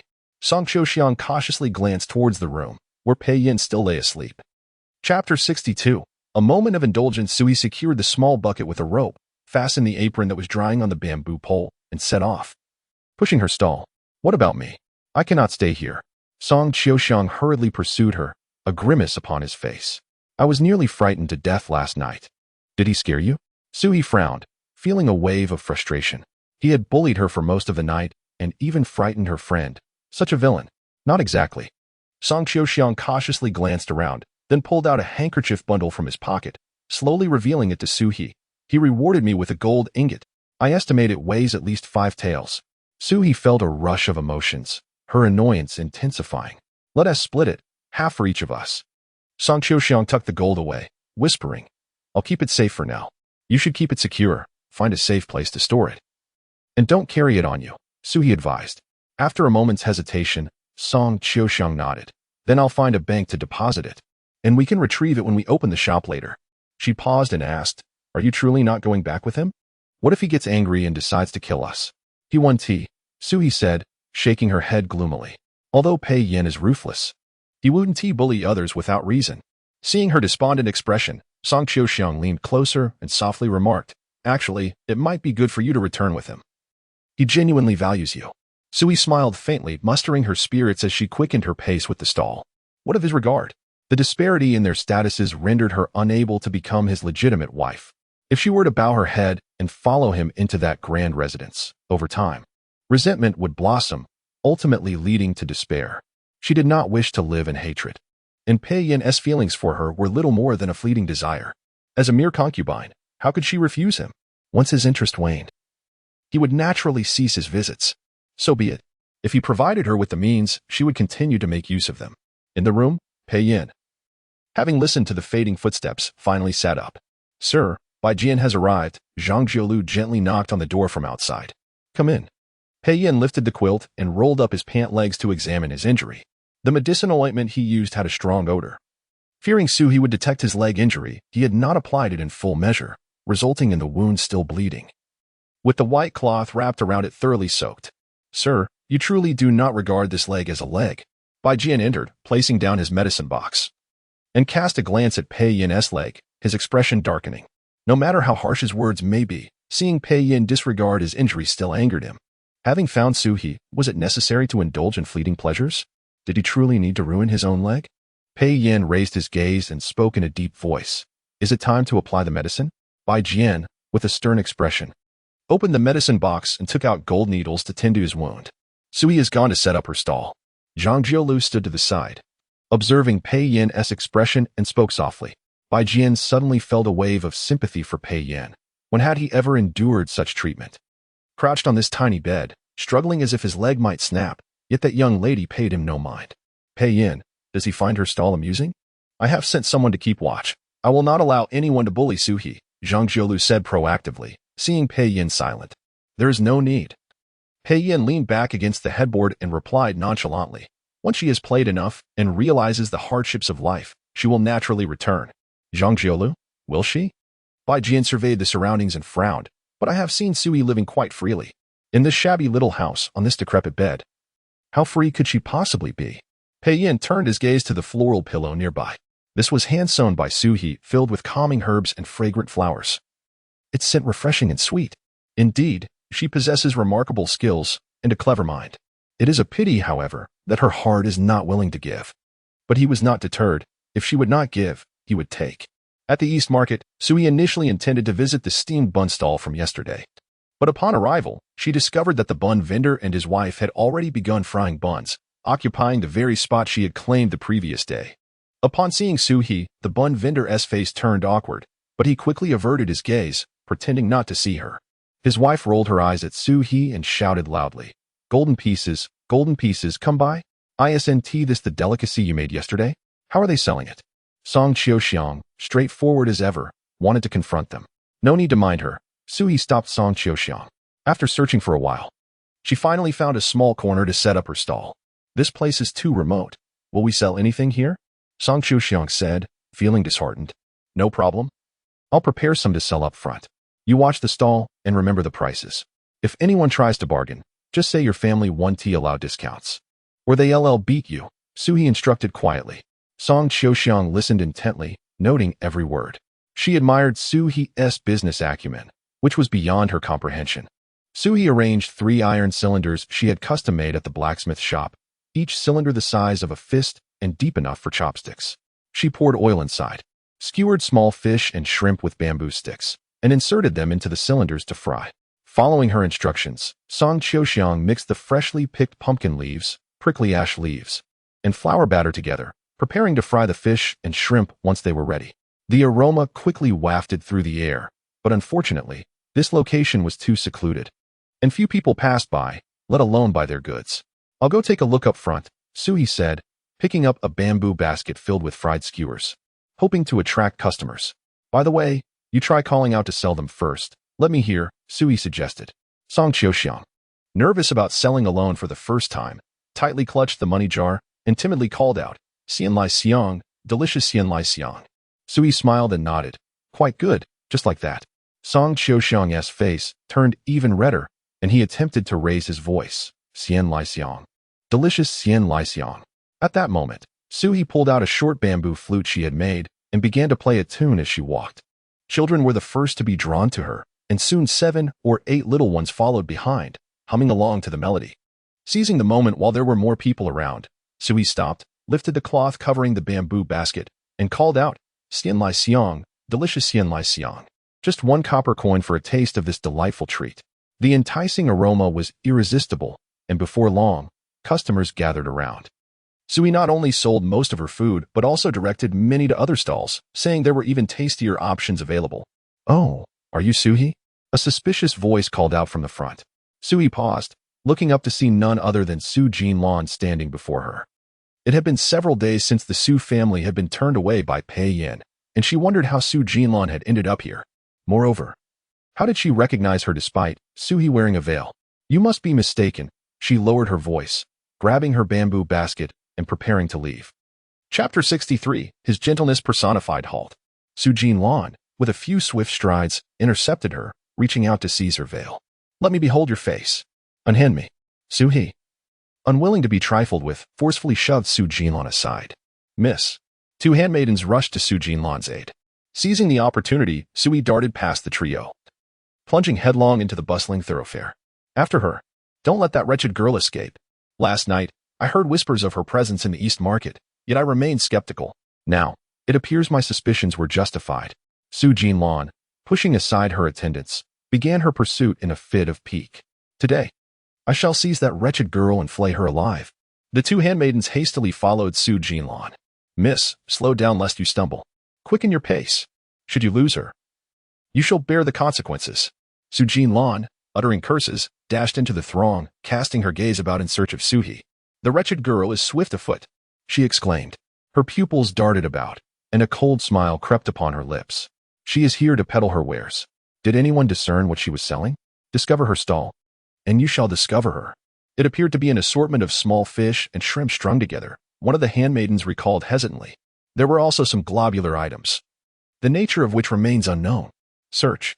Su Jinlan commanded, her countenance frigid, gesturing towards the roadside stalls. Unearth her for me. Now that Pei Yin has forsaken her, let us see how she eludes my grasp. She desires not to wed the old Marquis. Today, I shall deliver her to the beggars. The 2 handmaidens exchanged uneasy glances before proceeding to search the roadside stalls. Su Jinlan pondered for a moment before entering a nearby tavern, ascending rapidly to the 2nd-floor window. From this vantage point, she commanded a clear view of several intersections in the East Market. She widened her eyes, scrutinizing each area, until, suddenly, her gaze fixed upon a figure in the street to the right. That is Suhi, the vile wench. Today, your demise is at hand. Su Jinlan sneered, turning to hasten downstairs. At a street corner, Suhi paused, fanning her face with her hand and glancing behind her. Does Su Jinlan possess the olfactory senses of a canine? How did she manage to locate the East Market? Pei Yin had subjected them to the lash and demanded recompense. Should they clash directly today, a mere scuffle would be inconsequential. But what if her cart and copper stove were damaged? These items required considerable expenditure and effort to acquire. How vexing. Suhi rested her feet for a moment, then chose a narrow alley, intending to circle back and rendezvous with Song Qiuxiang. The contents of her bamboo basket were nearly depleted, yielding approximately 30 coins. Upon retrieving another basket, she could expect to earn at least 70 or 80 coins today. While not as lucrative as the previous day, it was still a respectable sum. She fingered the money pouch hanging from her belt, humming a tune as she walked briskly forward. Halt! Su Jinlan emerged from ahead, her gaze filled with venom as she fixed upon Suhi. Mad dog, Suhi retorted, turning to flee. Miss Su, do not attempt to escape. The 2 handmaidens emerged from behind, extending their arms to block Suhi's path. Suhi frowned, detaching the money pouch from her belt and concealing it within her bosom. I can endure a beating, but the money pouch must not be lost. Suhi, if you obediently kneel and kowtow 100 times, I shall grant you a swift demise. Otherwise, I shall strip you bare and drag you through the streets, subjecting you to the scorn of the masses." Su Jinlan sneered, advancing upon her step by step. "Vile," Su He retorted. "And what of it? It is your uselessness and insignificance that have brought you to this. You believed yourself capable of securing Pei Yan's protection, but that was merely a fleeting illusion. In a single month, you have become a despised wretch sought by the princess. You are destined only to be a slave." Su Jinlan mocked.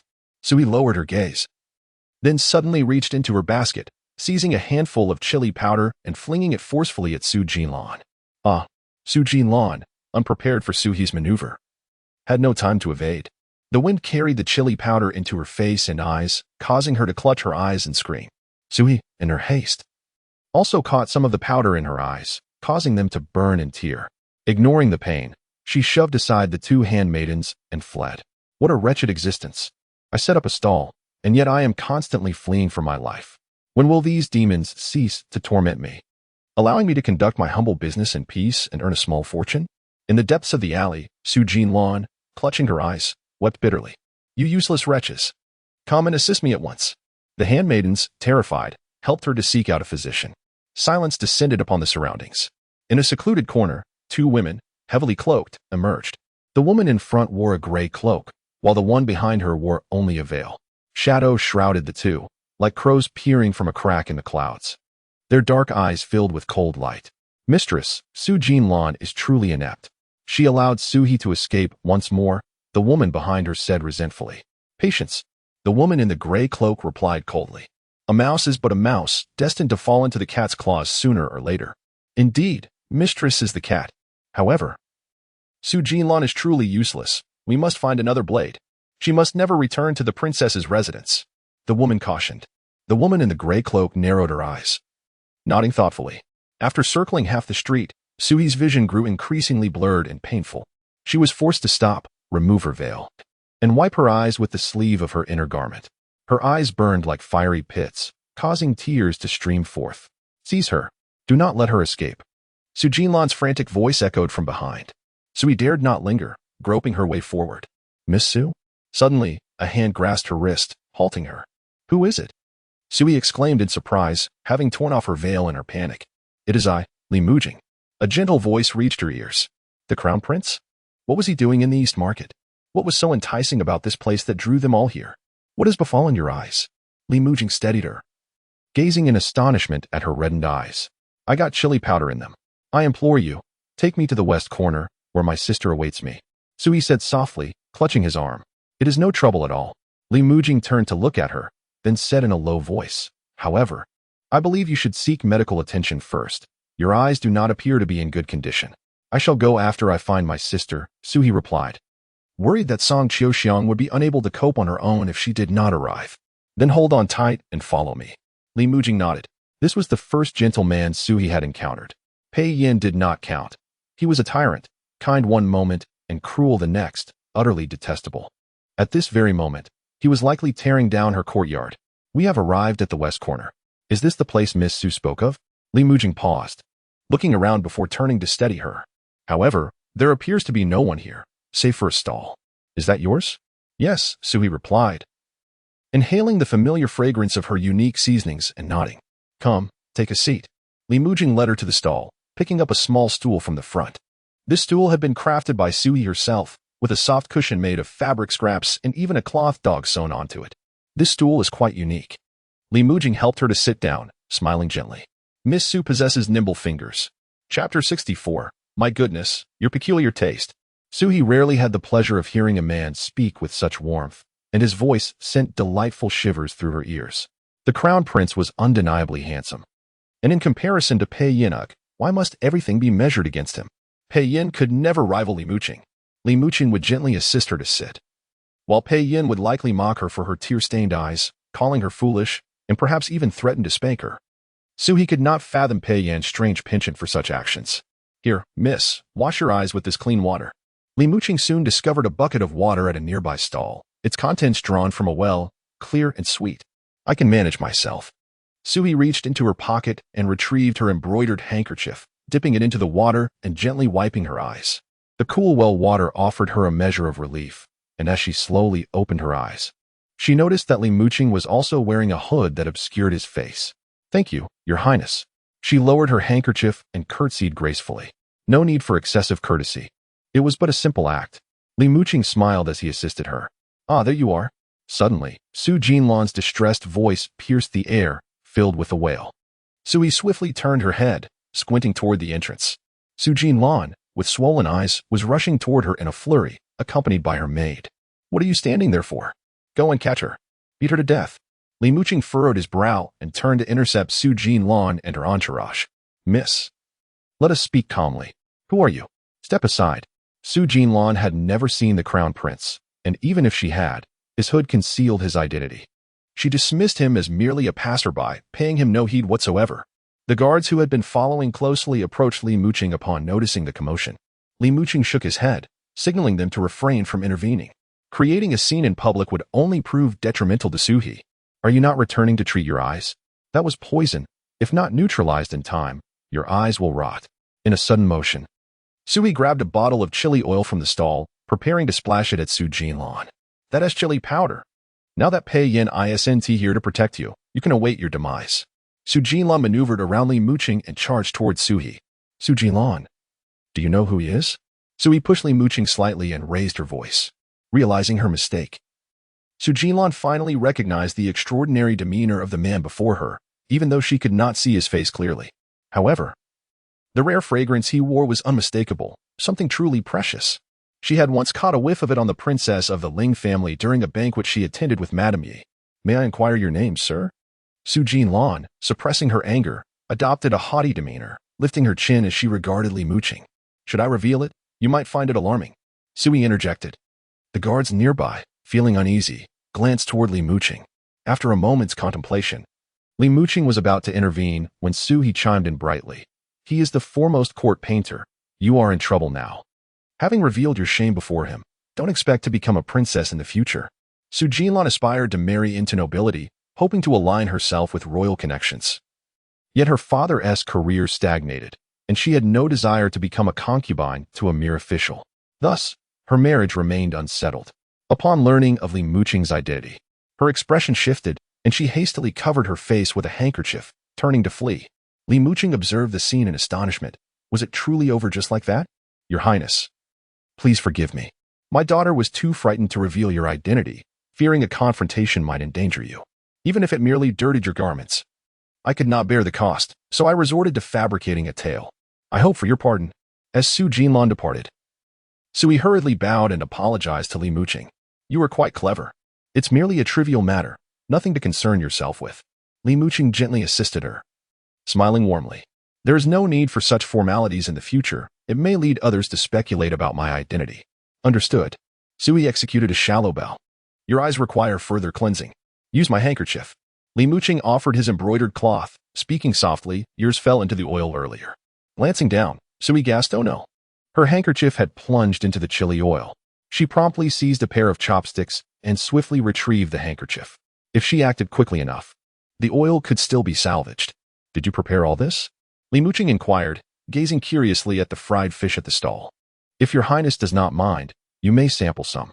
Suhi quickly selected the plumpest fish and presented it to Li Muqing. The guards grew anxious, hastily moving to obstruct her, but Li Muqing merely chuckled and returned the fish to the stall. "I am under a strict diet due to long-term medication and cannot indulge in greasy foods. I appreciate your kind gesture. These delicacies must be delightful, as they certainly smell appetizing. Your Majesty, it is time to depart." A servant approached to remind him. Li Muqing nodded and turned to Suhi. "Shall I leave a couple of guards here for your protection?" "There is no need. I can manage on my own." Suhi quickly waved her hands. She genuinely wished to avoid entanglements with the powerful. Some luxuries were beyond her reach. Li Muqing did not press the issue and soon took his leave. Sui tidied the stall, assessing the remaining ingredients, which she combined into a large pot, portioning them into smaller packages wrapped in lotus leaves. These could fetch her a modest sum. Suddenly, a hand grasped her chin, lifting her face. Suhi, taken by surprise, could only discern Pei Yan's furrowed brow as he scrutinized her eyes. "Does it not hurt?" Pei Yan felt a surge of unexplainable anger. He had just returned from the palace, only to hear alarming news that Suhi had injured her eyes. And worse, she had been with the crown prince. "It hurts." Suhi bit her lip, attempting to pull away from his grasp. Did you not think to visit the physician? Pei Yin's frustration grew. Her eyes were swollen to slits, and he could not comprehend why she was there selling her wares. There were no customers. What was she even trying to accomplish? I'm back. Song Qiuxiang rushed over, brimming with excitement and holding money. A tavern owner bought some fried fish and asked me to collect the payment. He wants us to deliver more tomorrow. Song Qiuxiang's jubilant exclamation abruptly ceased as she noticed Pei Yin, standing frozen in place, too intimidated to approach. Sit down. Pei Yin firmly guided Sui to his seat, retrieving a piece of cold jade from his pocket. He wrapped it in a handkerchief, dipped it in the bucket of clean water, and gently applied it to her eyes. This jade would help soothe the swelling and alleviate her pain. Qiuxiang, take these portions to the tavern and charge him 2 coins per package. Sui tilted her head back, chattering incessantly. Pei Yin, unable to contain his irritation, thrust his finger into her mouth, pinching her soft tongue. What is he doing? Who pinches someone's tongue in broad daylight? Chapter 65. Try arguing back with me in public. Sui's lips parted slightly as she gazed at Pei Yin with swollen, reddened eyes.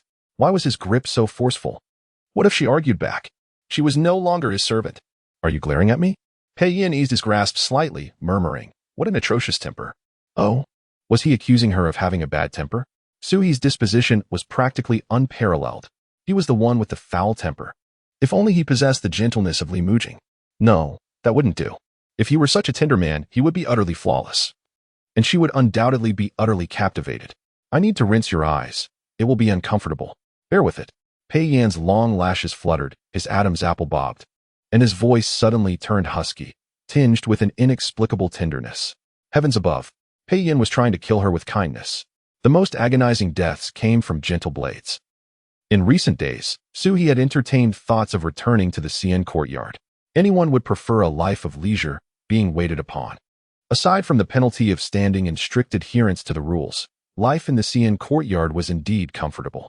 If he continued to be so gentle, she might not resist the urge to return. I'm going to start.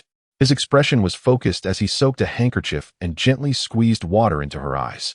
Sui's eyes trembled, and she abruptly closed them. Open them. It will be over soon. Pei Yin pinched her eyelids and gently lifted them. For some reason, Sui suddenly felt bashful and ashamed. Her face must look awful right now. Pei Yin was enamored with this very face. Perhaps, after a few more glances, he would lose interest in her. Zhang Jiulu, send someone to buy Jian to fetch some medicine. Pei Yin discarded the soiled handkerchief, rolled up his sleeves, and gently dabbed the water from Sui's face with the pristine, soft corner of his inner robe. Yes, Zhang Jiulu's voice came from beside them. Take these things back, Pei Yin said, turning to Song Qiuxiang. Don't come here again tomorrow. Sui was about to retort, I will come, but before she could speak, Pei Yin covered her mouth, stifling her words. Try arguing back with me in public. Pei Yin, with one hand over her mouth and the other around her slender waist, lifted her from the stool. The tenderness had vanished, replaced by the stern Pei Yin. How did you get your eyes like this? Pei Yin gently stroked her disheveled hair, asking softly. Sui pulled his large hand away, murmuring, I won't tell you. It was the Su family, Zhang Jiulu interjected. Pei Yin clenched the handkerchief, flinging it away with a flick of his wrist. Go back, he said sternly. I'm not going to the princess's manor, Sui immediately replied. Pei Yin reached out, his voice deep. Don't provoke me. Move faster. Why was he getting angry? Sui was angry too. She was peacefully running her stall when he showed up. She hadn't provoked him. Hand. Pei Yin frowned, glancing at her sideways. Sui refused to hold his hand. Pei Yin didn't humor her, seizing her wrist and pulling her close. I'll take you to pluck out eyeballs. Hurry up. Pluck out the Su family's eyeballs? Sui tugged her hand back, whispering, I can pluck them myself. No need to trouble you, sir. Before Sui could finish, he swiftly moved, his pale fingers pinching her lips tightly. No arguing, he said coldly, displeased. Even if she wasn't allowed to argue, Sui still would. He couldn't possibly kill her, could he? Are you still glaring at me?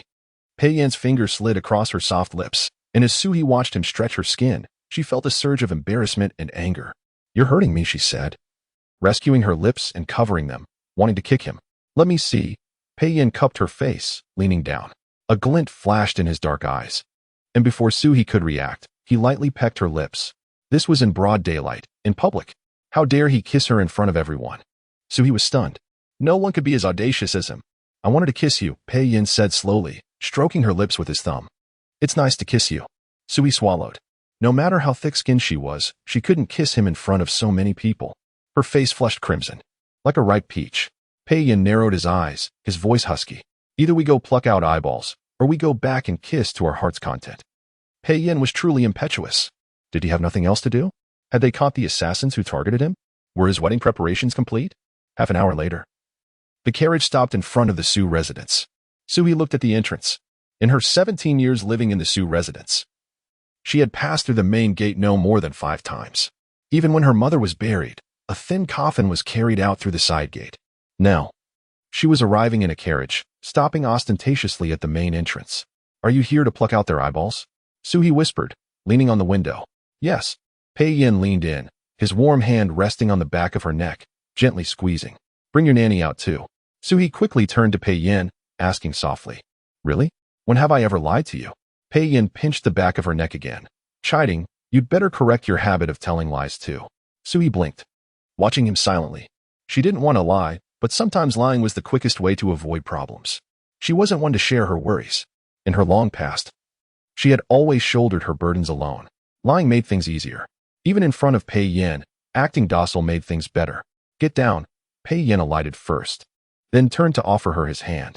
Sui hesitated, but this time she didn't insist on jumping down herself.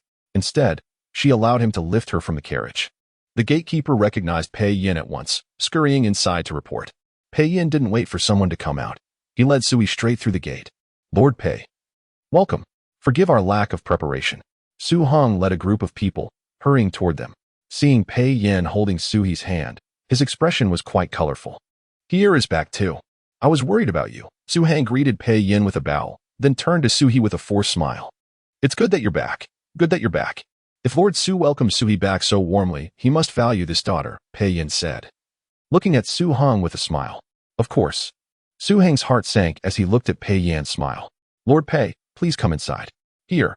Take the Lord to the main hall for tea. I don't know the way. I've never been to the main hall, Sui said, standing still, feigning innocence. Chapter 66. The gentleman sat upon her small bed. To your dwelling. Then, Pei Yin said, shaking his sleeve to reveal his bony, articulate hand, which he then clasped around Sui's hand. Are you serious? Sui was momentarily taken aback. Her residence was nothing more than a dilapidated woodshed, devoid of even a chair to sit upon. Lord Pei, perhaps we should proceed to the front hall instead. I have prepared some exquisite tea. Su Hong, drenched in cold sweat, hurriedly approached Pei Yin. Have you lost your hearing?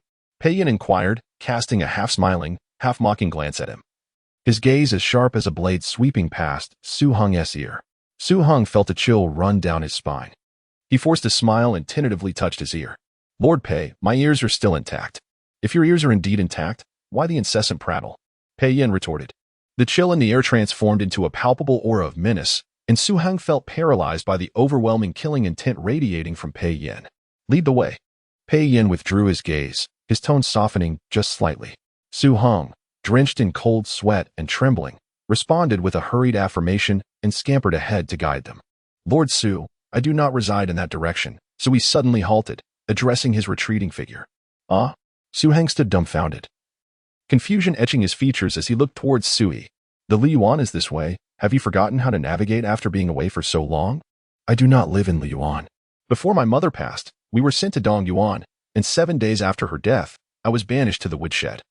Sui replied earnestly, a serious expression on her face. Lord Su, have you completely forgotten? Su Hong's complexion grew increasingly pallid, beads of sweat the size of beans rolling down his forehead. He fumbled for a handkerchief, trembling as he wiped his sweat, forcing a smile. And no, I haven't forgotten. It's just that. Master.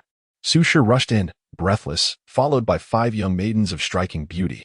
Lord Pei. Upon reaching the 2, Su Shi paused, adjusted her hairpin, and forced a smile as she led the group in a bow to Pei Yin. Sui tilted her head slightly, watching the lovely maidens. Lord Su, you are still vigorous in your old age, having taken so many concubines, she remarked in a crisp voice. Su Shi's smile faltered momentarily, and clearing her throat, she stepped closer to grasp Sui's hand. In the past, it was all my fault. I have been observing a vegetarian diet and praying to the Bodhisattva, beseeching for your safe return to continue serving Lord Pei. Madam, you are truly kind-hearted, Sui replied, her expression laced with mockery. If Su Shi knew her wrongs, pigs could fly. Here, now that the Lord is here. Let us invite him to the Lotus Garden Banquet Hall. I have specially invited the renowned Miaoin from Jiangnan, who excels in preparing Jiangnan cuisine. I hope the Lord will grace us with his presence, Su Shi insisted, her smile widening as she squeezed Su He's arm, urging her to persuade Pei Yin. Madam, why do you keep pinching my arm?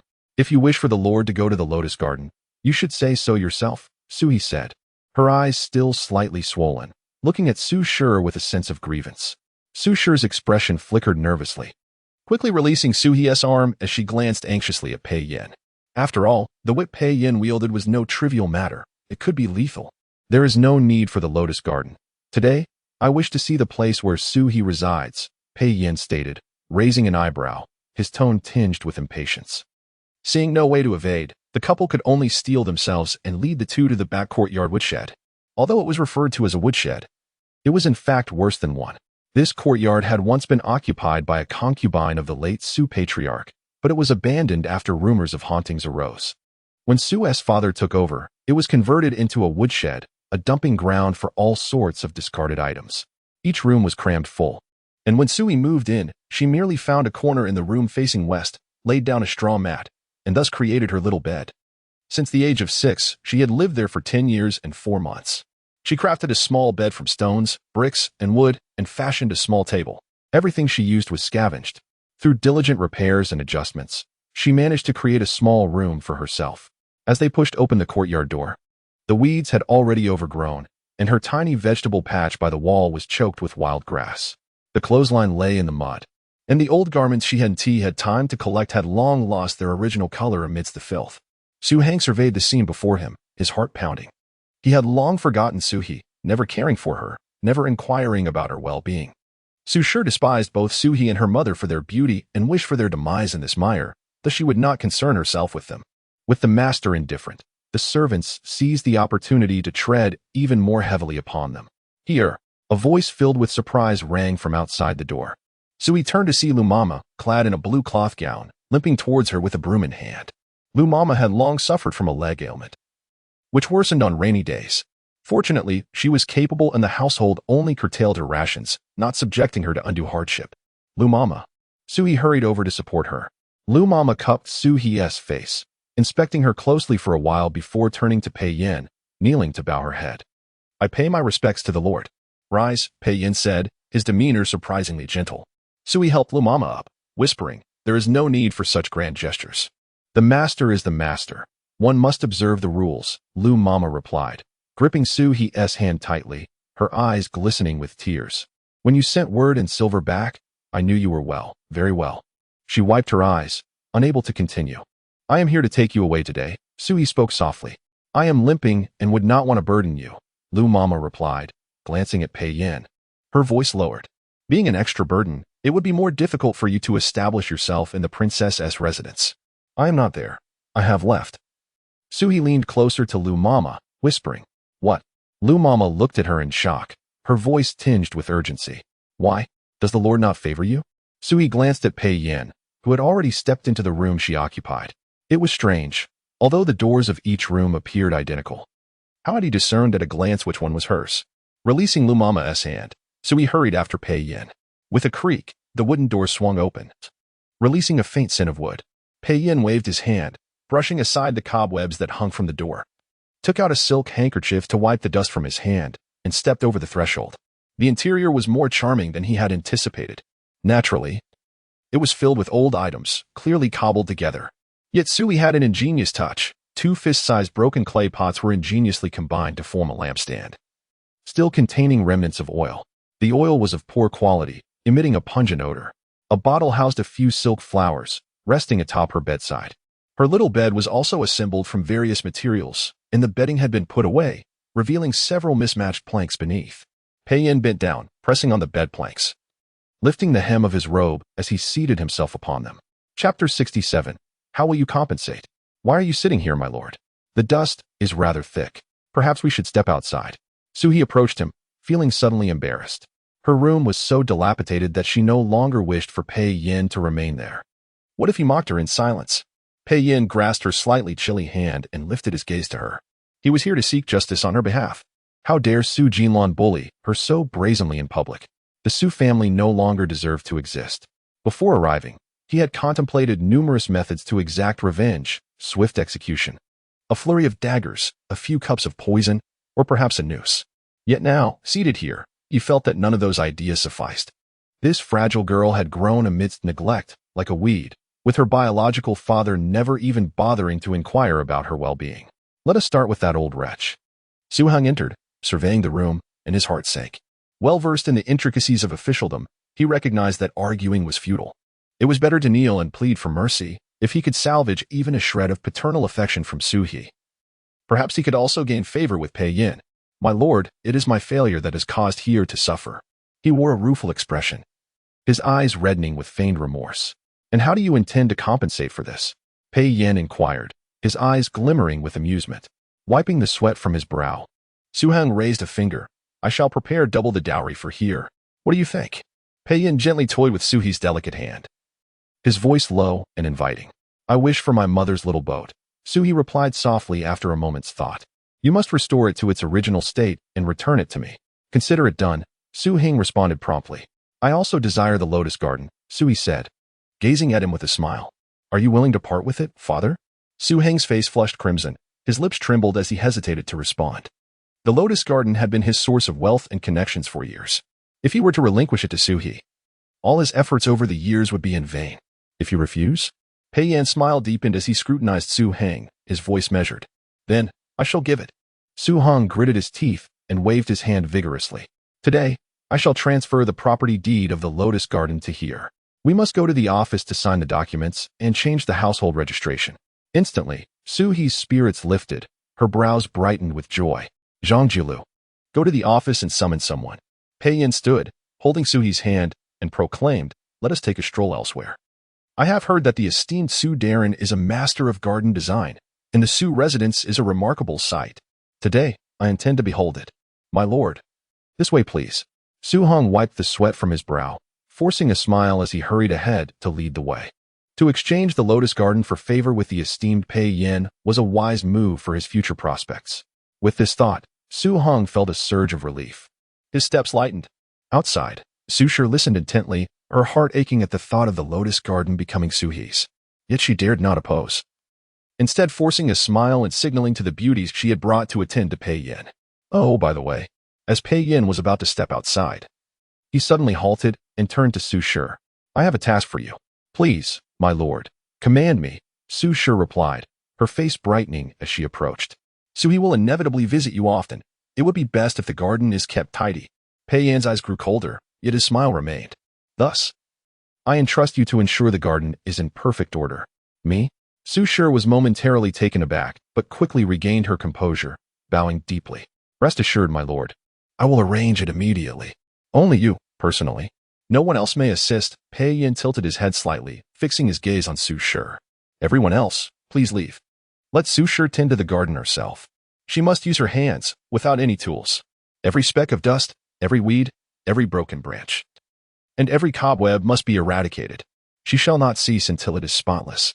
Su Shi stared at Pei Yin in disbelief. What had she just heard? He wanted her to do what? No assistance, no tools, only her hands? How could that possibly be accomplished? If she failed, it would imply she lacked the capability to manage, and those hands would be of no use. They would be severed. Master, save me. Su Shi panicked and hurriedly ran to Su Heng. Without the position of an official, you are no longer a lady of the court. Pei Yin smiled at Su Heng, inquiring, what is your stance on this? The Lord commands you to clean the courtyard. This is a sign of his esteem for you. Do not delay.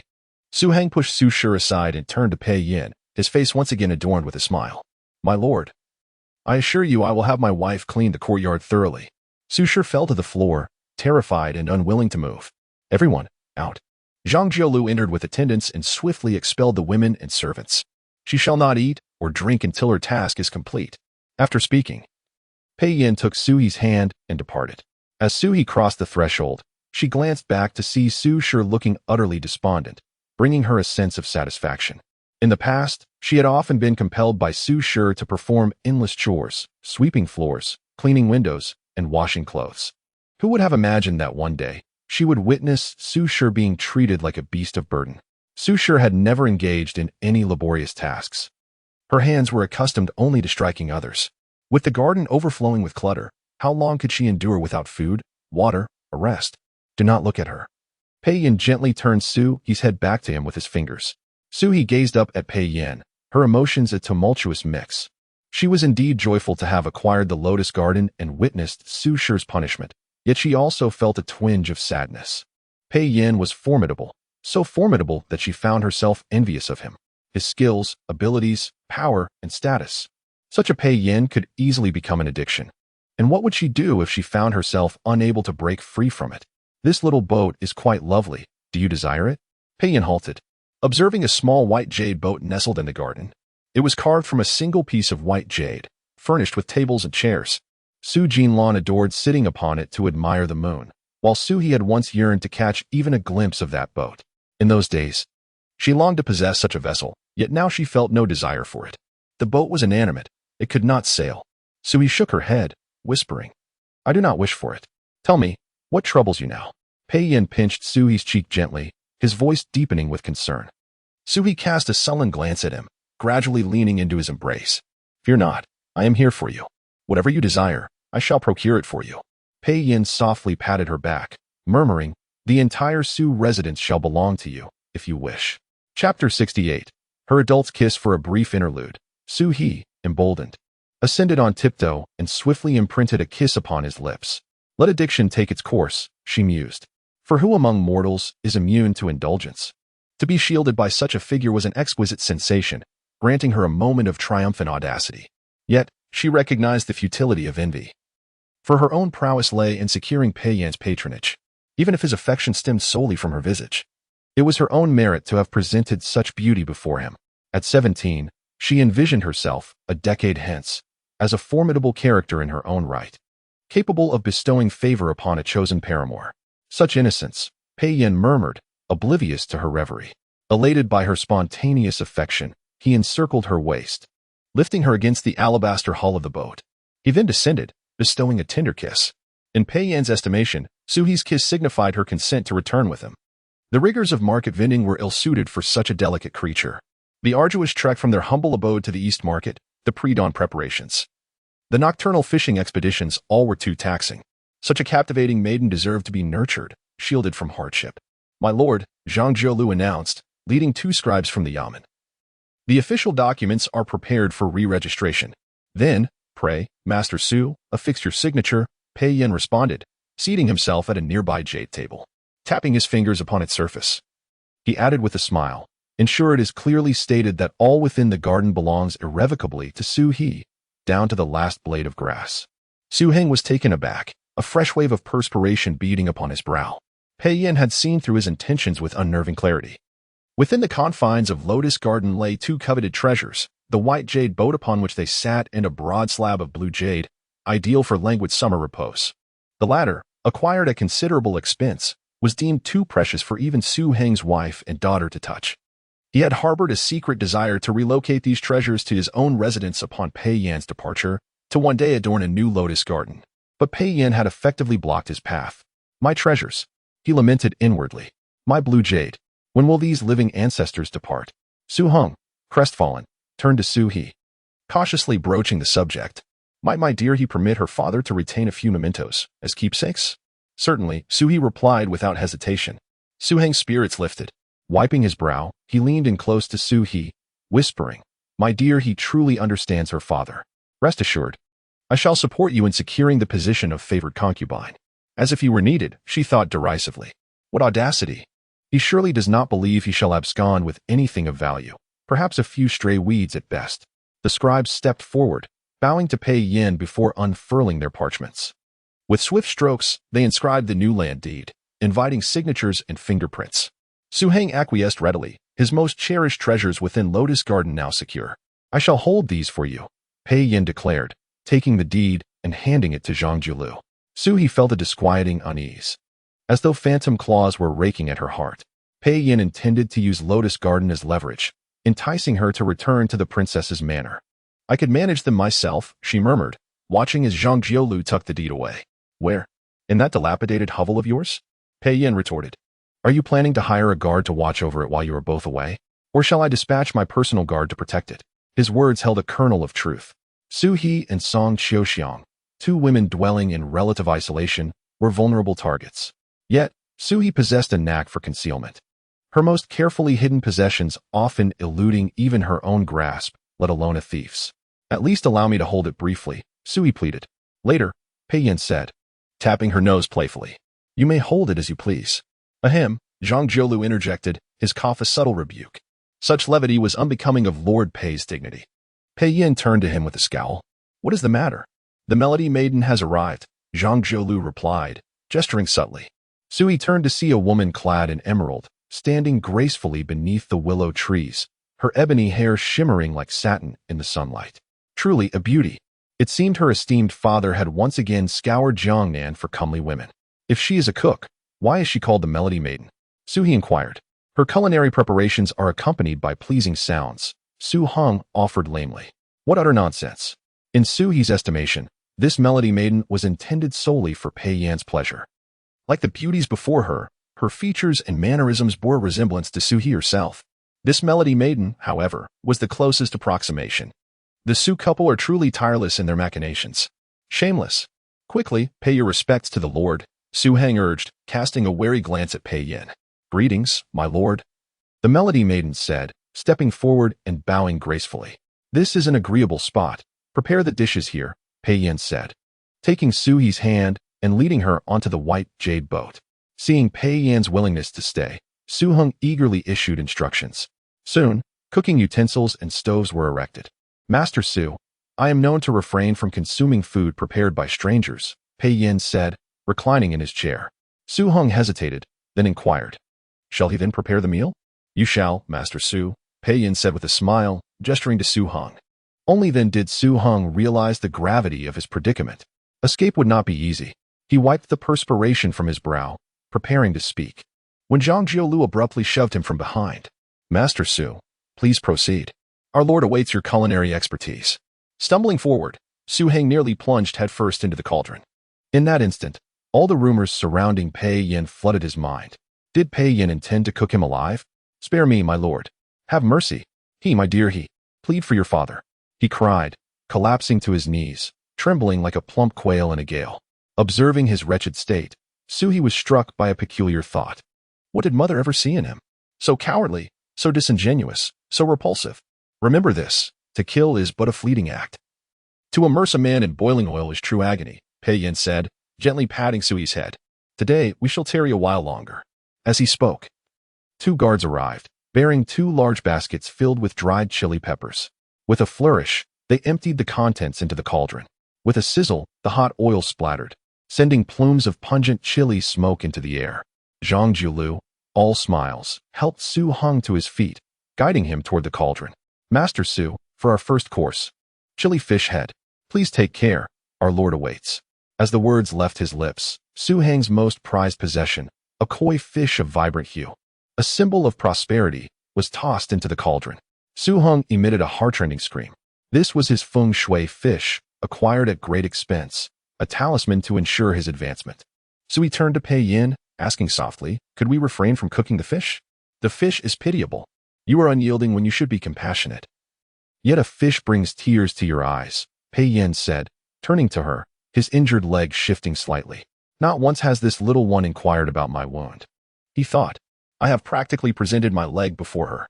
Will she never cast a glance?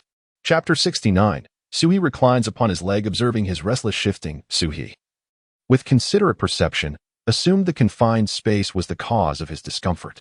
She gracefully adjusted her position, endeavoring to grant him ample room for his lengthy limbs. Pei Yan's countenance darkened as he watched her subtle repositioning. He abruptly retracted his leg. Is your leg troubling you? Su-hee inquired, noticing his change in demeanor. She surmised the limited space had likely caused numbness in his leg. Perhaps she could offer a massage, considering he had championed her cause this day. Su-hee rubbed her hands together, forming small fists, and began to gently pound upon his leg. Indeed, she was a paragon of loyalty and gratitude, unfailingly repaying kindness. Pei Yan's pent-up frustration dissipated somewhat as he observed her kneeling before him, her small fist working diligently. He raised his hand, gently caressing the crown of her head, and murmured in a husky tone, lower. A lower position would allow her to feel the bandages encircling his leg, thus realizing his injury was yet to heal, prompting her to utter words of tender solicitude. "Do you require more force?" Sui asked, without looking up, her tiny fist moving with vigor, landing squarely upon his wound. Pei Yin emitted a stifled groan, swiftly seizing her slender wrist, while simultaneously encircling her with his other leg, drawing her against him. "Do you seek to dispatch me?" he rasped, gazing down at her. "Never would I dare harm you, my lord. I merely—" Sui reclined upon his leg, gazing up at him with her delicate face. "Cherish you." Pei Yin's breathing deepened as he pressed her closer, murmuring huskily, "Merely what?" "Merely hope for your longevity and abundant blessings, my lord," Sui replied softly. She spoke with sincerity, for few had shown her kindness in this life. And Pei Yin was the most benevolent of all. Pei Yin's heart softened as he beheld her earnest expression. A tender feeling began to blossom within him. A nascent bud of compassion. He cupped her face, gently caressing it, and said softly, "Arise. My lord, the first fish is prepared." Zhang Jilu strode over, his eyes widening in astonishment as he glimpsed Sui reclining upon Pei Yan's leg. He promptly turned away. His lord was surely bewitched, indulging in such licentiousness in broad daylight. Oblivious to Zhang Jiulu's consternation, Pei Yin assisted Sui to her feet and turned his attention to Su Heng, raising his voice. "Continue, Lord Su." Upon hearing this, a guard retrieved another fish from the bucket and placed it in the pan. "Sea-satting fish. They are exceedingly precious. Lord Su, swiftly retrieve the fish with your hands, taking care not to harm them." Sui interjected. "That wretched girl. Does she dare command him to retrieve fish from a scalding pan? Such an act would surely render his hands useless." Su Heng's eyes rolled back, and he fainted. "Revive him with water," Pei Yin commanded. With a splash, water from the fish pond was thrown over Su Heng, covering him in fish scales. "My lord, I feel faint." Su Heng stammered, swaying as he rose, clutching his forehead. "Fetch wooden supports to prop up Lord Su before the stove," Pei Yin stated with a stern expression. Zhang Jiulu swiftly procured wooden supports, placing them behind Su Heng. Su Heng, a seasoned official adept at cultivating connections, had never endured such humiliation. His composure faltered, and he stammered, "Lord Pei, I am, after all, an official of the court. Your treatment is most improper." Pei Yin fixed him with a gaze and said softly, "Strike him." Zhang Jiulu seized a rolling pin from the cutting board and struck Su Heng heavily upon the mouth. Su Heng's teeth were dislodged in an instant, causing a torrent of blood. He was aghast. How dared Pei Yin trespass into an official's residence and inflict corporal punishment? From whence did he derive such audacity? Pei Yin, how dare you?" Su Heng cried, clutching his mouth, his face contorted in agony. "He still speaks," Pei Yin remarked, lifting a teacup from the table and twirling it gently. "Strike him again." "Spare me," Su Heng pleaded, dropping to his knees. "If it is for Heir, I shall offer her to you, my lord." "Strike him," Pei Yin repeated, regarding Su Heng with a cold gaze. Su Heng's eyes rolled back once more, and he fainted. "Remove him. He is unsettling," Sui said, observing the battered Su Heng. "Why is my father such a spineless cur? He should resist. Yet, he does not. He only brandishes his authority against those weaker than himself." Sui could foresee that. Once healed, he and his wife would claim to have sustained injuries from a fall, never uttering the word impeachment. To admit offense against Pei Yin would be social suicide. Sui averted her gaze in disgust, only to meet Pei Yin's intense gaze. He reached out, pinching her cheek. "Satisfied?" he asked. Sui's lashes fluttered, and she felt even more despondent. Why could her father not be a man like Pei Yin, powerful, imposing, and handsome? "Speak," Pei Yin urged, pinching her again. Sui leaned against his shoulder and murmured, "Satisfied." The guards had barely removed Su Heng when another incident occurred. While weeding, Su Shi was bitten by a snake that had slithered from the grass. She was now unconscious. "My lord, the wicked woman is beyond saving. Let her perish," Zhang Jiulu suggested. "She is the wife of an official. I cannot allow her to die." "Save her." Pei Yin paused, adding, "Then force her to devour the snake, raw." Zhang Jiulu grimaced. "Disgusting. Go," Pei Yin commanded. Zhang Jiulu bowed and said, "I shall save Su Shi. You are benevolent." Sui tilted her head, observing Pei Yin. He was adept at tormenting others, leaving them in a state between life and death. She found it appealing. "Would you prefer to stroll or return?" Pei Yin asked, swatting away a gnat. After a moment, she replied, "My lord, let us forego the garden. Allow me to prepare a meal for you." "Do you seek to settle your debts once more?" Pei Yin asked, adding, "Do you believe a single meal can suffice?" Sui was taken aback. He was astute and cunning. "I merely believe the ingredients are exceptional. If you decline, I shall take them all." Sui rolled up her sleeves and placed the ingredients into a basket. I can sell them at the market. Join me in the garden, Pei Yin said, seizing her by the collar and pulling her forward. Crossing a marble bridge, they reached a lake adorned with withered lotus flowers and egrets. Su Hong had indeed created a beautiful garden, renowned in the capital. As dusk descended, the setting sun cast a crimson glow upon the lake, resembling spilled rouge. The wind was still, and the lake mirrored the sky. Sui stood by the shore, her reflection appearing as if she were adorned in a bridal gown.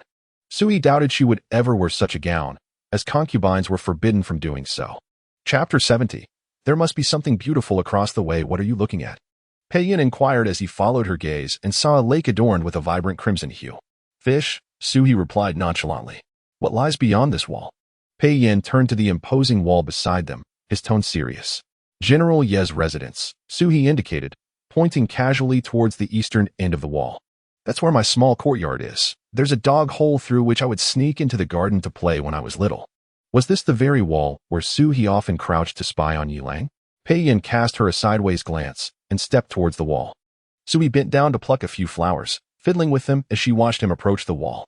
Suddenly, it struck her that she couldn't let Pei Yin see that wall. Climbing over it would give him a direct view into Yilang's bathing chamber. When she was a child, she had often stumbled upon Yilang taking a bath. If Pei Yin discovered that she had done this, he would undoubtedly mock her mercilessly. She hastily discarded the flowers and ran to catch up with Pei Yin. Sir, let's go back. It's not worth looking at, she said, grasping his hand with a forced smile on her face. Let us take a peek at General Yi's residence first, Pei Yin countered, firmly holding her small hand as he led her towards the wall. Suhi's heart raced uncontrollably. She hugged him tightly, her soft form brushing against him. Sir, I'm tired. There is nothing worth seeing there. Pei Yin narrowed his eyes, his voice deepening. It seems there must be something captivating across the way. Sui felt a wave of despair wash over her, silently praying that the window to the bathing chamber was closed, so Pei Yin would discover nothing. But she could hardly blame herself. Her initial climb over the wall was inspired by the apricot tree that blossomed in the Yi residence. When the season arrived, it bore fruit in abundance, and she would climb up to pluck the apricots to eat, only later realizing that it was Yilang's courtyard. The space between the two high walls was scarcely wider than 2 people, and she would sit atop the wall, rigging a hook to a branch, and attaching a small bamboo basket beneath it. Stretching it over to the back of the Yi's wall, she would use the hook to snag the apricots, returning with a bounty each time they ripened. Eventually, Yilang discovered her antics and began leaving a collection of apricots on the wall for her to take. He was truly kind back then. With a furrowed brow, Sui looked up at Pei Yin, who had now climbed to the top of the wall. Have you seen enough? Can you come down now? This is the residence of the young General Yi. Pei Yin gazed down at her, a smile playing at the corners of his mouth. Not merely a residence, but also Yilang's bathing chamber. At this moment, several maidservants are filling the bathtub with water, likely preparing for his return. It appeared that her little lady had indeed seen Yilang bathe on numerous occasions. Come down first, Sui coaxed. There are fun things to see over there. How about I show you the jade bed? Pei Yin leaped down from the wall, playfully poking her forehead with his fingertip. Very well. The jade bed is indeed rather refreshing. Sui whispered, you can take it back to the princess's residence.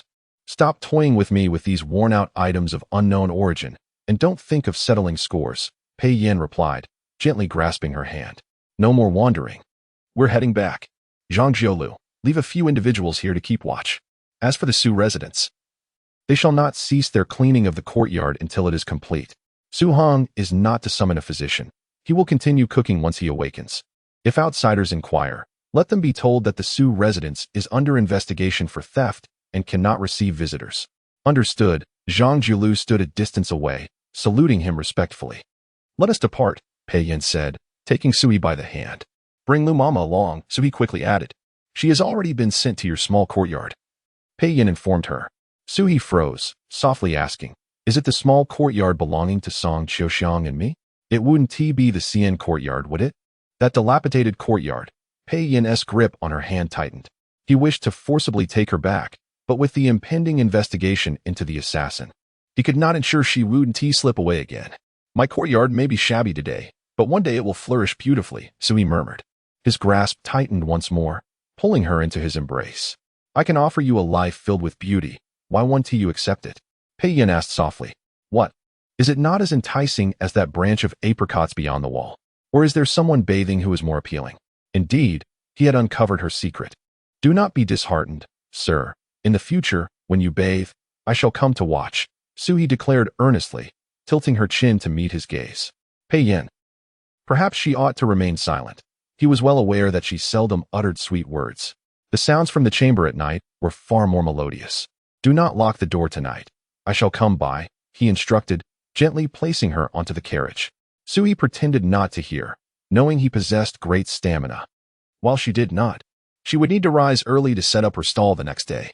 Upon returning to the small courtyard, Lu Mama had already acquainted herself with Song Qiuxiang and was seated outside, gazing towards the courtyard gate. Lu Mama. Sui hurried over, grasping her hand, her eyes reddening as tears brimmed. Do not cry, my dear. Miss Song just told me that the sir dotes on you. He allows you to be willful in the shabby courtyard, Lu Mama consoled, wiping her eyes. You were fortunate to have such a fate. Please do not be obstinate. Once you have children, life will be even smoother. Ah, I can no longer shed tears. Why did they all insist on persuading her to become a concubine?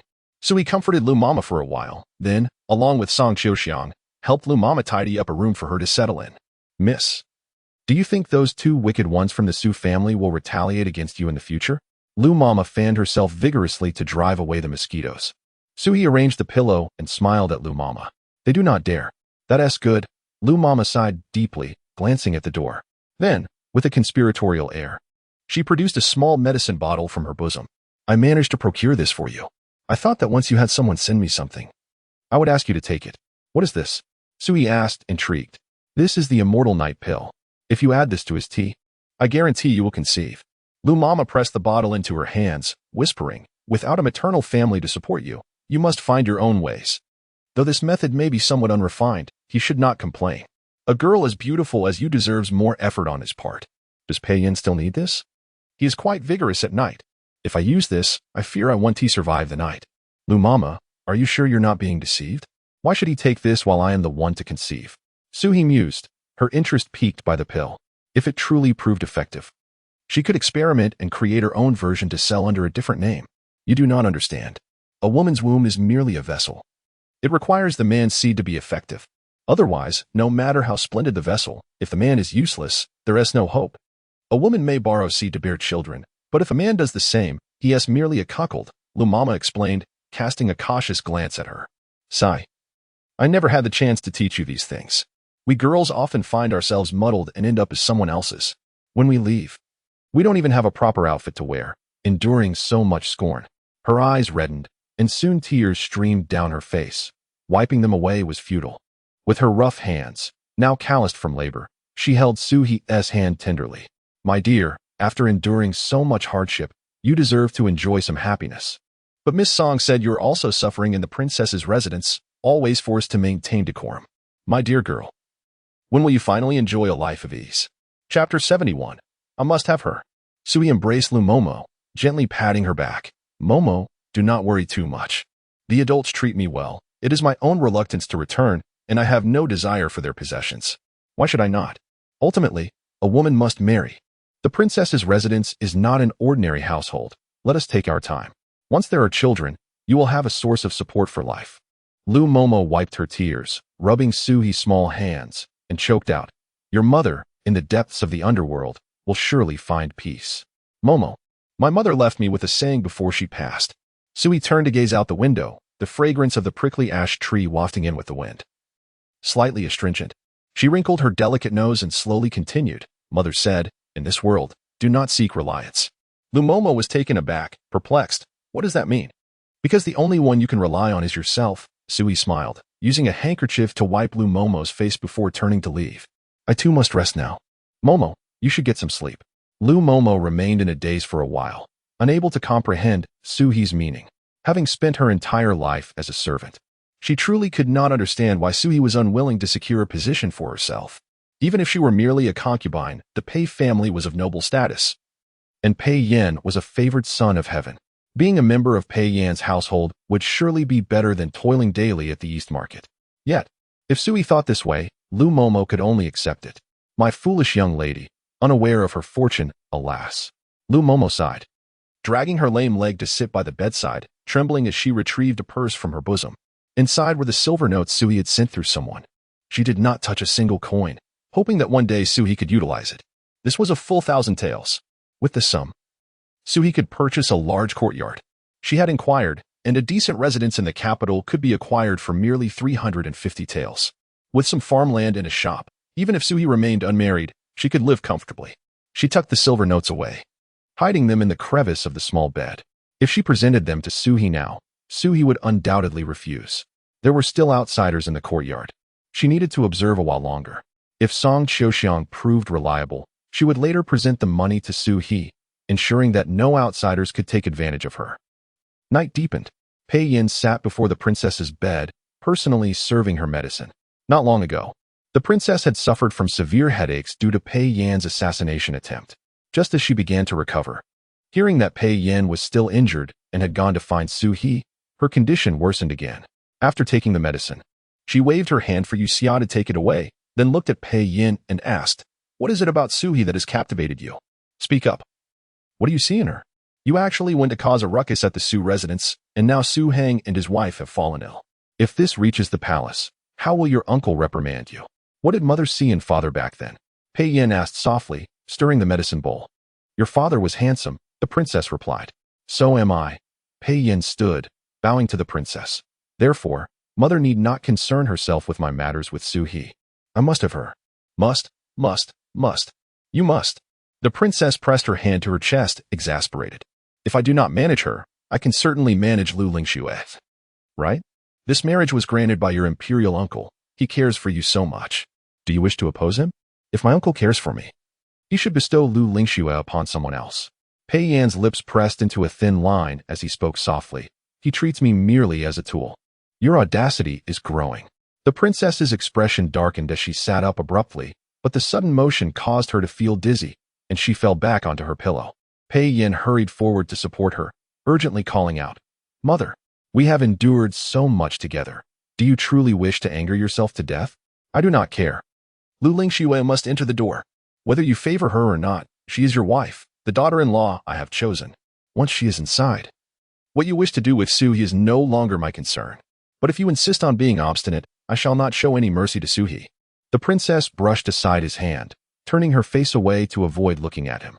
Pei Yin furrowed his brow, speaking in a low tone. "Mother, why must it be this way? I am no longer 12. I have seen much and know much." The princess's face drained of color, fear flickering in her eyes as she looked at Pei Yin. "Yinna, what are you saying?"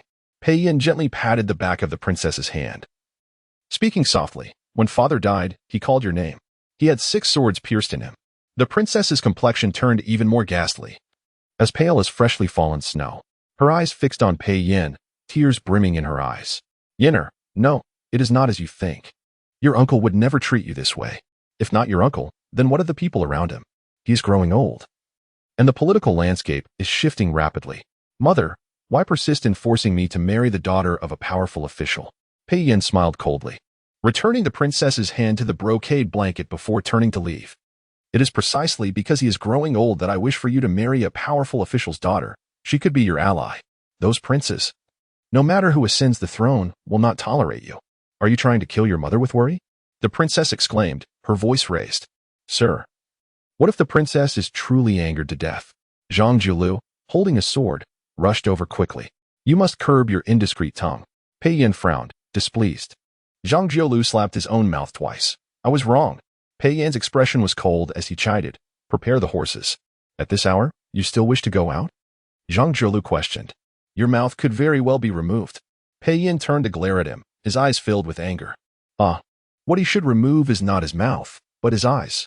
How could he not see that Pei Yin is in a foul mood? Zhang Jiulu slapped his mouth vigorously, then dashed towards the stable. Half an hour later, Pei Yin dismounted and pushed against the weathered courtyard door. This shabby courtyard had a sturdy bolt made from a solid piece of maple wood, opening it without a sound. Unable to push the door open, he opted instead to leap over the courtyard wall with agility. The lights in Song Qiuxiang and Lu Momo's rooms had been extinguished, but the candlelight in Su He's room still flickered. He approached and gently pushed the door, which was slightly ajar. It seemed the little one still cared for him, obediently leaving the door open. Upon entering, he found Su He fast asleep at the table. The table was adorned with ink, brushes, and several sheets of paper filled with writing. One was a menu, and another was a plan for the grand feast at the Lotus Garden. It had been some time since he had seen her writing. He was astonished at her rapid progress, her calligraphy now elegant and refined. He set down the 2 sheets of paper in his hands, and suddenly noticed another sheet pressed beneath the paperweight, covered with many names. Song Qiuxiang, Su He, Zhang Jiulu, Qiu Yun, Rong Yu, Rong Xi, Yi Lang. There were over 10 names listed, including Zhang Jiulu's, yet his own name was absent. Can't write? He nudged her little head. Sui's head swayed from the nudge, and she struggled to open her eyes, mumbling, "Don't push, I'm sleepy." Pei Yin chuckled in exasperation. "Are you tired from writing others' names? Get up." He grasped the back of her collar and lifted her up. Chapter 72. Heater assists in disrobing Ah. Sui was completely awake this time, gazing at Pei Yin with a bewildered expression. Why was he carrying her again? "Put me down." She flailed her small fists, but none of her attempts landed. Pei Yin sat down in her chair, effortlessly placing her on his lap. Pressing her hand onto the paper inscribed with names, and inquired, "Where is my name?" "What do you mean, your name?" Sui asked, looking at the paper in confusion. "Why don't you write my name?" Pei Yin asked directly. He seized the pen and heavily circled Yi Lang's name, pressing her finger onto the inky circle, asking, "And why write his name?" "It's just practice. I write whoever comes to mind," Sui replied, not finding anything wrong with it, as she had practiced this way before. "Why are you so petty? I'm merely writing names, and you waste my ink," she glared at Pei Yin. Feeling a pang in her heart, she took a brush and rolled it over the still wet ink circle a few times, then wrote her name, Pei Yin, in a crooked manner. Pei Yin looked at the name and couldn't help but chuckle. "Others' names are neat and elegant, yet yours resembles a haphazard stack of firewood." "You wrote too little." Sui bit the tip of the pen and turned to him. "I dare not write more." "Why not dare?" Pei Yin inquired.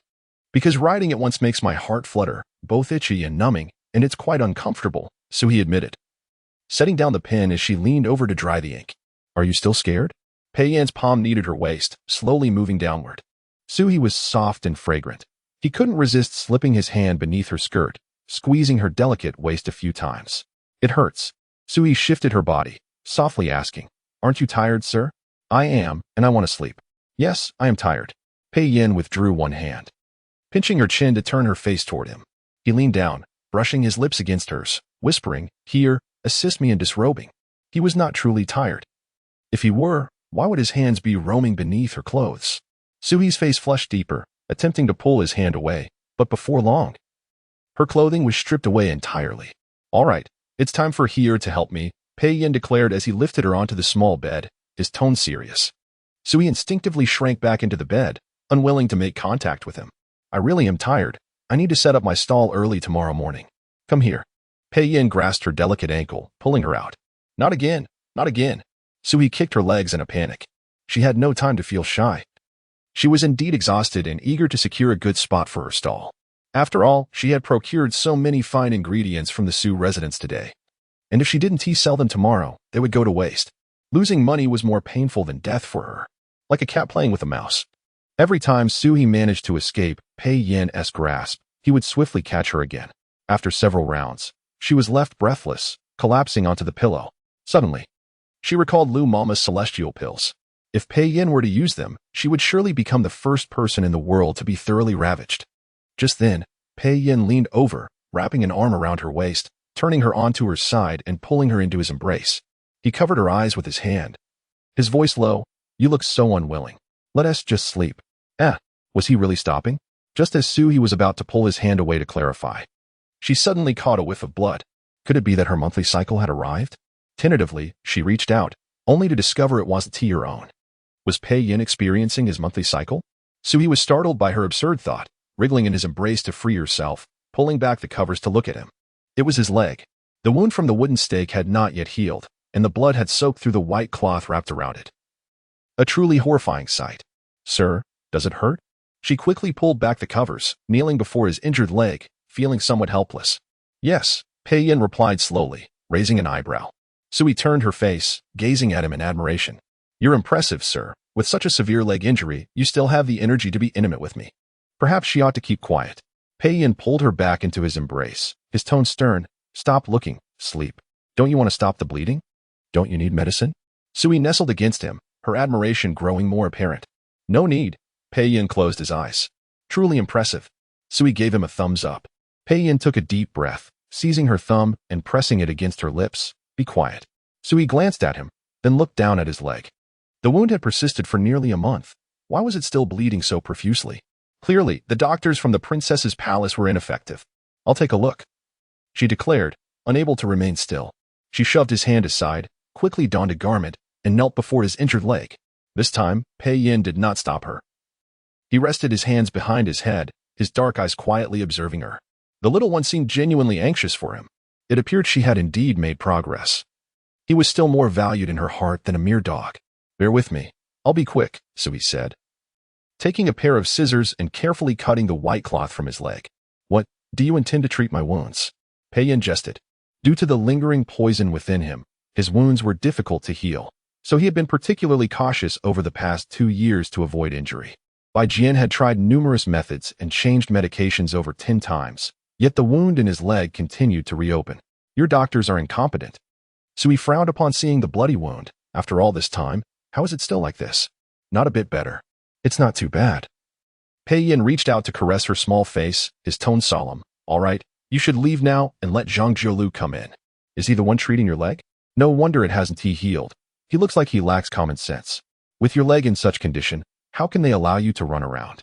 Suhi, somewhat angered, got off the bed with a stern expression, rummaging through the drawer until she pulled out a small basket and exited. Where are you going? Pei Yin called after her. To gather herbs, Suhi replied hurriedly as she dashed away. Come back. Pei Yin quickly got up, scrambling to gather his scattered clothes. By the time he was dressed, Suhi had already begun her work in the courtyard. She had planted some sanchi and jiaoji by the wall, both known for their blood-stanching properties. Pei Yin approached her, pulling her up, his voice deep. There's no need. I have a specialized physician.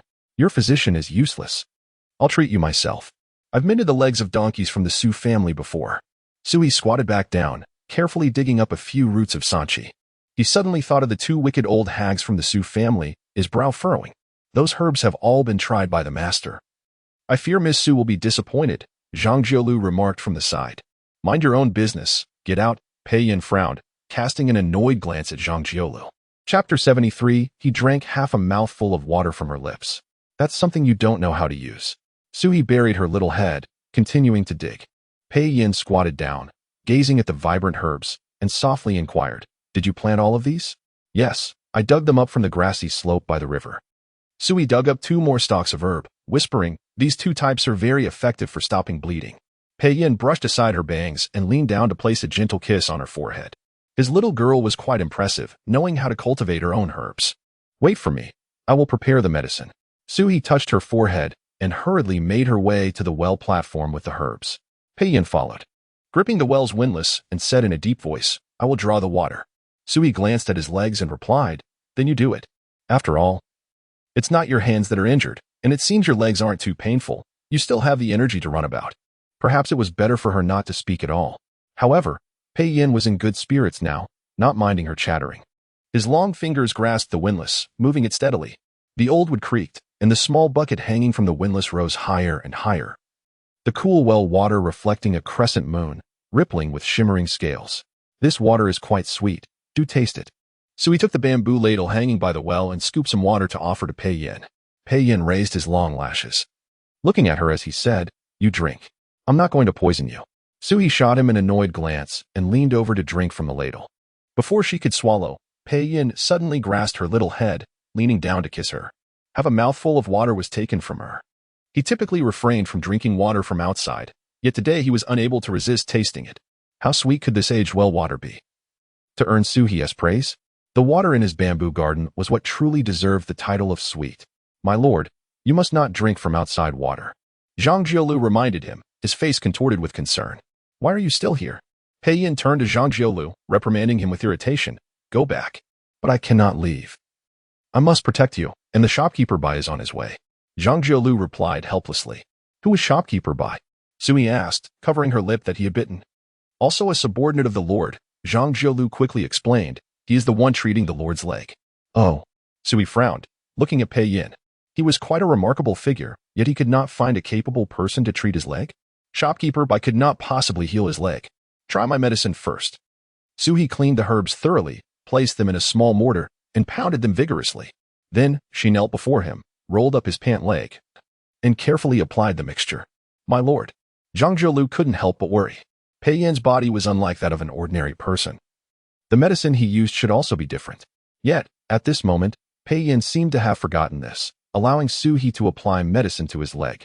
Indeed, for the sake of beauty, one could set aside their own life. It's fine. Pei Yan had dealt with medicine extensively over the years. He recognized these common herbs. While they might not have a significant effect, they could at least stop the bleeding temporarily. This matter regarding my leg injury must not be disclosed, understood? He gently caressed Su He's little face, speaking solemnly. This admonition was not only for her, but also for the two individuals eavesdropping from the adjoining room. Song Xiong and Lu Momo. They had already awakened and were peering through the window.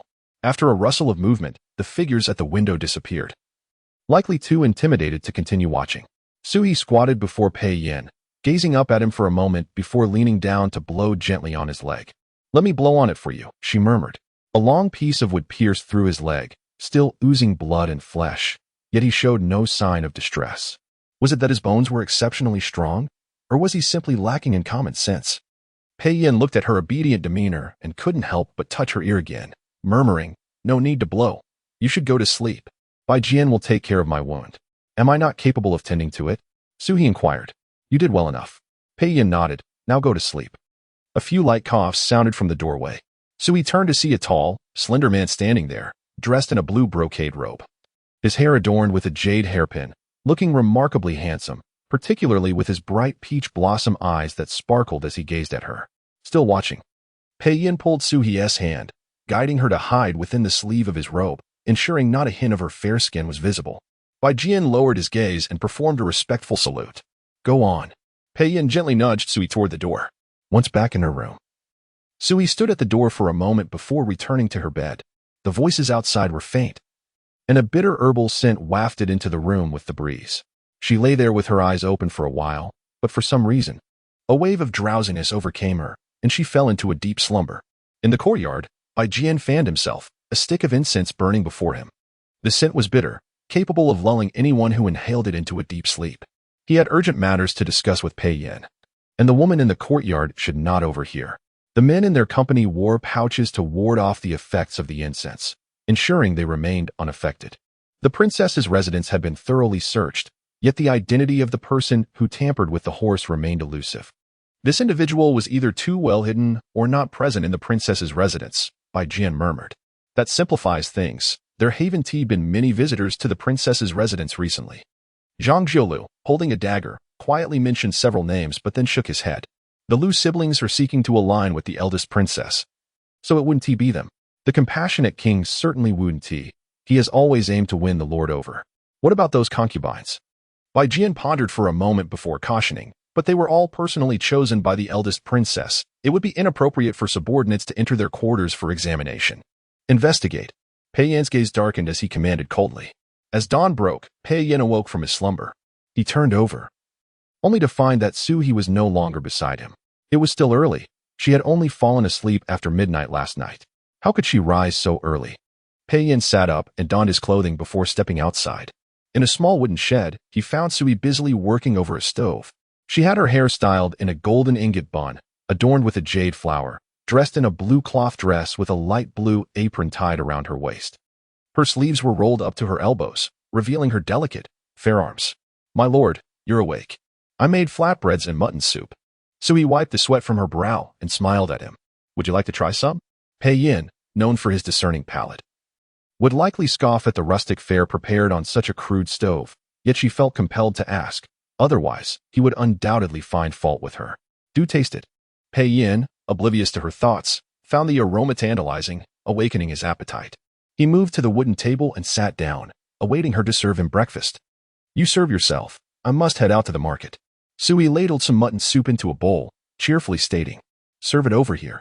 Pei Yan's expression hardened, his fingers tapping impatiently on the table's edge. Chapter 74. She introduces fresh delights to him daily. Please wait a moment, my lord. Su He scooped a bowl of steaming hot lamb soup and placed a golden brown flatbread on a pristine white porcelain plate, presenting it before Pei Yan. The aroma was truly enticing. Pei Yan hesitated briefly before picking up the white porcelain spoon, taking a small sip of the soup. How is it?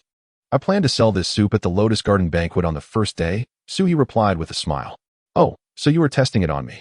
He mused. It's acceptable. Pei Yin set down the spoon and turned his gaze to the flatbread, which was filled with tender, stewed lamb and sprinkled with sesame seeds, giving off a delightful scent. My lord, do try it, Suhi urged, her eyes sparkling with enthusiasm. Pei Yin broke off a small piece of the flatbread, tasted it, and inquired, is this also for sale? Not at all. This is for you, my lord, Suhi chuckled. This flatbread wouldn't tea sell at the market. Pei Yin raised an eyebrow. Why would tea it sell? My lord prefers a lighter taste, so I used less salt. The common folk, who rise early to work, need something saltier to sustain their energy, Suhi explained brightly. Pei Yin looked at her, intrigued. Suhi had a refreshing way of engaging him.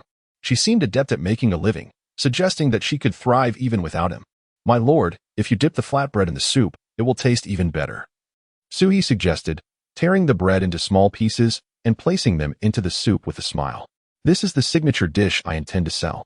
Pei Yin took a small sip, then could not resist devouring nearly half the bowl. Not bad, he nodded appreciatively. My lord, Zhang Jiulu, clutching his formal robes, jumped over the wall, landing heavily on the ground, sending dust flying. Zhang Jiulu, are you mad? Do you not know how to use the door? Pei Yin waved his hand, brushing away the swirling dust, irritation evident on his face. I was concerned you had not risen yet, my lord.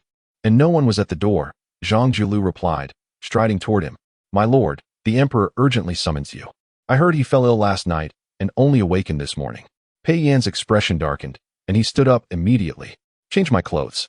Watching the two enter the room. So he took a lotus leaf, washed it, wrapped the flatbread, and tied it securely with string. After a while, Pei Yan emerged, donned in a purple official robe with a white jade belt, holding his official hat in hand. He appeared more imposing in formal attire, radiating an aura that discouraged approach. Suhi hurried over, presenting the wrapped flatbread to Zhang Jiulu. My lord can eat this on the way. It's very fragrant. You have worked hard, Miss Su, Zhang Jiulu remarked, stealing a glance at Pei Yan's expression before gratefully accepting the flatbread and bowing to Suhi. Suhi's eyes brightened, and she quickly wrapped 3 more flatbreads in lotus leaves, handing them to Zhang Jiulu. You should have some too, Guardsman Zhang. I added white sesame. It's delightful. Thank you, Miss Su, Zhang Jiulu said, taken aback, as he hastily accepted the flatbreads. 5 coins, Suhi smiled, extending her hand. It's the start of my business. Zhang Jiulu's smile faltered as he glanced at Pei Yin, who was preoccupied with leaving. Reluctantly, he pulled out his coin pouch and produced a piece of broken silver. It's only 5 coins. I assure you, my business is fair to all. Suhi shook her head, smiling as she wiggled her fingers. Zhang Jiulu had no choice but to count out 5 copper coins and hand them to Suhi before following Pei Yin. My lord, Miss Su has accepted my money, he remarked softly, turning to look back at the courtyard. Paying for food is only right, Pei Yin replied coldly, glancing at the flatbread Zhang Jiulu held. Do you expect to eat for free? But isn't it Miss Su's? Zhang Jiulu protested. Isn't she part of your household, my lord? I am merely your subordinate. It's akin to eating one's own provisions. Who is one's own? Pei Yin retorted coolly as he entered the carriage. While Pei Yin had yet to earn the status of a family member, Zhang Jiulu seemed eager to claim it. After sitting in the carriage for a while, he could not resist opening the lotus leaf package. Inside was a flatbread topped with roasted white sesame, its flavor indeed quite subtle. My lord, Miss Su charged only 5 coins for 3 flatbreads. Won't that be a loss? Zhang Jiulu's voice drifted in through the carriage window. How many did she give you? Pei Yin inquired, lifting the curtain to look outside, where he saw Zhang Jiulu savoring the sesame. 3, Zhang Jiulu replied, still unsatisfied. Then why did she only give you 1? Pei Yin noted, recalling that Zhang Jiulu had eaten less than he had. Despite assuming that Suhi would be struggling without returning to the princess's residence. Yet, she was clearly thriving, making flatbreads and lamb soup with ease. It seemed that only he was not thriving. Perhaps he should simply take her back. Moreover, he found Suhi's small bed quite bothersome. It was too cramped for him, so he made 50 flatbreads and a pot of lamb soup. Then set out to the East Market to sell them with Song Xiang and Lu Momo. She had procured the lamb and flour from the Su family the previous day. The ingredients were of excellent quality, resulting in an exceptionally fragrant soup that sold out in no time. After counting her earnings, she decided to make new outfits for the 3 of them. Now, she was the owner of the Lotus Garden, and she needed to present herself properly for the formal reception the following day. The clothing here is quite expensive, Song Qiuxiang remarked, glancing apprehensively at the sign of the Golden Splendor Boutique, where affluent merchants and officials often shopped. But my lady can certainly have 2 outfits, Lu Momo suggested, feeling the 50 taels of silver in her possession. As Pei Yin's attendant, Sui should not dress too poorly, otherwise she might be looked down upon. Clothes make the man, and some regard for appearances was necessary.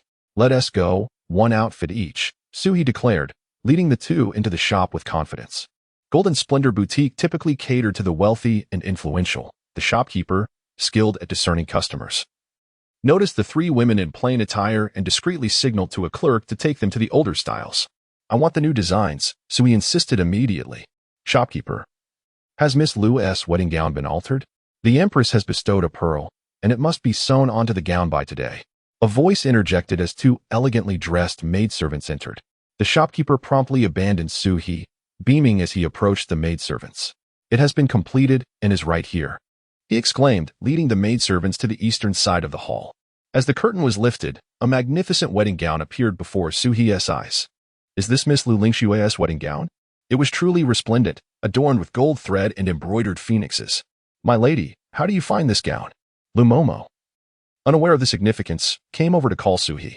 Sui turned her attention to an older style brought by the clerk. It was a pale lotus-colored jacket paired with a watery green skirt, embroidered with 2 butterflies. It's acceptable, Sui forced a smile, holding the skirt as if to finalize the purchase. Shouldn't we explore other styles? Lu Momo hesitated. The colors seemed rather plain. Sui was of an age where she should wear something more vibrant. I want to look any further. Sui found the bright red wedding dress blinding and wished to leave quickly. Sui, you should get a couple of new undergarments. Yours are quite faded. Song Qiuxiang suggested, bringing over several pieces of undergarments. Chapter 75, the Mandarin duck bodice casually, Sui selected 2 bodices and placed them with her garments, urging the other 2 to choose outfits as well, eager to settle the bill and depart. At my age, I needn't wear new clothes, Lu Mama waved her hand dismissively, selecting 2 more bodices from the pile for Sui. It's fine for a young lady to dress modestly on the outside, but a touch of flair beneath is also delightful. I'll choose this one, Song Qiuxiang declared, picking an outfit in a rather dull pea green. You 2 are so young.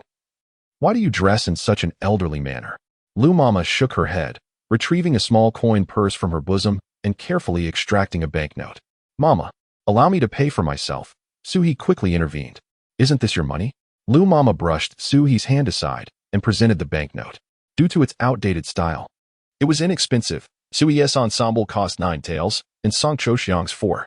Ordinary garments needn't be so costly. The quality is what matters, soft and comfortable. This banknote is counterfeit, the shop assistant declared, inspecting it with disdain. Elderly lady, using counterfeit notes is a criminal offense. If reported, you could be punished with 20 strokes. Impossible. My banknotes are genuine, Lu Mama exclaimed in a fluster, her voice rising in urgency. Elderly lady, look at the seal on this note, the assistant pointed out. The Yuan banknote should be printed on Dong Chaofeng paper, which bears seals on both sides. But your note is on ordinary paper, and the seal smudges at a mere touch. As he spoke, he wiped at the seal, revealing ink on his fingers. What is happening? Lu Mama stared blankly, bewildered. Pathetic, scoffed the 2 maids from the Lu household, standing nearby. How peculiar to find someone trying to deceive at Jikai Fong. I shall pay. Sui interjected, pulling out her coin purse and counting out several pieces of silver for the assistant. If the elderly lady has been cheated, she should report it to the authorities immediately. The assistant's tone softened as he accepted the money. Lu Mama's face flushed crimson, clutching the counterfeit note as she rushed outside. No, I must return and check those banknotes. They must have been switched while I was at the Su residence. Shopkeeper, how could Jinkai Fong, with its plaque pinned by the Empress herself, entertain such con artists? If not for the assistant's experience, we would have lost our garments. One maid insisted. Indeed. It would be wise to take them to the authorities. What if such fraudsters ruin our young lady's wedding attire? The other added. So he initially wished to ignore them. Yet their incessant taunts irked her. To avoid aggravating herself, she decided to give these 2 scornful maids a piece of her mind. If the garments are ruined, the shopkeeper and you shall be held accountable. With a smile, she turned to face them. How dare you? The maid shouted, stamping her foot. Dare? Then come and bite me, Sui retorted, picking up her bundled clothes and beckoning Lu Mama and Song Qiuxiang to leave. Indeed, do you intend to bite?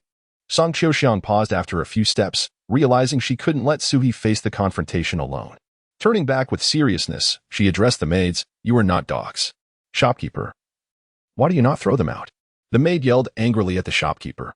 The shopkeeper hurried forward, bowing in apology. "Miss, please do not be upset. They have completed their purchases and will be leaving shortly. Do you not understand human language? Such commoners do not deserve to wear garments from the same embroidery house as our young lady." The maid sneered, her face cold with disdain.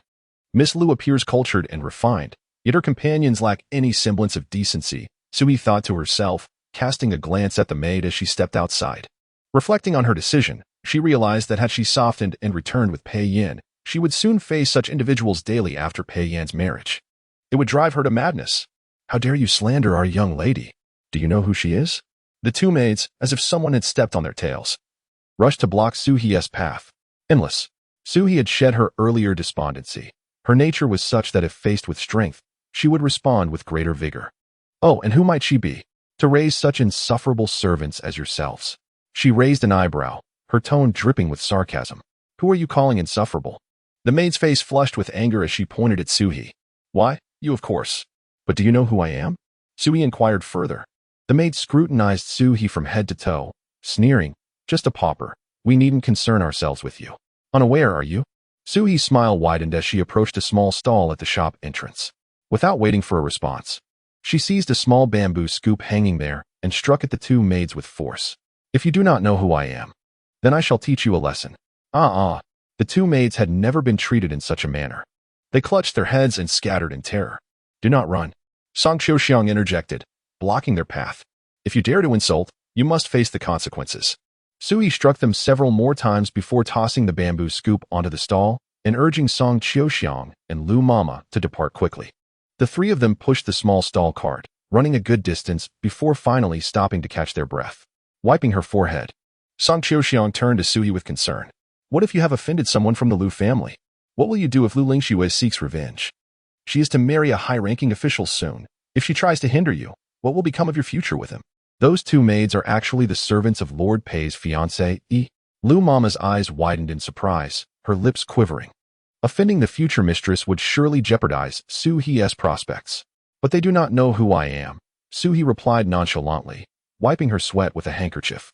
"Oh, now it makes sense."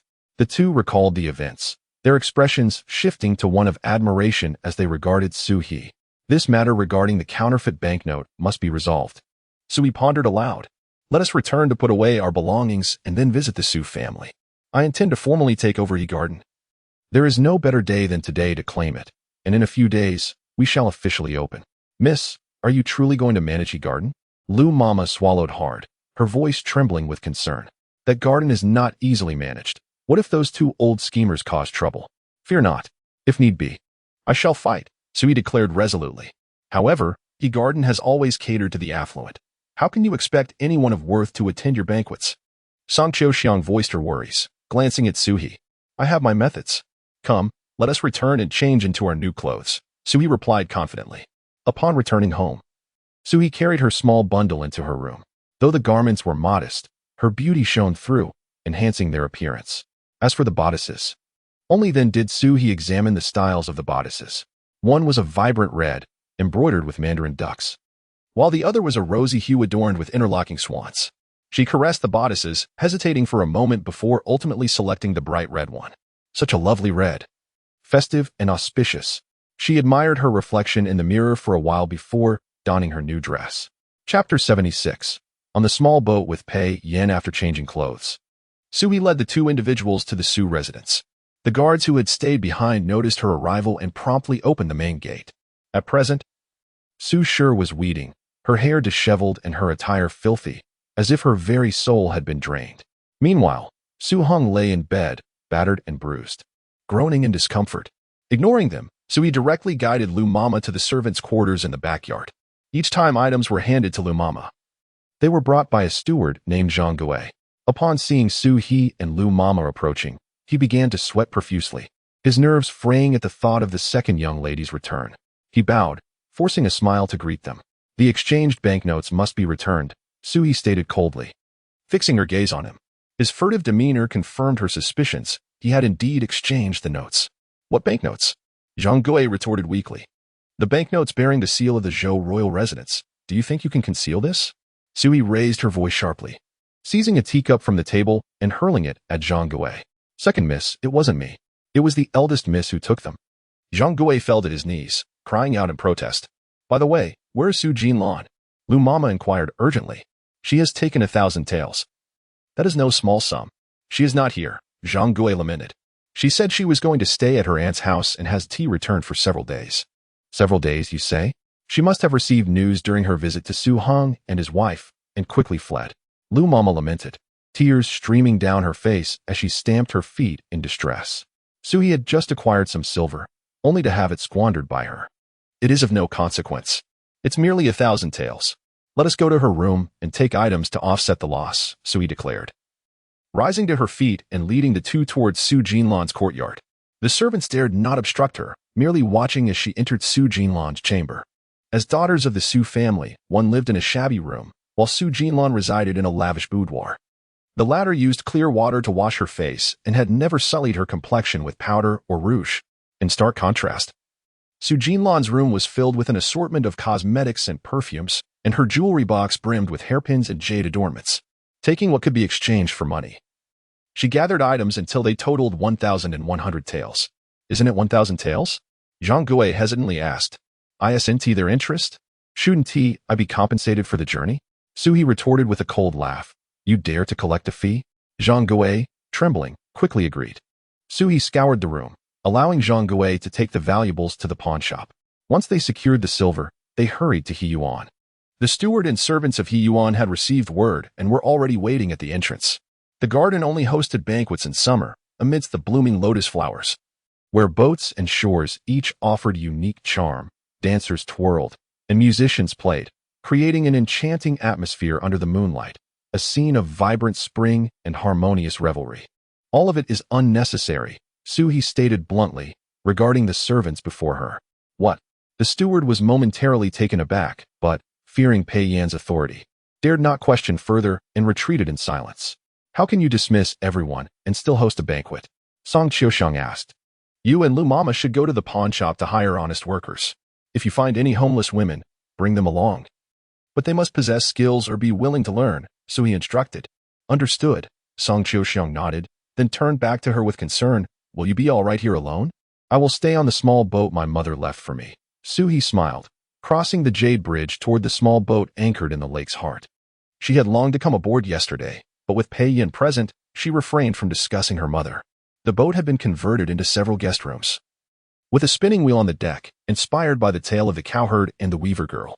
On moonlit nights, dancers would spin thread beneath the moon and gracefully dance, shedding their outer garments to reveal delicate inner attire. Su Heng shamelessly claimed that women adorned in splendid garments were solely favored by the nobility visiting the garden. As a mere idle official, he thrived by pleasing these wealthy individuals. Reclining on the deck, Sui clasped her hands before her face, peering through her fingers at the azure sky. If only my mother could see the person I have become today from above. Although her acquisition of Heyuan and the small boat was facilitated by Pei Yan's influence, she felt no shame in this reliance. Su Heng had prospered by leveraging women's power, while Pei Yan's inherent nobility stemmed from his mother's status. In a world where the capable harness the prevailing currents, the inept are left with envy. If Sui lacked the necessary talents, how could she compel Pei Yan to willingly lend her his influence? Oh, how impressive you are, Sui. You need not serve him or bow to his family. And yet you possess Heyuan. How fortunate. She thought to herself, indifferent to who might don the bright red wedding gown. Pei Yan's union with Lu Lingxue would be ideal. He would have no time to bother her, and she hoped he would spend his days with Lu Lingxue, never to involve himself with her again. Sui praised herself inwardly, her mood lifting slightly until suddenly, the sky beyond her fingers darkened. She hastily withdrew her hand, only to find Pei Yan standing before her, having changed from his official robes into a moon-white casual attire. His presence was hardly surprising. He had left several guards behind. New clothes? Pei Yan bent down, pinching the collar of her garment. The fabric is decent. It seems you have finally begun to take care of yourself, he remarked. Do you find it pleasing? Sui sat up, eager for his approval of her new dress. Indeed, Pei Yan replied, hands clasped behind his back, admiring how her skirt flowed. Would you like to see something even more exquisite? Sui asked playfully, a hint of mischief in her tone. What is it? Pei Yin moved to a nearby table, looking up at her. Sui thought of the red wedding gown, frustration bubbling within her. Why does he keep seeking me when he is to be wed? Such disloyalty. She fumed internally, feeling as though he sought to embrace her while planning to marry another. With a sly squint, she deliberately tugged at her collar, revealing a glimpse of a vibrant red belly band. The color accentuated her fair skin, making her appear delicate, reminiscent of tender tofu. One could easily imagine how alluring she would look clad only in the belly band. Fearful that their encounter could escalate, Pei Yan's expression darkened as he swiftly moved closer, gripping her collar tightly. There are others present, he warned in a low tone. Turning her gaze, Sui spotted the Lu siblings approaching. The two maids trailed behind Lu Lingxue, their eyes widening as they caught sight of Su He. Brother Yin. Lu Lingxue greeted Pei Yin warmly, then turned to Sui with a bright smile. Miss Su, it's been a while. Miss Lu, Master Lu. Sui returned the greeting. I just went to see the wedding gown. Upon noticing Brother Yan's carriage approaching, I thought to come and take a look. Lu Lingxue lifted her skirts and walked toward the deck. Chapter 77. Sweet Heir, let me hear your voice. Miss Su has been missing for quite some time. Is she unharmed? Fortunately, Brother Yin has finally found you, and he can rest easy now. Lu Lingxue approached Su He, taking the initiative to grasp her hand. Su He admired her composure. How could she remain so gracious and magnanimous when the man she was about to marry was openly affectionate with another woman right in front of her? Brother Yin, your leg injury hasn't healed yet. You should sit down. Soon, both Su and I will be worried about you, Lu Lingxue said. Releasing Sui's hand and turning to Pei Yin, Pei Yin took Sui's hand, drawing her behind him, and addressed Lu Xiaolin. Do you have matters to discuss with them? Let them sit here for a while. Brother Lu, could you come over here for a moment? Lu Xiaolin nodded. His expression solemn. Pei Yin glanced at Lu Lingxue before looking back at Su He, whispering, wait for me here. Go ahead, Su He nodded. Pei Yin quickly moved to a quieter spot with Lu Xiaolin. From a distance, both appeared stern, and it was unclear what turmoil had arisen in the court. As Pei Yan's brow bore an unusual hint of worry, the emperor was unwell, the crown prince's position was precarious, and the political landscape was fraught with complexity. Brother Yin had much to attend to. Lu Lingxue approached Su He, her gaze lingering on Pei Yin, her tone gentle and concerned. Miss Lu, are you not weary? Su He turned to her, sincerity etched on her face. Miss Lu, there is no need for you to be so tender with me. Rest assured, I will not be entering the princess's residence. You misunderstand, Miss Su. I love Brother Yin and recognize that as the primary wife, it is quite normal for a husband to take concubines. I merely wish to coexist harmoniously with you and harbor no desire for conflict, Lu Lingxue replied, turning away, her expression melancholic. Although Miss Su is a secondary daughter and has faced many hardships in the Su family, she should understand that a legitimate daughter does not dictate her own marriage. Regardless of Brother Yin's feelings for me, I must marry. Henceforth, I hope you can tolerate me. Her eyes glistened with unshed tears. Lingxue, why are you crying? Lu Xiaolin strode over, supporting Lu Lingxue and casting a discontented glance at Su He. What did you say to make Lingxue weep? I merely said I wouldn't enter the princess's residence. Perhaps Miss Lu was too overjoyed. Su He shrugged, her tone lighthearted. Lu Lingxue's voice hitched in disbelief as she looked at Su He. Su He maintained an innocent expression, her sincerity unwavering. She had witnessed enough insincerity in the Su household. Her heart was as unyielding as a fish left to soak in a market for a millennium. Even if Lu Lingxue cried rivers before her, it would elicit no response from her. Besides, Lu Lingxue was not a man. She felt no sympathy for a woman's tears. Even if it were a man crying, she would simply find it absurd. Whether you choose to return or not, why speak of it so freely? Pei Yin boarded the boat, frowning as he fixed his gaze on Su He. I do not wish to disrupt the joyous atmosphere of your wedding, so I speak frankly. Miss Lu is happily crying, and the adults should also be pleased, Su He replied with a slight smirk, her eyes reflecting the dimming twilight, tinged with mischief. We shall take our leave now. Lu Xiaolin shot Su He a disdainful glance as he helped Lu Lingxue off the boat. Su He watched the siblings depart, letting out a faint sigh. How wonderful it is to have a brother who dotes on you. Do you wish for a brother? Pei Yan's hand rested on her head, gently urging her to face him.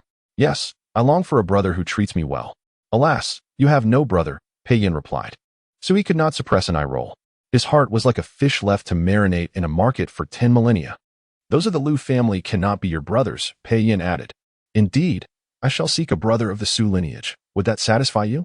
Sui shot him another glance before returning to her previous reclining position, intending to gaze at the stars tonight. Pei Yin approached, tilting his head to observe the sky before lowering his gaze to her. Do you truly not wish to return with me? You are to be wed soon. Is it because I am to be married that I do not wish to return? Sui squinted, her voice soft. Is that your reasoning? Pei Yin teased, adjusting his robe as he lay beside her, taking her small hand and placing it on his chest, quietly asking, do you wish for me to marry? Indeed. Sui nodded. Regardless of whether he wed or not, she was resolute in not returning. Do you truly desire that? Pei Yin's grip tightened, causing her fingers to ache. You are hurting me, Sui gasped, urging, let go, please. I shall not, Pei Yin insisted, applying more pressure. This hand is mine. Then you may as well chop it off and take it with you, Sui replied sullenly. Chopping off the hand is insufficient. This also belongs to me. Pei Yin rolled over, pecking her lips lightly. The lips cannot be severed. That would be too unsightly. This must also be mine. His long fingers deftly undid her hairpin with a flick. A soft sound echoed as the delicate hairpin flew away. My new garment. Sui's eyes widened in shock as she instinctively reached for the pin that had soared away. I shall buy you another, one even more exquisite. Pei Yan's hand slipped inside, his fingertips teasing the delicate ribbons on her outfit, boldly delving deeper. Press firmly against your heart. Now tell me, will you grant this to me? Pei Yan's gaze locked onto hers, his palm radiating warmth. Her heart could not be given. If it were, everything would come to an end. Throughout history, every beautiful woman had ultimately perished from giving her heart too freely. She wished to cherish her affections quietly and simply coexist. She did not wish to contemplate the future. Sui sighed internally, but her lips dared not utter the truth. Although she often spoke freely before him, she knew when to keep certain thoughts to herself. Speak, will you grant this to me? Pei Yin pressed harder. Sui winced from the pressure, her eyes slowly reddening as she wrapped her arms around his neck. What if I grant it? What if I do not? Regardless, I shall not go to your residence. And where would that be? Pei Yin pried her arms from around his neck, continuing to demand her response. Answer me. The princess's residence, Master Pei's home. Sui pondered before choosing her words carefully. If you wish, it can be your home as well. Aside from the sun, moon, and stars above, I shall provide you with everything this world has to offer. Now answer me. Will you grant this to me? Pei Yan's fingers relaxed slightly, gently caressing her. Yet he refused to withdraw from her clothing. Sui could fabricate any lie, but this particular truth eluded her. She gazed at Pei Yin for a moment before her brow furrowed in anguish. Master, I have a headache. I believe I am poisoned. Pei Yin chuckled incredulously. What a feeble excuse. Poisoned? Then I shall cure you. He knelt beside her, effortlessly tearing her new dress apart. That garment cost 7 taels of silver, Sui exclaimed, nearly in tears. Regardless of her current wealth, she could not bear to waste a single coin. I shall compensate you. Pei Yin brushed his fingertips against her lips, his gaze trailing down her figure. She looked exquisite in the undergarment. She suited every vibrant hue in this world, akin to a rosy dawn, a blazing sun, a summer moon, or twinkling stars. She was the most enchanting of them all. Call me master and let me hear it. Pei Yan's throat bobbed as he seized the hem of her outfit. Chapter 78. A smile graced Pei Yan's lips. My lord, this is the Lotus Garden. There are outsiders. Sui's face flushed crimson. I have sent away all the servants in the garden. Besides my guards, there is no one else. Pei Yin gradually tugged at the last remnants of her clothing and added, they will neither see nor hear. Indeed, indeed. His people are quite understanding. Sui decided to close her eyes. Let it be. After all, he is the one exerting himself. Open your eyes and look at me, Pei Yin said again. Sui's long eyelashes trembled as she slowly opened her eyes. My lord, you have so many demands, she replied softly. How audacious, even complaining now. Pei Yin bit down hard on her delicate cheek, his voice husky as he said, this is your last chance. Do you wish for me to marry? I do not. Sui stammered, feeling flustered. Well, it's not so bad to be honest once in a while. At most, I'll deny it when I open my eyes tomorrow. Good girl, Pei Yin smiled. Sui quickly became more obedient. Pei Yin had 100 ways to extract the words I do not wish. And this was merely the beginning. The moon ascended. A cool breeze swept through the Lotus Garden as he wrapped her in his cloak and lifted her into his arms. The weather has turned chilly. We have already prepared a few rooms in the garden for you to stay in. It is better than that dilapidated courtyard. The bed there is too small for me, Pei Yin said softly. Sui nestled in his embrace, discreetly opening her eyes to look at him. He was undeniably handsome. He looked good while sweating, and he looked good when he was cold and aloof. Let us not sleep tonight. He suddenly glanced down at her, his voice low. Sui wrapped her arms around his neck, leaning in to brush her lips against his. After all, he was the one putting in the effort. My lord, the imperial decree for marriage has arrived. After a hurried set of footsteps, Zhang Jiulu's voice came from behind them. The princess has instructed my lord to return to the residence swiftly to receive the decree. The crown prince himself has come to deliver it. What an unwelcome interruption. Why is he meddling? Pei Yin set Sui down and turned to face Zhang Jiulu. Thus, my lord must return, Zhang Jiulu said in a low voice. It is the imperial decree for marriage delivered personally by the crown prince. This wedding is indeed settled. Sui gradually regained her composure, burying her small head as she quickly adjusted her disheveled clothing, picked up a fallen embroidered shoe, and hurried into the depths of the garden towards the guest room. I will come later, Pei Yin said, watching her retreating figure, his voice deep. Sui hesitated for a moment, turned to look at him, and smiled faintly. The moonlight was just right. Her smile under the moon must have been extraordinarily beautiful. He would forever engrave that smile in his heart, never to be forgotten. Suddenly, a ladybug collided aimlessly with her eye, startling her into a shiver, and she irritably shut her eyes, her lips twitching in response. When she reopened her eyes, Pei Yin had already taken Zhang Jiulu and moved far away. Did he not see her enchanting smile just now? Oh well. She brushed off the ladybug that had landed on her brow and carefully placed it on a blooming camellia nearby. You think me more delicate than the flowers. Leading you to me, don't you? She comforted herself, straightened her back, and quickly entered the guest room. People can indulge themselves once in a while, but after the indulgence, one must still live a clear-headed life. The distance separating Pei Yin and her was not merely mountains and rivers, it was also the sky and the earth. The phrase well-matched was a hurdle she could not cross, nor did she wish to. As night deepened, Sui tossed and turned, unable to sleep, constantly wondering if Pei Yin would return. By the late hours, she could no longer lie still, so she rose and stepped outside. The lake was covered with wilted lotus. The moonlight merging into the dark waters, scattered into pieces by the wind. Sui picked up a stick and stirred the water, striking something solid. This is lotus root. I shall dig you out now. She tucked her skirt into her waistband, rolled up her pant legs, and plunged into the water. It was autumn, and the lake water was icy cold. As her feet touched it, she immediately shivered. After a moment of adjustment, she bent down and felt around for the half-buried lotus root, pulling with all her might. With a splat, a muddy section of lotus root emerged from the water. After rinsing it several times in clean water to remove the mud, a snow-white lotus root was revealed. She broke off a small piece to taste. It was a starchy variety, ideal for soups, and could also be made into lotus root fritters. Minced fresh meat could be sandwiched between slices of lotus root and fried. So fragrant that people from 10 miles around would rush over asking for a taste. Sui placed the lotus root on the bank and dove back into the water to continue her digging. What is the young lady doing? The water is so cold. Come out quickly.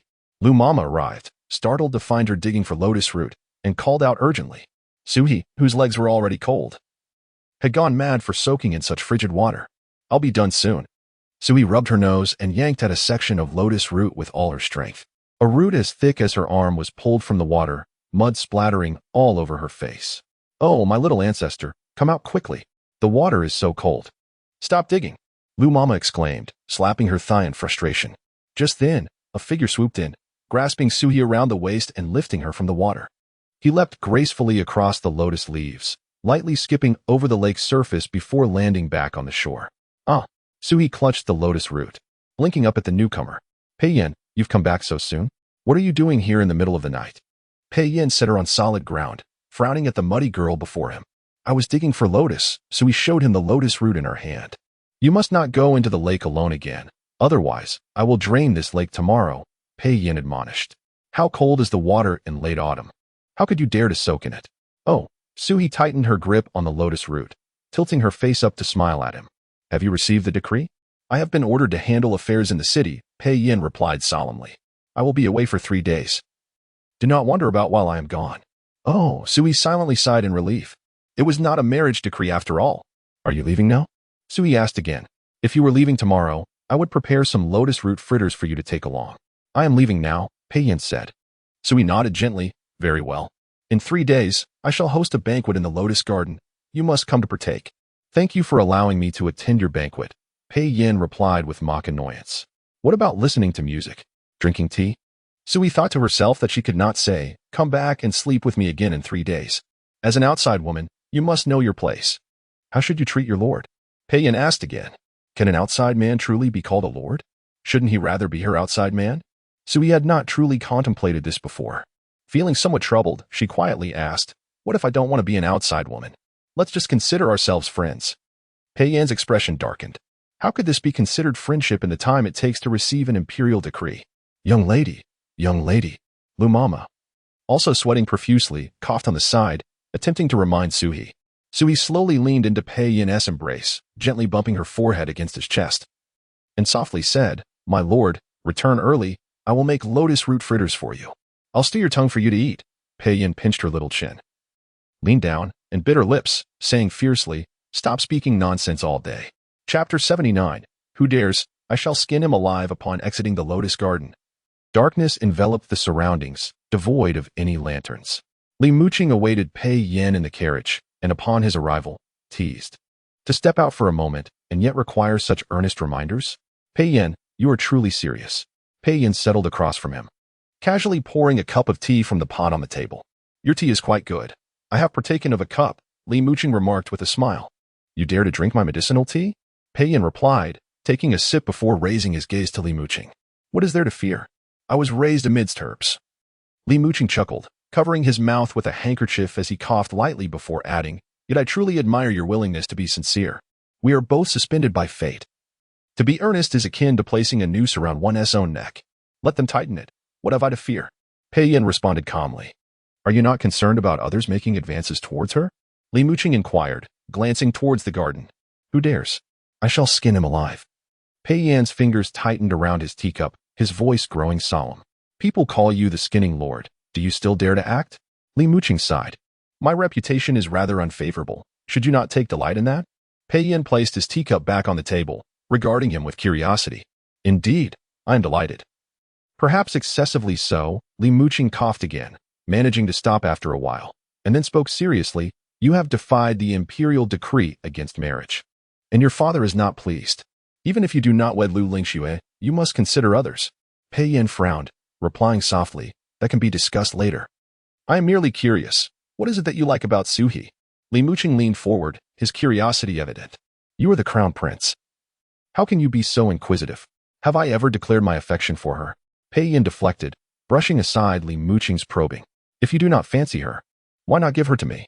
Li Muqing jested. You are quite loquacious today. Is it not exhausting? Pei Yan threw a cushion at him, his tone becoming serious. I am tired. Do not disturb me. Li Muqing caught the cushion deftly, remarking, Your tongue is truly a rarity, as hard as iron. Does Suhi know how stubborn you are? At that moment, Pei Yan wished he could stew Li Muqing's tongue.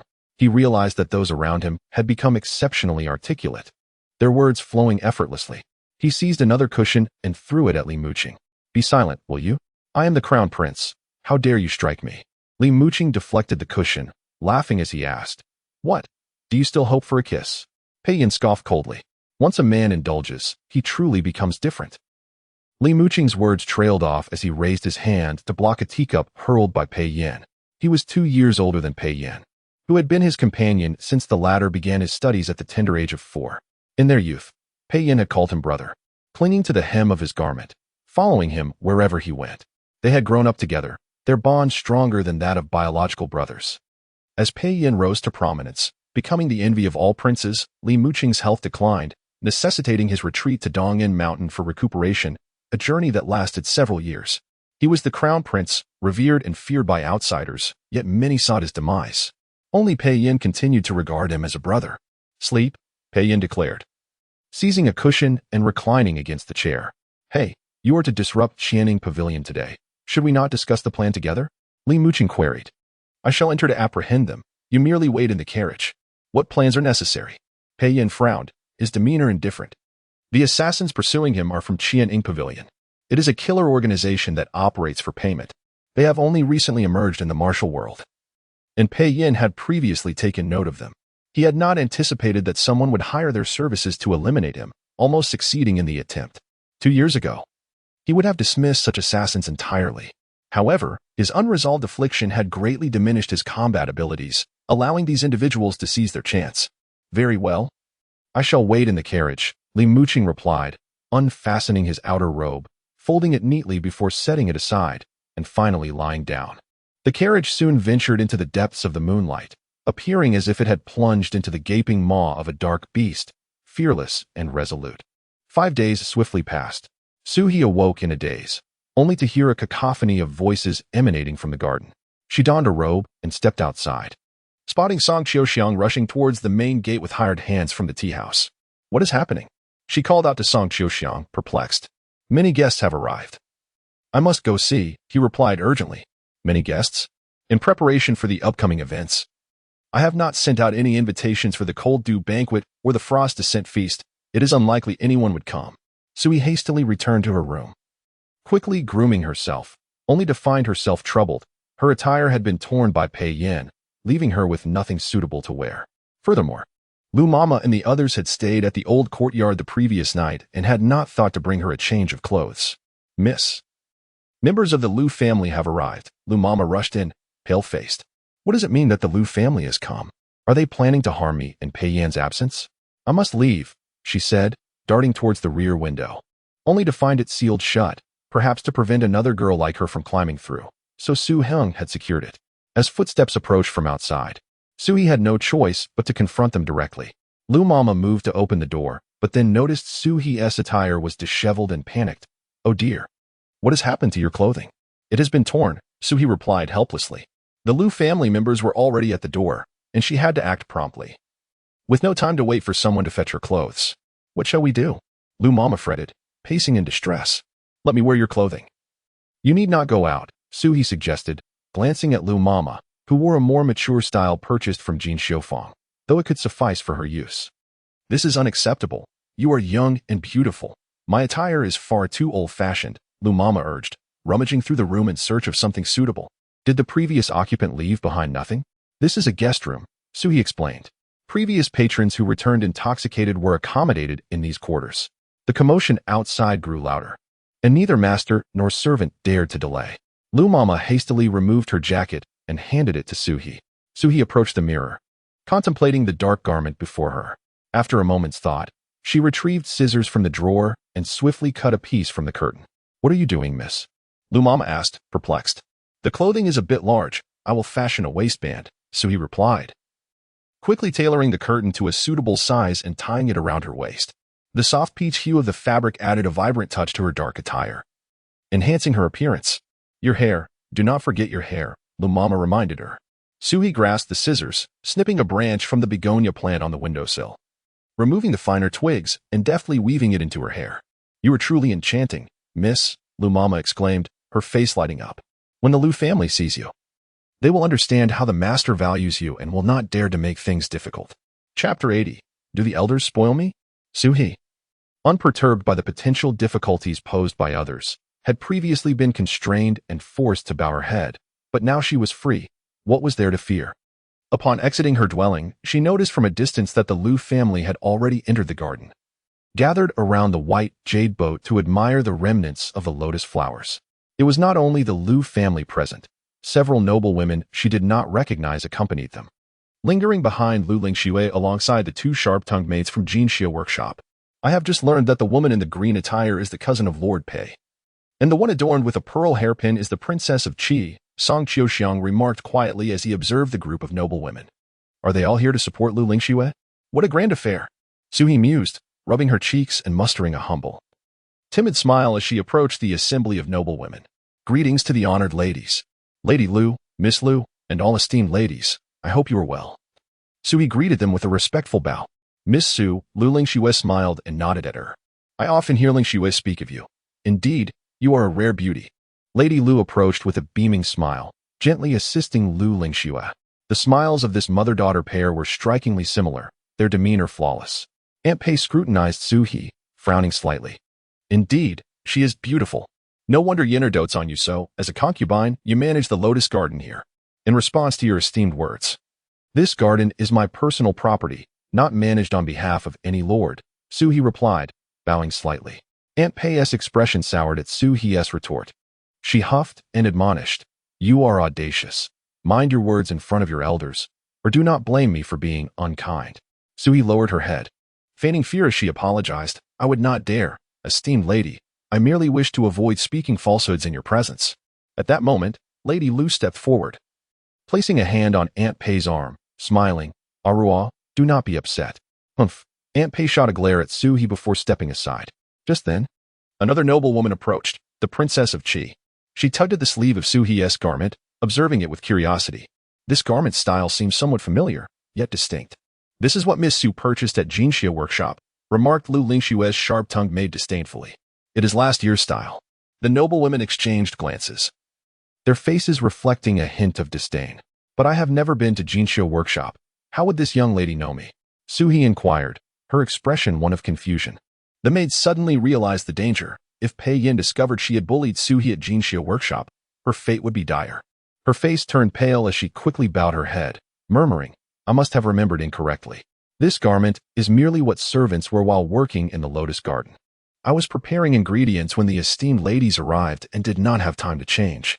Su-hee smiled at the noblewomen, saying, I hope you will not hold this against me. This dark blue paired with this delicate peach color is quite lovely, the Princess of Qi remarked with a smile.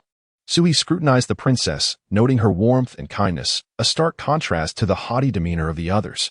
Lady Lu approached once more, taking Su-hee's hand warmly.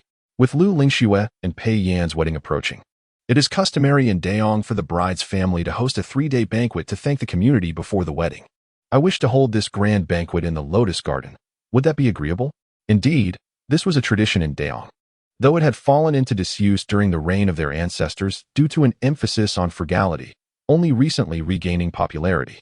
Of course, Su-hee replied, lifting her gaze and responding promptly. To desire to see her distressed, to wish for her discomfort. Such dreams are lofty. Pei Yin can marry as many as he wishes.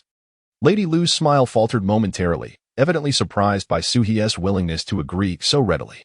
The Lotus Garden is the most beautiful in the capital. The union of Miss Lu and Lord Pei is indeed a match made in heaven. Hosting the pre-wedding banquet here, amid such beauty, is simply perfect. Su-hee beamed, her eyes sparkling as she firmly grasped Lady Lu's hand, confidently declaring, I have even thought of a name for this pre-wedding banquet. What will it be? Lady Lu inquired, her lips twitching in a forced smile as she noticed Su-hee's grip. It shall be called the 100-Year Banquet, wishing for a century of love and harmony. Su-hee tightened her grip on Lady Lu's hand, speaking earnestly and fervently. We shall set the price at 100 taels per table. With 100 tables, exactly 10,000 taels of silver. How does that sound? You truly know how to make money. Agreed. Aunt Pei could no longer contain herself, hastening over, almost poking Su-hee on the forehead. Su-hee frowned slightly, looking at Aunt Pei with feigned innocence. Esteemed lady, the Lotus Garden is no ordinary place. It was crafted by my father for 100,000 taels of gold, previously hosting only 5 banquets a year, one for each season and one for the new year, totaling merely 15 days of feasting each year. We have never held a pre-wedding banquet. Only the Lu family, the Pei family, and the Princess Dowager have the resources and audacity to host an event here. It is an honor for all 3 families. The noblewomen exchanged glances, uncertain of how to respond. 10,000 taels for a 3-day banquet certainly sounded impressive, but was it not exorbitantly costly? Lady Lu, will there be any specific requirements for the banquet's cuisine? Just give me your instructions, and I shall see to it. Su-hee reached for Lady Lu's hand again. This time, Lady Lu did not allow Su-hee to grasp her hand, managing a strained smile as she pretended to adjust her hair, softly saying, there is no rush. The steward will come to discuss details with you later. That is well. Su-hee withdrew her hand, still smiling brightly as she addressed the noblewomen. Lord Pei dotes on me. He is here day and night, and perhaps you will see him today. Why not stroll through the garden while you wait? I shall present the treasures of the Lotus Garden shortly. A collective gasp echoed around her. Such audacity. Absolutely brazen, leaving no face for the Lu family. Yet, what could they do? This garden had been claimed by Pei Yin for Su-hee. You will soon understand, esteemed ladies. Su-hee bowed and called for Song Qiuxiang, who had been standing quietly nearby, to return with her. The group of noblewomen watched Su-hee's retreating figure, then gathered closely around Lady Lu and Lu Lingxue. Su-hee is not to be trifled with. Even before Lingxue enters the household, such a favored concubine is a grave threat, one noblewoman exclaimed indignantly. Indeed, Lingxue is gentle and poised, but Su-hee is sharp-tongued. Lingxue cannot compete with her, Aunt Pei added, her brow furrowed. She had ulterior motives, having brought her husband's niece, Shenwan, along with her today, hoping to create an opportunity to introduce her to Pei Yin. But if Su-hee gained power, how would Shenwan ever enter the household? Miss Su has a pure heart. Besides, she has claimed she would not return to the princess's residence. Lu Lingxue said with a gentle smile. But if she remains outside, is it not worse? You cannot control her. If Yenner stays here daily, you will be left alone in an empty room. Where will you go to weep? Aunt Pei frowned, casting a disdainful glance at Lu Lingxue. Lu Lingxue's eyes reddened, and she gently dabbed at the corners of her eyes with her handkerchief. From a distance, Suhi hid behind a tree, listening. The Lu mother and daughter were intent on ruining her reputation. But what use was reputation if it could not be consumed? What is Miss Su observing? A low, deep voice inquired from behind her. Suhi jumped, quickly turning her head to look. Chapter 81. The sun hung high in the sky, its rays piercing and bright, causing Suhi to squint her eyes until they adjusted to the brilliance. Before her stood Li Xi, arms crossed, a gentle smile gracing his features. Behind him was Lu Xiaolin. These two men, often seen together, surely harbored mutual affections, didn't they? Suhi's gaze flitted between the two before settling back on Li Xi. Your Highness. She curtsied respectfully. There's no need for such formalities, Li Xi chuckled, extending a hand to his sister. Observing his outstretched hand, Sui subtly evaded his grasp, rising swiftly to her feet. Having grown adept at reading people from a young age, she could discern who possessed clear intentions and who concealed ulterior motives. Her keen judgment rarely faltered. Of course, the world was not devoid of masterful performers, and Suhi's wariness exceeded that of most. Regardless of who smiled at her, she always questioned. What right does this individual have to smile at me? Li Xi, noticing her rabbit-like retreat, bore no offense and continued to smile, saying, the lotus garden has changed hands. But it is no easy task to manage. Thank you for your reminder, Your Highness. I shall take note, Suhi replied with another shallow bow. She pondered the purpose of the two men's presence among women. Was it merely for amusement, or were they concerned she might bully Lu Lingxue, prompting their arrival for assistance? How amusing to discover that Lu Xiaolin was such a protective brother. Yet, why drag Li Xi into it? What use was he? After a lengthy internal monologue, her bright eyes sparkled with mirth as she naturally turned her gaze toward Lu Xiaolin. Lord Lu, Lady Lu, and Miss Lu are by the lake admiring the white jade boat. Perhaps you and His Highness should join them. Lu Xiaolin cast her a disdainful glance, murmuring, Your Highness, shall we proceed? Li Xi nodded, taking a few steps before glancing back at Suhi. By the way, I've heard there is lotus tea in the garden. Would you be so kind as to prepare a few cups? Certainly, Suhi smiled, watching as the two made their way to the white jade boat. Her smile faded slightly, irritation bubbling within as she strode towards the kitchen. Dealing with nobility was the most challenging of tasks, especially those of royal blood. What business did Li Xi have meddling in affairs that did not concern him? Oh dear, what if they make things difficult for you after the way you spoke? Song Qiuxiang emerged from behind a tree, her legs trembling in apprehension as she regarded Suhi. Fear not. Let us first prepare the tea and food, Suhi replied calmly. Wasn't Pei Yin as good as dead? Everyone knew she was under his protection. Who would dare to cause trouble in the lotus garden? Pei Yin was indeed a useful man, his body and his influence both advantageous. By the lakeside, Li Xi slowed his steps, turning to Suhi and quietly inquired. What do you think drew Pei Yin to her? Just a seductive charm, Lu Xiaolin replied with disdain. A woman should embody grace. Those like her are merely trifles, fleeting distractions. Pei Yin has claimed the lotus garden to win her favor, which indeed speaks to her abilities, Li Xi remarked thoughtfully, a glimmer of insight in his eyes. Merely a novelty. Once the excitement wanes, the prince will seek new diversions with Pei Yin, Lu Xiaolin scoffed. Would I desire something already played with? Li Xi retorted with a cold laugh. Lu Xiaolin regarded Li Xi, shifting to a more congenial expression. After all, she is just a plaything to pass the time. There is no need to take it seriously. If you fancy someone like Suhi, I could procure a few for you to keep at the princess residence. You dismiss the allure of seduction, yet I cannot? Li Xi countered with another cold laugh. With great ambitions ahead, you still concern yourself with such trivialities. The crown prince has returned to the capital, and the emperor has promptly sent him to work alongside Pei Yin, clearly intending for Pei Yin to assist the crown prince. The crown prince is frail. Who knows when he might perish? Regardless of who supports him, he remains incapable, Lu Xiaolin said derisively. They have been away for 5 days without a word on their affairs, yet the emperor still holds him in high esteem, Lu Xiaolin observed, glancing at Li Xi. During his absence, the major matters of the court have fallen to you, Your Highness. It is merely a task, nothing significant. Careful of eavesdroppers. Today, We might glean some insight into their whereabouts. Li Ci's expression softened as he adjusted his sleeves, revealing a warm smile as he approached the group of noble women by the lake. In the kitchen, Suhi rummaged through the vegetable basket until she unearthed the lotus root she had dug up that fateful night.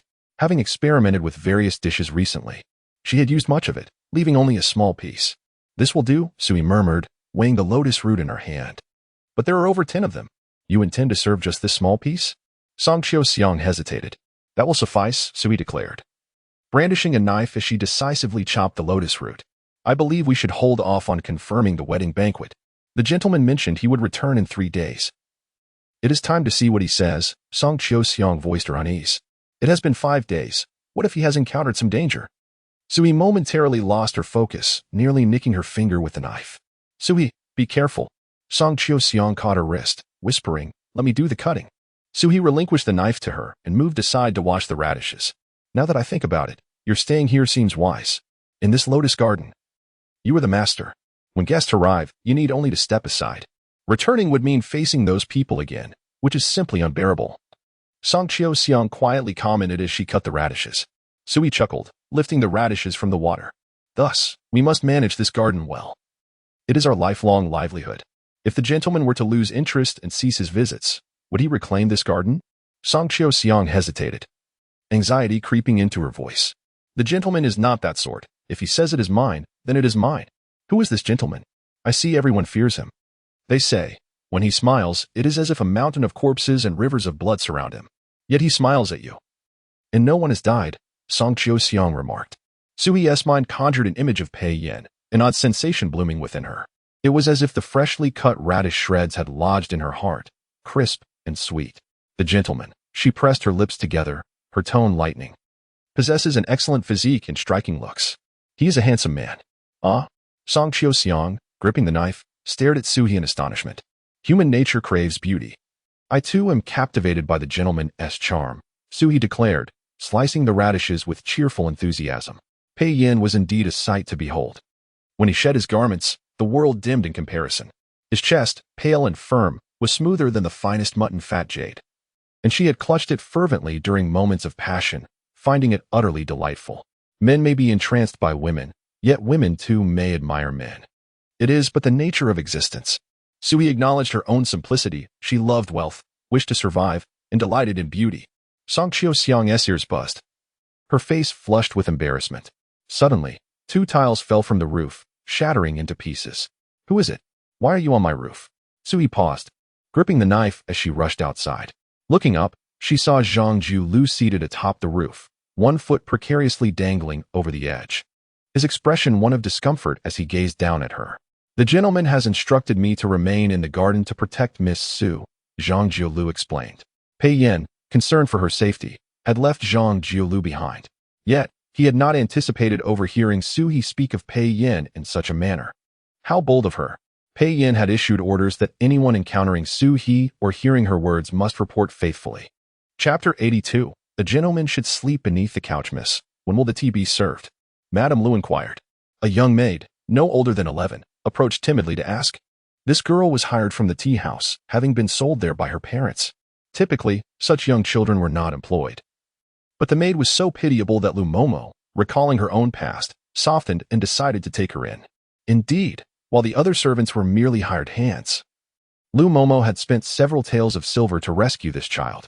From that day forth, all earnings the little maid made were hers to keep, severing any ties with her family. Suhi took a liking to the girl and named her Baiyu, with her small, slender fingers gripping her skirt. Baiyu looked up at Suhi, awaiting her reply. Right away, Suhi assured, hastening back to the kitchen to set down her knife. She grabbed a handful of coarse tea leaves from the jar, tossing them into a large purple clay basin, before pouring in the boiling water. As the water cascaded into the basin, the bitter aroma of the tea filled the air. Suhi then retrieved some dried lotus leaves from a few days prior, slicing them into shreds and adding them to the mixture, followed by a sprinkle of dried lotus petals. Is this really sufficient? Song Xiaoxiang observed the hasty preparation with unease. Isn't this coarse tea too bitter? Do they truly deserve my careful brewing? Suhi clapped her hands and instructed Baiyu to fetch 4 delicate teapots, filling them with the concoction. Shortly thereafter, 3 more elegant ladies arrived, slightly older and also tasked with serving tea in the garden. Suhi imparted some auspicious phrases to them, sending them off to present the tea. I still have some concerns. Perhaps I should accompany them, Song Qiuxiang expressed anxiously. Stay here and keep watch. Once the lotus root cakes are steamed, send them out, Suhi instructed firmly. After some contemplation, Song Qiuxiang nodded in agreement. Her apprehension towards the nobles evident. Each one possessed a multitude of cunning thoughts, and she often found herself contemplating their words for far too long. She detested the idea of ingratiating herself, especially to men, feeling it beneath her dignity, even if it meant toiling harder. She preferred carrying heavy burdens at the docks than groveling before the affluent. Suhi rummaged through the cabinet for leftover fruits from the previous day, peeling and cutting them into small pieces, drizzling them with honey, and arranging them elegantly on a plate. Zhang Zhul, now exposed, ventured into the kitchen to lend a hand. Is the gentleman returning today? Suhi delicately offered him a plate of lotus root cakes. His whereabouts cannot be disclosed, Zhang Zhul said, rubbing his hands together. Ready to taste the cakes, but hesitated just before his lips touched them. Do I need to pay? How much? No charge, it's on the house. Suhi replied with a shake of her head, choosing not to accept his money today due to the presence of a generous patron. With that, Zhang Zhul felt reassured and took a bite of the lotus root cake. Without a doubt, Suhi's pastries were unparalleled. Her creations bore a unique charm, far removed from anything found outside. Miss Su, Madame Lu request your presence. Bai Yu returned promptly, bowing respectfully. With tea prepared, it seemed futile to resist their summons. Suhi untied her apron, gathered a few plates of pastries, and, with Bai Yu in tow, exited the kitchen. Do not worry. I shall keep an eye from the side, Zhang Zhul said, grabbing 2 more pastries and trailing behind her. Suhi felt secure knowing that there were hidden guards around, though she hadn't anticipated that Pei Yin would have kept Zhang Zhul behind. Upon reaching the lakeside, before she could even bow, a cup of tea was hurled in her direction. She swiftly dodged, but the tea splashed onto her skirt, soaking a considerable portion. You have the audacity to serve us such a mockery, Aunt Pei reprimanded coldly. Regaining her composure, Suhi approached with the pastries, maintaining her dignity. In the realm of commerce, one inevitably encounters difficult customers. If she could manage someone as formidable as Aunt Pei, no future patron would intimidate her. What seems to be the issue with the tea? Kindly enlighten us, she inquired with a smile. You still have the nerve to smile? This coarse tea is more bitter than medicine. Are you intent on poisoning us? Aunt Pei slammed her hand on the table, her rage palpable. Please, calm down. Let us clarify before jumping to conclusions, Lu Lingxue interjected, rising to placate Aunt Pei. Is there even a need to ask? This tea is so bitter it threatens to peel my tongue. Aunt Pei glared at Suhi, demanding, What is your intention? Lu Lingxue turned to Suhi, her brow furrowed in concern. Miss Su, does the Lotus Garden truly lack good tea? Please be forthright, and I shall send someone to fetch some.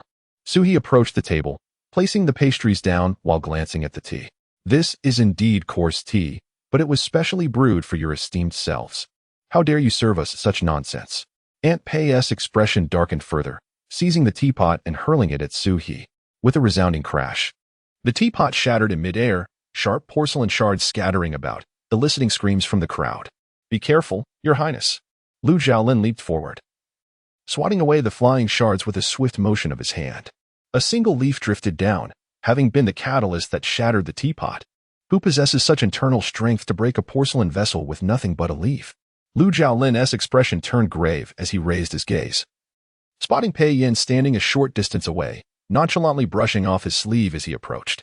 My lord, Suhi felt the autumn sun blaze brightly before her, illuminating her surroundings. The sight of someone she admired ignited a warmth within her, a sensation akin to a vibrant dawn. What is the meaning of this, Aunt? Pei Yin inquired as he drew near, shaking off his sleeve and firmly grasping Suhi's hand. If you wish to indulge in trivial matters, go tend to that old hag's laundry. Bullying others in my presence will not end well for you. I am your aunt.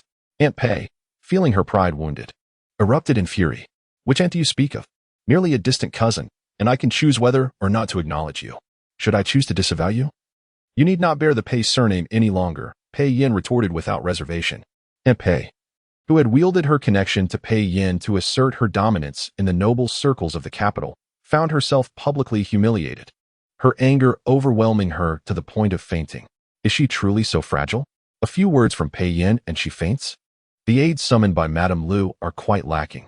Quickly, take her to the guest room to rest. Madame Lu rushed forward, instructing the attendants to carry Aunt Pei away. Brother Yin, do not be angry. It is all a misunderstanding, Lu Lingxue said, glancing at Pei Yin's hand with a troubled expression, though she forced a smile as she approached him. My mother and I have come to arrange the pre-wedding banquet. Miss Su has already agreed. Oh, Pei Yin turned to Su He. You have agreed? Yes. Su He felt a pang of anxiety, fearing he might look down upon the lotus garden and suggest a change of venue. His grip tightened fiercely, causing her small hand to throb with pain.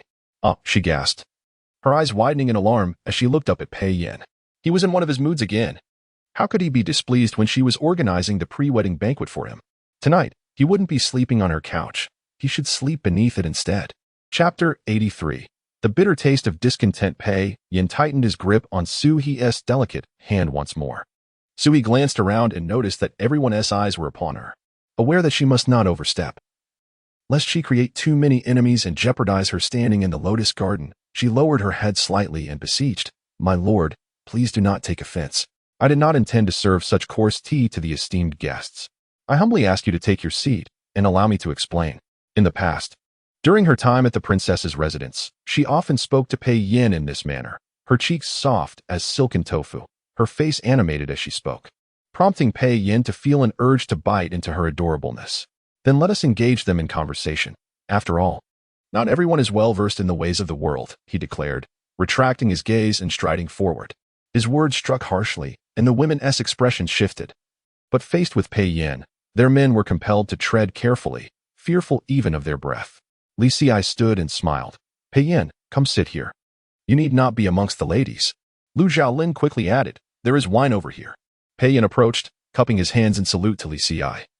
Before taking a seat beside her, Brother Pei, you have been away for 5 days.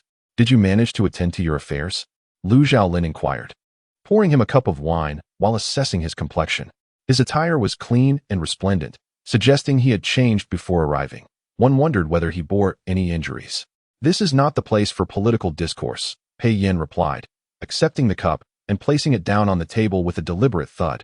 Minister Lu, do not disrupt the decorum. Li Xi chuckled softly, remarking, Once in the lotus garden, we speak of elegance, not of state matters. Lu Xiaolin's expression darkened as he reluctantly concurred, Your Highness speaks truly.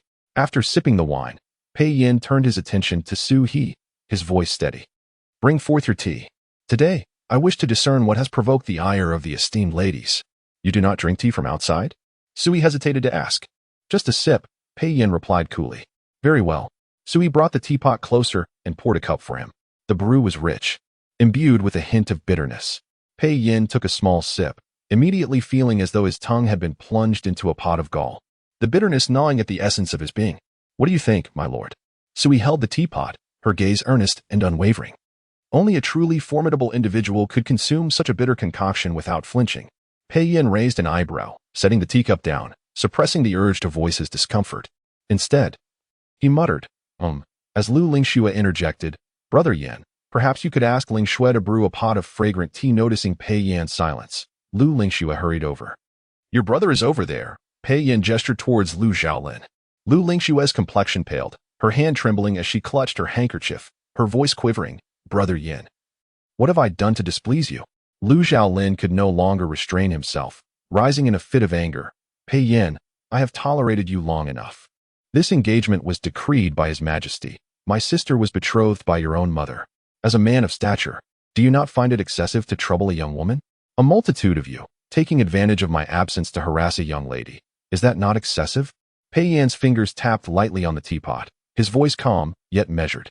His fair fingers bore a jade ring that glimmered ominously, as if stained with blood. Under the autumn sun, the hue took on a sinister quality. He had indeed claimed lives during his recent excursion. It was said that he donned this jade ring when he personally executed someone, and if the ring bore blood, it indicated a particularly gruesome demise. An oppressive silence enveloped the scene. Some individuals need not take lives directly to assert dominance. The very aura of menace surrounding Pei Yin rendered them cautious even in their breathing. Pei Yin was the sharpest blade in the emperor's arsenal, poised over their necks. He was not a prince, thus they had no fear of him seizing the throne. Rather, they sought to curry his favor for their own ends. His mother was the princess dowager, holding the secret treasures left by the late emperor, treasures that pertained to the nation's fate and would ultimately be passed to him. Thus, his status was even more exalted. Lu Xiaolin's gaze lingered on the jade ring for a moment before he averted his eyes. Mother, Ling Shui. Let us depart, he commanded angrily. Why the haste? Lady Lu just expressed her discontent with Su He's tea. It is only proper for her to provide an explanation. Pei Yin pointed at Su He. You speak. Why use this bitter tea? Su He, well aware of Pei Yin's cold demeanor, was taken aback by his audacity in front of his future mother-in-law. Did he not fear her disdain? Speak. Pei Yin pressed, gently prodding her lips with the teaspoon. When it came to disparaging him, she was loquacious and articulate. Yet when it came to serious matters, she faltered. Yes, my lord. Sui blinked her bright eyes and turned to the group of noblewomen, who were now visibly distressed, fidgeting, wishing to depart at once. Pei Yin resembled a vengeful spirit, offering no leniency regardless of their status as women, noble ladies, or wives. Particularly with his mother-in-law present, he wielded authority as if brandishing a cleaver. Making no distinction, even those with daughters at home knew they could not marry into his family. In an instant, those who had harbored such thoughts withdrew them, either pretending to sip tea or feigning interest in the scenery, remaining silent. Sui observed their reactions and then spoke up, her voice clear. This bitter tea is, in fact, a treasure of autumn. The esteemed ladies are accustomed to refined teas, yet the true essence lies in aged brews, especially these bitter teas, which are treasures for dispelling dryness during autumn. My humble tea is anything but common. It is crafted through 29 meticulous processes, incorporating lotus leaves and flowers to clear the heart and soothe the liver. After sipping the tea, do you not find it begins bitter but transitions to sweet, leaving a lingering fragrance? Fragrance indeed. It's utterly bitter. The ladies forced smiles, cautiously glancing at Pei Yin. This coarse lotus tea, also known as autumn sweet dew, is recorded in ancient texts, the treasure of immortal tea. Seeing that the women remained silent, Sui continued unfazed, the treasure of immortal tea? What tome is this? Lu Lingxue could not help but inquire, her love for books making her curious about such a marvel. Oh, it is a rare tome from a distant land. You noble ladies live such celestial lives that it is understandable you might be unaware of such obscure texts. Sui observed the intrigue in their eyes and smiled slightly. Once the lotus garden officially opens for the banquet, I shall present these extraordinary texts for your perusal. Ah, I see. I have indeed seen too little of the world. The Princess of Qi smiled, lifting her teacup to sip. The first sip is indeed bitter, but upon reflection, there is a delightful fragrance.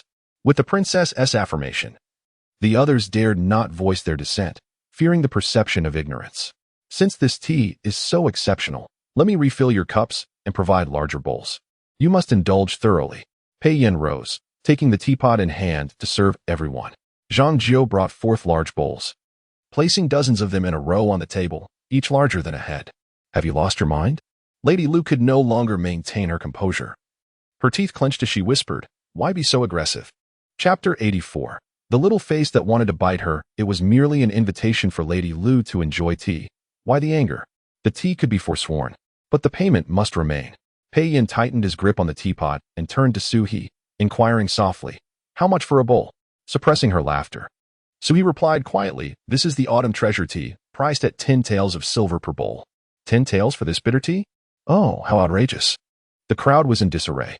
All the blame fell on Lady Lu for summoning them here. She must have known that Su He was Pei Yin's cherished companion, yet insisted on bringing them along to face this misfortune. Not only was the tea bitter, but they also incurred Pei Yin's displeasure. With forced smiles, they urged their maid to fetch the silver. 10 taels it was. They simply wished to avoid further bitterness in their cups. Having sipped this first cup of autumn's bitter tea, paired with my fragrant lotus crisp, one truly experiences celestial delight, Su He declared with a clap of her hands. Bai Yu and several ladies presented lotus root cakes, standing in a row before the women, singing in unison, heavenly elixir of longevity, earthly lotus crisp. Autumn blooms on the terrace, sun and moon amidst blossoms. They wished all the noble ladies joy and prosperity, painting a picturesque scene. After their performance, the young boys, around 13 or 14, washed their hands in a basin and, using white jade chopsticks, fed the cakes to the ladies. The onlookers were momentarily stunned, and only when the round cakes were brought to their lips did they awaken from their stupor to partake. What a spectacle! Lady Lu Xiaolin's face flushed crimson as she regained her composure. Do not blame me. These boys are merely young ladies in disguise, seeking merriment, Sui chuckled. The noble women, each blushing deeply, found it impossible to remain seated, as though thorns had pierced their seats. If they lingered, they would undoubtedly be carried out like Aunt Pei. I find this quite amusing. Entering the Lotus Garden is to seek enjoyment. I hear the gentlemen enjoyed the same hospitality during their visit, remarked the Duchess of Qi with a smile, taking a piece of cake and savoring a bite. Li Xiai and Lu Zhaolin exchanged awkward glances. Bring forth the rewards. The Duchess commanded, and immediately the attendant maid produced a reward from the tray. With a resounding clang, a golden ingot was placed in the dish. Many thanks for the Duchess's generosity. Bai Yu exclaimed, dropping to her knees, raising the tray above her head, recalling the words Su He had taught her, declaring loudly, wishing the Duchess perpetual joy and blessings. The other women followed suit, placing their rewards into the tray, creating a delightful symphony of clinking silver. Truly, the most enchanting sound in the world. Bai Yu led the ladies in bowing their heads, for those willing to offer silver deserved such reverence. Sir Pei, let today's events conclude here. We shall take our leave, Lady Lu announced, unable to bear the humiliation any longer.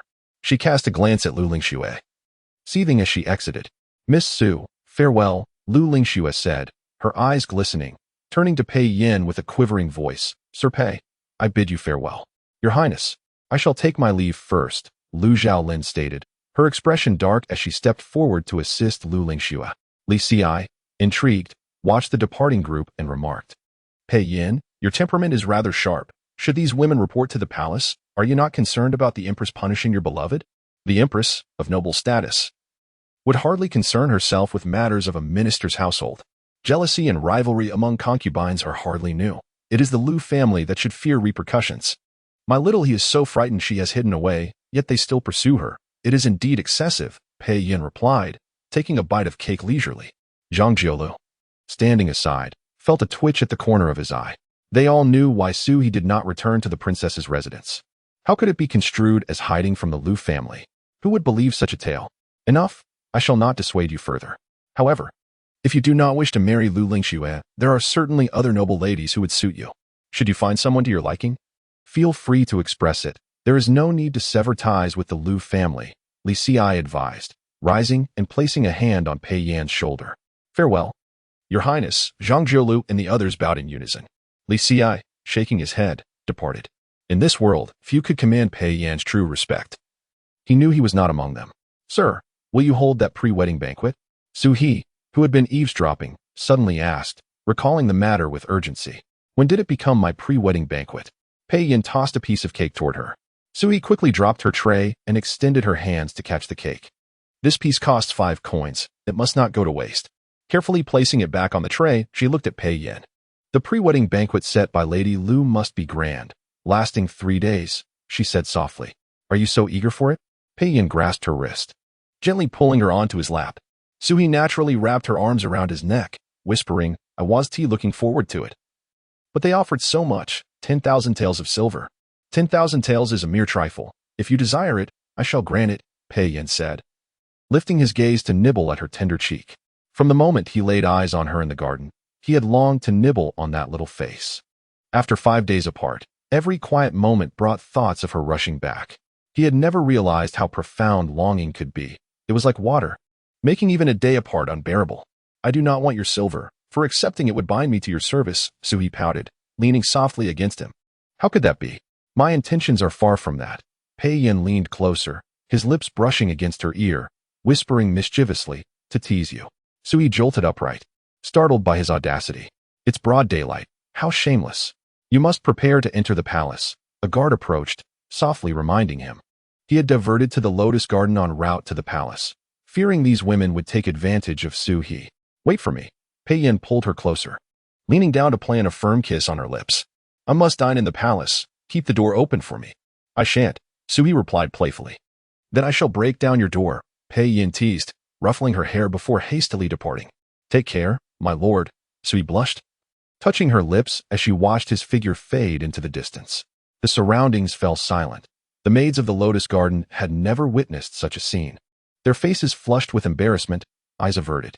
Chapter 85. Help me untie my belt outside the Lotus Garden. Lu Lingxue clutched a handkerchief, relentlessly wiping her tears. Mother, if Pei Yin refuses to marry me, I will become a laughingstock in the capital. Do not worry. You are the one chosen by the princess as Pei's wife. Pei Yin is merely momentarily bewitched by that vixen, having lost his senses. The princess will certainly persuade him, Lady Lu consoled, holding Lu Lingshua's hand gently. But the way he treated me today, I fear there will be no kindness in the future. Mother, Suhi cannot be left alone, Lu Lingxua choked out. If you remove her now, she will only linger in his memory, Lady Lu advised. What should I do? Should I just watch her monopolize Pei Yin? Lu Lingxua twisted the handkerchief in her hands, her face contorted with rage. This grand lotus garden, earning at least 100,000 taels a year. And Pei Yin just gave it to Suhi. And I, even calling him Brother Yin, am met with scorn. Is she truly more noble than Suhi? More gentle? Find a way to make him weary of her, Lady Lu remarked, her gaze hardening as she looked towards the lotus garden. Understood, Lu Lingxue replied, wiping her tear-streaked face and nodding with determination. The carriage soon departed from the lotus garden. At that moment, Li Xi hurried out from the garden with his attendants. And Lu Xiaolin, who had been waiting at the entrance, approached with a scowl. Prince Xi, news from the palace. What is it? Li Xi inquired. Qianing Pavilion has been completely eradicated by Pei Yin, with 199 assassins, none of whom survived, Lu Xiaolin spoke in a hushed tone. What? What of the account books and records from Qianing Pavilion? Did they fall into his hands, or to the crown prince? Li Xi's expression shifted dramatically as he grasped Lu Xiaolin's wrist, a deadly glint flashing in his eyes. The pavilion master was captured, but is only severely injured and has yet to awaken. A great fire consumed Qianing Pavilion. The entire estate is in ruins, and the account books may have perished. Lu Xiaolin replied. Severely injured and unconscious is as good as dead. You must send someone immediately to investigate, Li Xi said through clenched teeth, veins throbbing at his temples. This cannot fall into his possession. We did not attempt to assassinate him. Even if he acquires it, we still have a chance to turn the tide. Lu Xiaolin frowned. If he obtains it, he will hold too many people's secrets in his grasp. Should those individuals be coerced by him to side with the crown prince, it would spell our doom. How many in the court are truly innocent? Li Xi see that. I will investigate at once. Lu Xiaolin nodded in understanding. Li Xi turned his gaze toward the lotus garden gate, cold light flickering in his eyes. If he refuses to be utilized, he shall become an enemy. As night deepened, Suhi sat at her desk, engrossed in accounting. Today's earnings were divided, with 1/5 given to Bai Yu and the others, while the remainder was used to purchase ingredients. Initially, she had envisioned hosting a banquet within 10 days, yet the practicalities proved quite challenging. The expansive garden needed to be reorganized into 3 distinct areas. Previously, Su Hong had entertained male guests, but now she aimed to host female guests, necessitating a complete rearrangement of many elements. With a yawn, she turned to gaze out the window. The moon shone brightly, and the stars twinkled. It was nearly the midnight hour, and Pei Yin had yet to return. Enough, I shall not wait any longer, Suhi decided, setting down her brush and rising to her soft couch. Kicking off her embroidered shoes, she sprawled onto the couch, closing her eyes and drifting into slumber. She did not require a graceful sleeping posture. Comfort was her only need. The soft brocade blanket cradled her like a cloud, and she instinctively embraced it, rolling about in delight. How comfortable, she sighed, stretching her back and shifting into a prone position, inhaling and exhaling. The fragrant blanket infused with subtle scents enveloped her senses, and she reveled in its sweetness, rolling again in bliss. Suddenly, a light slap landed on her backside, neither too hard nor too soft, just right. Suhi jolted awake, twisting her head to see Pei Yin standing at the foot of the couch. He had changed into fresh attire, a faint scent of wine lingering about him. Beneath his long brows, his dark eyes sparkled with mirth as he leaned down to nibble at her delicate cheek. What are you doing? He teased as he nibbled her cheek again, then leaned closer to whisper in her ear. Do you miss me? Suhi, too lazy to feign indifference, readily admitted. Yes. How could I not think of you when you were so useful? She replied, fully aware of her ability to take or leave him. Should Pei Yin ever falter, she would not hesitate to walk away. Where are your thoughts wandering? Pei Yin pressed against her back, fully enveloping her. Suhi pouted, disgust evident on her face. Aunt Zhang asked such things only to children. Do you miss your mother? Where are your thoughts? Impudent, Pei Yin retorted, rolling to his side and delivering 2 more playful slaps to her rear. Taking advantage of me, you still have much to learn. You mentioned being gone for 3 days. Why did it take 5? Suhi asked, rubbing her backside as she nestled beside him. Business occasionally has delays, Pei Yin replied nonchalantly. His endeavors were always swift and decisive. This late return was due to unforeseen dangers. Qianing Pavilion was perilously situated on a steep hillside, shrouded in clouds and riddled with traps. Despite prior reconnaissance, The actual search took considerable time. Capturing Qian Ing Pavilion proved more arduous than anticipated, resulting in the loss of several guards before its downfall. However, he seldom spoke of such perilous experiences with those around him. It was his duty. Success was expected, while failure reflected poorly on his capabilities. "Let me see your leg," Sui suddenly exclaimed, rising to lift his robe and roll up his pant leg. Yet before she could inspect it, Pei Yin swiftly grasped her waist, flipping her beneath him. "Nothing worth viewing," he murmured. "Better to gaze upon you." "Have you healed?" Sui inquired. "Yes," Pei Yin replied solemnly. "I do not believe you," Sui said, lowering her gaze to his leg. "Let me have a look." "Not bad." "You're showing concern for me," Pei Yin teased, pinching her eyelid and lifting it. "Look at me." Sui couldn't help but laugh in exasperation. "Why must you be so rough? Whether I'm being spanked or having my eyelids pinched, how can there be a man like you in this world? Could you not be a little gentler? Look at Li Muqing. She is so gentle, and he certainly wouldn't pinch her eyelids." Pei Yin propped himself on one side, his other hand deftly unfastening her clothing, his beautiful, soft lips uttering calmly, "Help me untie my belt entirely." Sui hesitated. "You just returned to the capital today. Are you not tired?" Before she could finish, his lips pressed against hers, swallowing her words whole. "Tired? He's not like those useless fellows outside. This is a prime age, a time for indulgence." Sui gradually slipped beneath the covers. Pei Yin's broad shoulders and narrow waist, coupled with a firm abdomen and long, powerful legs, revealed the physique of one accustomed to martial arts training. She let her hands wander down until she encountered his calf, where the injured area was still wrapped in white cloth, faint traces of blood seeping through. Chapter 86. Long legs bound by golden chains. A scorching palm delved into the brocade quilt, pulling Sui out. "Don't squirm," he murmured in a low voice, securing her tightly in his embrace. Sui was enveloped in a strangely complex feeling. Such a proud son of heaven could easily indulge in a life of luxury like Li Xi and Lu Xiaolin, yet he chose to engage in perilous tasks. The injury on his leg did not elicit a single word of pain from him, and he insisted on dragging his wounded limb to fulfill his duties. What was his motivation? "Does it not hurt?" Sui inquired, tilting her delicate face upwards. Pei Yin initially contemplated claiming he felt no pain, attributing it to Bai Jian's excellent analgesic. However, realizing that he could see Sui's concern was rather delightful, he altered his response a little. "Yet you still hold on to me?" Sui narrowed her eyes and playfully nudged his leg with her toes. Pei Yin abruptly grasped her in surprise, querying, "What are you doing?" "Checking your injury," she asserted with confidence. Pei Yin, both amused and exasperated, thought to himself that once outside the princess's residence, Sui truly believed she could treat him like an ordinary person, unaware of how others feared him. "It's itchy," he said, rolling over and lifting her onto his waist. "Sit still." Sui had ridden on his waist before, but today felt entirely different. A sense of bashfulness washed over her, making her uneasy. "If your leg hurts." Her long lashes fluttered, and her cheeks flushed deeper. Pei Yin's throat bobbed as he replied hoarsely, "Let you do it." Yet he immediately regretted his words, realizing he should not have treated Sui as a typical person, mistakenly believing she would willingly attend to him. How could he forget that this little one never entertained the thought of being considerate? "Haha, you've been tricked." Sui had, unbeknownst to herself, produced the golden chain and bound Pei Yin's feet. After all, he had once locked her up. It was only fair that she returned the favor. Justice was paramount to her. Pei Yin was handsome, with an admirable physique, and the golden chain around his long legs exuded an unusual charm. Sui crouched beside him, smiling as she circled the chain. A man adorned with such a chain was indeed striking. Pei Yin rested his hands behind his head, his dark eyes quietly observing Sui. It was rare to witness her smile so joyously. Previously, her laughter before him had been tinged with a touch of flattery, caution, and a hint of wariness.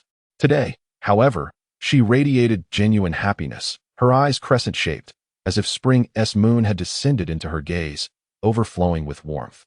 "You mustn't look at me." Sui gradually sensed something amiss and could not resist covering his eyes with her hands. "I have something for you." Pei Yin's hand found the back of her neck, gently pulling her down to plant a kiss on her lips. With his other hand, he rummaged for a soft silk handkerchief discarded by the bedside. Sui sat up, glanced at him, and accepted the handkerchief. Wrapped tightly within, its contents were unknown, though it felt soft, not resembling jewelry. "Pastries?" She wondered aloud as she unwrapped it, revealing a vibrant feather flower. Such flowers could be found in the market, yet none compared to this vivid specimen. Moreover, the knot securing it was crafted not by jewelers, but rather reminiscent of a military tie used for binding prisoners. "Did you make this?" she asked, astonished. Just 5 days away, managing tasks, yet he still found time to create such a lovely flower for her. Pei Yin raised his long brows slightly, a hint of pride evident. While preparing for an assault on Qianing Pavilion, he had grown bored and spotted a brilliantly colored long-tailed bird flitting through the trees. He captured one, selecting the most vibrant feathers, originally intending to fashion a sharp arrow aimed at the pavilion's leader. However, upon seeing the colorful plumage, he envisioned how beautiful it would be adorning Suhi's hair. "I shall wear it," Suhi exclaimed joyfully, swiftly descending from him and hurrying to the vanity. Facing the mirror, she secured the feather flower into her hairstyle. Under the candlelight, it shimmered with iridescent hues, and with a gentle breeze, the colors flowed through her hair. The sound of the golden chain echoed behind her as he approached, clad in a loose robe. The chain at his ankle clinked against the ground with a crisp sound. Just as Suhi lifted her gaze, he wrapped his right arm around her slender waist, his left hand tenderly cradling her face, compelling her to turn and kiss him. "Indeed, it looks lovely," he murmured against her lips. "I shall find a fine gemstone to set in it." "Gemstones?" Sui's eyes sparkled with delight. She gazed at him, captivated, feeling as though his kiss rendered her weak, draining all her strength. Unbeknownst to her, a sudden chill enveloped her ankle as the chain returned, binding her once more. "Remember this, it is your lock. Once secured, whether you reside in He Garden or elsewhere, you belong to me, Pei Yin." Suhi intended to retort, yet her mind was clouded, her tongue too warm to articulate a response. "I shall save my rebuttal for tomorrow," she decided, opting instead to relish this splendid night in his embrace. Later, beads of sweat cascaded from him, as if he harbored an inexhaustible spring within. In a haze, she lost track of time, only aware of a large furnace beside her, so warm it made her wish to shed her skin. Upon opening her eyes, she found Pei Yin holding her, his handsome face marred by 2 prominent bite marks, rosy and glaringly vivid. "Did I bite you last night?" Suhi couldn't help but lean in, her hand brushing over the 2 marks. "Touch again, and I might retaliate," Pei Yin growled, his long lashes slowly lifting. Suhi mused that even the donkey her family once owned could not compare to his prowess. She bit her lip, cautiously widening the distance between them while lifting her legs. "You must unfasten this. I have tasks to attend to." Pei Yin grasped her delicate ankle, giving it a gentle twist. With a satisfying click, the golden ring sprang open from her fair skin. She had endured hardships since childhood, yet her skin remained exquisitely fair. The chain had left a red mark encircling her ankle after a night's restraint. "No more locking you up," Pei Yin declared, running his thumb over the imprint, then leaning down to nip at her tender skin. So delicate, like a young cucumber. "What are you?" Suhi lay nestled in the soft brocade quilt, playfully nudging him with her foot. Was he not a mere cucumber himself? "I am the one who cultivates young cucumbers," Pei Yin teased, playfully pinching her cheek before deftly unfastening the golden ring from his own ankle and rising to dress. His clothes lay scattered across the floor, and Pei Yin gathered them, donning his own. Bright sunlight streamed through the window, and Suhi's gaze immediately fell upon the white bandage on his calf. Thankfully, there was no blood, only the minimal traces she had seen the previous night. "I must return to see my mother today and formally dissolve my engagement with the Liu family. You will not come to serve me?" Pei Yin called to her as she remained motionless. This trip, despite his injury, was also to gain the Emperor's agreement to rescind the marriage edict. "I'm coming." Suhi quickly sprang up, her face radiant as she fetched his shoes and called for water. After a flurry of activity, she ensured he was ready to meet the princess while she leisurely prepared herself, dressed in a delicate apricot-colored short jacket over a flowing misty skirt. She styled her hair into her favorite yuanbao bun, adorned with the vibrant feather flower, and gracefully opened the door. Chapter 87. Sui knew she shouldn't laugh outside the door. Lu Momo and Song Qiuxiang, along with the servants and maids from the garden, were waiting. "Congratulations, miss," Lu Momo said cheerfully, bowing. The others followed suit, expressing their well wishes in unison. "What is the occasion?" Sui inquired, puzzled. "When the master left just now, he instructed us to take good care of Aunt Sue, and he even dispatched several more people to ensure that no one will trouble you again. Aunt Sue, who is cherished by Lord Pei, is even more esteemed than the main wife of an ordinary household. The upcoming cold dew feast in 3 days is assured." Lu Momo beamed. Sui's expression fell at once. How could she have forgotten? Even if he had called off the engagement, she did not wish to become a concubine. Let him dream. She straightened herself. "In 3 days, it will be our He Garden's first banquet. The cold dew feast must not go awry. We shall continue practicing diligently today. The crowd responded in agreement, breaking into smaller groups to disperse. Noticing her discontent, Song Xiaoxiang placed their lunch on the small stone table in the courtyard and sat beside her, practicing tea brewing. If the master truly elevates you to a favored concubine, would you return? Song Xiaoxiang asked softly while fanning the small stove. I won't return, Suhi replied leisurely, savoring a piece of tender braised pork. How carefree and joyful it is now. I can eat meat when I desire, drink tea at will. Why would I want to be confined in that prison again? The master currently favors you, so he indulges you, Song Xiaoxiang said, hesitating for a moment, then added quietly, what if he becomes angry if you refuse to go back? If he gets angry, I'll spank him, Sui said, shifting on her seat and taking another large bite of the pork. Rascal, a low, furious voice came from behind them. Sui turned to see the Grand Princess standing there, with Baozhu and Yuxia holding umbrellas to shield her from the autumn sun. Your Highness, Sui quickly put down her chopsticks and bowed respectfully. Song Xiaoxiang was startled and hastily rose to greet her. You come with me. The Grand Princess coldly glared at Su He and strode toward the side room. Su He hurriedly followed. Just as she stepped inside, she felt a sharp pain at her scalp. The Grand Princess had seized her hairpin, forcefully dragging her inside. How dare you deceive Yenner into rejecting the marriage? Do you know how crucial this union is for him? You dare to harm him so? The Grand Princess glowered, bringing Suhi before her and pushing her forward roughly. Suhi stumbled and steadied herself against the wall. She had anticipated the Grand Princess would confront her following Pei Yan's rejection, but she did not expect it to happen so swiftly. I care not what means you employ. You must stop Yenner from annulling the engagement, the Grand Princess said, her tone softening as she closed the door. Yenner needs the power of the Prime Minister's family to shield him from harm. Lord Pei is capable on his own. He does not need. His leg wound has yet to heal. Are you aware? The Grand Princess interrupted, questioning her. Sui's heart sank. Could there be more to this? He had been poisoned 3 years prior, making injuries difficult to heal. Thus, he had tempered his nature and refrained from dangerous tasks.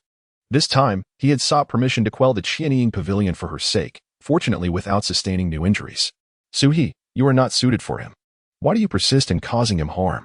The concubine status you sought is already a privilege, yet you still aspire to be the legitimate wife. What great ambition you have. Suhi stared blankly at the Grand Princess, her mind fixated on one phrase. He was poisoned. No wonder his wounds were troublesome. What use are you to him beyond pleasures of the bed? One must possess self-awareness. Do not harbor inappropriate thoughts. If you insist on ruining his marital prospects, I shall not show you mercy. The Grand Princess approached her slowly, enunciating each word. Suhi, your mother hails from the lowly merchant class. You are the child of a concubine, and your father is a shameless rogue. How could you ever be worthy of being Yan's legitimate wife? Suhi had intended to argue that she never wished to be his wife, but the words failed to escape her lips. She had truly begun to entertain fanciful thoughts. Pei Yan was too good to her. He was the finest match in her 17 years of life. He had presented everything she desired before her, and her fantasies had taken root in his countless kisses. Now, these fanciful thoughts had blossomed into a delicate flower, just needing a little more nurturing to fully bloom. The Grand Princess arrived in time, seizing her hairpin and snipping away at her fantasies, extracting them from her mind. The young girl understood. Slowly, she lowered her head, and a tear fell. She knew she should not cry, that it was unbecoming and weak, yet she could not help it. From the moment she left the princess's residence, she had vowed not to live a constrained life any longer. Why do you cry? Are you feeling wronged? My Yenner is born noble. He is not someone you can covet.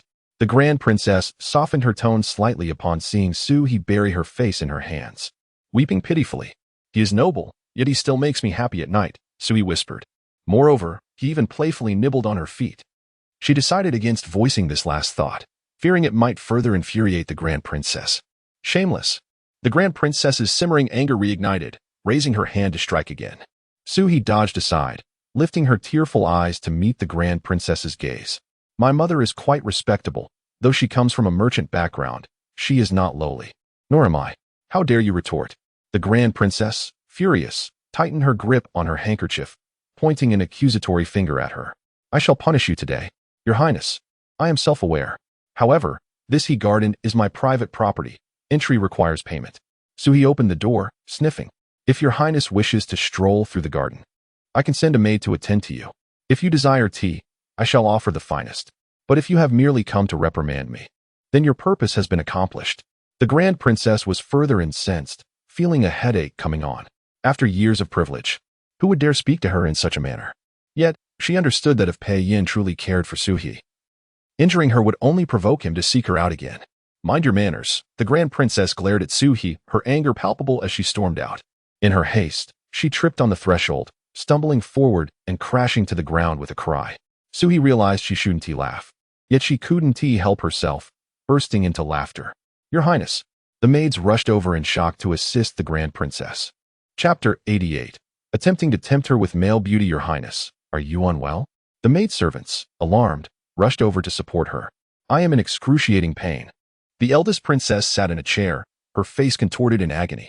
Suhi, standing in the room, dared not step out for fear that the princess would direct her ire towards her and deliver a beating. Why must there exist such a meddlesome figure in the world? She truly wished she had never come. Moreover, it was even more difficult to deal with a mother-in-law who looked down upon her, a mere seductress.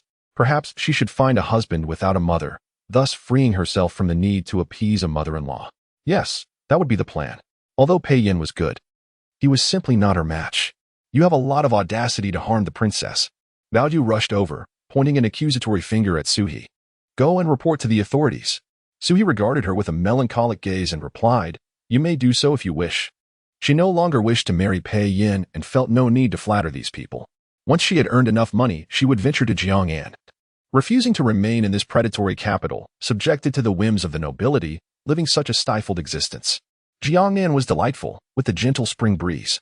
At that time, she would sail her small merchant ship from East Jiangnan to West Jiangnan, selling her exquisite food and fine wine, surely living a carefree and elegant life. Having failed to find favor with Suhi, Bao Ju hurried to the eldest princess to report. Your Highness, this Suhi is utterly despicable, disrespectful to her superiors and ignorant of propriety. She must be severely punished. Bao Ju glared at Suhi with a scowl. Suhi and Bao Ju exchanged a glance. And in their astonished expressions, she slowly closed the door. Let them come. If they dare, let them dismantle my lotus garden. The laws of Daong clearly state that anyone who damages another's property without cause shall be punished. Why should she endure this indignity when she was no longer even in the princess's residence? The shouts from outside grew louder.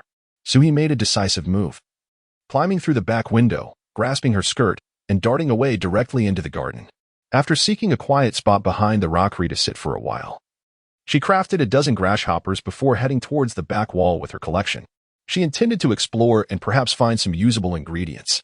Climbing the ladder to the high wall, she mounted it, then used a hook she had previously hidden there to snag the rope ladder on the tree outside.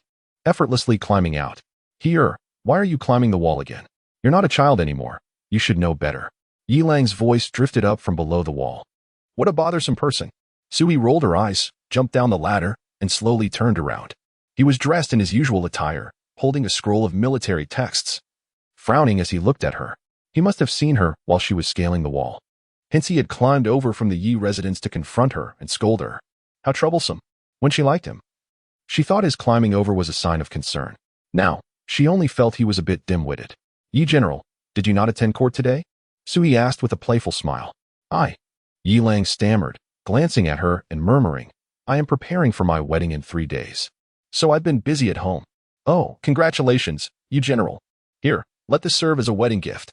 Suhi plucked 2 grasshoppers from her string and handed them to him. Here you.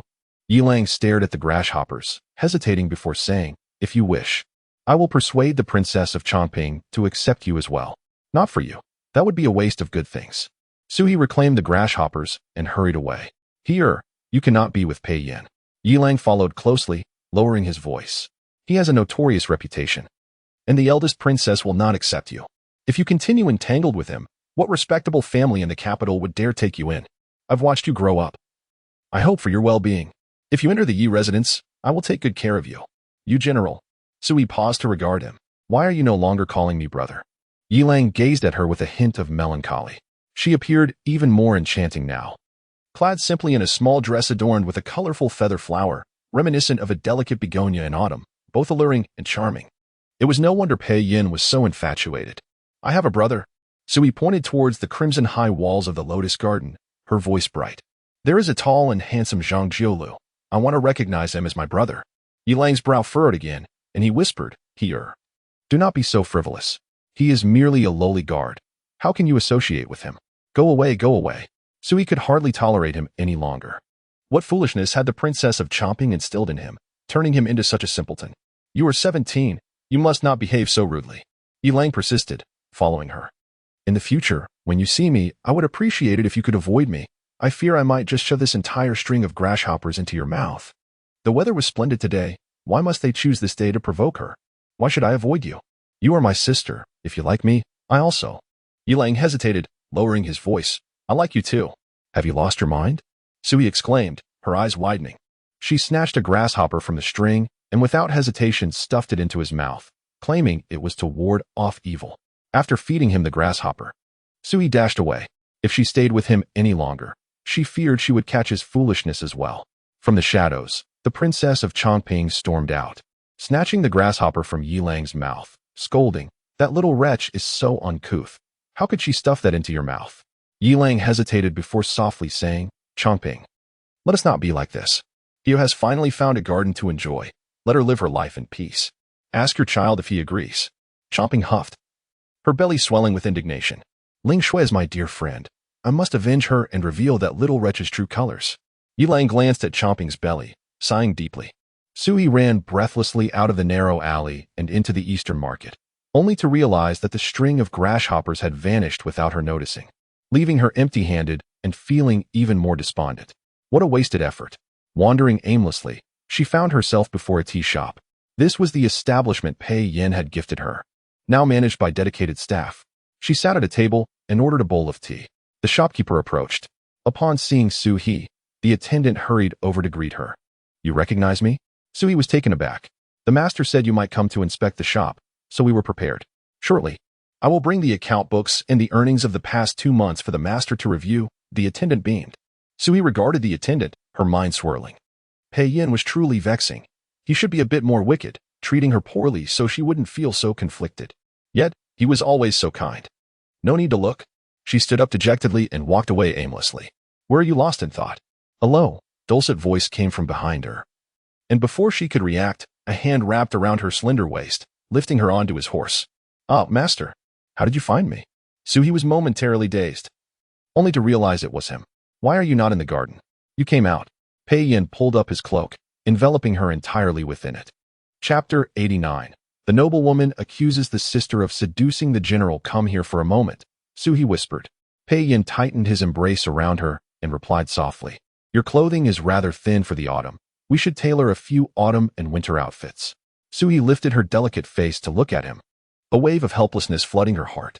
Had the princess not struck her today, she might have truly lowered her head and accepted the role of a concubine. He had been poisoned, and his leg injury had yet to heal. Should the strife among the princes affect him, the dangers would be unfathomable. The Lu family served as a solid shield. As a mother, how could one not consider her children's well-being? "Are your garments all crafted by the palace's imperial tailor?" she inquired softly. "Some are, while others are made by the embroiderers in the residence," Pei Yin responded. "Your residence still has embroiderers?" Sui remarked casually. "Indeed." Pei Yin confirmed, his hand resting on her waist, kneading it gently. Sui leaned closer into his embrace and said softly, "Sir, the cold dew banquet is the day after tomorrow. You should come." Pei Yin pressed his lips together, his hand gripping her waist with a hint of force. Did she still regard him as an outsider? Was he truly unworthy of her affection? A clanging sound of iron being struck echoed from a nearby blacksmith shop. Sui peeked out and said quietly, "Sir, I would like to forge something." "What do you wish to forge?" Pei Yin turned to look, noting that it was merely a common blacksmith's shop, producing mundane iron utensils such as kitchen knives and hoes. "I want a few small medicinal hoes," Sui replied brightly. She envisioned creating a small medicinal garden in a corner of the Lotus Garden, transplanting Sanchi and Zhao Xiu there. Perhaps one day, she would indeed succeed in healing his leg.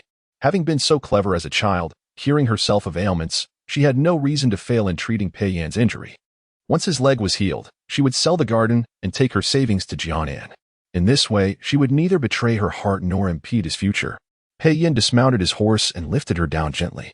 As Sui's feet touched the ground, she intended to walk towards the blacksmith shop when a small girl, appearing no older than 5 or 6, wobbled towards her, extending grimy, frail hands and timidly saying, "Kind-hearted miss, could you spare some food?" Her voice was weak, and her large eyes lacked vitality due to her emaciated frame. Seeing her, Sui was suddenly reminded of her own childhood, her heart tightening. And she immediately approached the girl. "Come, let me take you to eat," she said, grasping the girl's hand, intending to bring her to a nearby wonton stall for a warm meal. However, the girl appeared frightened, her thin legs buckled, and she fell to her knees before Suhi. "Kind-hearted miss, I won't dirty your clothes," she trembled, tears streaming down her cheeks. Suhi was taken aback for a moment before realizing that the girl must have encountered a noblewoman's wrath before. "It's all right, get up. I will take you to eat wontons," Suhi reassured her, crouching down to wipe her tears with a handkerchief and gently lifting her frail arm. The girl shook uncontrollably, nearly falling apart. Suhi's voice grew softer as she led her to the stall, purchasing a bowl of wontons and sitting beside her to watch her eat. The girl nervously picked up her chopsticks, glancing at Suhi and then at Pei Yin, too frightened to take a bite. "Go ahead, don't mind him," Suhi encouraged, only then realizing Pei Yin was standing a few paces away, observing calmly. His serious demeanor, devoid of a smile, indeed exuded an intimidating aura. In the past, Suhi had felt the same trepidation as the girl, but now that she knew of Pei Yan's affections for her, she felt emboldened. "Sir, could you step back a bit?" She frowned, expressing her discontent. Pei Yan raised an eyebrow, casting a glance at her before turning away. The girl returned her gaze to her food, trembling even more. "Kind-hearted miss, may I take this back with me?" she asked, her eyes blinking with hope. "Do you have family at home?" Suhi questioned. "I have an elder sister. She is gravely ill," the girl replied, tears welling up in her eyes. Sui's heart ached at the revelation, and she gently stroked the girl's head, saying, "Do not fear, eat a few bites first. I will buy another serving, and we shall go see your sister." The girl stared at her in disbelief, as if unable to fathom such kindness. "Eat, I promise I speak the truth," Sui insisted, striving to infuse her tone with warmth. In truth, Sui admired gentle souls, yet she struggled to emulate such tenderness in her speech. Before Pei Yin, her own softness was fade. She preferred to laugh loudly and cry freely, channeling her pain through those expressive outbursts. The grace of someone like Lu Lingxue was beyond her grasp. If only Lu Lingxue were here, her gentle words would surely have reassured the girl, summoning her courage. The girl took a bite of the wonton. The warmth filled her stomach, and her eyes brightened, though she still cast timid glances at Suhi. Sui maintained her smile, nodding encouragingly. "Eat. Enjoy yourself." Perhaps she was too hungry. All fear seemed to fade as she hungrily devoured the wontons. The sisters had arrived 2 months prior. The elder sister had contracted tuberculosis. The stall owner ladled some soup into the girl's bowl and said softly, "People see the sisters' plight and occasionally offer help, but they have offended a noblewoman who has forbidden others from giving them food. Alas, it is tragic." "Which noblewoman is so cruel?" Suhi exclaimed, her anger flaring. The stall owner glanced around cautiously and whispered, "That is a daughter of a wealthy family. We mustn't speak of it. I still have my business to run. Alas, it is unfortunate that this girl's sister possesses such beauty and skill." "What do you mean?" Suhi pressed for clarification. The sister sold goods outside the horse farm and spoke with the young general for a brief moment. That noblewoman accused her of seducing the young general and punished her severely. She was already ill. The girl set down her chopsticks, wiping her tears as she sobbed. "That vile noblewoman! If I ever encounter her, I shall deliver a few blows." Suhi slammed her palm on the table, the sound echoing sharply. The girl flinched, her lips trembling as tears streamed down her face. "Did you hurt your hand?" Pei Yin approached, shaking out his sleeves, revealing his hand as he grasped hers gently. "Your palm is quite red. Once you finish eating, we should leave," Pei Yin urged, glancing at the empty bowl before the girl, prompting Suhi to rise. "I want to see your sister," Suhi declared, retrieving coins to pay and asking the stall owner for another bowl of wontons. "Are you not concerned about the hoe?" Pei Yin inquired. "I am. Just inform them to come collect it tomorrow," Suhi replied, casting a glance at his leg before hastily rushing towards the blacksmith shop. Pei Yin was momentarily taken aback as Suhi dashed past him. Such impatience, he mused, turning to the girl, who had shrunk into a quivering ball of fear. "Which general did you encounter?" Pei Yin questioned. Chapter 90. Suhi felt weak, the little girl trembling so violently that she could not utter a single word. Pei Yin furrowed his brows, about to inquire further when Suhi, like a firecracker, suddenly dashed back. "Sir, please do not frighten her," she whispered, enveloping the little girl in her embrace.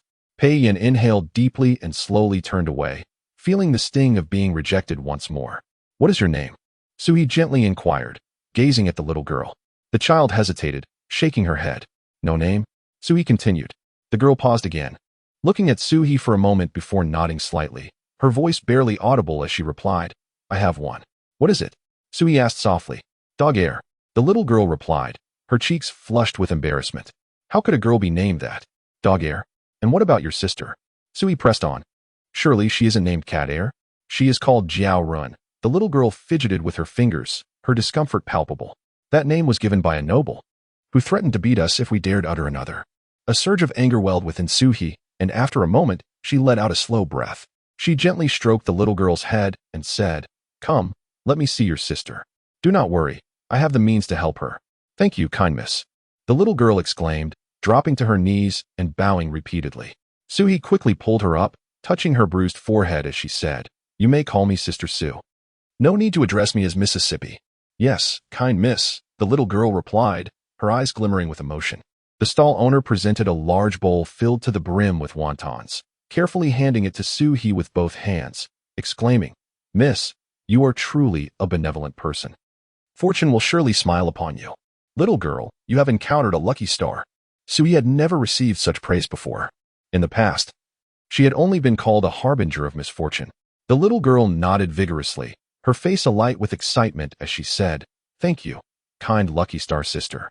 A warmth spread through Suhi's heart as she tightened her grip on the little girl's hand and instinctively handed the food box to Pei Yin. He raised an eyebrow, accepting the box with a slow nod, trailing behind the two girls. For reasons unknown, he found Suhi's gaze towards the little girl to be exceptionally tender, always glistening with unshed tears.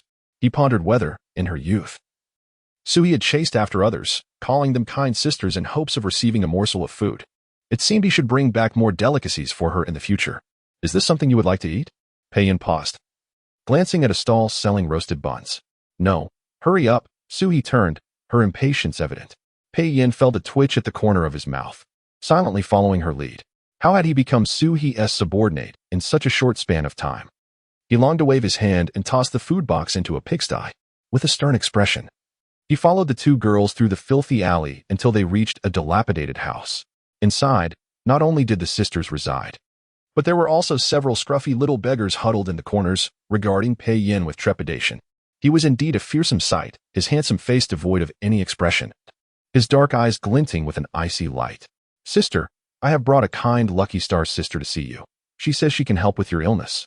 The little girl exclaimed as she rushed to a corner, pulling aside a tattered mat to reveal a frail woman. Her hair was a tangled mess, her clothes in tatters, barely concealing her form. She was emaciated, her cheekbones protruding sharply. Were it not for the slight movement of her eyes, one might doubt she was still alive. Sister, there's food, the little girl said, opening the food box and bringing a wonton to the woman's lips. The woman opened her mouth slightly, managing to eat one. The little girl quickly scooped up more soup to feed her. The woman swallowed laboriously, her gaze fixed on Suhi, her bony fingers struggling to reach out towards her. Suhi knelt down, gently grasping the woman's hand. The little girl jumped back in alarm, exclaiming, Lucky star sister, it's dirty. It's all right. Suhi smiled at her, leaning closer to the woman to listen. It was evident that the woman was nearing the end of her life, likely wanting to convey her final wishes. Dog Heir can be sold to a noble. Please, beg the noble for a bowl of rice. The woman gasped weakly. Tears welled in Suhi's eyes as she tenderly held the woman's hand, whispering, I will take her as my sister, rest assured. As long as I have food to eat, she will not go hungry. Large tears streamed down the woman's face as she turned her gaze to the little girl, wanting to say something more, but unable to find the words. She simply stared at her sister, filled with reluctance and anxiety, her frail hand repeatedly placing the little girl's hand into Suhi's grasp. Yet, the little girl wished to hold her sister's hand, only to release Suhi's grasp again and again. The two sisters wept together, a sight that broke Suhi's heart. They had come to the capital to seek justice, but there were too many officials here, and their pleas fell on deaf ears. A young beggar squatted nearby, scratching his lice-infested head, muttering softly, Don't report it, just live. The woman again placed the little girl's hand into Suhi's, who wiped away her tears and threw herself into the woman's embrace, sobbing uncontrollably. She understood that her sister could not be saved, merely clinging to life until the end. Get up. Pei Yin approached and gently pulled Suhi away from the tattered mat. This woman has tuberculosis. You are also weak and must not catch it. Take her with us. Sui pointed at the little girl. Pei Yin wiped the tears from Suhi's face and nodded. As they exited the dilapidated house, guards soon entered, accompanied by those who managed funerals in the capital, to bathe and dress the girl, ensuring she would depart this world in cleanliness. The little girl wept, refusing to leave her sister's side. In this vast world, she had lost her only family. Suhi's heart ached as if it were stuffed with shards of broken glass, a pain so profound. Today had been unbearable. Since the day the princess sought her out, every event had brought her sorrow. Upon returning to the Lotus Garden, she was met by Lu Mama and Song Qiuxiang, who gathered around her upon seeing the dirty little girl she had brought back. After learning the story, they were filled with sympathy. Lu Mama took the little girl away to clean her up and change her clothes. She was far too filthy, and her hair would likely need to be cut. Having also accumulated a layer of dust, Sui sulked her way to the bathing room. Pei Yin, having learned of the princess's visit from the guards, inquired about the details before seeking Suhi in the bathing room. She was submerged in the tub, her small head resting on the edge, a delicate hand listlessly holding a colorful feather flower, looking utterly wilted, as if she were a frost-bitten eggplant. Pei Yin stood at the edge of the tub, shedding his own garments before stepping down into the water. Chapter 91. Whatever you desire. I will bestow upon you. The water had risen past Pei Yin's waist when Suhi turned to him, lazily lifting the corner of her lips. You cannot touch me tonight. Why not? Pei Yin halted behind her, leaning down to peck her cheek. You are not a blade, nor am I a whetstone. Suhi, growing more languid, playfully brushed his handsome face with her delicate fingers and yawned nonchalantly. Let us rest tonight. Pei Yin caught her fingertips, nibbling on them gently as he murmured, Do you have nothing to say to me? Nothing at all, Suhi replied softly, narrowing her eyes. This little act of hers was infuriating. She was already aware of the annulment of their engagement. Why not say something? Her heart was always wrapped in thick silk. And when he probed gently, he found it filled with soft silk threads. If he searched too forcefully, his fingers would ache from being ensnared. Yet if he were gentle, her heart would retreat deep within, refusing to be revealed. Tomorrow, you shall return with me. Pei Yin pondered for a moment and said hoarsely, I have promised. Whatever you desire, I will bestow upon you. I shan't return. Who would wish to live a life of having their hair tugged daily? She intended to find a man without a mother and dominate her own household. I shall not return. I want to be the esteemed sous-proprietor and keep many handsome young men. Suhi yawned once more. Pei Yin's gaze darkened as he pinched her delicate lips. What do you intend to nurture? Young men. You keep concubines. I shall keep young men. Suhi articulated clearly, grasping his long finger. Our affairs have long been balanced. You cannot force me any longer. I will force you nonetheless. Pei Yin's eyes glinted with anger. He had been accommodating enough, yet this little creature showed no gratitude. Then I shall lie down. What else can I do? I cannot overpower you. You will sleep well enough and seek someone else, Suhi replied cheerfully. Watching her rosy lips move, Pei Yin felt an overwhelming urge to seal them entirely. Suhi could infuriate 10 of him. Yet such is love. The one who falls first is always at a disadvantage. Do not speak, he commanded coldly, gripping the nape of her neck and pulling her to a secluded corner. Stay there. Suhi pouted, obediently curling up in the corner. The autumn hot springs were too comfortable for her to give up for Pei Yin, even in the corner. It was a delightful experience. Soaking longer was her victory. Pei Yin took a deep breath, turning his back to avoid looking at her. He needed to procure some incense from Li Muqing the next day to light in every place Suhi frequented, so he could maintain his composure and not be driven to madness by her. How could it be that the esteemed Pei Yin found himself ensnared by a mere girl like Suhi? Come here, he commanded, his frustration escalating as he yanked her from the corner and half embraced, half pressed her onto the couch by the window. Suhi, wet and disheveled, landed on the couch, her long eyelashes fluttering as she regarded Pei Yin quietly. She had promised to lie still, and so she would, letting him do as he pleased. Pei Yin leaned down and bit her heart fiercely. Today, I shall savor what your heart truly tastes like. Ouch! Suhi frowned. Was he trying to gnaw a hole in her heart? Retract that raised tail, keep it tightly secure, and stop flaunting it before me. His hand moved to her waist, delivering 2 sharp slaps. What a fierce blow! Suhi recoiled in pain. What kind of fate was this? Pei Yin struck her as if she were a child. Yet she was not his offspring. The Long Princess was so fond of striking. Pei Yin must have learned from her. Neither mother nor son showed any mercy. Relying on power and strength, he would lash out at her at the slightest provocation. Go ahead and hit me, she thought to herself, feeling wronged for a while before suddenly becoming enraged. With a forceful struggle, she broke free from his embrace, disregarding their lack of clothing, and managed to push him over, striking his backside a few times. His muscles were indeed firm. Soo-hye's hands turned red from the impact. She was losing her mind. Why was it that after hitting him, her hands were the ones in pain? Cuddling the blanket in the corner, her face flushed with indignation. Have you had enough? Have you vented your anger? Pei-yin observed her for a while, then seized her exposed little foot and pulled her sharply towards him. Not yet. Soo-hye glared at him, her anger flaring. What then? Pei-yin said slowly, leaning down to kiss her. Soo-hye found herself enveloped in Pei-yin's embrace. Squeezed and caressed, kissed and held, as he indulged in her for much of the night. He departed in the early hours, and she hazily heard a whistle outside. Likely a signal.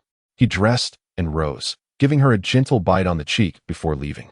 Soo-hye lacked the strength to rise and see him off, fearing she would ultimately perish from this affair, becoming the first woman in the world to meet her end due to such matters. Yet, inexplicably, she felt a sensation of marital quarrels turning into reconciliations. Is this how all couples are? Huffing breaths echoed in Soo-hye's ears, and she struggled to open her eyes, finding a fluffy white wolf cub nudging her, pawing at her ear. Little milkball, you've grown so big, Soo-hye exclaimed, momentarily taken aback before recalling the little white wolf. She sat up, scooping up the cub with delight. You have truly grown. You're bigger than the big dog now. The little white wolf whimpered, tugging at her sleeve playfully. Don't bite. This is fine material, Soo-hye scolded gently, prying open its mouth and stepping down from the couch. A set of new autumn clothes lay on a chair, and Soo-hye suddenly remembered Pei-yin mentioning she should tailor new autumn outfits. She hadn't expected him to procure them so swiftly. Judging by the style and fabric, they must have been bought ready-made. She changed into the garments and approached the mirror. The peach-colored brocade jacket and plain white skirt were splendid, adorned with tiny beads that shimmered like flowing clouds with every movement. Pei-yin was simply someone she could not remain angry with. After styling her hair, she adorned it with a colorful feather flower and searched for a pair of pearl earrings to complement her attire, feeling refreshed as she stepped out. Miss Sue. Good morning. Miss Sue. A chorus of greetings mingled with the delicate voices of children as Soo-hye looked ahead to see the little girl she had brought back yesterday. Cleaned up. Her small face was thin and dark, her hair somewhat dry, braided into 2 strands resting on her shoulders. The clothes were hastily bought and slightly oversized, hanging on her frail frame as if they might topple her over. Come here, Soo-hye beckoned her. The little girl hurried over, standing cautiously before her. Tell me your true name. Whisper it in my ear. Soo-hye bent down, awaiting her reply. I never had a chance to name myself. My parents passed away before I could. The family used to call me Yun Bao. It was wise to conceal her true name while seeking justice in the capital. Soo-hye pondered for a moment and said brightly, From now on, you shall take my mother's surname and be called Su Beijing. You have endured hardships far from home, so do not forget your sister and your homeland. But from this moment, you are also a treasure. You two have a splendid future ahead. How do you write these 3 characters? Lu Mama inquired, handing her a twig out of curiosity. Soo-hye took the twig and wrote in large letters on the ground. Su Beijing. Chapter 92. Let me work wonders. What a splendid name. From now on, I shall call you Jeaner. Song Qiuxiang leaned closer, nodding with delight. Yes, I am Su Beijing, Jeaner. The young girl still appeared timid. No worries. You may keep your true name hidden in your heart and reveal it when you feel ready. Soo-hye gently stroked her small head, speaking softly. From now on, you shall follow me. No one will dare to bully you. Additionally, you must learn to be strong, starting with nourishing your body. Time for breakfast, La Mama cheerfully announced. Before long, 8 large bowls were set upon the stone table. Golden steamed buns, soup dumplings, fresh meat wontons, honey date cakes, 8 treasure rice porridge, generous servings of sauce beef noodles, sesame flatbreads, and boiled pork. This is the 8 treasures of heaven and earth, the breakfast we will serve at our lotus garden.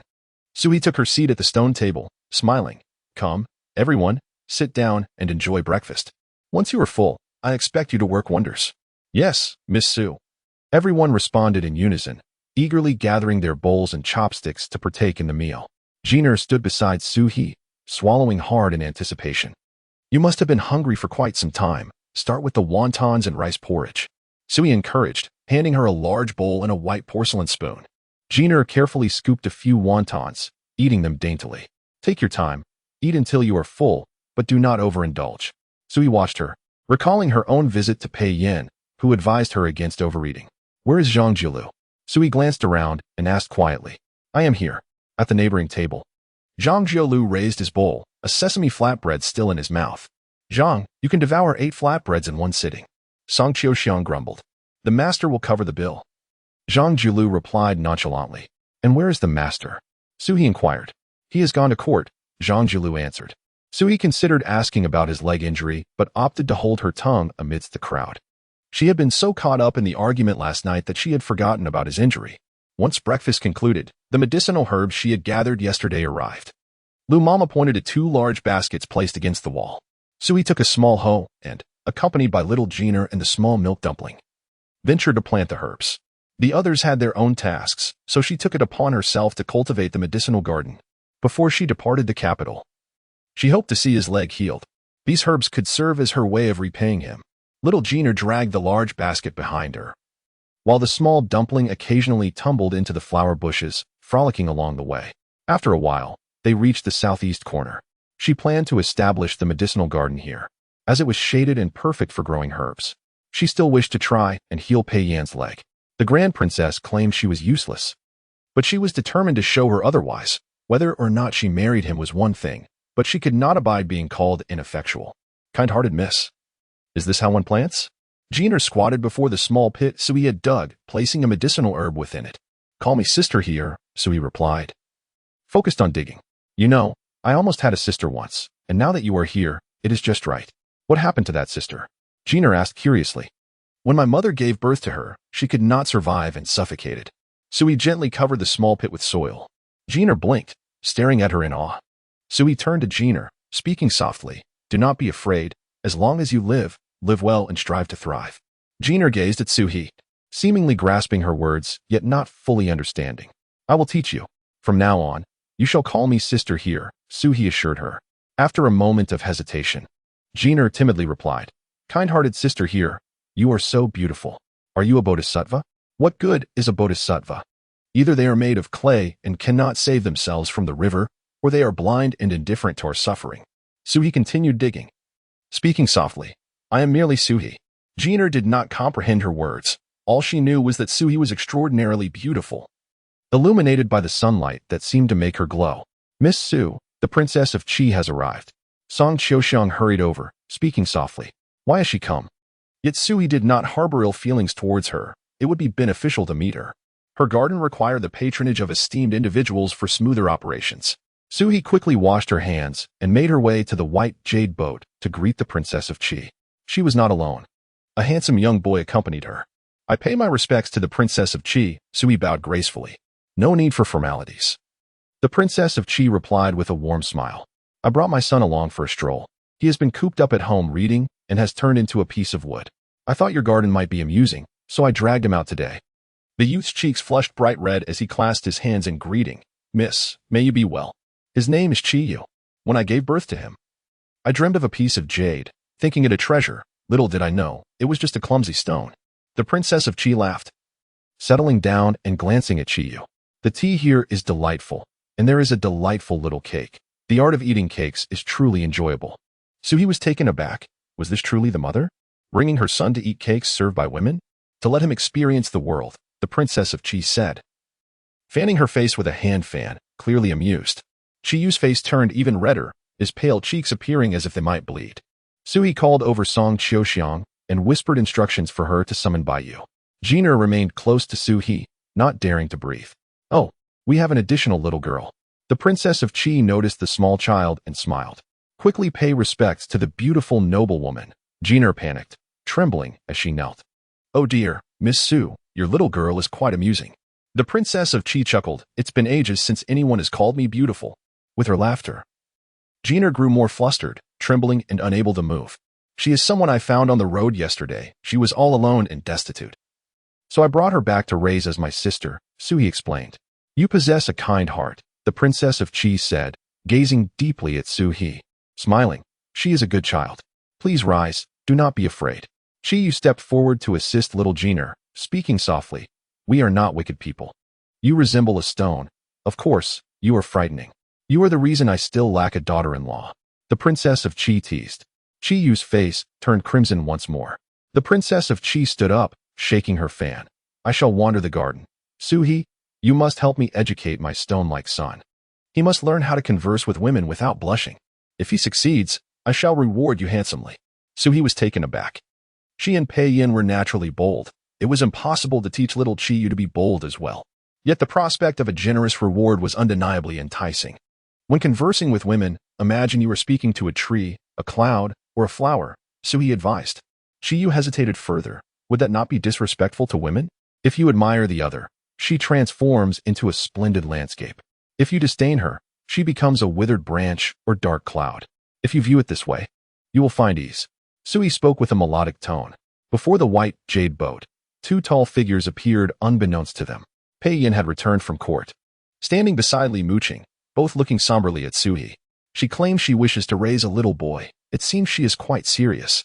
Where on earth did this little man emerge from? He is so delicate, it is quite irksome. Chapter 93. Give me a child, Pei Yin. Your hair is almost standing on end, Li Muqing remarked with amusement. Pei Yin snorted coldly and turned to walk in another direction. Where are you going? Aren't you visiting Miss Su? Li Muqing inquired. I am not, Pei Yin replied curtly. He feared he might shatter that pretty boy with a single slap. To be jealous of this young gentleman would be a futile endeavor. That is the young Prince Qi, the younger son of the Duke of Qi, Li Muqing chuckled. Pei Yin halted, astonished, and looked over. Is that Qi Yu? Indeed, it is he. It is said he rarely steps out of the manor. So it is quite remarkable to see him in the lotus garden today, Li Muqing continued, pulling out a silk handkerchief to cover her lips as she coughed lightly. The Qi family has 3 sons. The eldest is engaged to Li Xi. The second is wandering the world in search of immortality. Only this youngest son, who has invited the former grand tutor Lu Ku for home education, is cherished dearly by the Duke of Qi's family. Let us go take a look, Pei Yin said, immediately turning towards Su-he. With the emperor ailing and the crown prince returning, the court was rife with intrigue. No one approached without reason. Li Muqing coughed again and followed Pei Yin slowly. Wait for me. I am a patient. I can walk faster with a broken leg. You could learn a thing or two, Pei Yin said indifferently. How ungrateful. It was I who provided you with that pain relief medicine. Li Muqing murmured as she trailed behind. The crown prince should return to his residence to recuperate, Pei Yin stated flatly. Your Highness, Master Pei. Qi Yu quickly bowed upon seeing the two approach. Please, no need for formalities, Li Muqing replied with a gentle smile, turning to Su-he. Miss Su. Your Highness.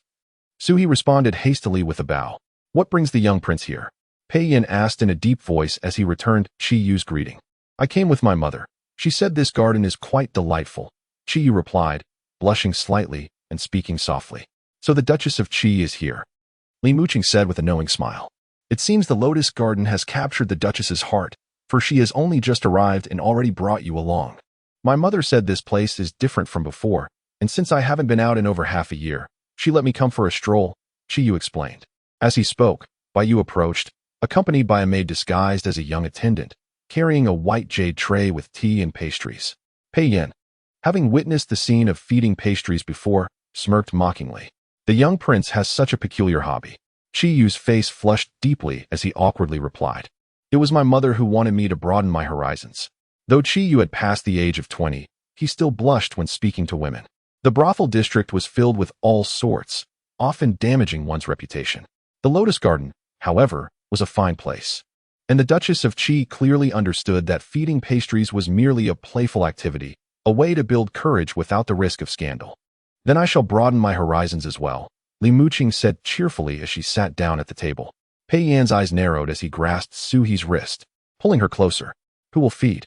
You go ahead, Su-he teased. Very well, Pei Yin sighed with relief, as long as it wasn't Su-he who would do it. I would prefer not to have him feed me, Li Muqing smiled gently. Let us have someone else. Xiao Jin, you come here, Su-he called over the little girl, leading her to Li Muqing. He is the crown prince. Perhaps he could intervene if necessary. Regardless, it is best to leave a good impression, Su-he thought. Where did this child come from? Li Muqing asked curiously. She was found. Su-he recounted yesterday's events, adding, we don't know which family she belongs to. But they did not leave her with a way out, and even gave the two sisters derogatory names. This little girl is called Heir, while her beautiful sister was forced to change her name to Bitch, and they are not even allowed to use their real names. That is truly outrageous. Li Muqing tightened her grip on the handkerchief and coughed again. Indeed outrageous. How could anyone possess such a heart of venom? Chiyu, who had initially thought Xiao Jin was merely timid, now understood the reason behind it. Esteemed guests, please enjoy the tea. Bai Yu announced as she presented the brewed tea on the table, then respectfully stepped aside. Pei Yin took a sip first, ensuring it was not the bitter concoction he dreaded, for Li Muqing was frail and could not endure such bitterness.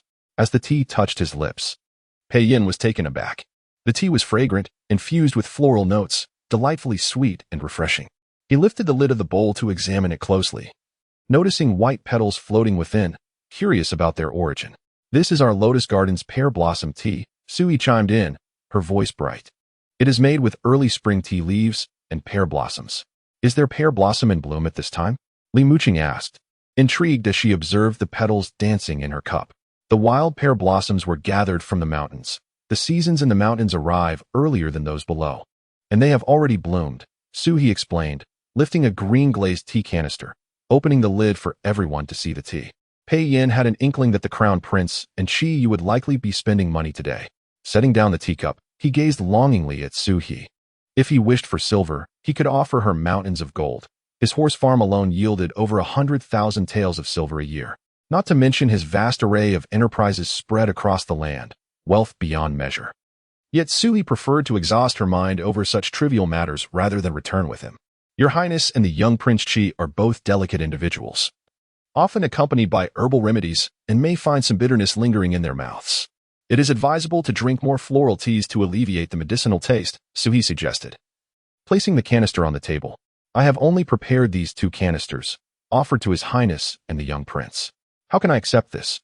I shall purchase it for His Highness, Chiyu stammered, quickly retrieving his purse and producing 2 gold pieces to place on the tea tray. This mother and son duo were indeed generous. From now on, the Duchess of Qi and her son would be the most esteemed guests of the Lotus Garden. Bai Yu accepted the gold pieces, and the maids chorused their thanks. Chiyu's face flushed again at the attention. Let us go for a stroll as well, Li Muqing said as she stood and sauntered into the garden. After hesitating for a moment, Chiyu followed her. Bai Yu presented the gold pieces to Suhi, who cheerfully wrapped them in her handkerchief, examining them closely. Pei Yin also rose, waiting for Suhi to invite him along. Suhi held up a gold piece to the sunlight. Gold is indeed wonderful. It shines beautifully and lifts the spirits.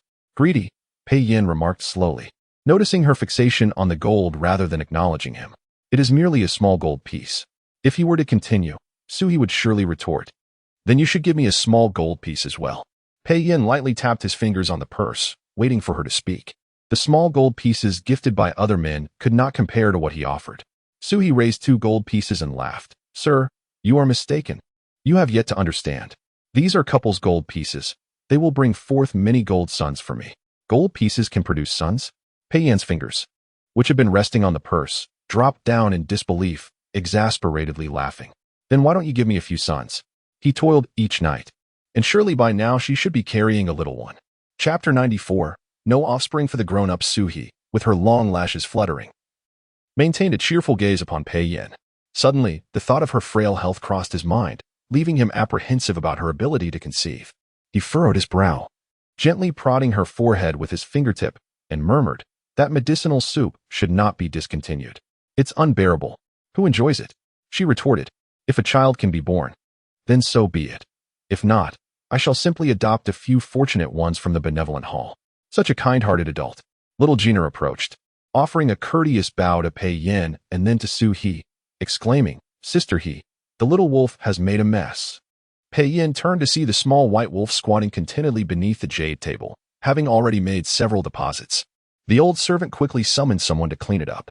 Lu Momo rushed over, anxious to assist. I shall handle it. This is quite valuable. I will take it to my little herb garden. Su He, holding a handkerchief to her nose, rolled up her sleeves and began to attend to the wolf's droppings. What is so special about it? Let me do it. Lu Momo insisted, casting furtive glances at Pei Yin, worried he might express displeasure. The master treasured Su He, whose charm was unmatched. How could she be sullied by such filth? What if his affections for her waned? No need. I will take it to the little herb garden. Wolf dung is excellent fertilizer. It wards off pests and protects my medicinal plants from being devoured. Sui collected the droppings with a small dustpan and, turning to the little wolf with its head held high, she said with a smile, Come with me. You must remember this spot. In the future, you shall do your business in the little herb garden. The little wolf wagged its tail and followed her. Wolves are not common creatures. Yet Suhi seemed to possess knowledge about them. Pei Yin trailed behind her and quietly inquired, "Where did you learn this?" "I used to rummage through discarded items. And I found several medical texts," Suhi replied casually. "Where did you find them?" Pei Yin pressed. "At the Su residence. And near the back door of the Yi residence where people throw things away." Pei Yin slightly turned his head to gaze at Zhang Julu, who stood nearby, and softly instructed, "Go take a look." Previously, they had discovered medicinal plants that counteracted poison near the walls of both the Su and Yi residences. After a discreet investigation, they suspected birds had inadvertently brought them.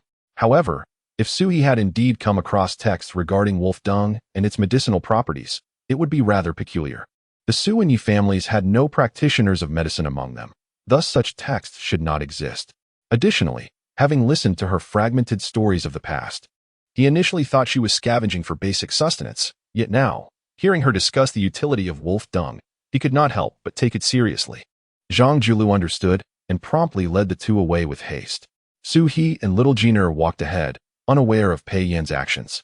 Holding her nose, Sui hurried to the entrance of the little herb garden. She was exceptionally skilled at fertilizing, and her medicinal plants thrived more vigorously than those of ordinary gardeners. The method of using wolf dung as fertilizer, which she had only read about in a tattered page, was now within her grasp to practice. "I once heard Yi Lang reciting from military texts, which claimed that the smoke from wolf dung rises straight up, used in signal fires. Is that true, my lord?" Sui set down her dustpan and picked up a small hoe to dig a small hole, burying the wolf dung inside. Wolf smoke and signal fires are commonly utilized by border soldiers. Yet, as she spoke Yi Lang's name, she appeared increasingly at ease. "Take note. This will be your designated area from now on," Suhi said, patting the little wolf's head and pointing towards the herb garden. The little wolf wagged its tail, cautiously stepping into the soft earth of the garden. Pei Yin stood outside, observing as Suhi fetched a small watering can, meticulously watering each plant. "Are we not preparing to boil pear soup?" he inquired after watching for a while, his tone serious. "I will go after I finish watering. These plants were meant to be planted today, and since we are here, we might as well complete the task." She beckoned him. "You should join me, my lord." Pei Yin's lips twitched, remaining motionless. "These herbs are for you, my lord." Sui hurried over, taking his hand and placing a small hoe into his palm, insisting, "You must work alongside me." Pei Yin, a figure of nobility, was being asked to toil in the earth for herbs? He bit his lip, glancing at the vibrant seedlings of Sanchi. "Come on," Suhi urged, tugging him towards the garden. Despite protesting verbally, Pei Yin's body obediently followed her into the little herb garden. His ornate boots sank into the soft earth, and he quickly lifted one foot, frowning at the sensation. "It's fine. I will wash it for you." Suhi smiled up at him, tilting her face. Pei Yin pressed his lips together again, feeling a pang of annoyance. Had she forgotten that his leg was injured while urging him to work? "Here are the Sanchi, and over there is the flea rest. This one is called earth elm, and this is fairy crane grass." Suhi squatted beside him, pointing out each plant one by one. Finally, she wrapped her arms around one of his legs, coaxing, "Bend down, I want to tell you something." Pei Yin gradually bent down, bringing his ear closer. Sui leaned in and whispered about a few herbs to the east. "This one is epimedium. You know its effects." "I do not." Pei Yin turned his face slowly, gazing into her mischievous eyes, and asked in a hushed tone, "Or perhaps you could explain it in detail." "How pretentious," Sui pouted, rising slowly while still holding onto his leg. "Do not move." Pei Yin swiftly raised his hand, gently pressing down on her little head, pushing her back down. Sui gazed up at him, her expression serene. Pei Yin, with his long lashes fluttering, lightly brushed away a few strands of grass that clung to her hair. "My lord, perhaps you should reconsider marriage. Lu Lingxue is quite presentable. Beyond that, I cannot commend her," she suggested hesitantly. In terms of family background and utility, Lu Lingxue indeed served as a commendable shield. Regardless of what the princess has said to you, it is of no consequence. You need only heed my words. Pei Yin tenderly stroked her cheek with his fingertip and spoke softly, "I desire your heart. Grant it to me." So he looked up at him. And after a long pause, she finally murmured, "I will not." Pei Yin tightened his grip, playfully pinching her delicate face. "Think it over before you respond." "I refuse. I refuse. I refuse. I refuse." Suhi wrinkled her little nose, repeating her refusal in a flurry. Pei Yan's dark, abyssal eyes remained fixed on her. the intensity of his gaze sending a shiver down her spine. Her hands, which had been holding onto his leg, slowly released their grip. Get up. Pei Yin lifted her waist, cradling her in his arms. Her soft form nestled against him like a gentle cloud, and he placed her on the side of the drying rack. The hardwood pressed against her, causing discomfort, yet she did not dare to shift away. Her gaze timidly fixed on Pei Yin. He remained silent, a faint smile gracing his lips. His quietude was more intimidating than words, his smile more fearsome than his silence. You shall remain here and repeat your refusals 1,000 times. At last, Pei Yin loosened his grip on her waist and spoke leisurely. You may descend once you have said enough. My lord. Zhang Jiulu returned, his expression grave as he gestured toward Pei Yin. Chapter 95. Have you betrayed Heir? Pei Yin was furious. Speak slowly here. Pei Yin released Su He's waist and pinched her cheek gently, speaking in a measured tone. Not a single detail must be omitted. Can you not keep count for me? Sui looked at him and replied, moreover, I still need to prepare pear soup. Leave someone to count for her, and let her go once she finishes, Pei Yin said, turning to leave. Count what? Zhang Jiulu asked, bewildered. Count the medicinal seedlings? Not that, Pei Yin replied coolly. What do you mean by not that? Is it herbs? Zhang Jiulu rushed to catch up with Pei Yin, confused. Mind your tongue and refrain from asking too much, Pei Yin responded, his tone as chilling as a winter breeze that sent shivers down one's spine. How strange. Zhang Jiulu thought. The master was quite cheerful upon arrival, yet he suddenly grew angry without reason. He felt unfortunate to always encounter Pei Yin during his displeasure. Sui casually plucked a camellia flower from nearby, tugging at its petals as she began to count. Not giving, not giving, not giving. Giving him, not giving. Giving him. After pulling off a multitude of petals and repeating not giving 1,000 times, Sui climbed down from the rack, rubbed her backside, and lightheartedly made her way to the kitchen to prepare the pear soup. Her heart belonged solely to herself. One could only possess one heart. So how could it be given to another? If it were extracted, would it even survive? Even if Pei Yin were a man-eating monster, he could not take her heart. It is crucial to remain clear-headed, especially for someone like her who possessed nothing in this world. She must steadfastly guard her heart, relying solely on herself and never entrusting it to a man. Sui admitted she held affection for Pei Yin, but not to the extent of relinquishing her heart. Pei Yin did not cherish her enough to contend against societal norms or take her as his legitimate wife. Thus, she resolved to maintain their current relationship. Rather than becoming Mrs. Pei, Sui preferred to be the chief steward. Upon reaching the kitchen, Lu Momo and Song Xiaoxiang had already begun preparing lunch. Sui selected a few plump autumn pears, peeled and diced them, and marinated them in honey. Next, she meticulously cleaned snow frog and lily bulbs, soaking them in sweet well water. Once ready, she placed them alongside the pears into a small ceramic pot, which she then placed in a pot of water to steam. Sui diligently executed each step of the process. But what about the crown prince and the princess of Qi? Lu Momo reminded her. This one is solely for the master, Sui replied cheerfully as she fanned the fire. Lu Momo felt a wave of relief. The young lady had finally grasped the situation. If she could appease the master, then all the riches would belong to her. Sui fanned the flames vigorously, exclaiming, Not only must I please the master, but also the crown prince and the little prince of Qi, every noble who enters the lotus garden and is willing to spend silver.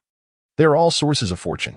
Lu Momo immediately rushed over, covering Sui's mouth, her face twisted in distress. Little ancestor, please do not speak such words. If Pei Yin hears this, how could Sui possibly earn his favor? Outside the back wall of the Su residence, Pei Yin and Zhang Jiulu walked along the base of the wall. On the day we came to search, there were no herbs in this area. Look here, sir. Zhang Jiulu pointed at the newly sprouted green shoots at the base of the wall, speaking softly. If these two families are specifically cultivating herbs, they would not leave traces. Pei Yin remarked quietly. The recent winds have blown from the southeast. We shall follow the wind to investigate who is stirring trouble. Understood, Zhang Jiulu nodded. Sir Pei. A voice suddenly called out. Turning around, they saw Yi Lang emerging from the corner gate of the Yi residence, clasping his fists in greeting. Why is the young general out here, preparing for his wedding? Pei Yin cast a sidelong glance, asking with mild indifference. I saw Sir Pei in the back alley and wished to speak with you, Yi Lang replied softly. Speak then. Pei Yin continued walking alongside the high wall. The gap between the Yi and Su residences was narrow. Anyone with slightly better skills could easily leap over to the opposite side. Sui had mentioned that Yi Lang had once jumped over to the Su residence, and after they went to the frontier, their contact had faded. Initially, Their relationship was innocent and trivial, yet Pei Yin found it distasteful that, despite this innocence, Yilang could conspire with Changping to bully Suhi. I entrust Hio to you. I hope you will treat her well, Yilang said, following closely behind Pei Yin. By what right do you speak to me in this manner? Pei Yin turned his head to look at him, a mocking smile curling at the corners of his mouth. You truly believe yourself to be her brother? She has called me brother for 17 years. I think that gives me a right to this title. After a moment of contemplation, Yilang looked up at Pei Yin. She has no maternal family to rely on, her background is poor, and she cannot be your legitimate wife. However, as a concubine, there will inevitably come a day when her favor diminishes. I ask that you, Sir Pei, consider her unfortunate circumstances and not be too heartless when that time comes. A glint of cold light flashed in Pei Yan's eyes as he turned to face him, asking, Young General Yi, there is something I do not understand. Please enlighten me, my lord. Yilang replied immediately. How can you dare to speak such words to me? How can you presume that favor will wane? In your eyes, her lack of maternal support and poor background are the reasons you refuse to choose her, are they not? Pei Yan's expression darkened as he coldly mocked. The Yi family is filled with loyal and virtuous men, yet their character is indeed lacking. Yilang's face flushed crimson as he protested. Why would you say such things, Sir Pei? Aging and losing one's looks is a common occurrence in life. It is not something I speak lightly of. I merely wish to remind you that Heir has faced many tribulations in life, and I hope you will treat her kindly. If you cannot do so, then perhaps you should stay away from her. I shall take care of her myself. And how do you intend to care for her? I will persuade Princess Changping to bring her over, Yilang replied. How brazen! How dare he utter such words? Pei Yin raised an eyebrow, a slow smile creeping onto his face as he adjusted his sleeves and stepped toward Yilang. Just a step away, Pei Yin paused and said coolly, leave. Yilang's expression shifted, displeasure manifesting as he retorted, Sir Pei should not speak in such a manner. With my current power, it would be as easy as pie to find fault with you, young General Yi. I do not bother with you simply because you are unworthy. Pei Yin sneered at him. Yilang frowned and produced a grasshopper from his pocket, holding it out to Pei Yin. This was given to me by Heir. Please return it to her. She gave you this. Pei Yin looked at the withered grasshopper and recalled the flying grasshoppers Suhi had made for him before. It is from Heir. She feels wronged. Yilang hesitated and lowered his voice. I hope you will not scold her. Pei Yin held the grasshopper, a flicker of murderous intent crossing his eyes. Suhi had been sincere toward Yilang, yet he betrayed her. Zhang Jiolu, return. He tightened his grip on the grasshopper and turned to stride toward the lotus garden. Chapter 96. What kind of person is he? Yilang watched Pei Yin walk away, furrowing his brow before turning back into the corner gate. Changping and Lu Lingxue stood beneath a tree and rushed towards him as he entered, wrapping their arms around his. With eager anticipation, they inquired, Did you give the item to Brother Yin? Yes, Yilang replied, hesitating for a moment before saying, Changping, please stop this, all right? Not a chance. Look at Lingxue, how pitiful she is. Changping pointed at Lu Lingxue, pouting. Lu Lingxue managed a faint smile, twisting her handkerchief as she stepped forward gently and said softly, Dear young General Yi, please do not be angry with Changping. It is all my fault. She is merely concerned for me and is venting her frustrations on your behalf. But Heir was also forced into the princess's residence. Yilang hesitated, wanting to argue. Yilang, you still call her Heir. She is greedy, cunning, and debased. Can't you see her true nature? You just didn't witness how she fawned over that Prince Qi. Her vile nature is evident. Changping immediately exclaimed. How do you know Prince Qi was there? Yilang asked, puzzled. That's none of your concern. I just know, Changping replied impatiently, waving her hand. You and I are to be wed tomorrow. And from now on, you are not allowed to see her, nor even glance in her direction. If I catch you looking at her, I want to let it go. As she spoke, she placed her hands protectively over her abdomen. Yilang immediately deflated, supporting her arm and murmuring, All right, don't be upset. Will you listen to me? Changping insisted. I will, Yilang nodded, his expression filled with melancholy. Go along with your tasks. I will speak with Lingxue. Changping finally released Yilang's arm and quickly walked over to take hold of Lu Lingxue. Thank you, young General Yi. Lu Lingxue bowed slightly to Yilang before departing with Changping towards the garden of the Yi residence. Lingxue, do not worry. We grew up together. Your matters are mine. And no one shall bully you. Changping reassured her. Brother Yin will eventually see her true colors. Noticing Lu Lingxue's despondent expression, she added, He may refuse marriage today, but perhaps he will come to his senses tomorrow. Suhi has cast a spell on him, but all potions eventually run dry. Regardless, I am willing to wait for him to change his mind, Lu Lingxue said, her brow furrowed as she gently wiped away her tears. Chomping, I am fortunate to have you by my side. Otherwise, I would have no one to confide my grievances to. Rest assured, I will help you win Brother Yin back. Chomping declared, frowning as she pointed towards the Lotus Garden. We must expel Suhi from the capital. Lu Lingxue nodded, her eyes glistening with unshed tears. But a faint smile began to emerge at the corners of her lips. Suhi dared to disrupt her fate, and she would not let her go unpunished. At the corner of the Lotus Garden, Pei Yin held the grasshopper in his hand and coldly inquired, Did anyone see Suhi give him this yesterday? There were shadow guards following him. They will know, Zhang Jiulu replied promptly, inwardly lamenting Pei Yan's darkening expression. Yilang truly was a piece of work. This grasshopper was bound to cause considerable trouble. Why did you not follow closely? Pei Yan's voice was sharp as he crushed the grasshopper in his palm. His piercing gaze directed at Zhang Jiulu. Miss Su is too familiar with my subordinates. If I followed closely, she might feel uncomfortable, Zhang Jiulu replied with a grimace. Pei Yan waved his hand dismissively, discarding the crushed grasshopper, and strode into the Lotus Garden. Zhang Jiulu hurriedly followed behind, discreetly signaling with his hands. He needed to inform Suhi promptly, so she could prepare for Pei Yan's impending wrath. Who dares to leak news? Pei Yan barked without turning back, halting Zhang Jiulu's previously light footsteps. In just a few days, you have turned against her, Pei Yin continued, his steps unyielding as he reprimanded. My lord, even if Miss Su gave him a grasshopper, it's just a grasshopper. It's nothing. She has given me food as well. And I devoured 8 of her pancakes without charge, Zhang Jiulu replied, adjusting the dagger at his waist as he quickly kept pace with Pei Yin. Pei Yin was seething with anger. She was constantly in his sight. What chance did she have to meet Yilang? Yilang, of all people, was not worthy of her affection. They swiftly reached the depths of the garden, where Suhi, accompanied by Song Qiuxiang and Bai Yu, was carrying a tray of dishes towards the Baiyu boat.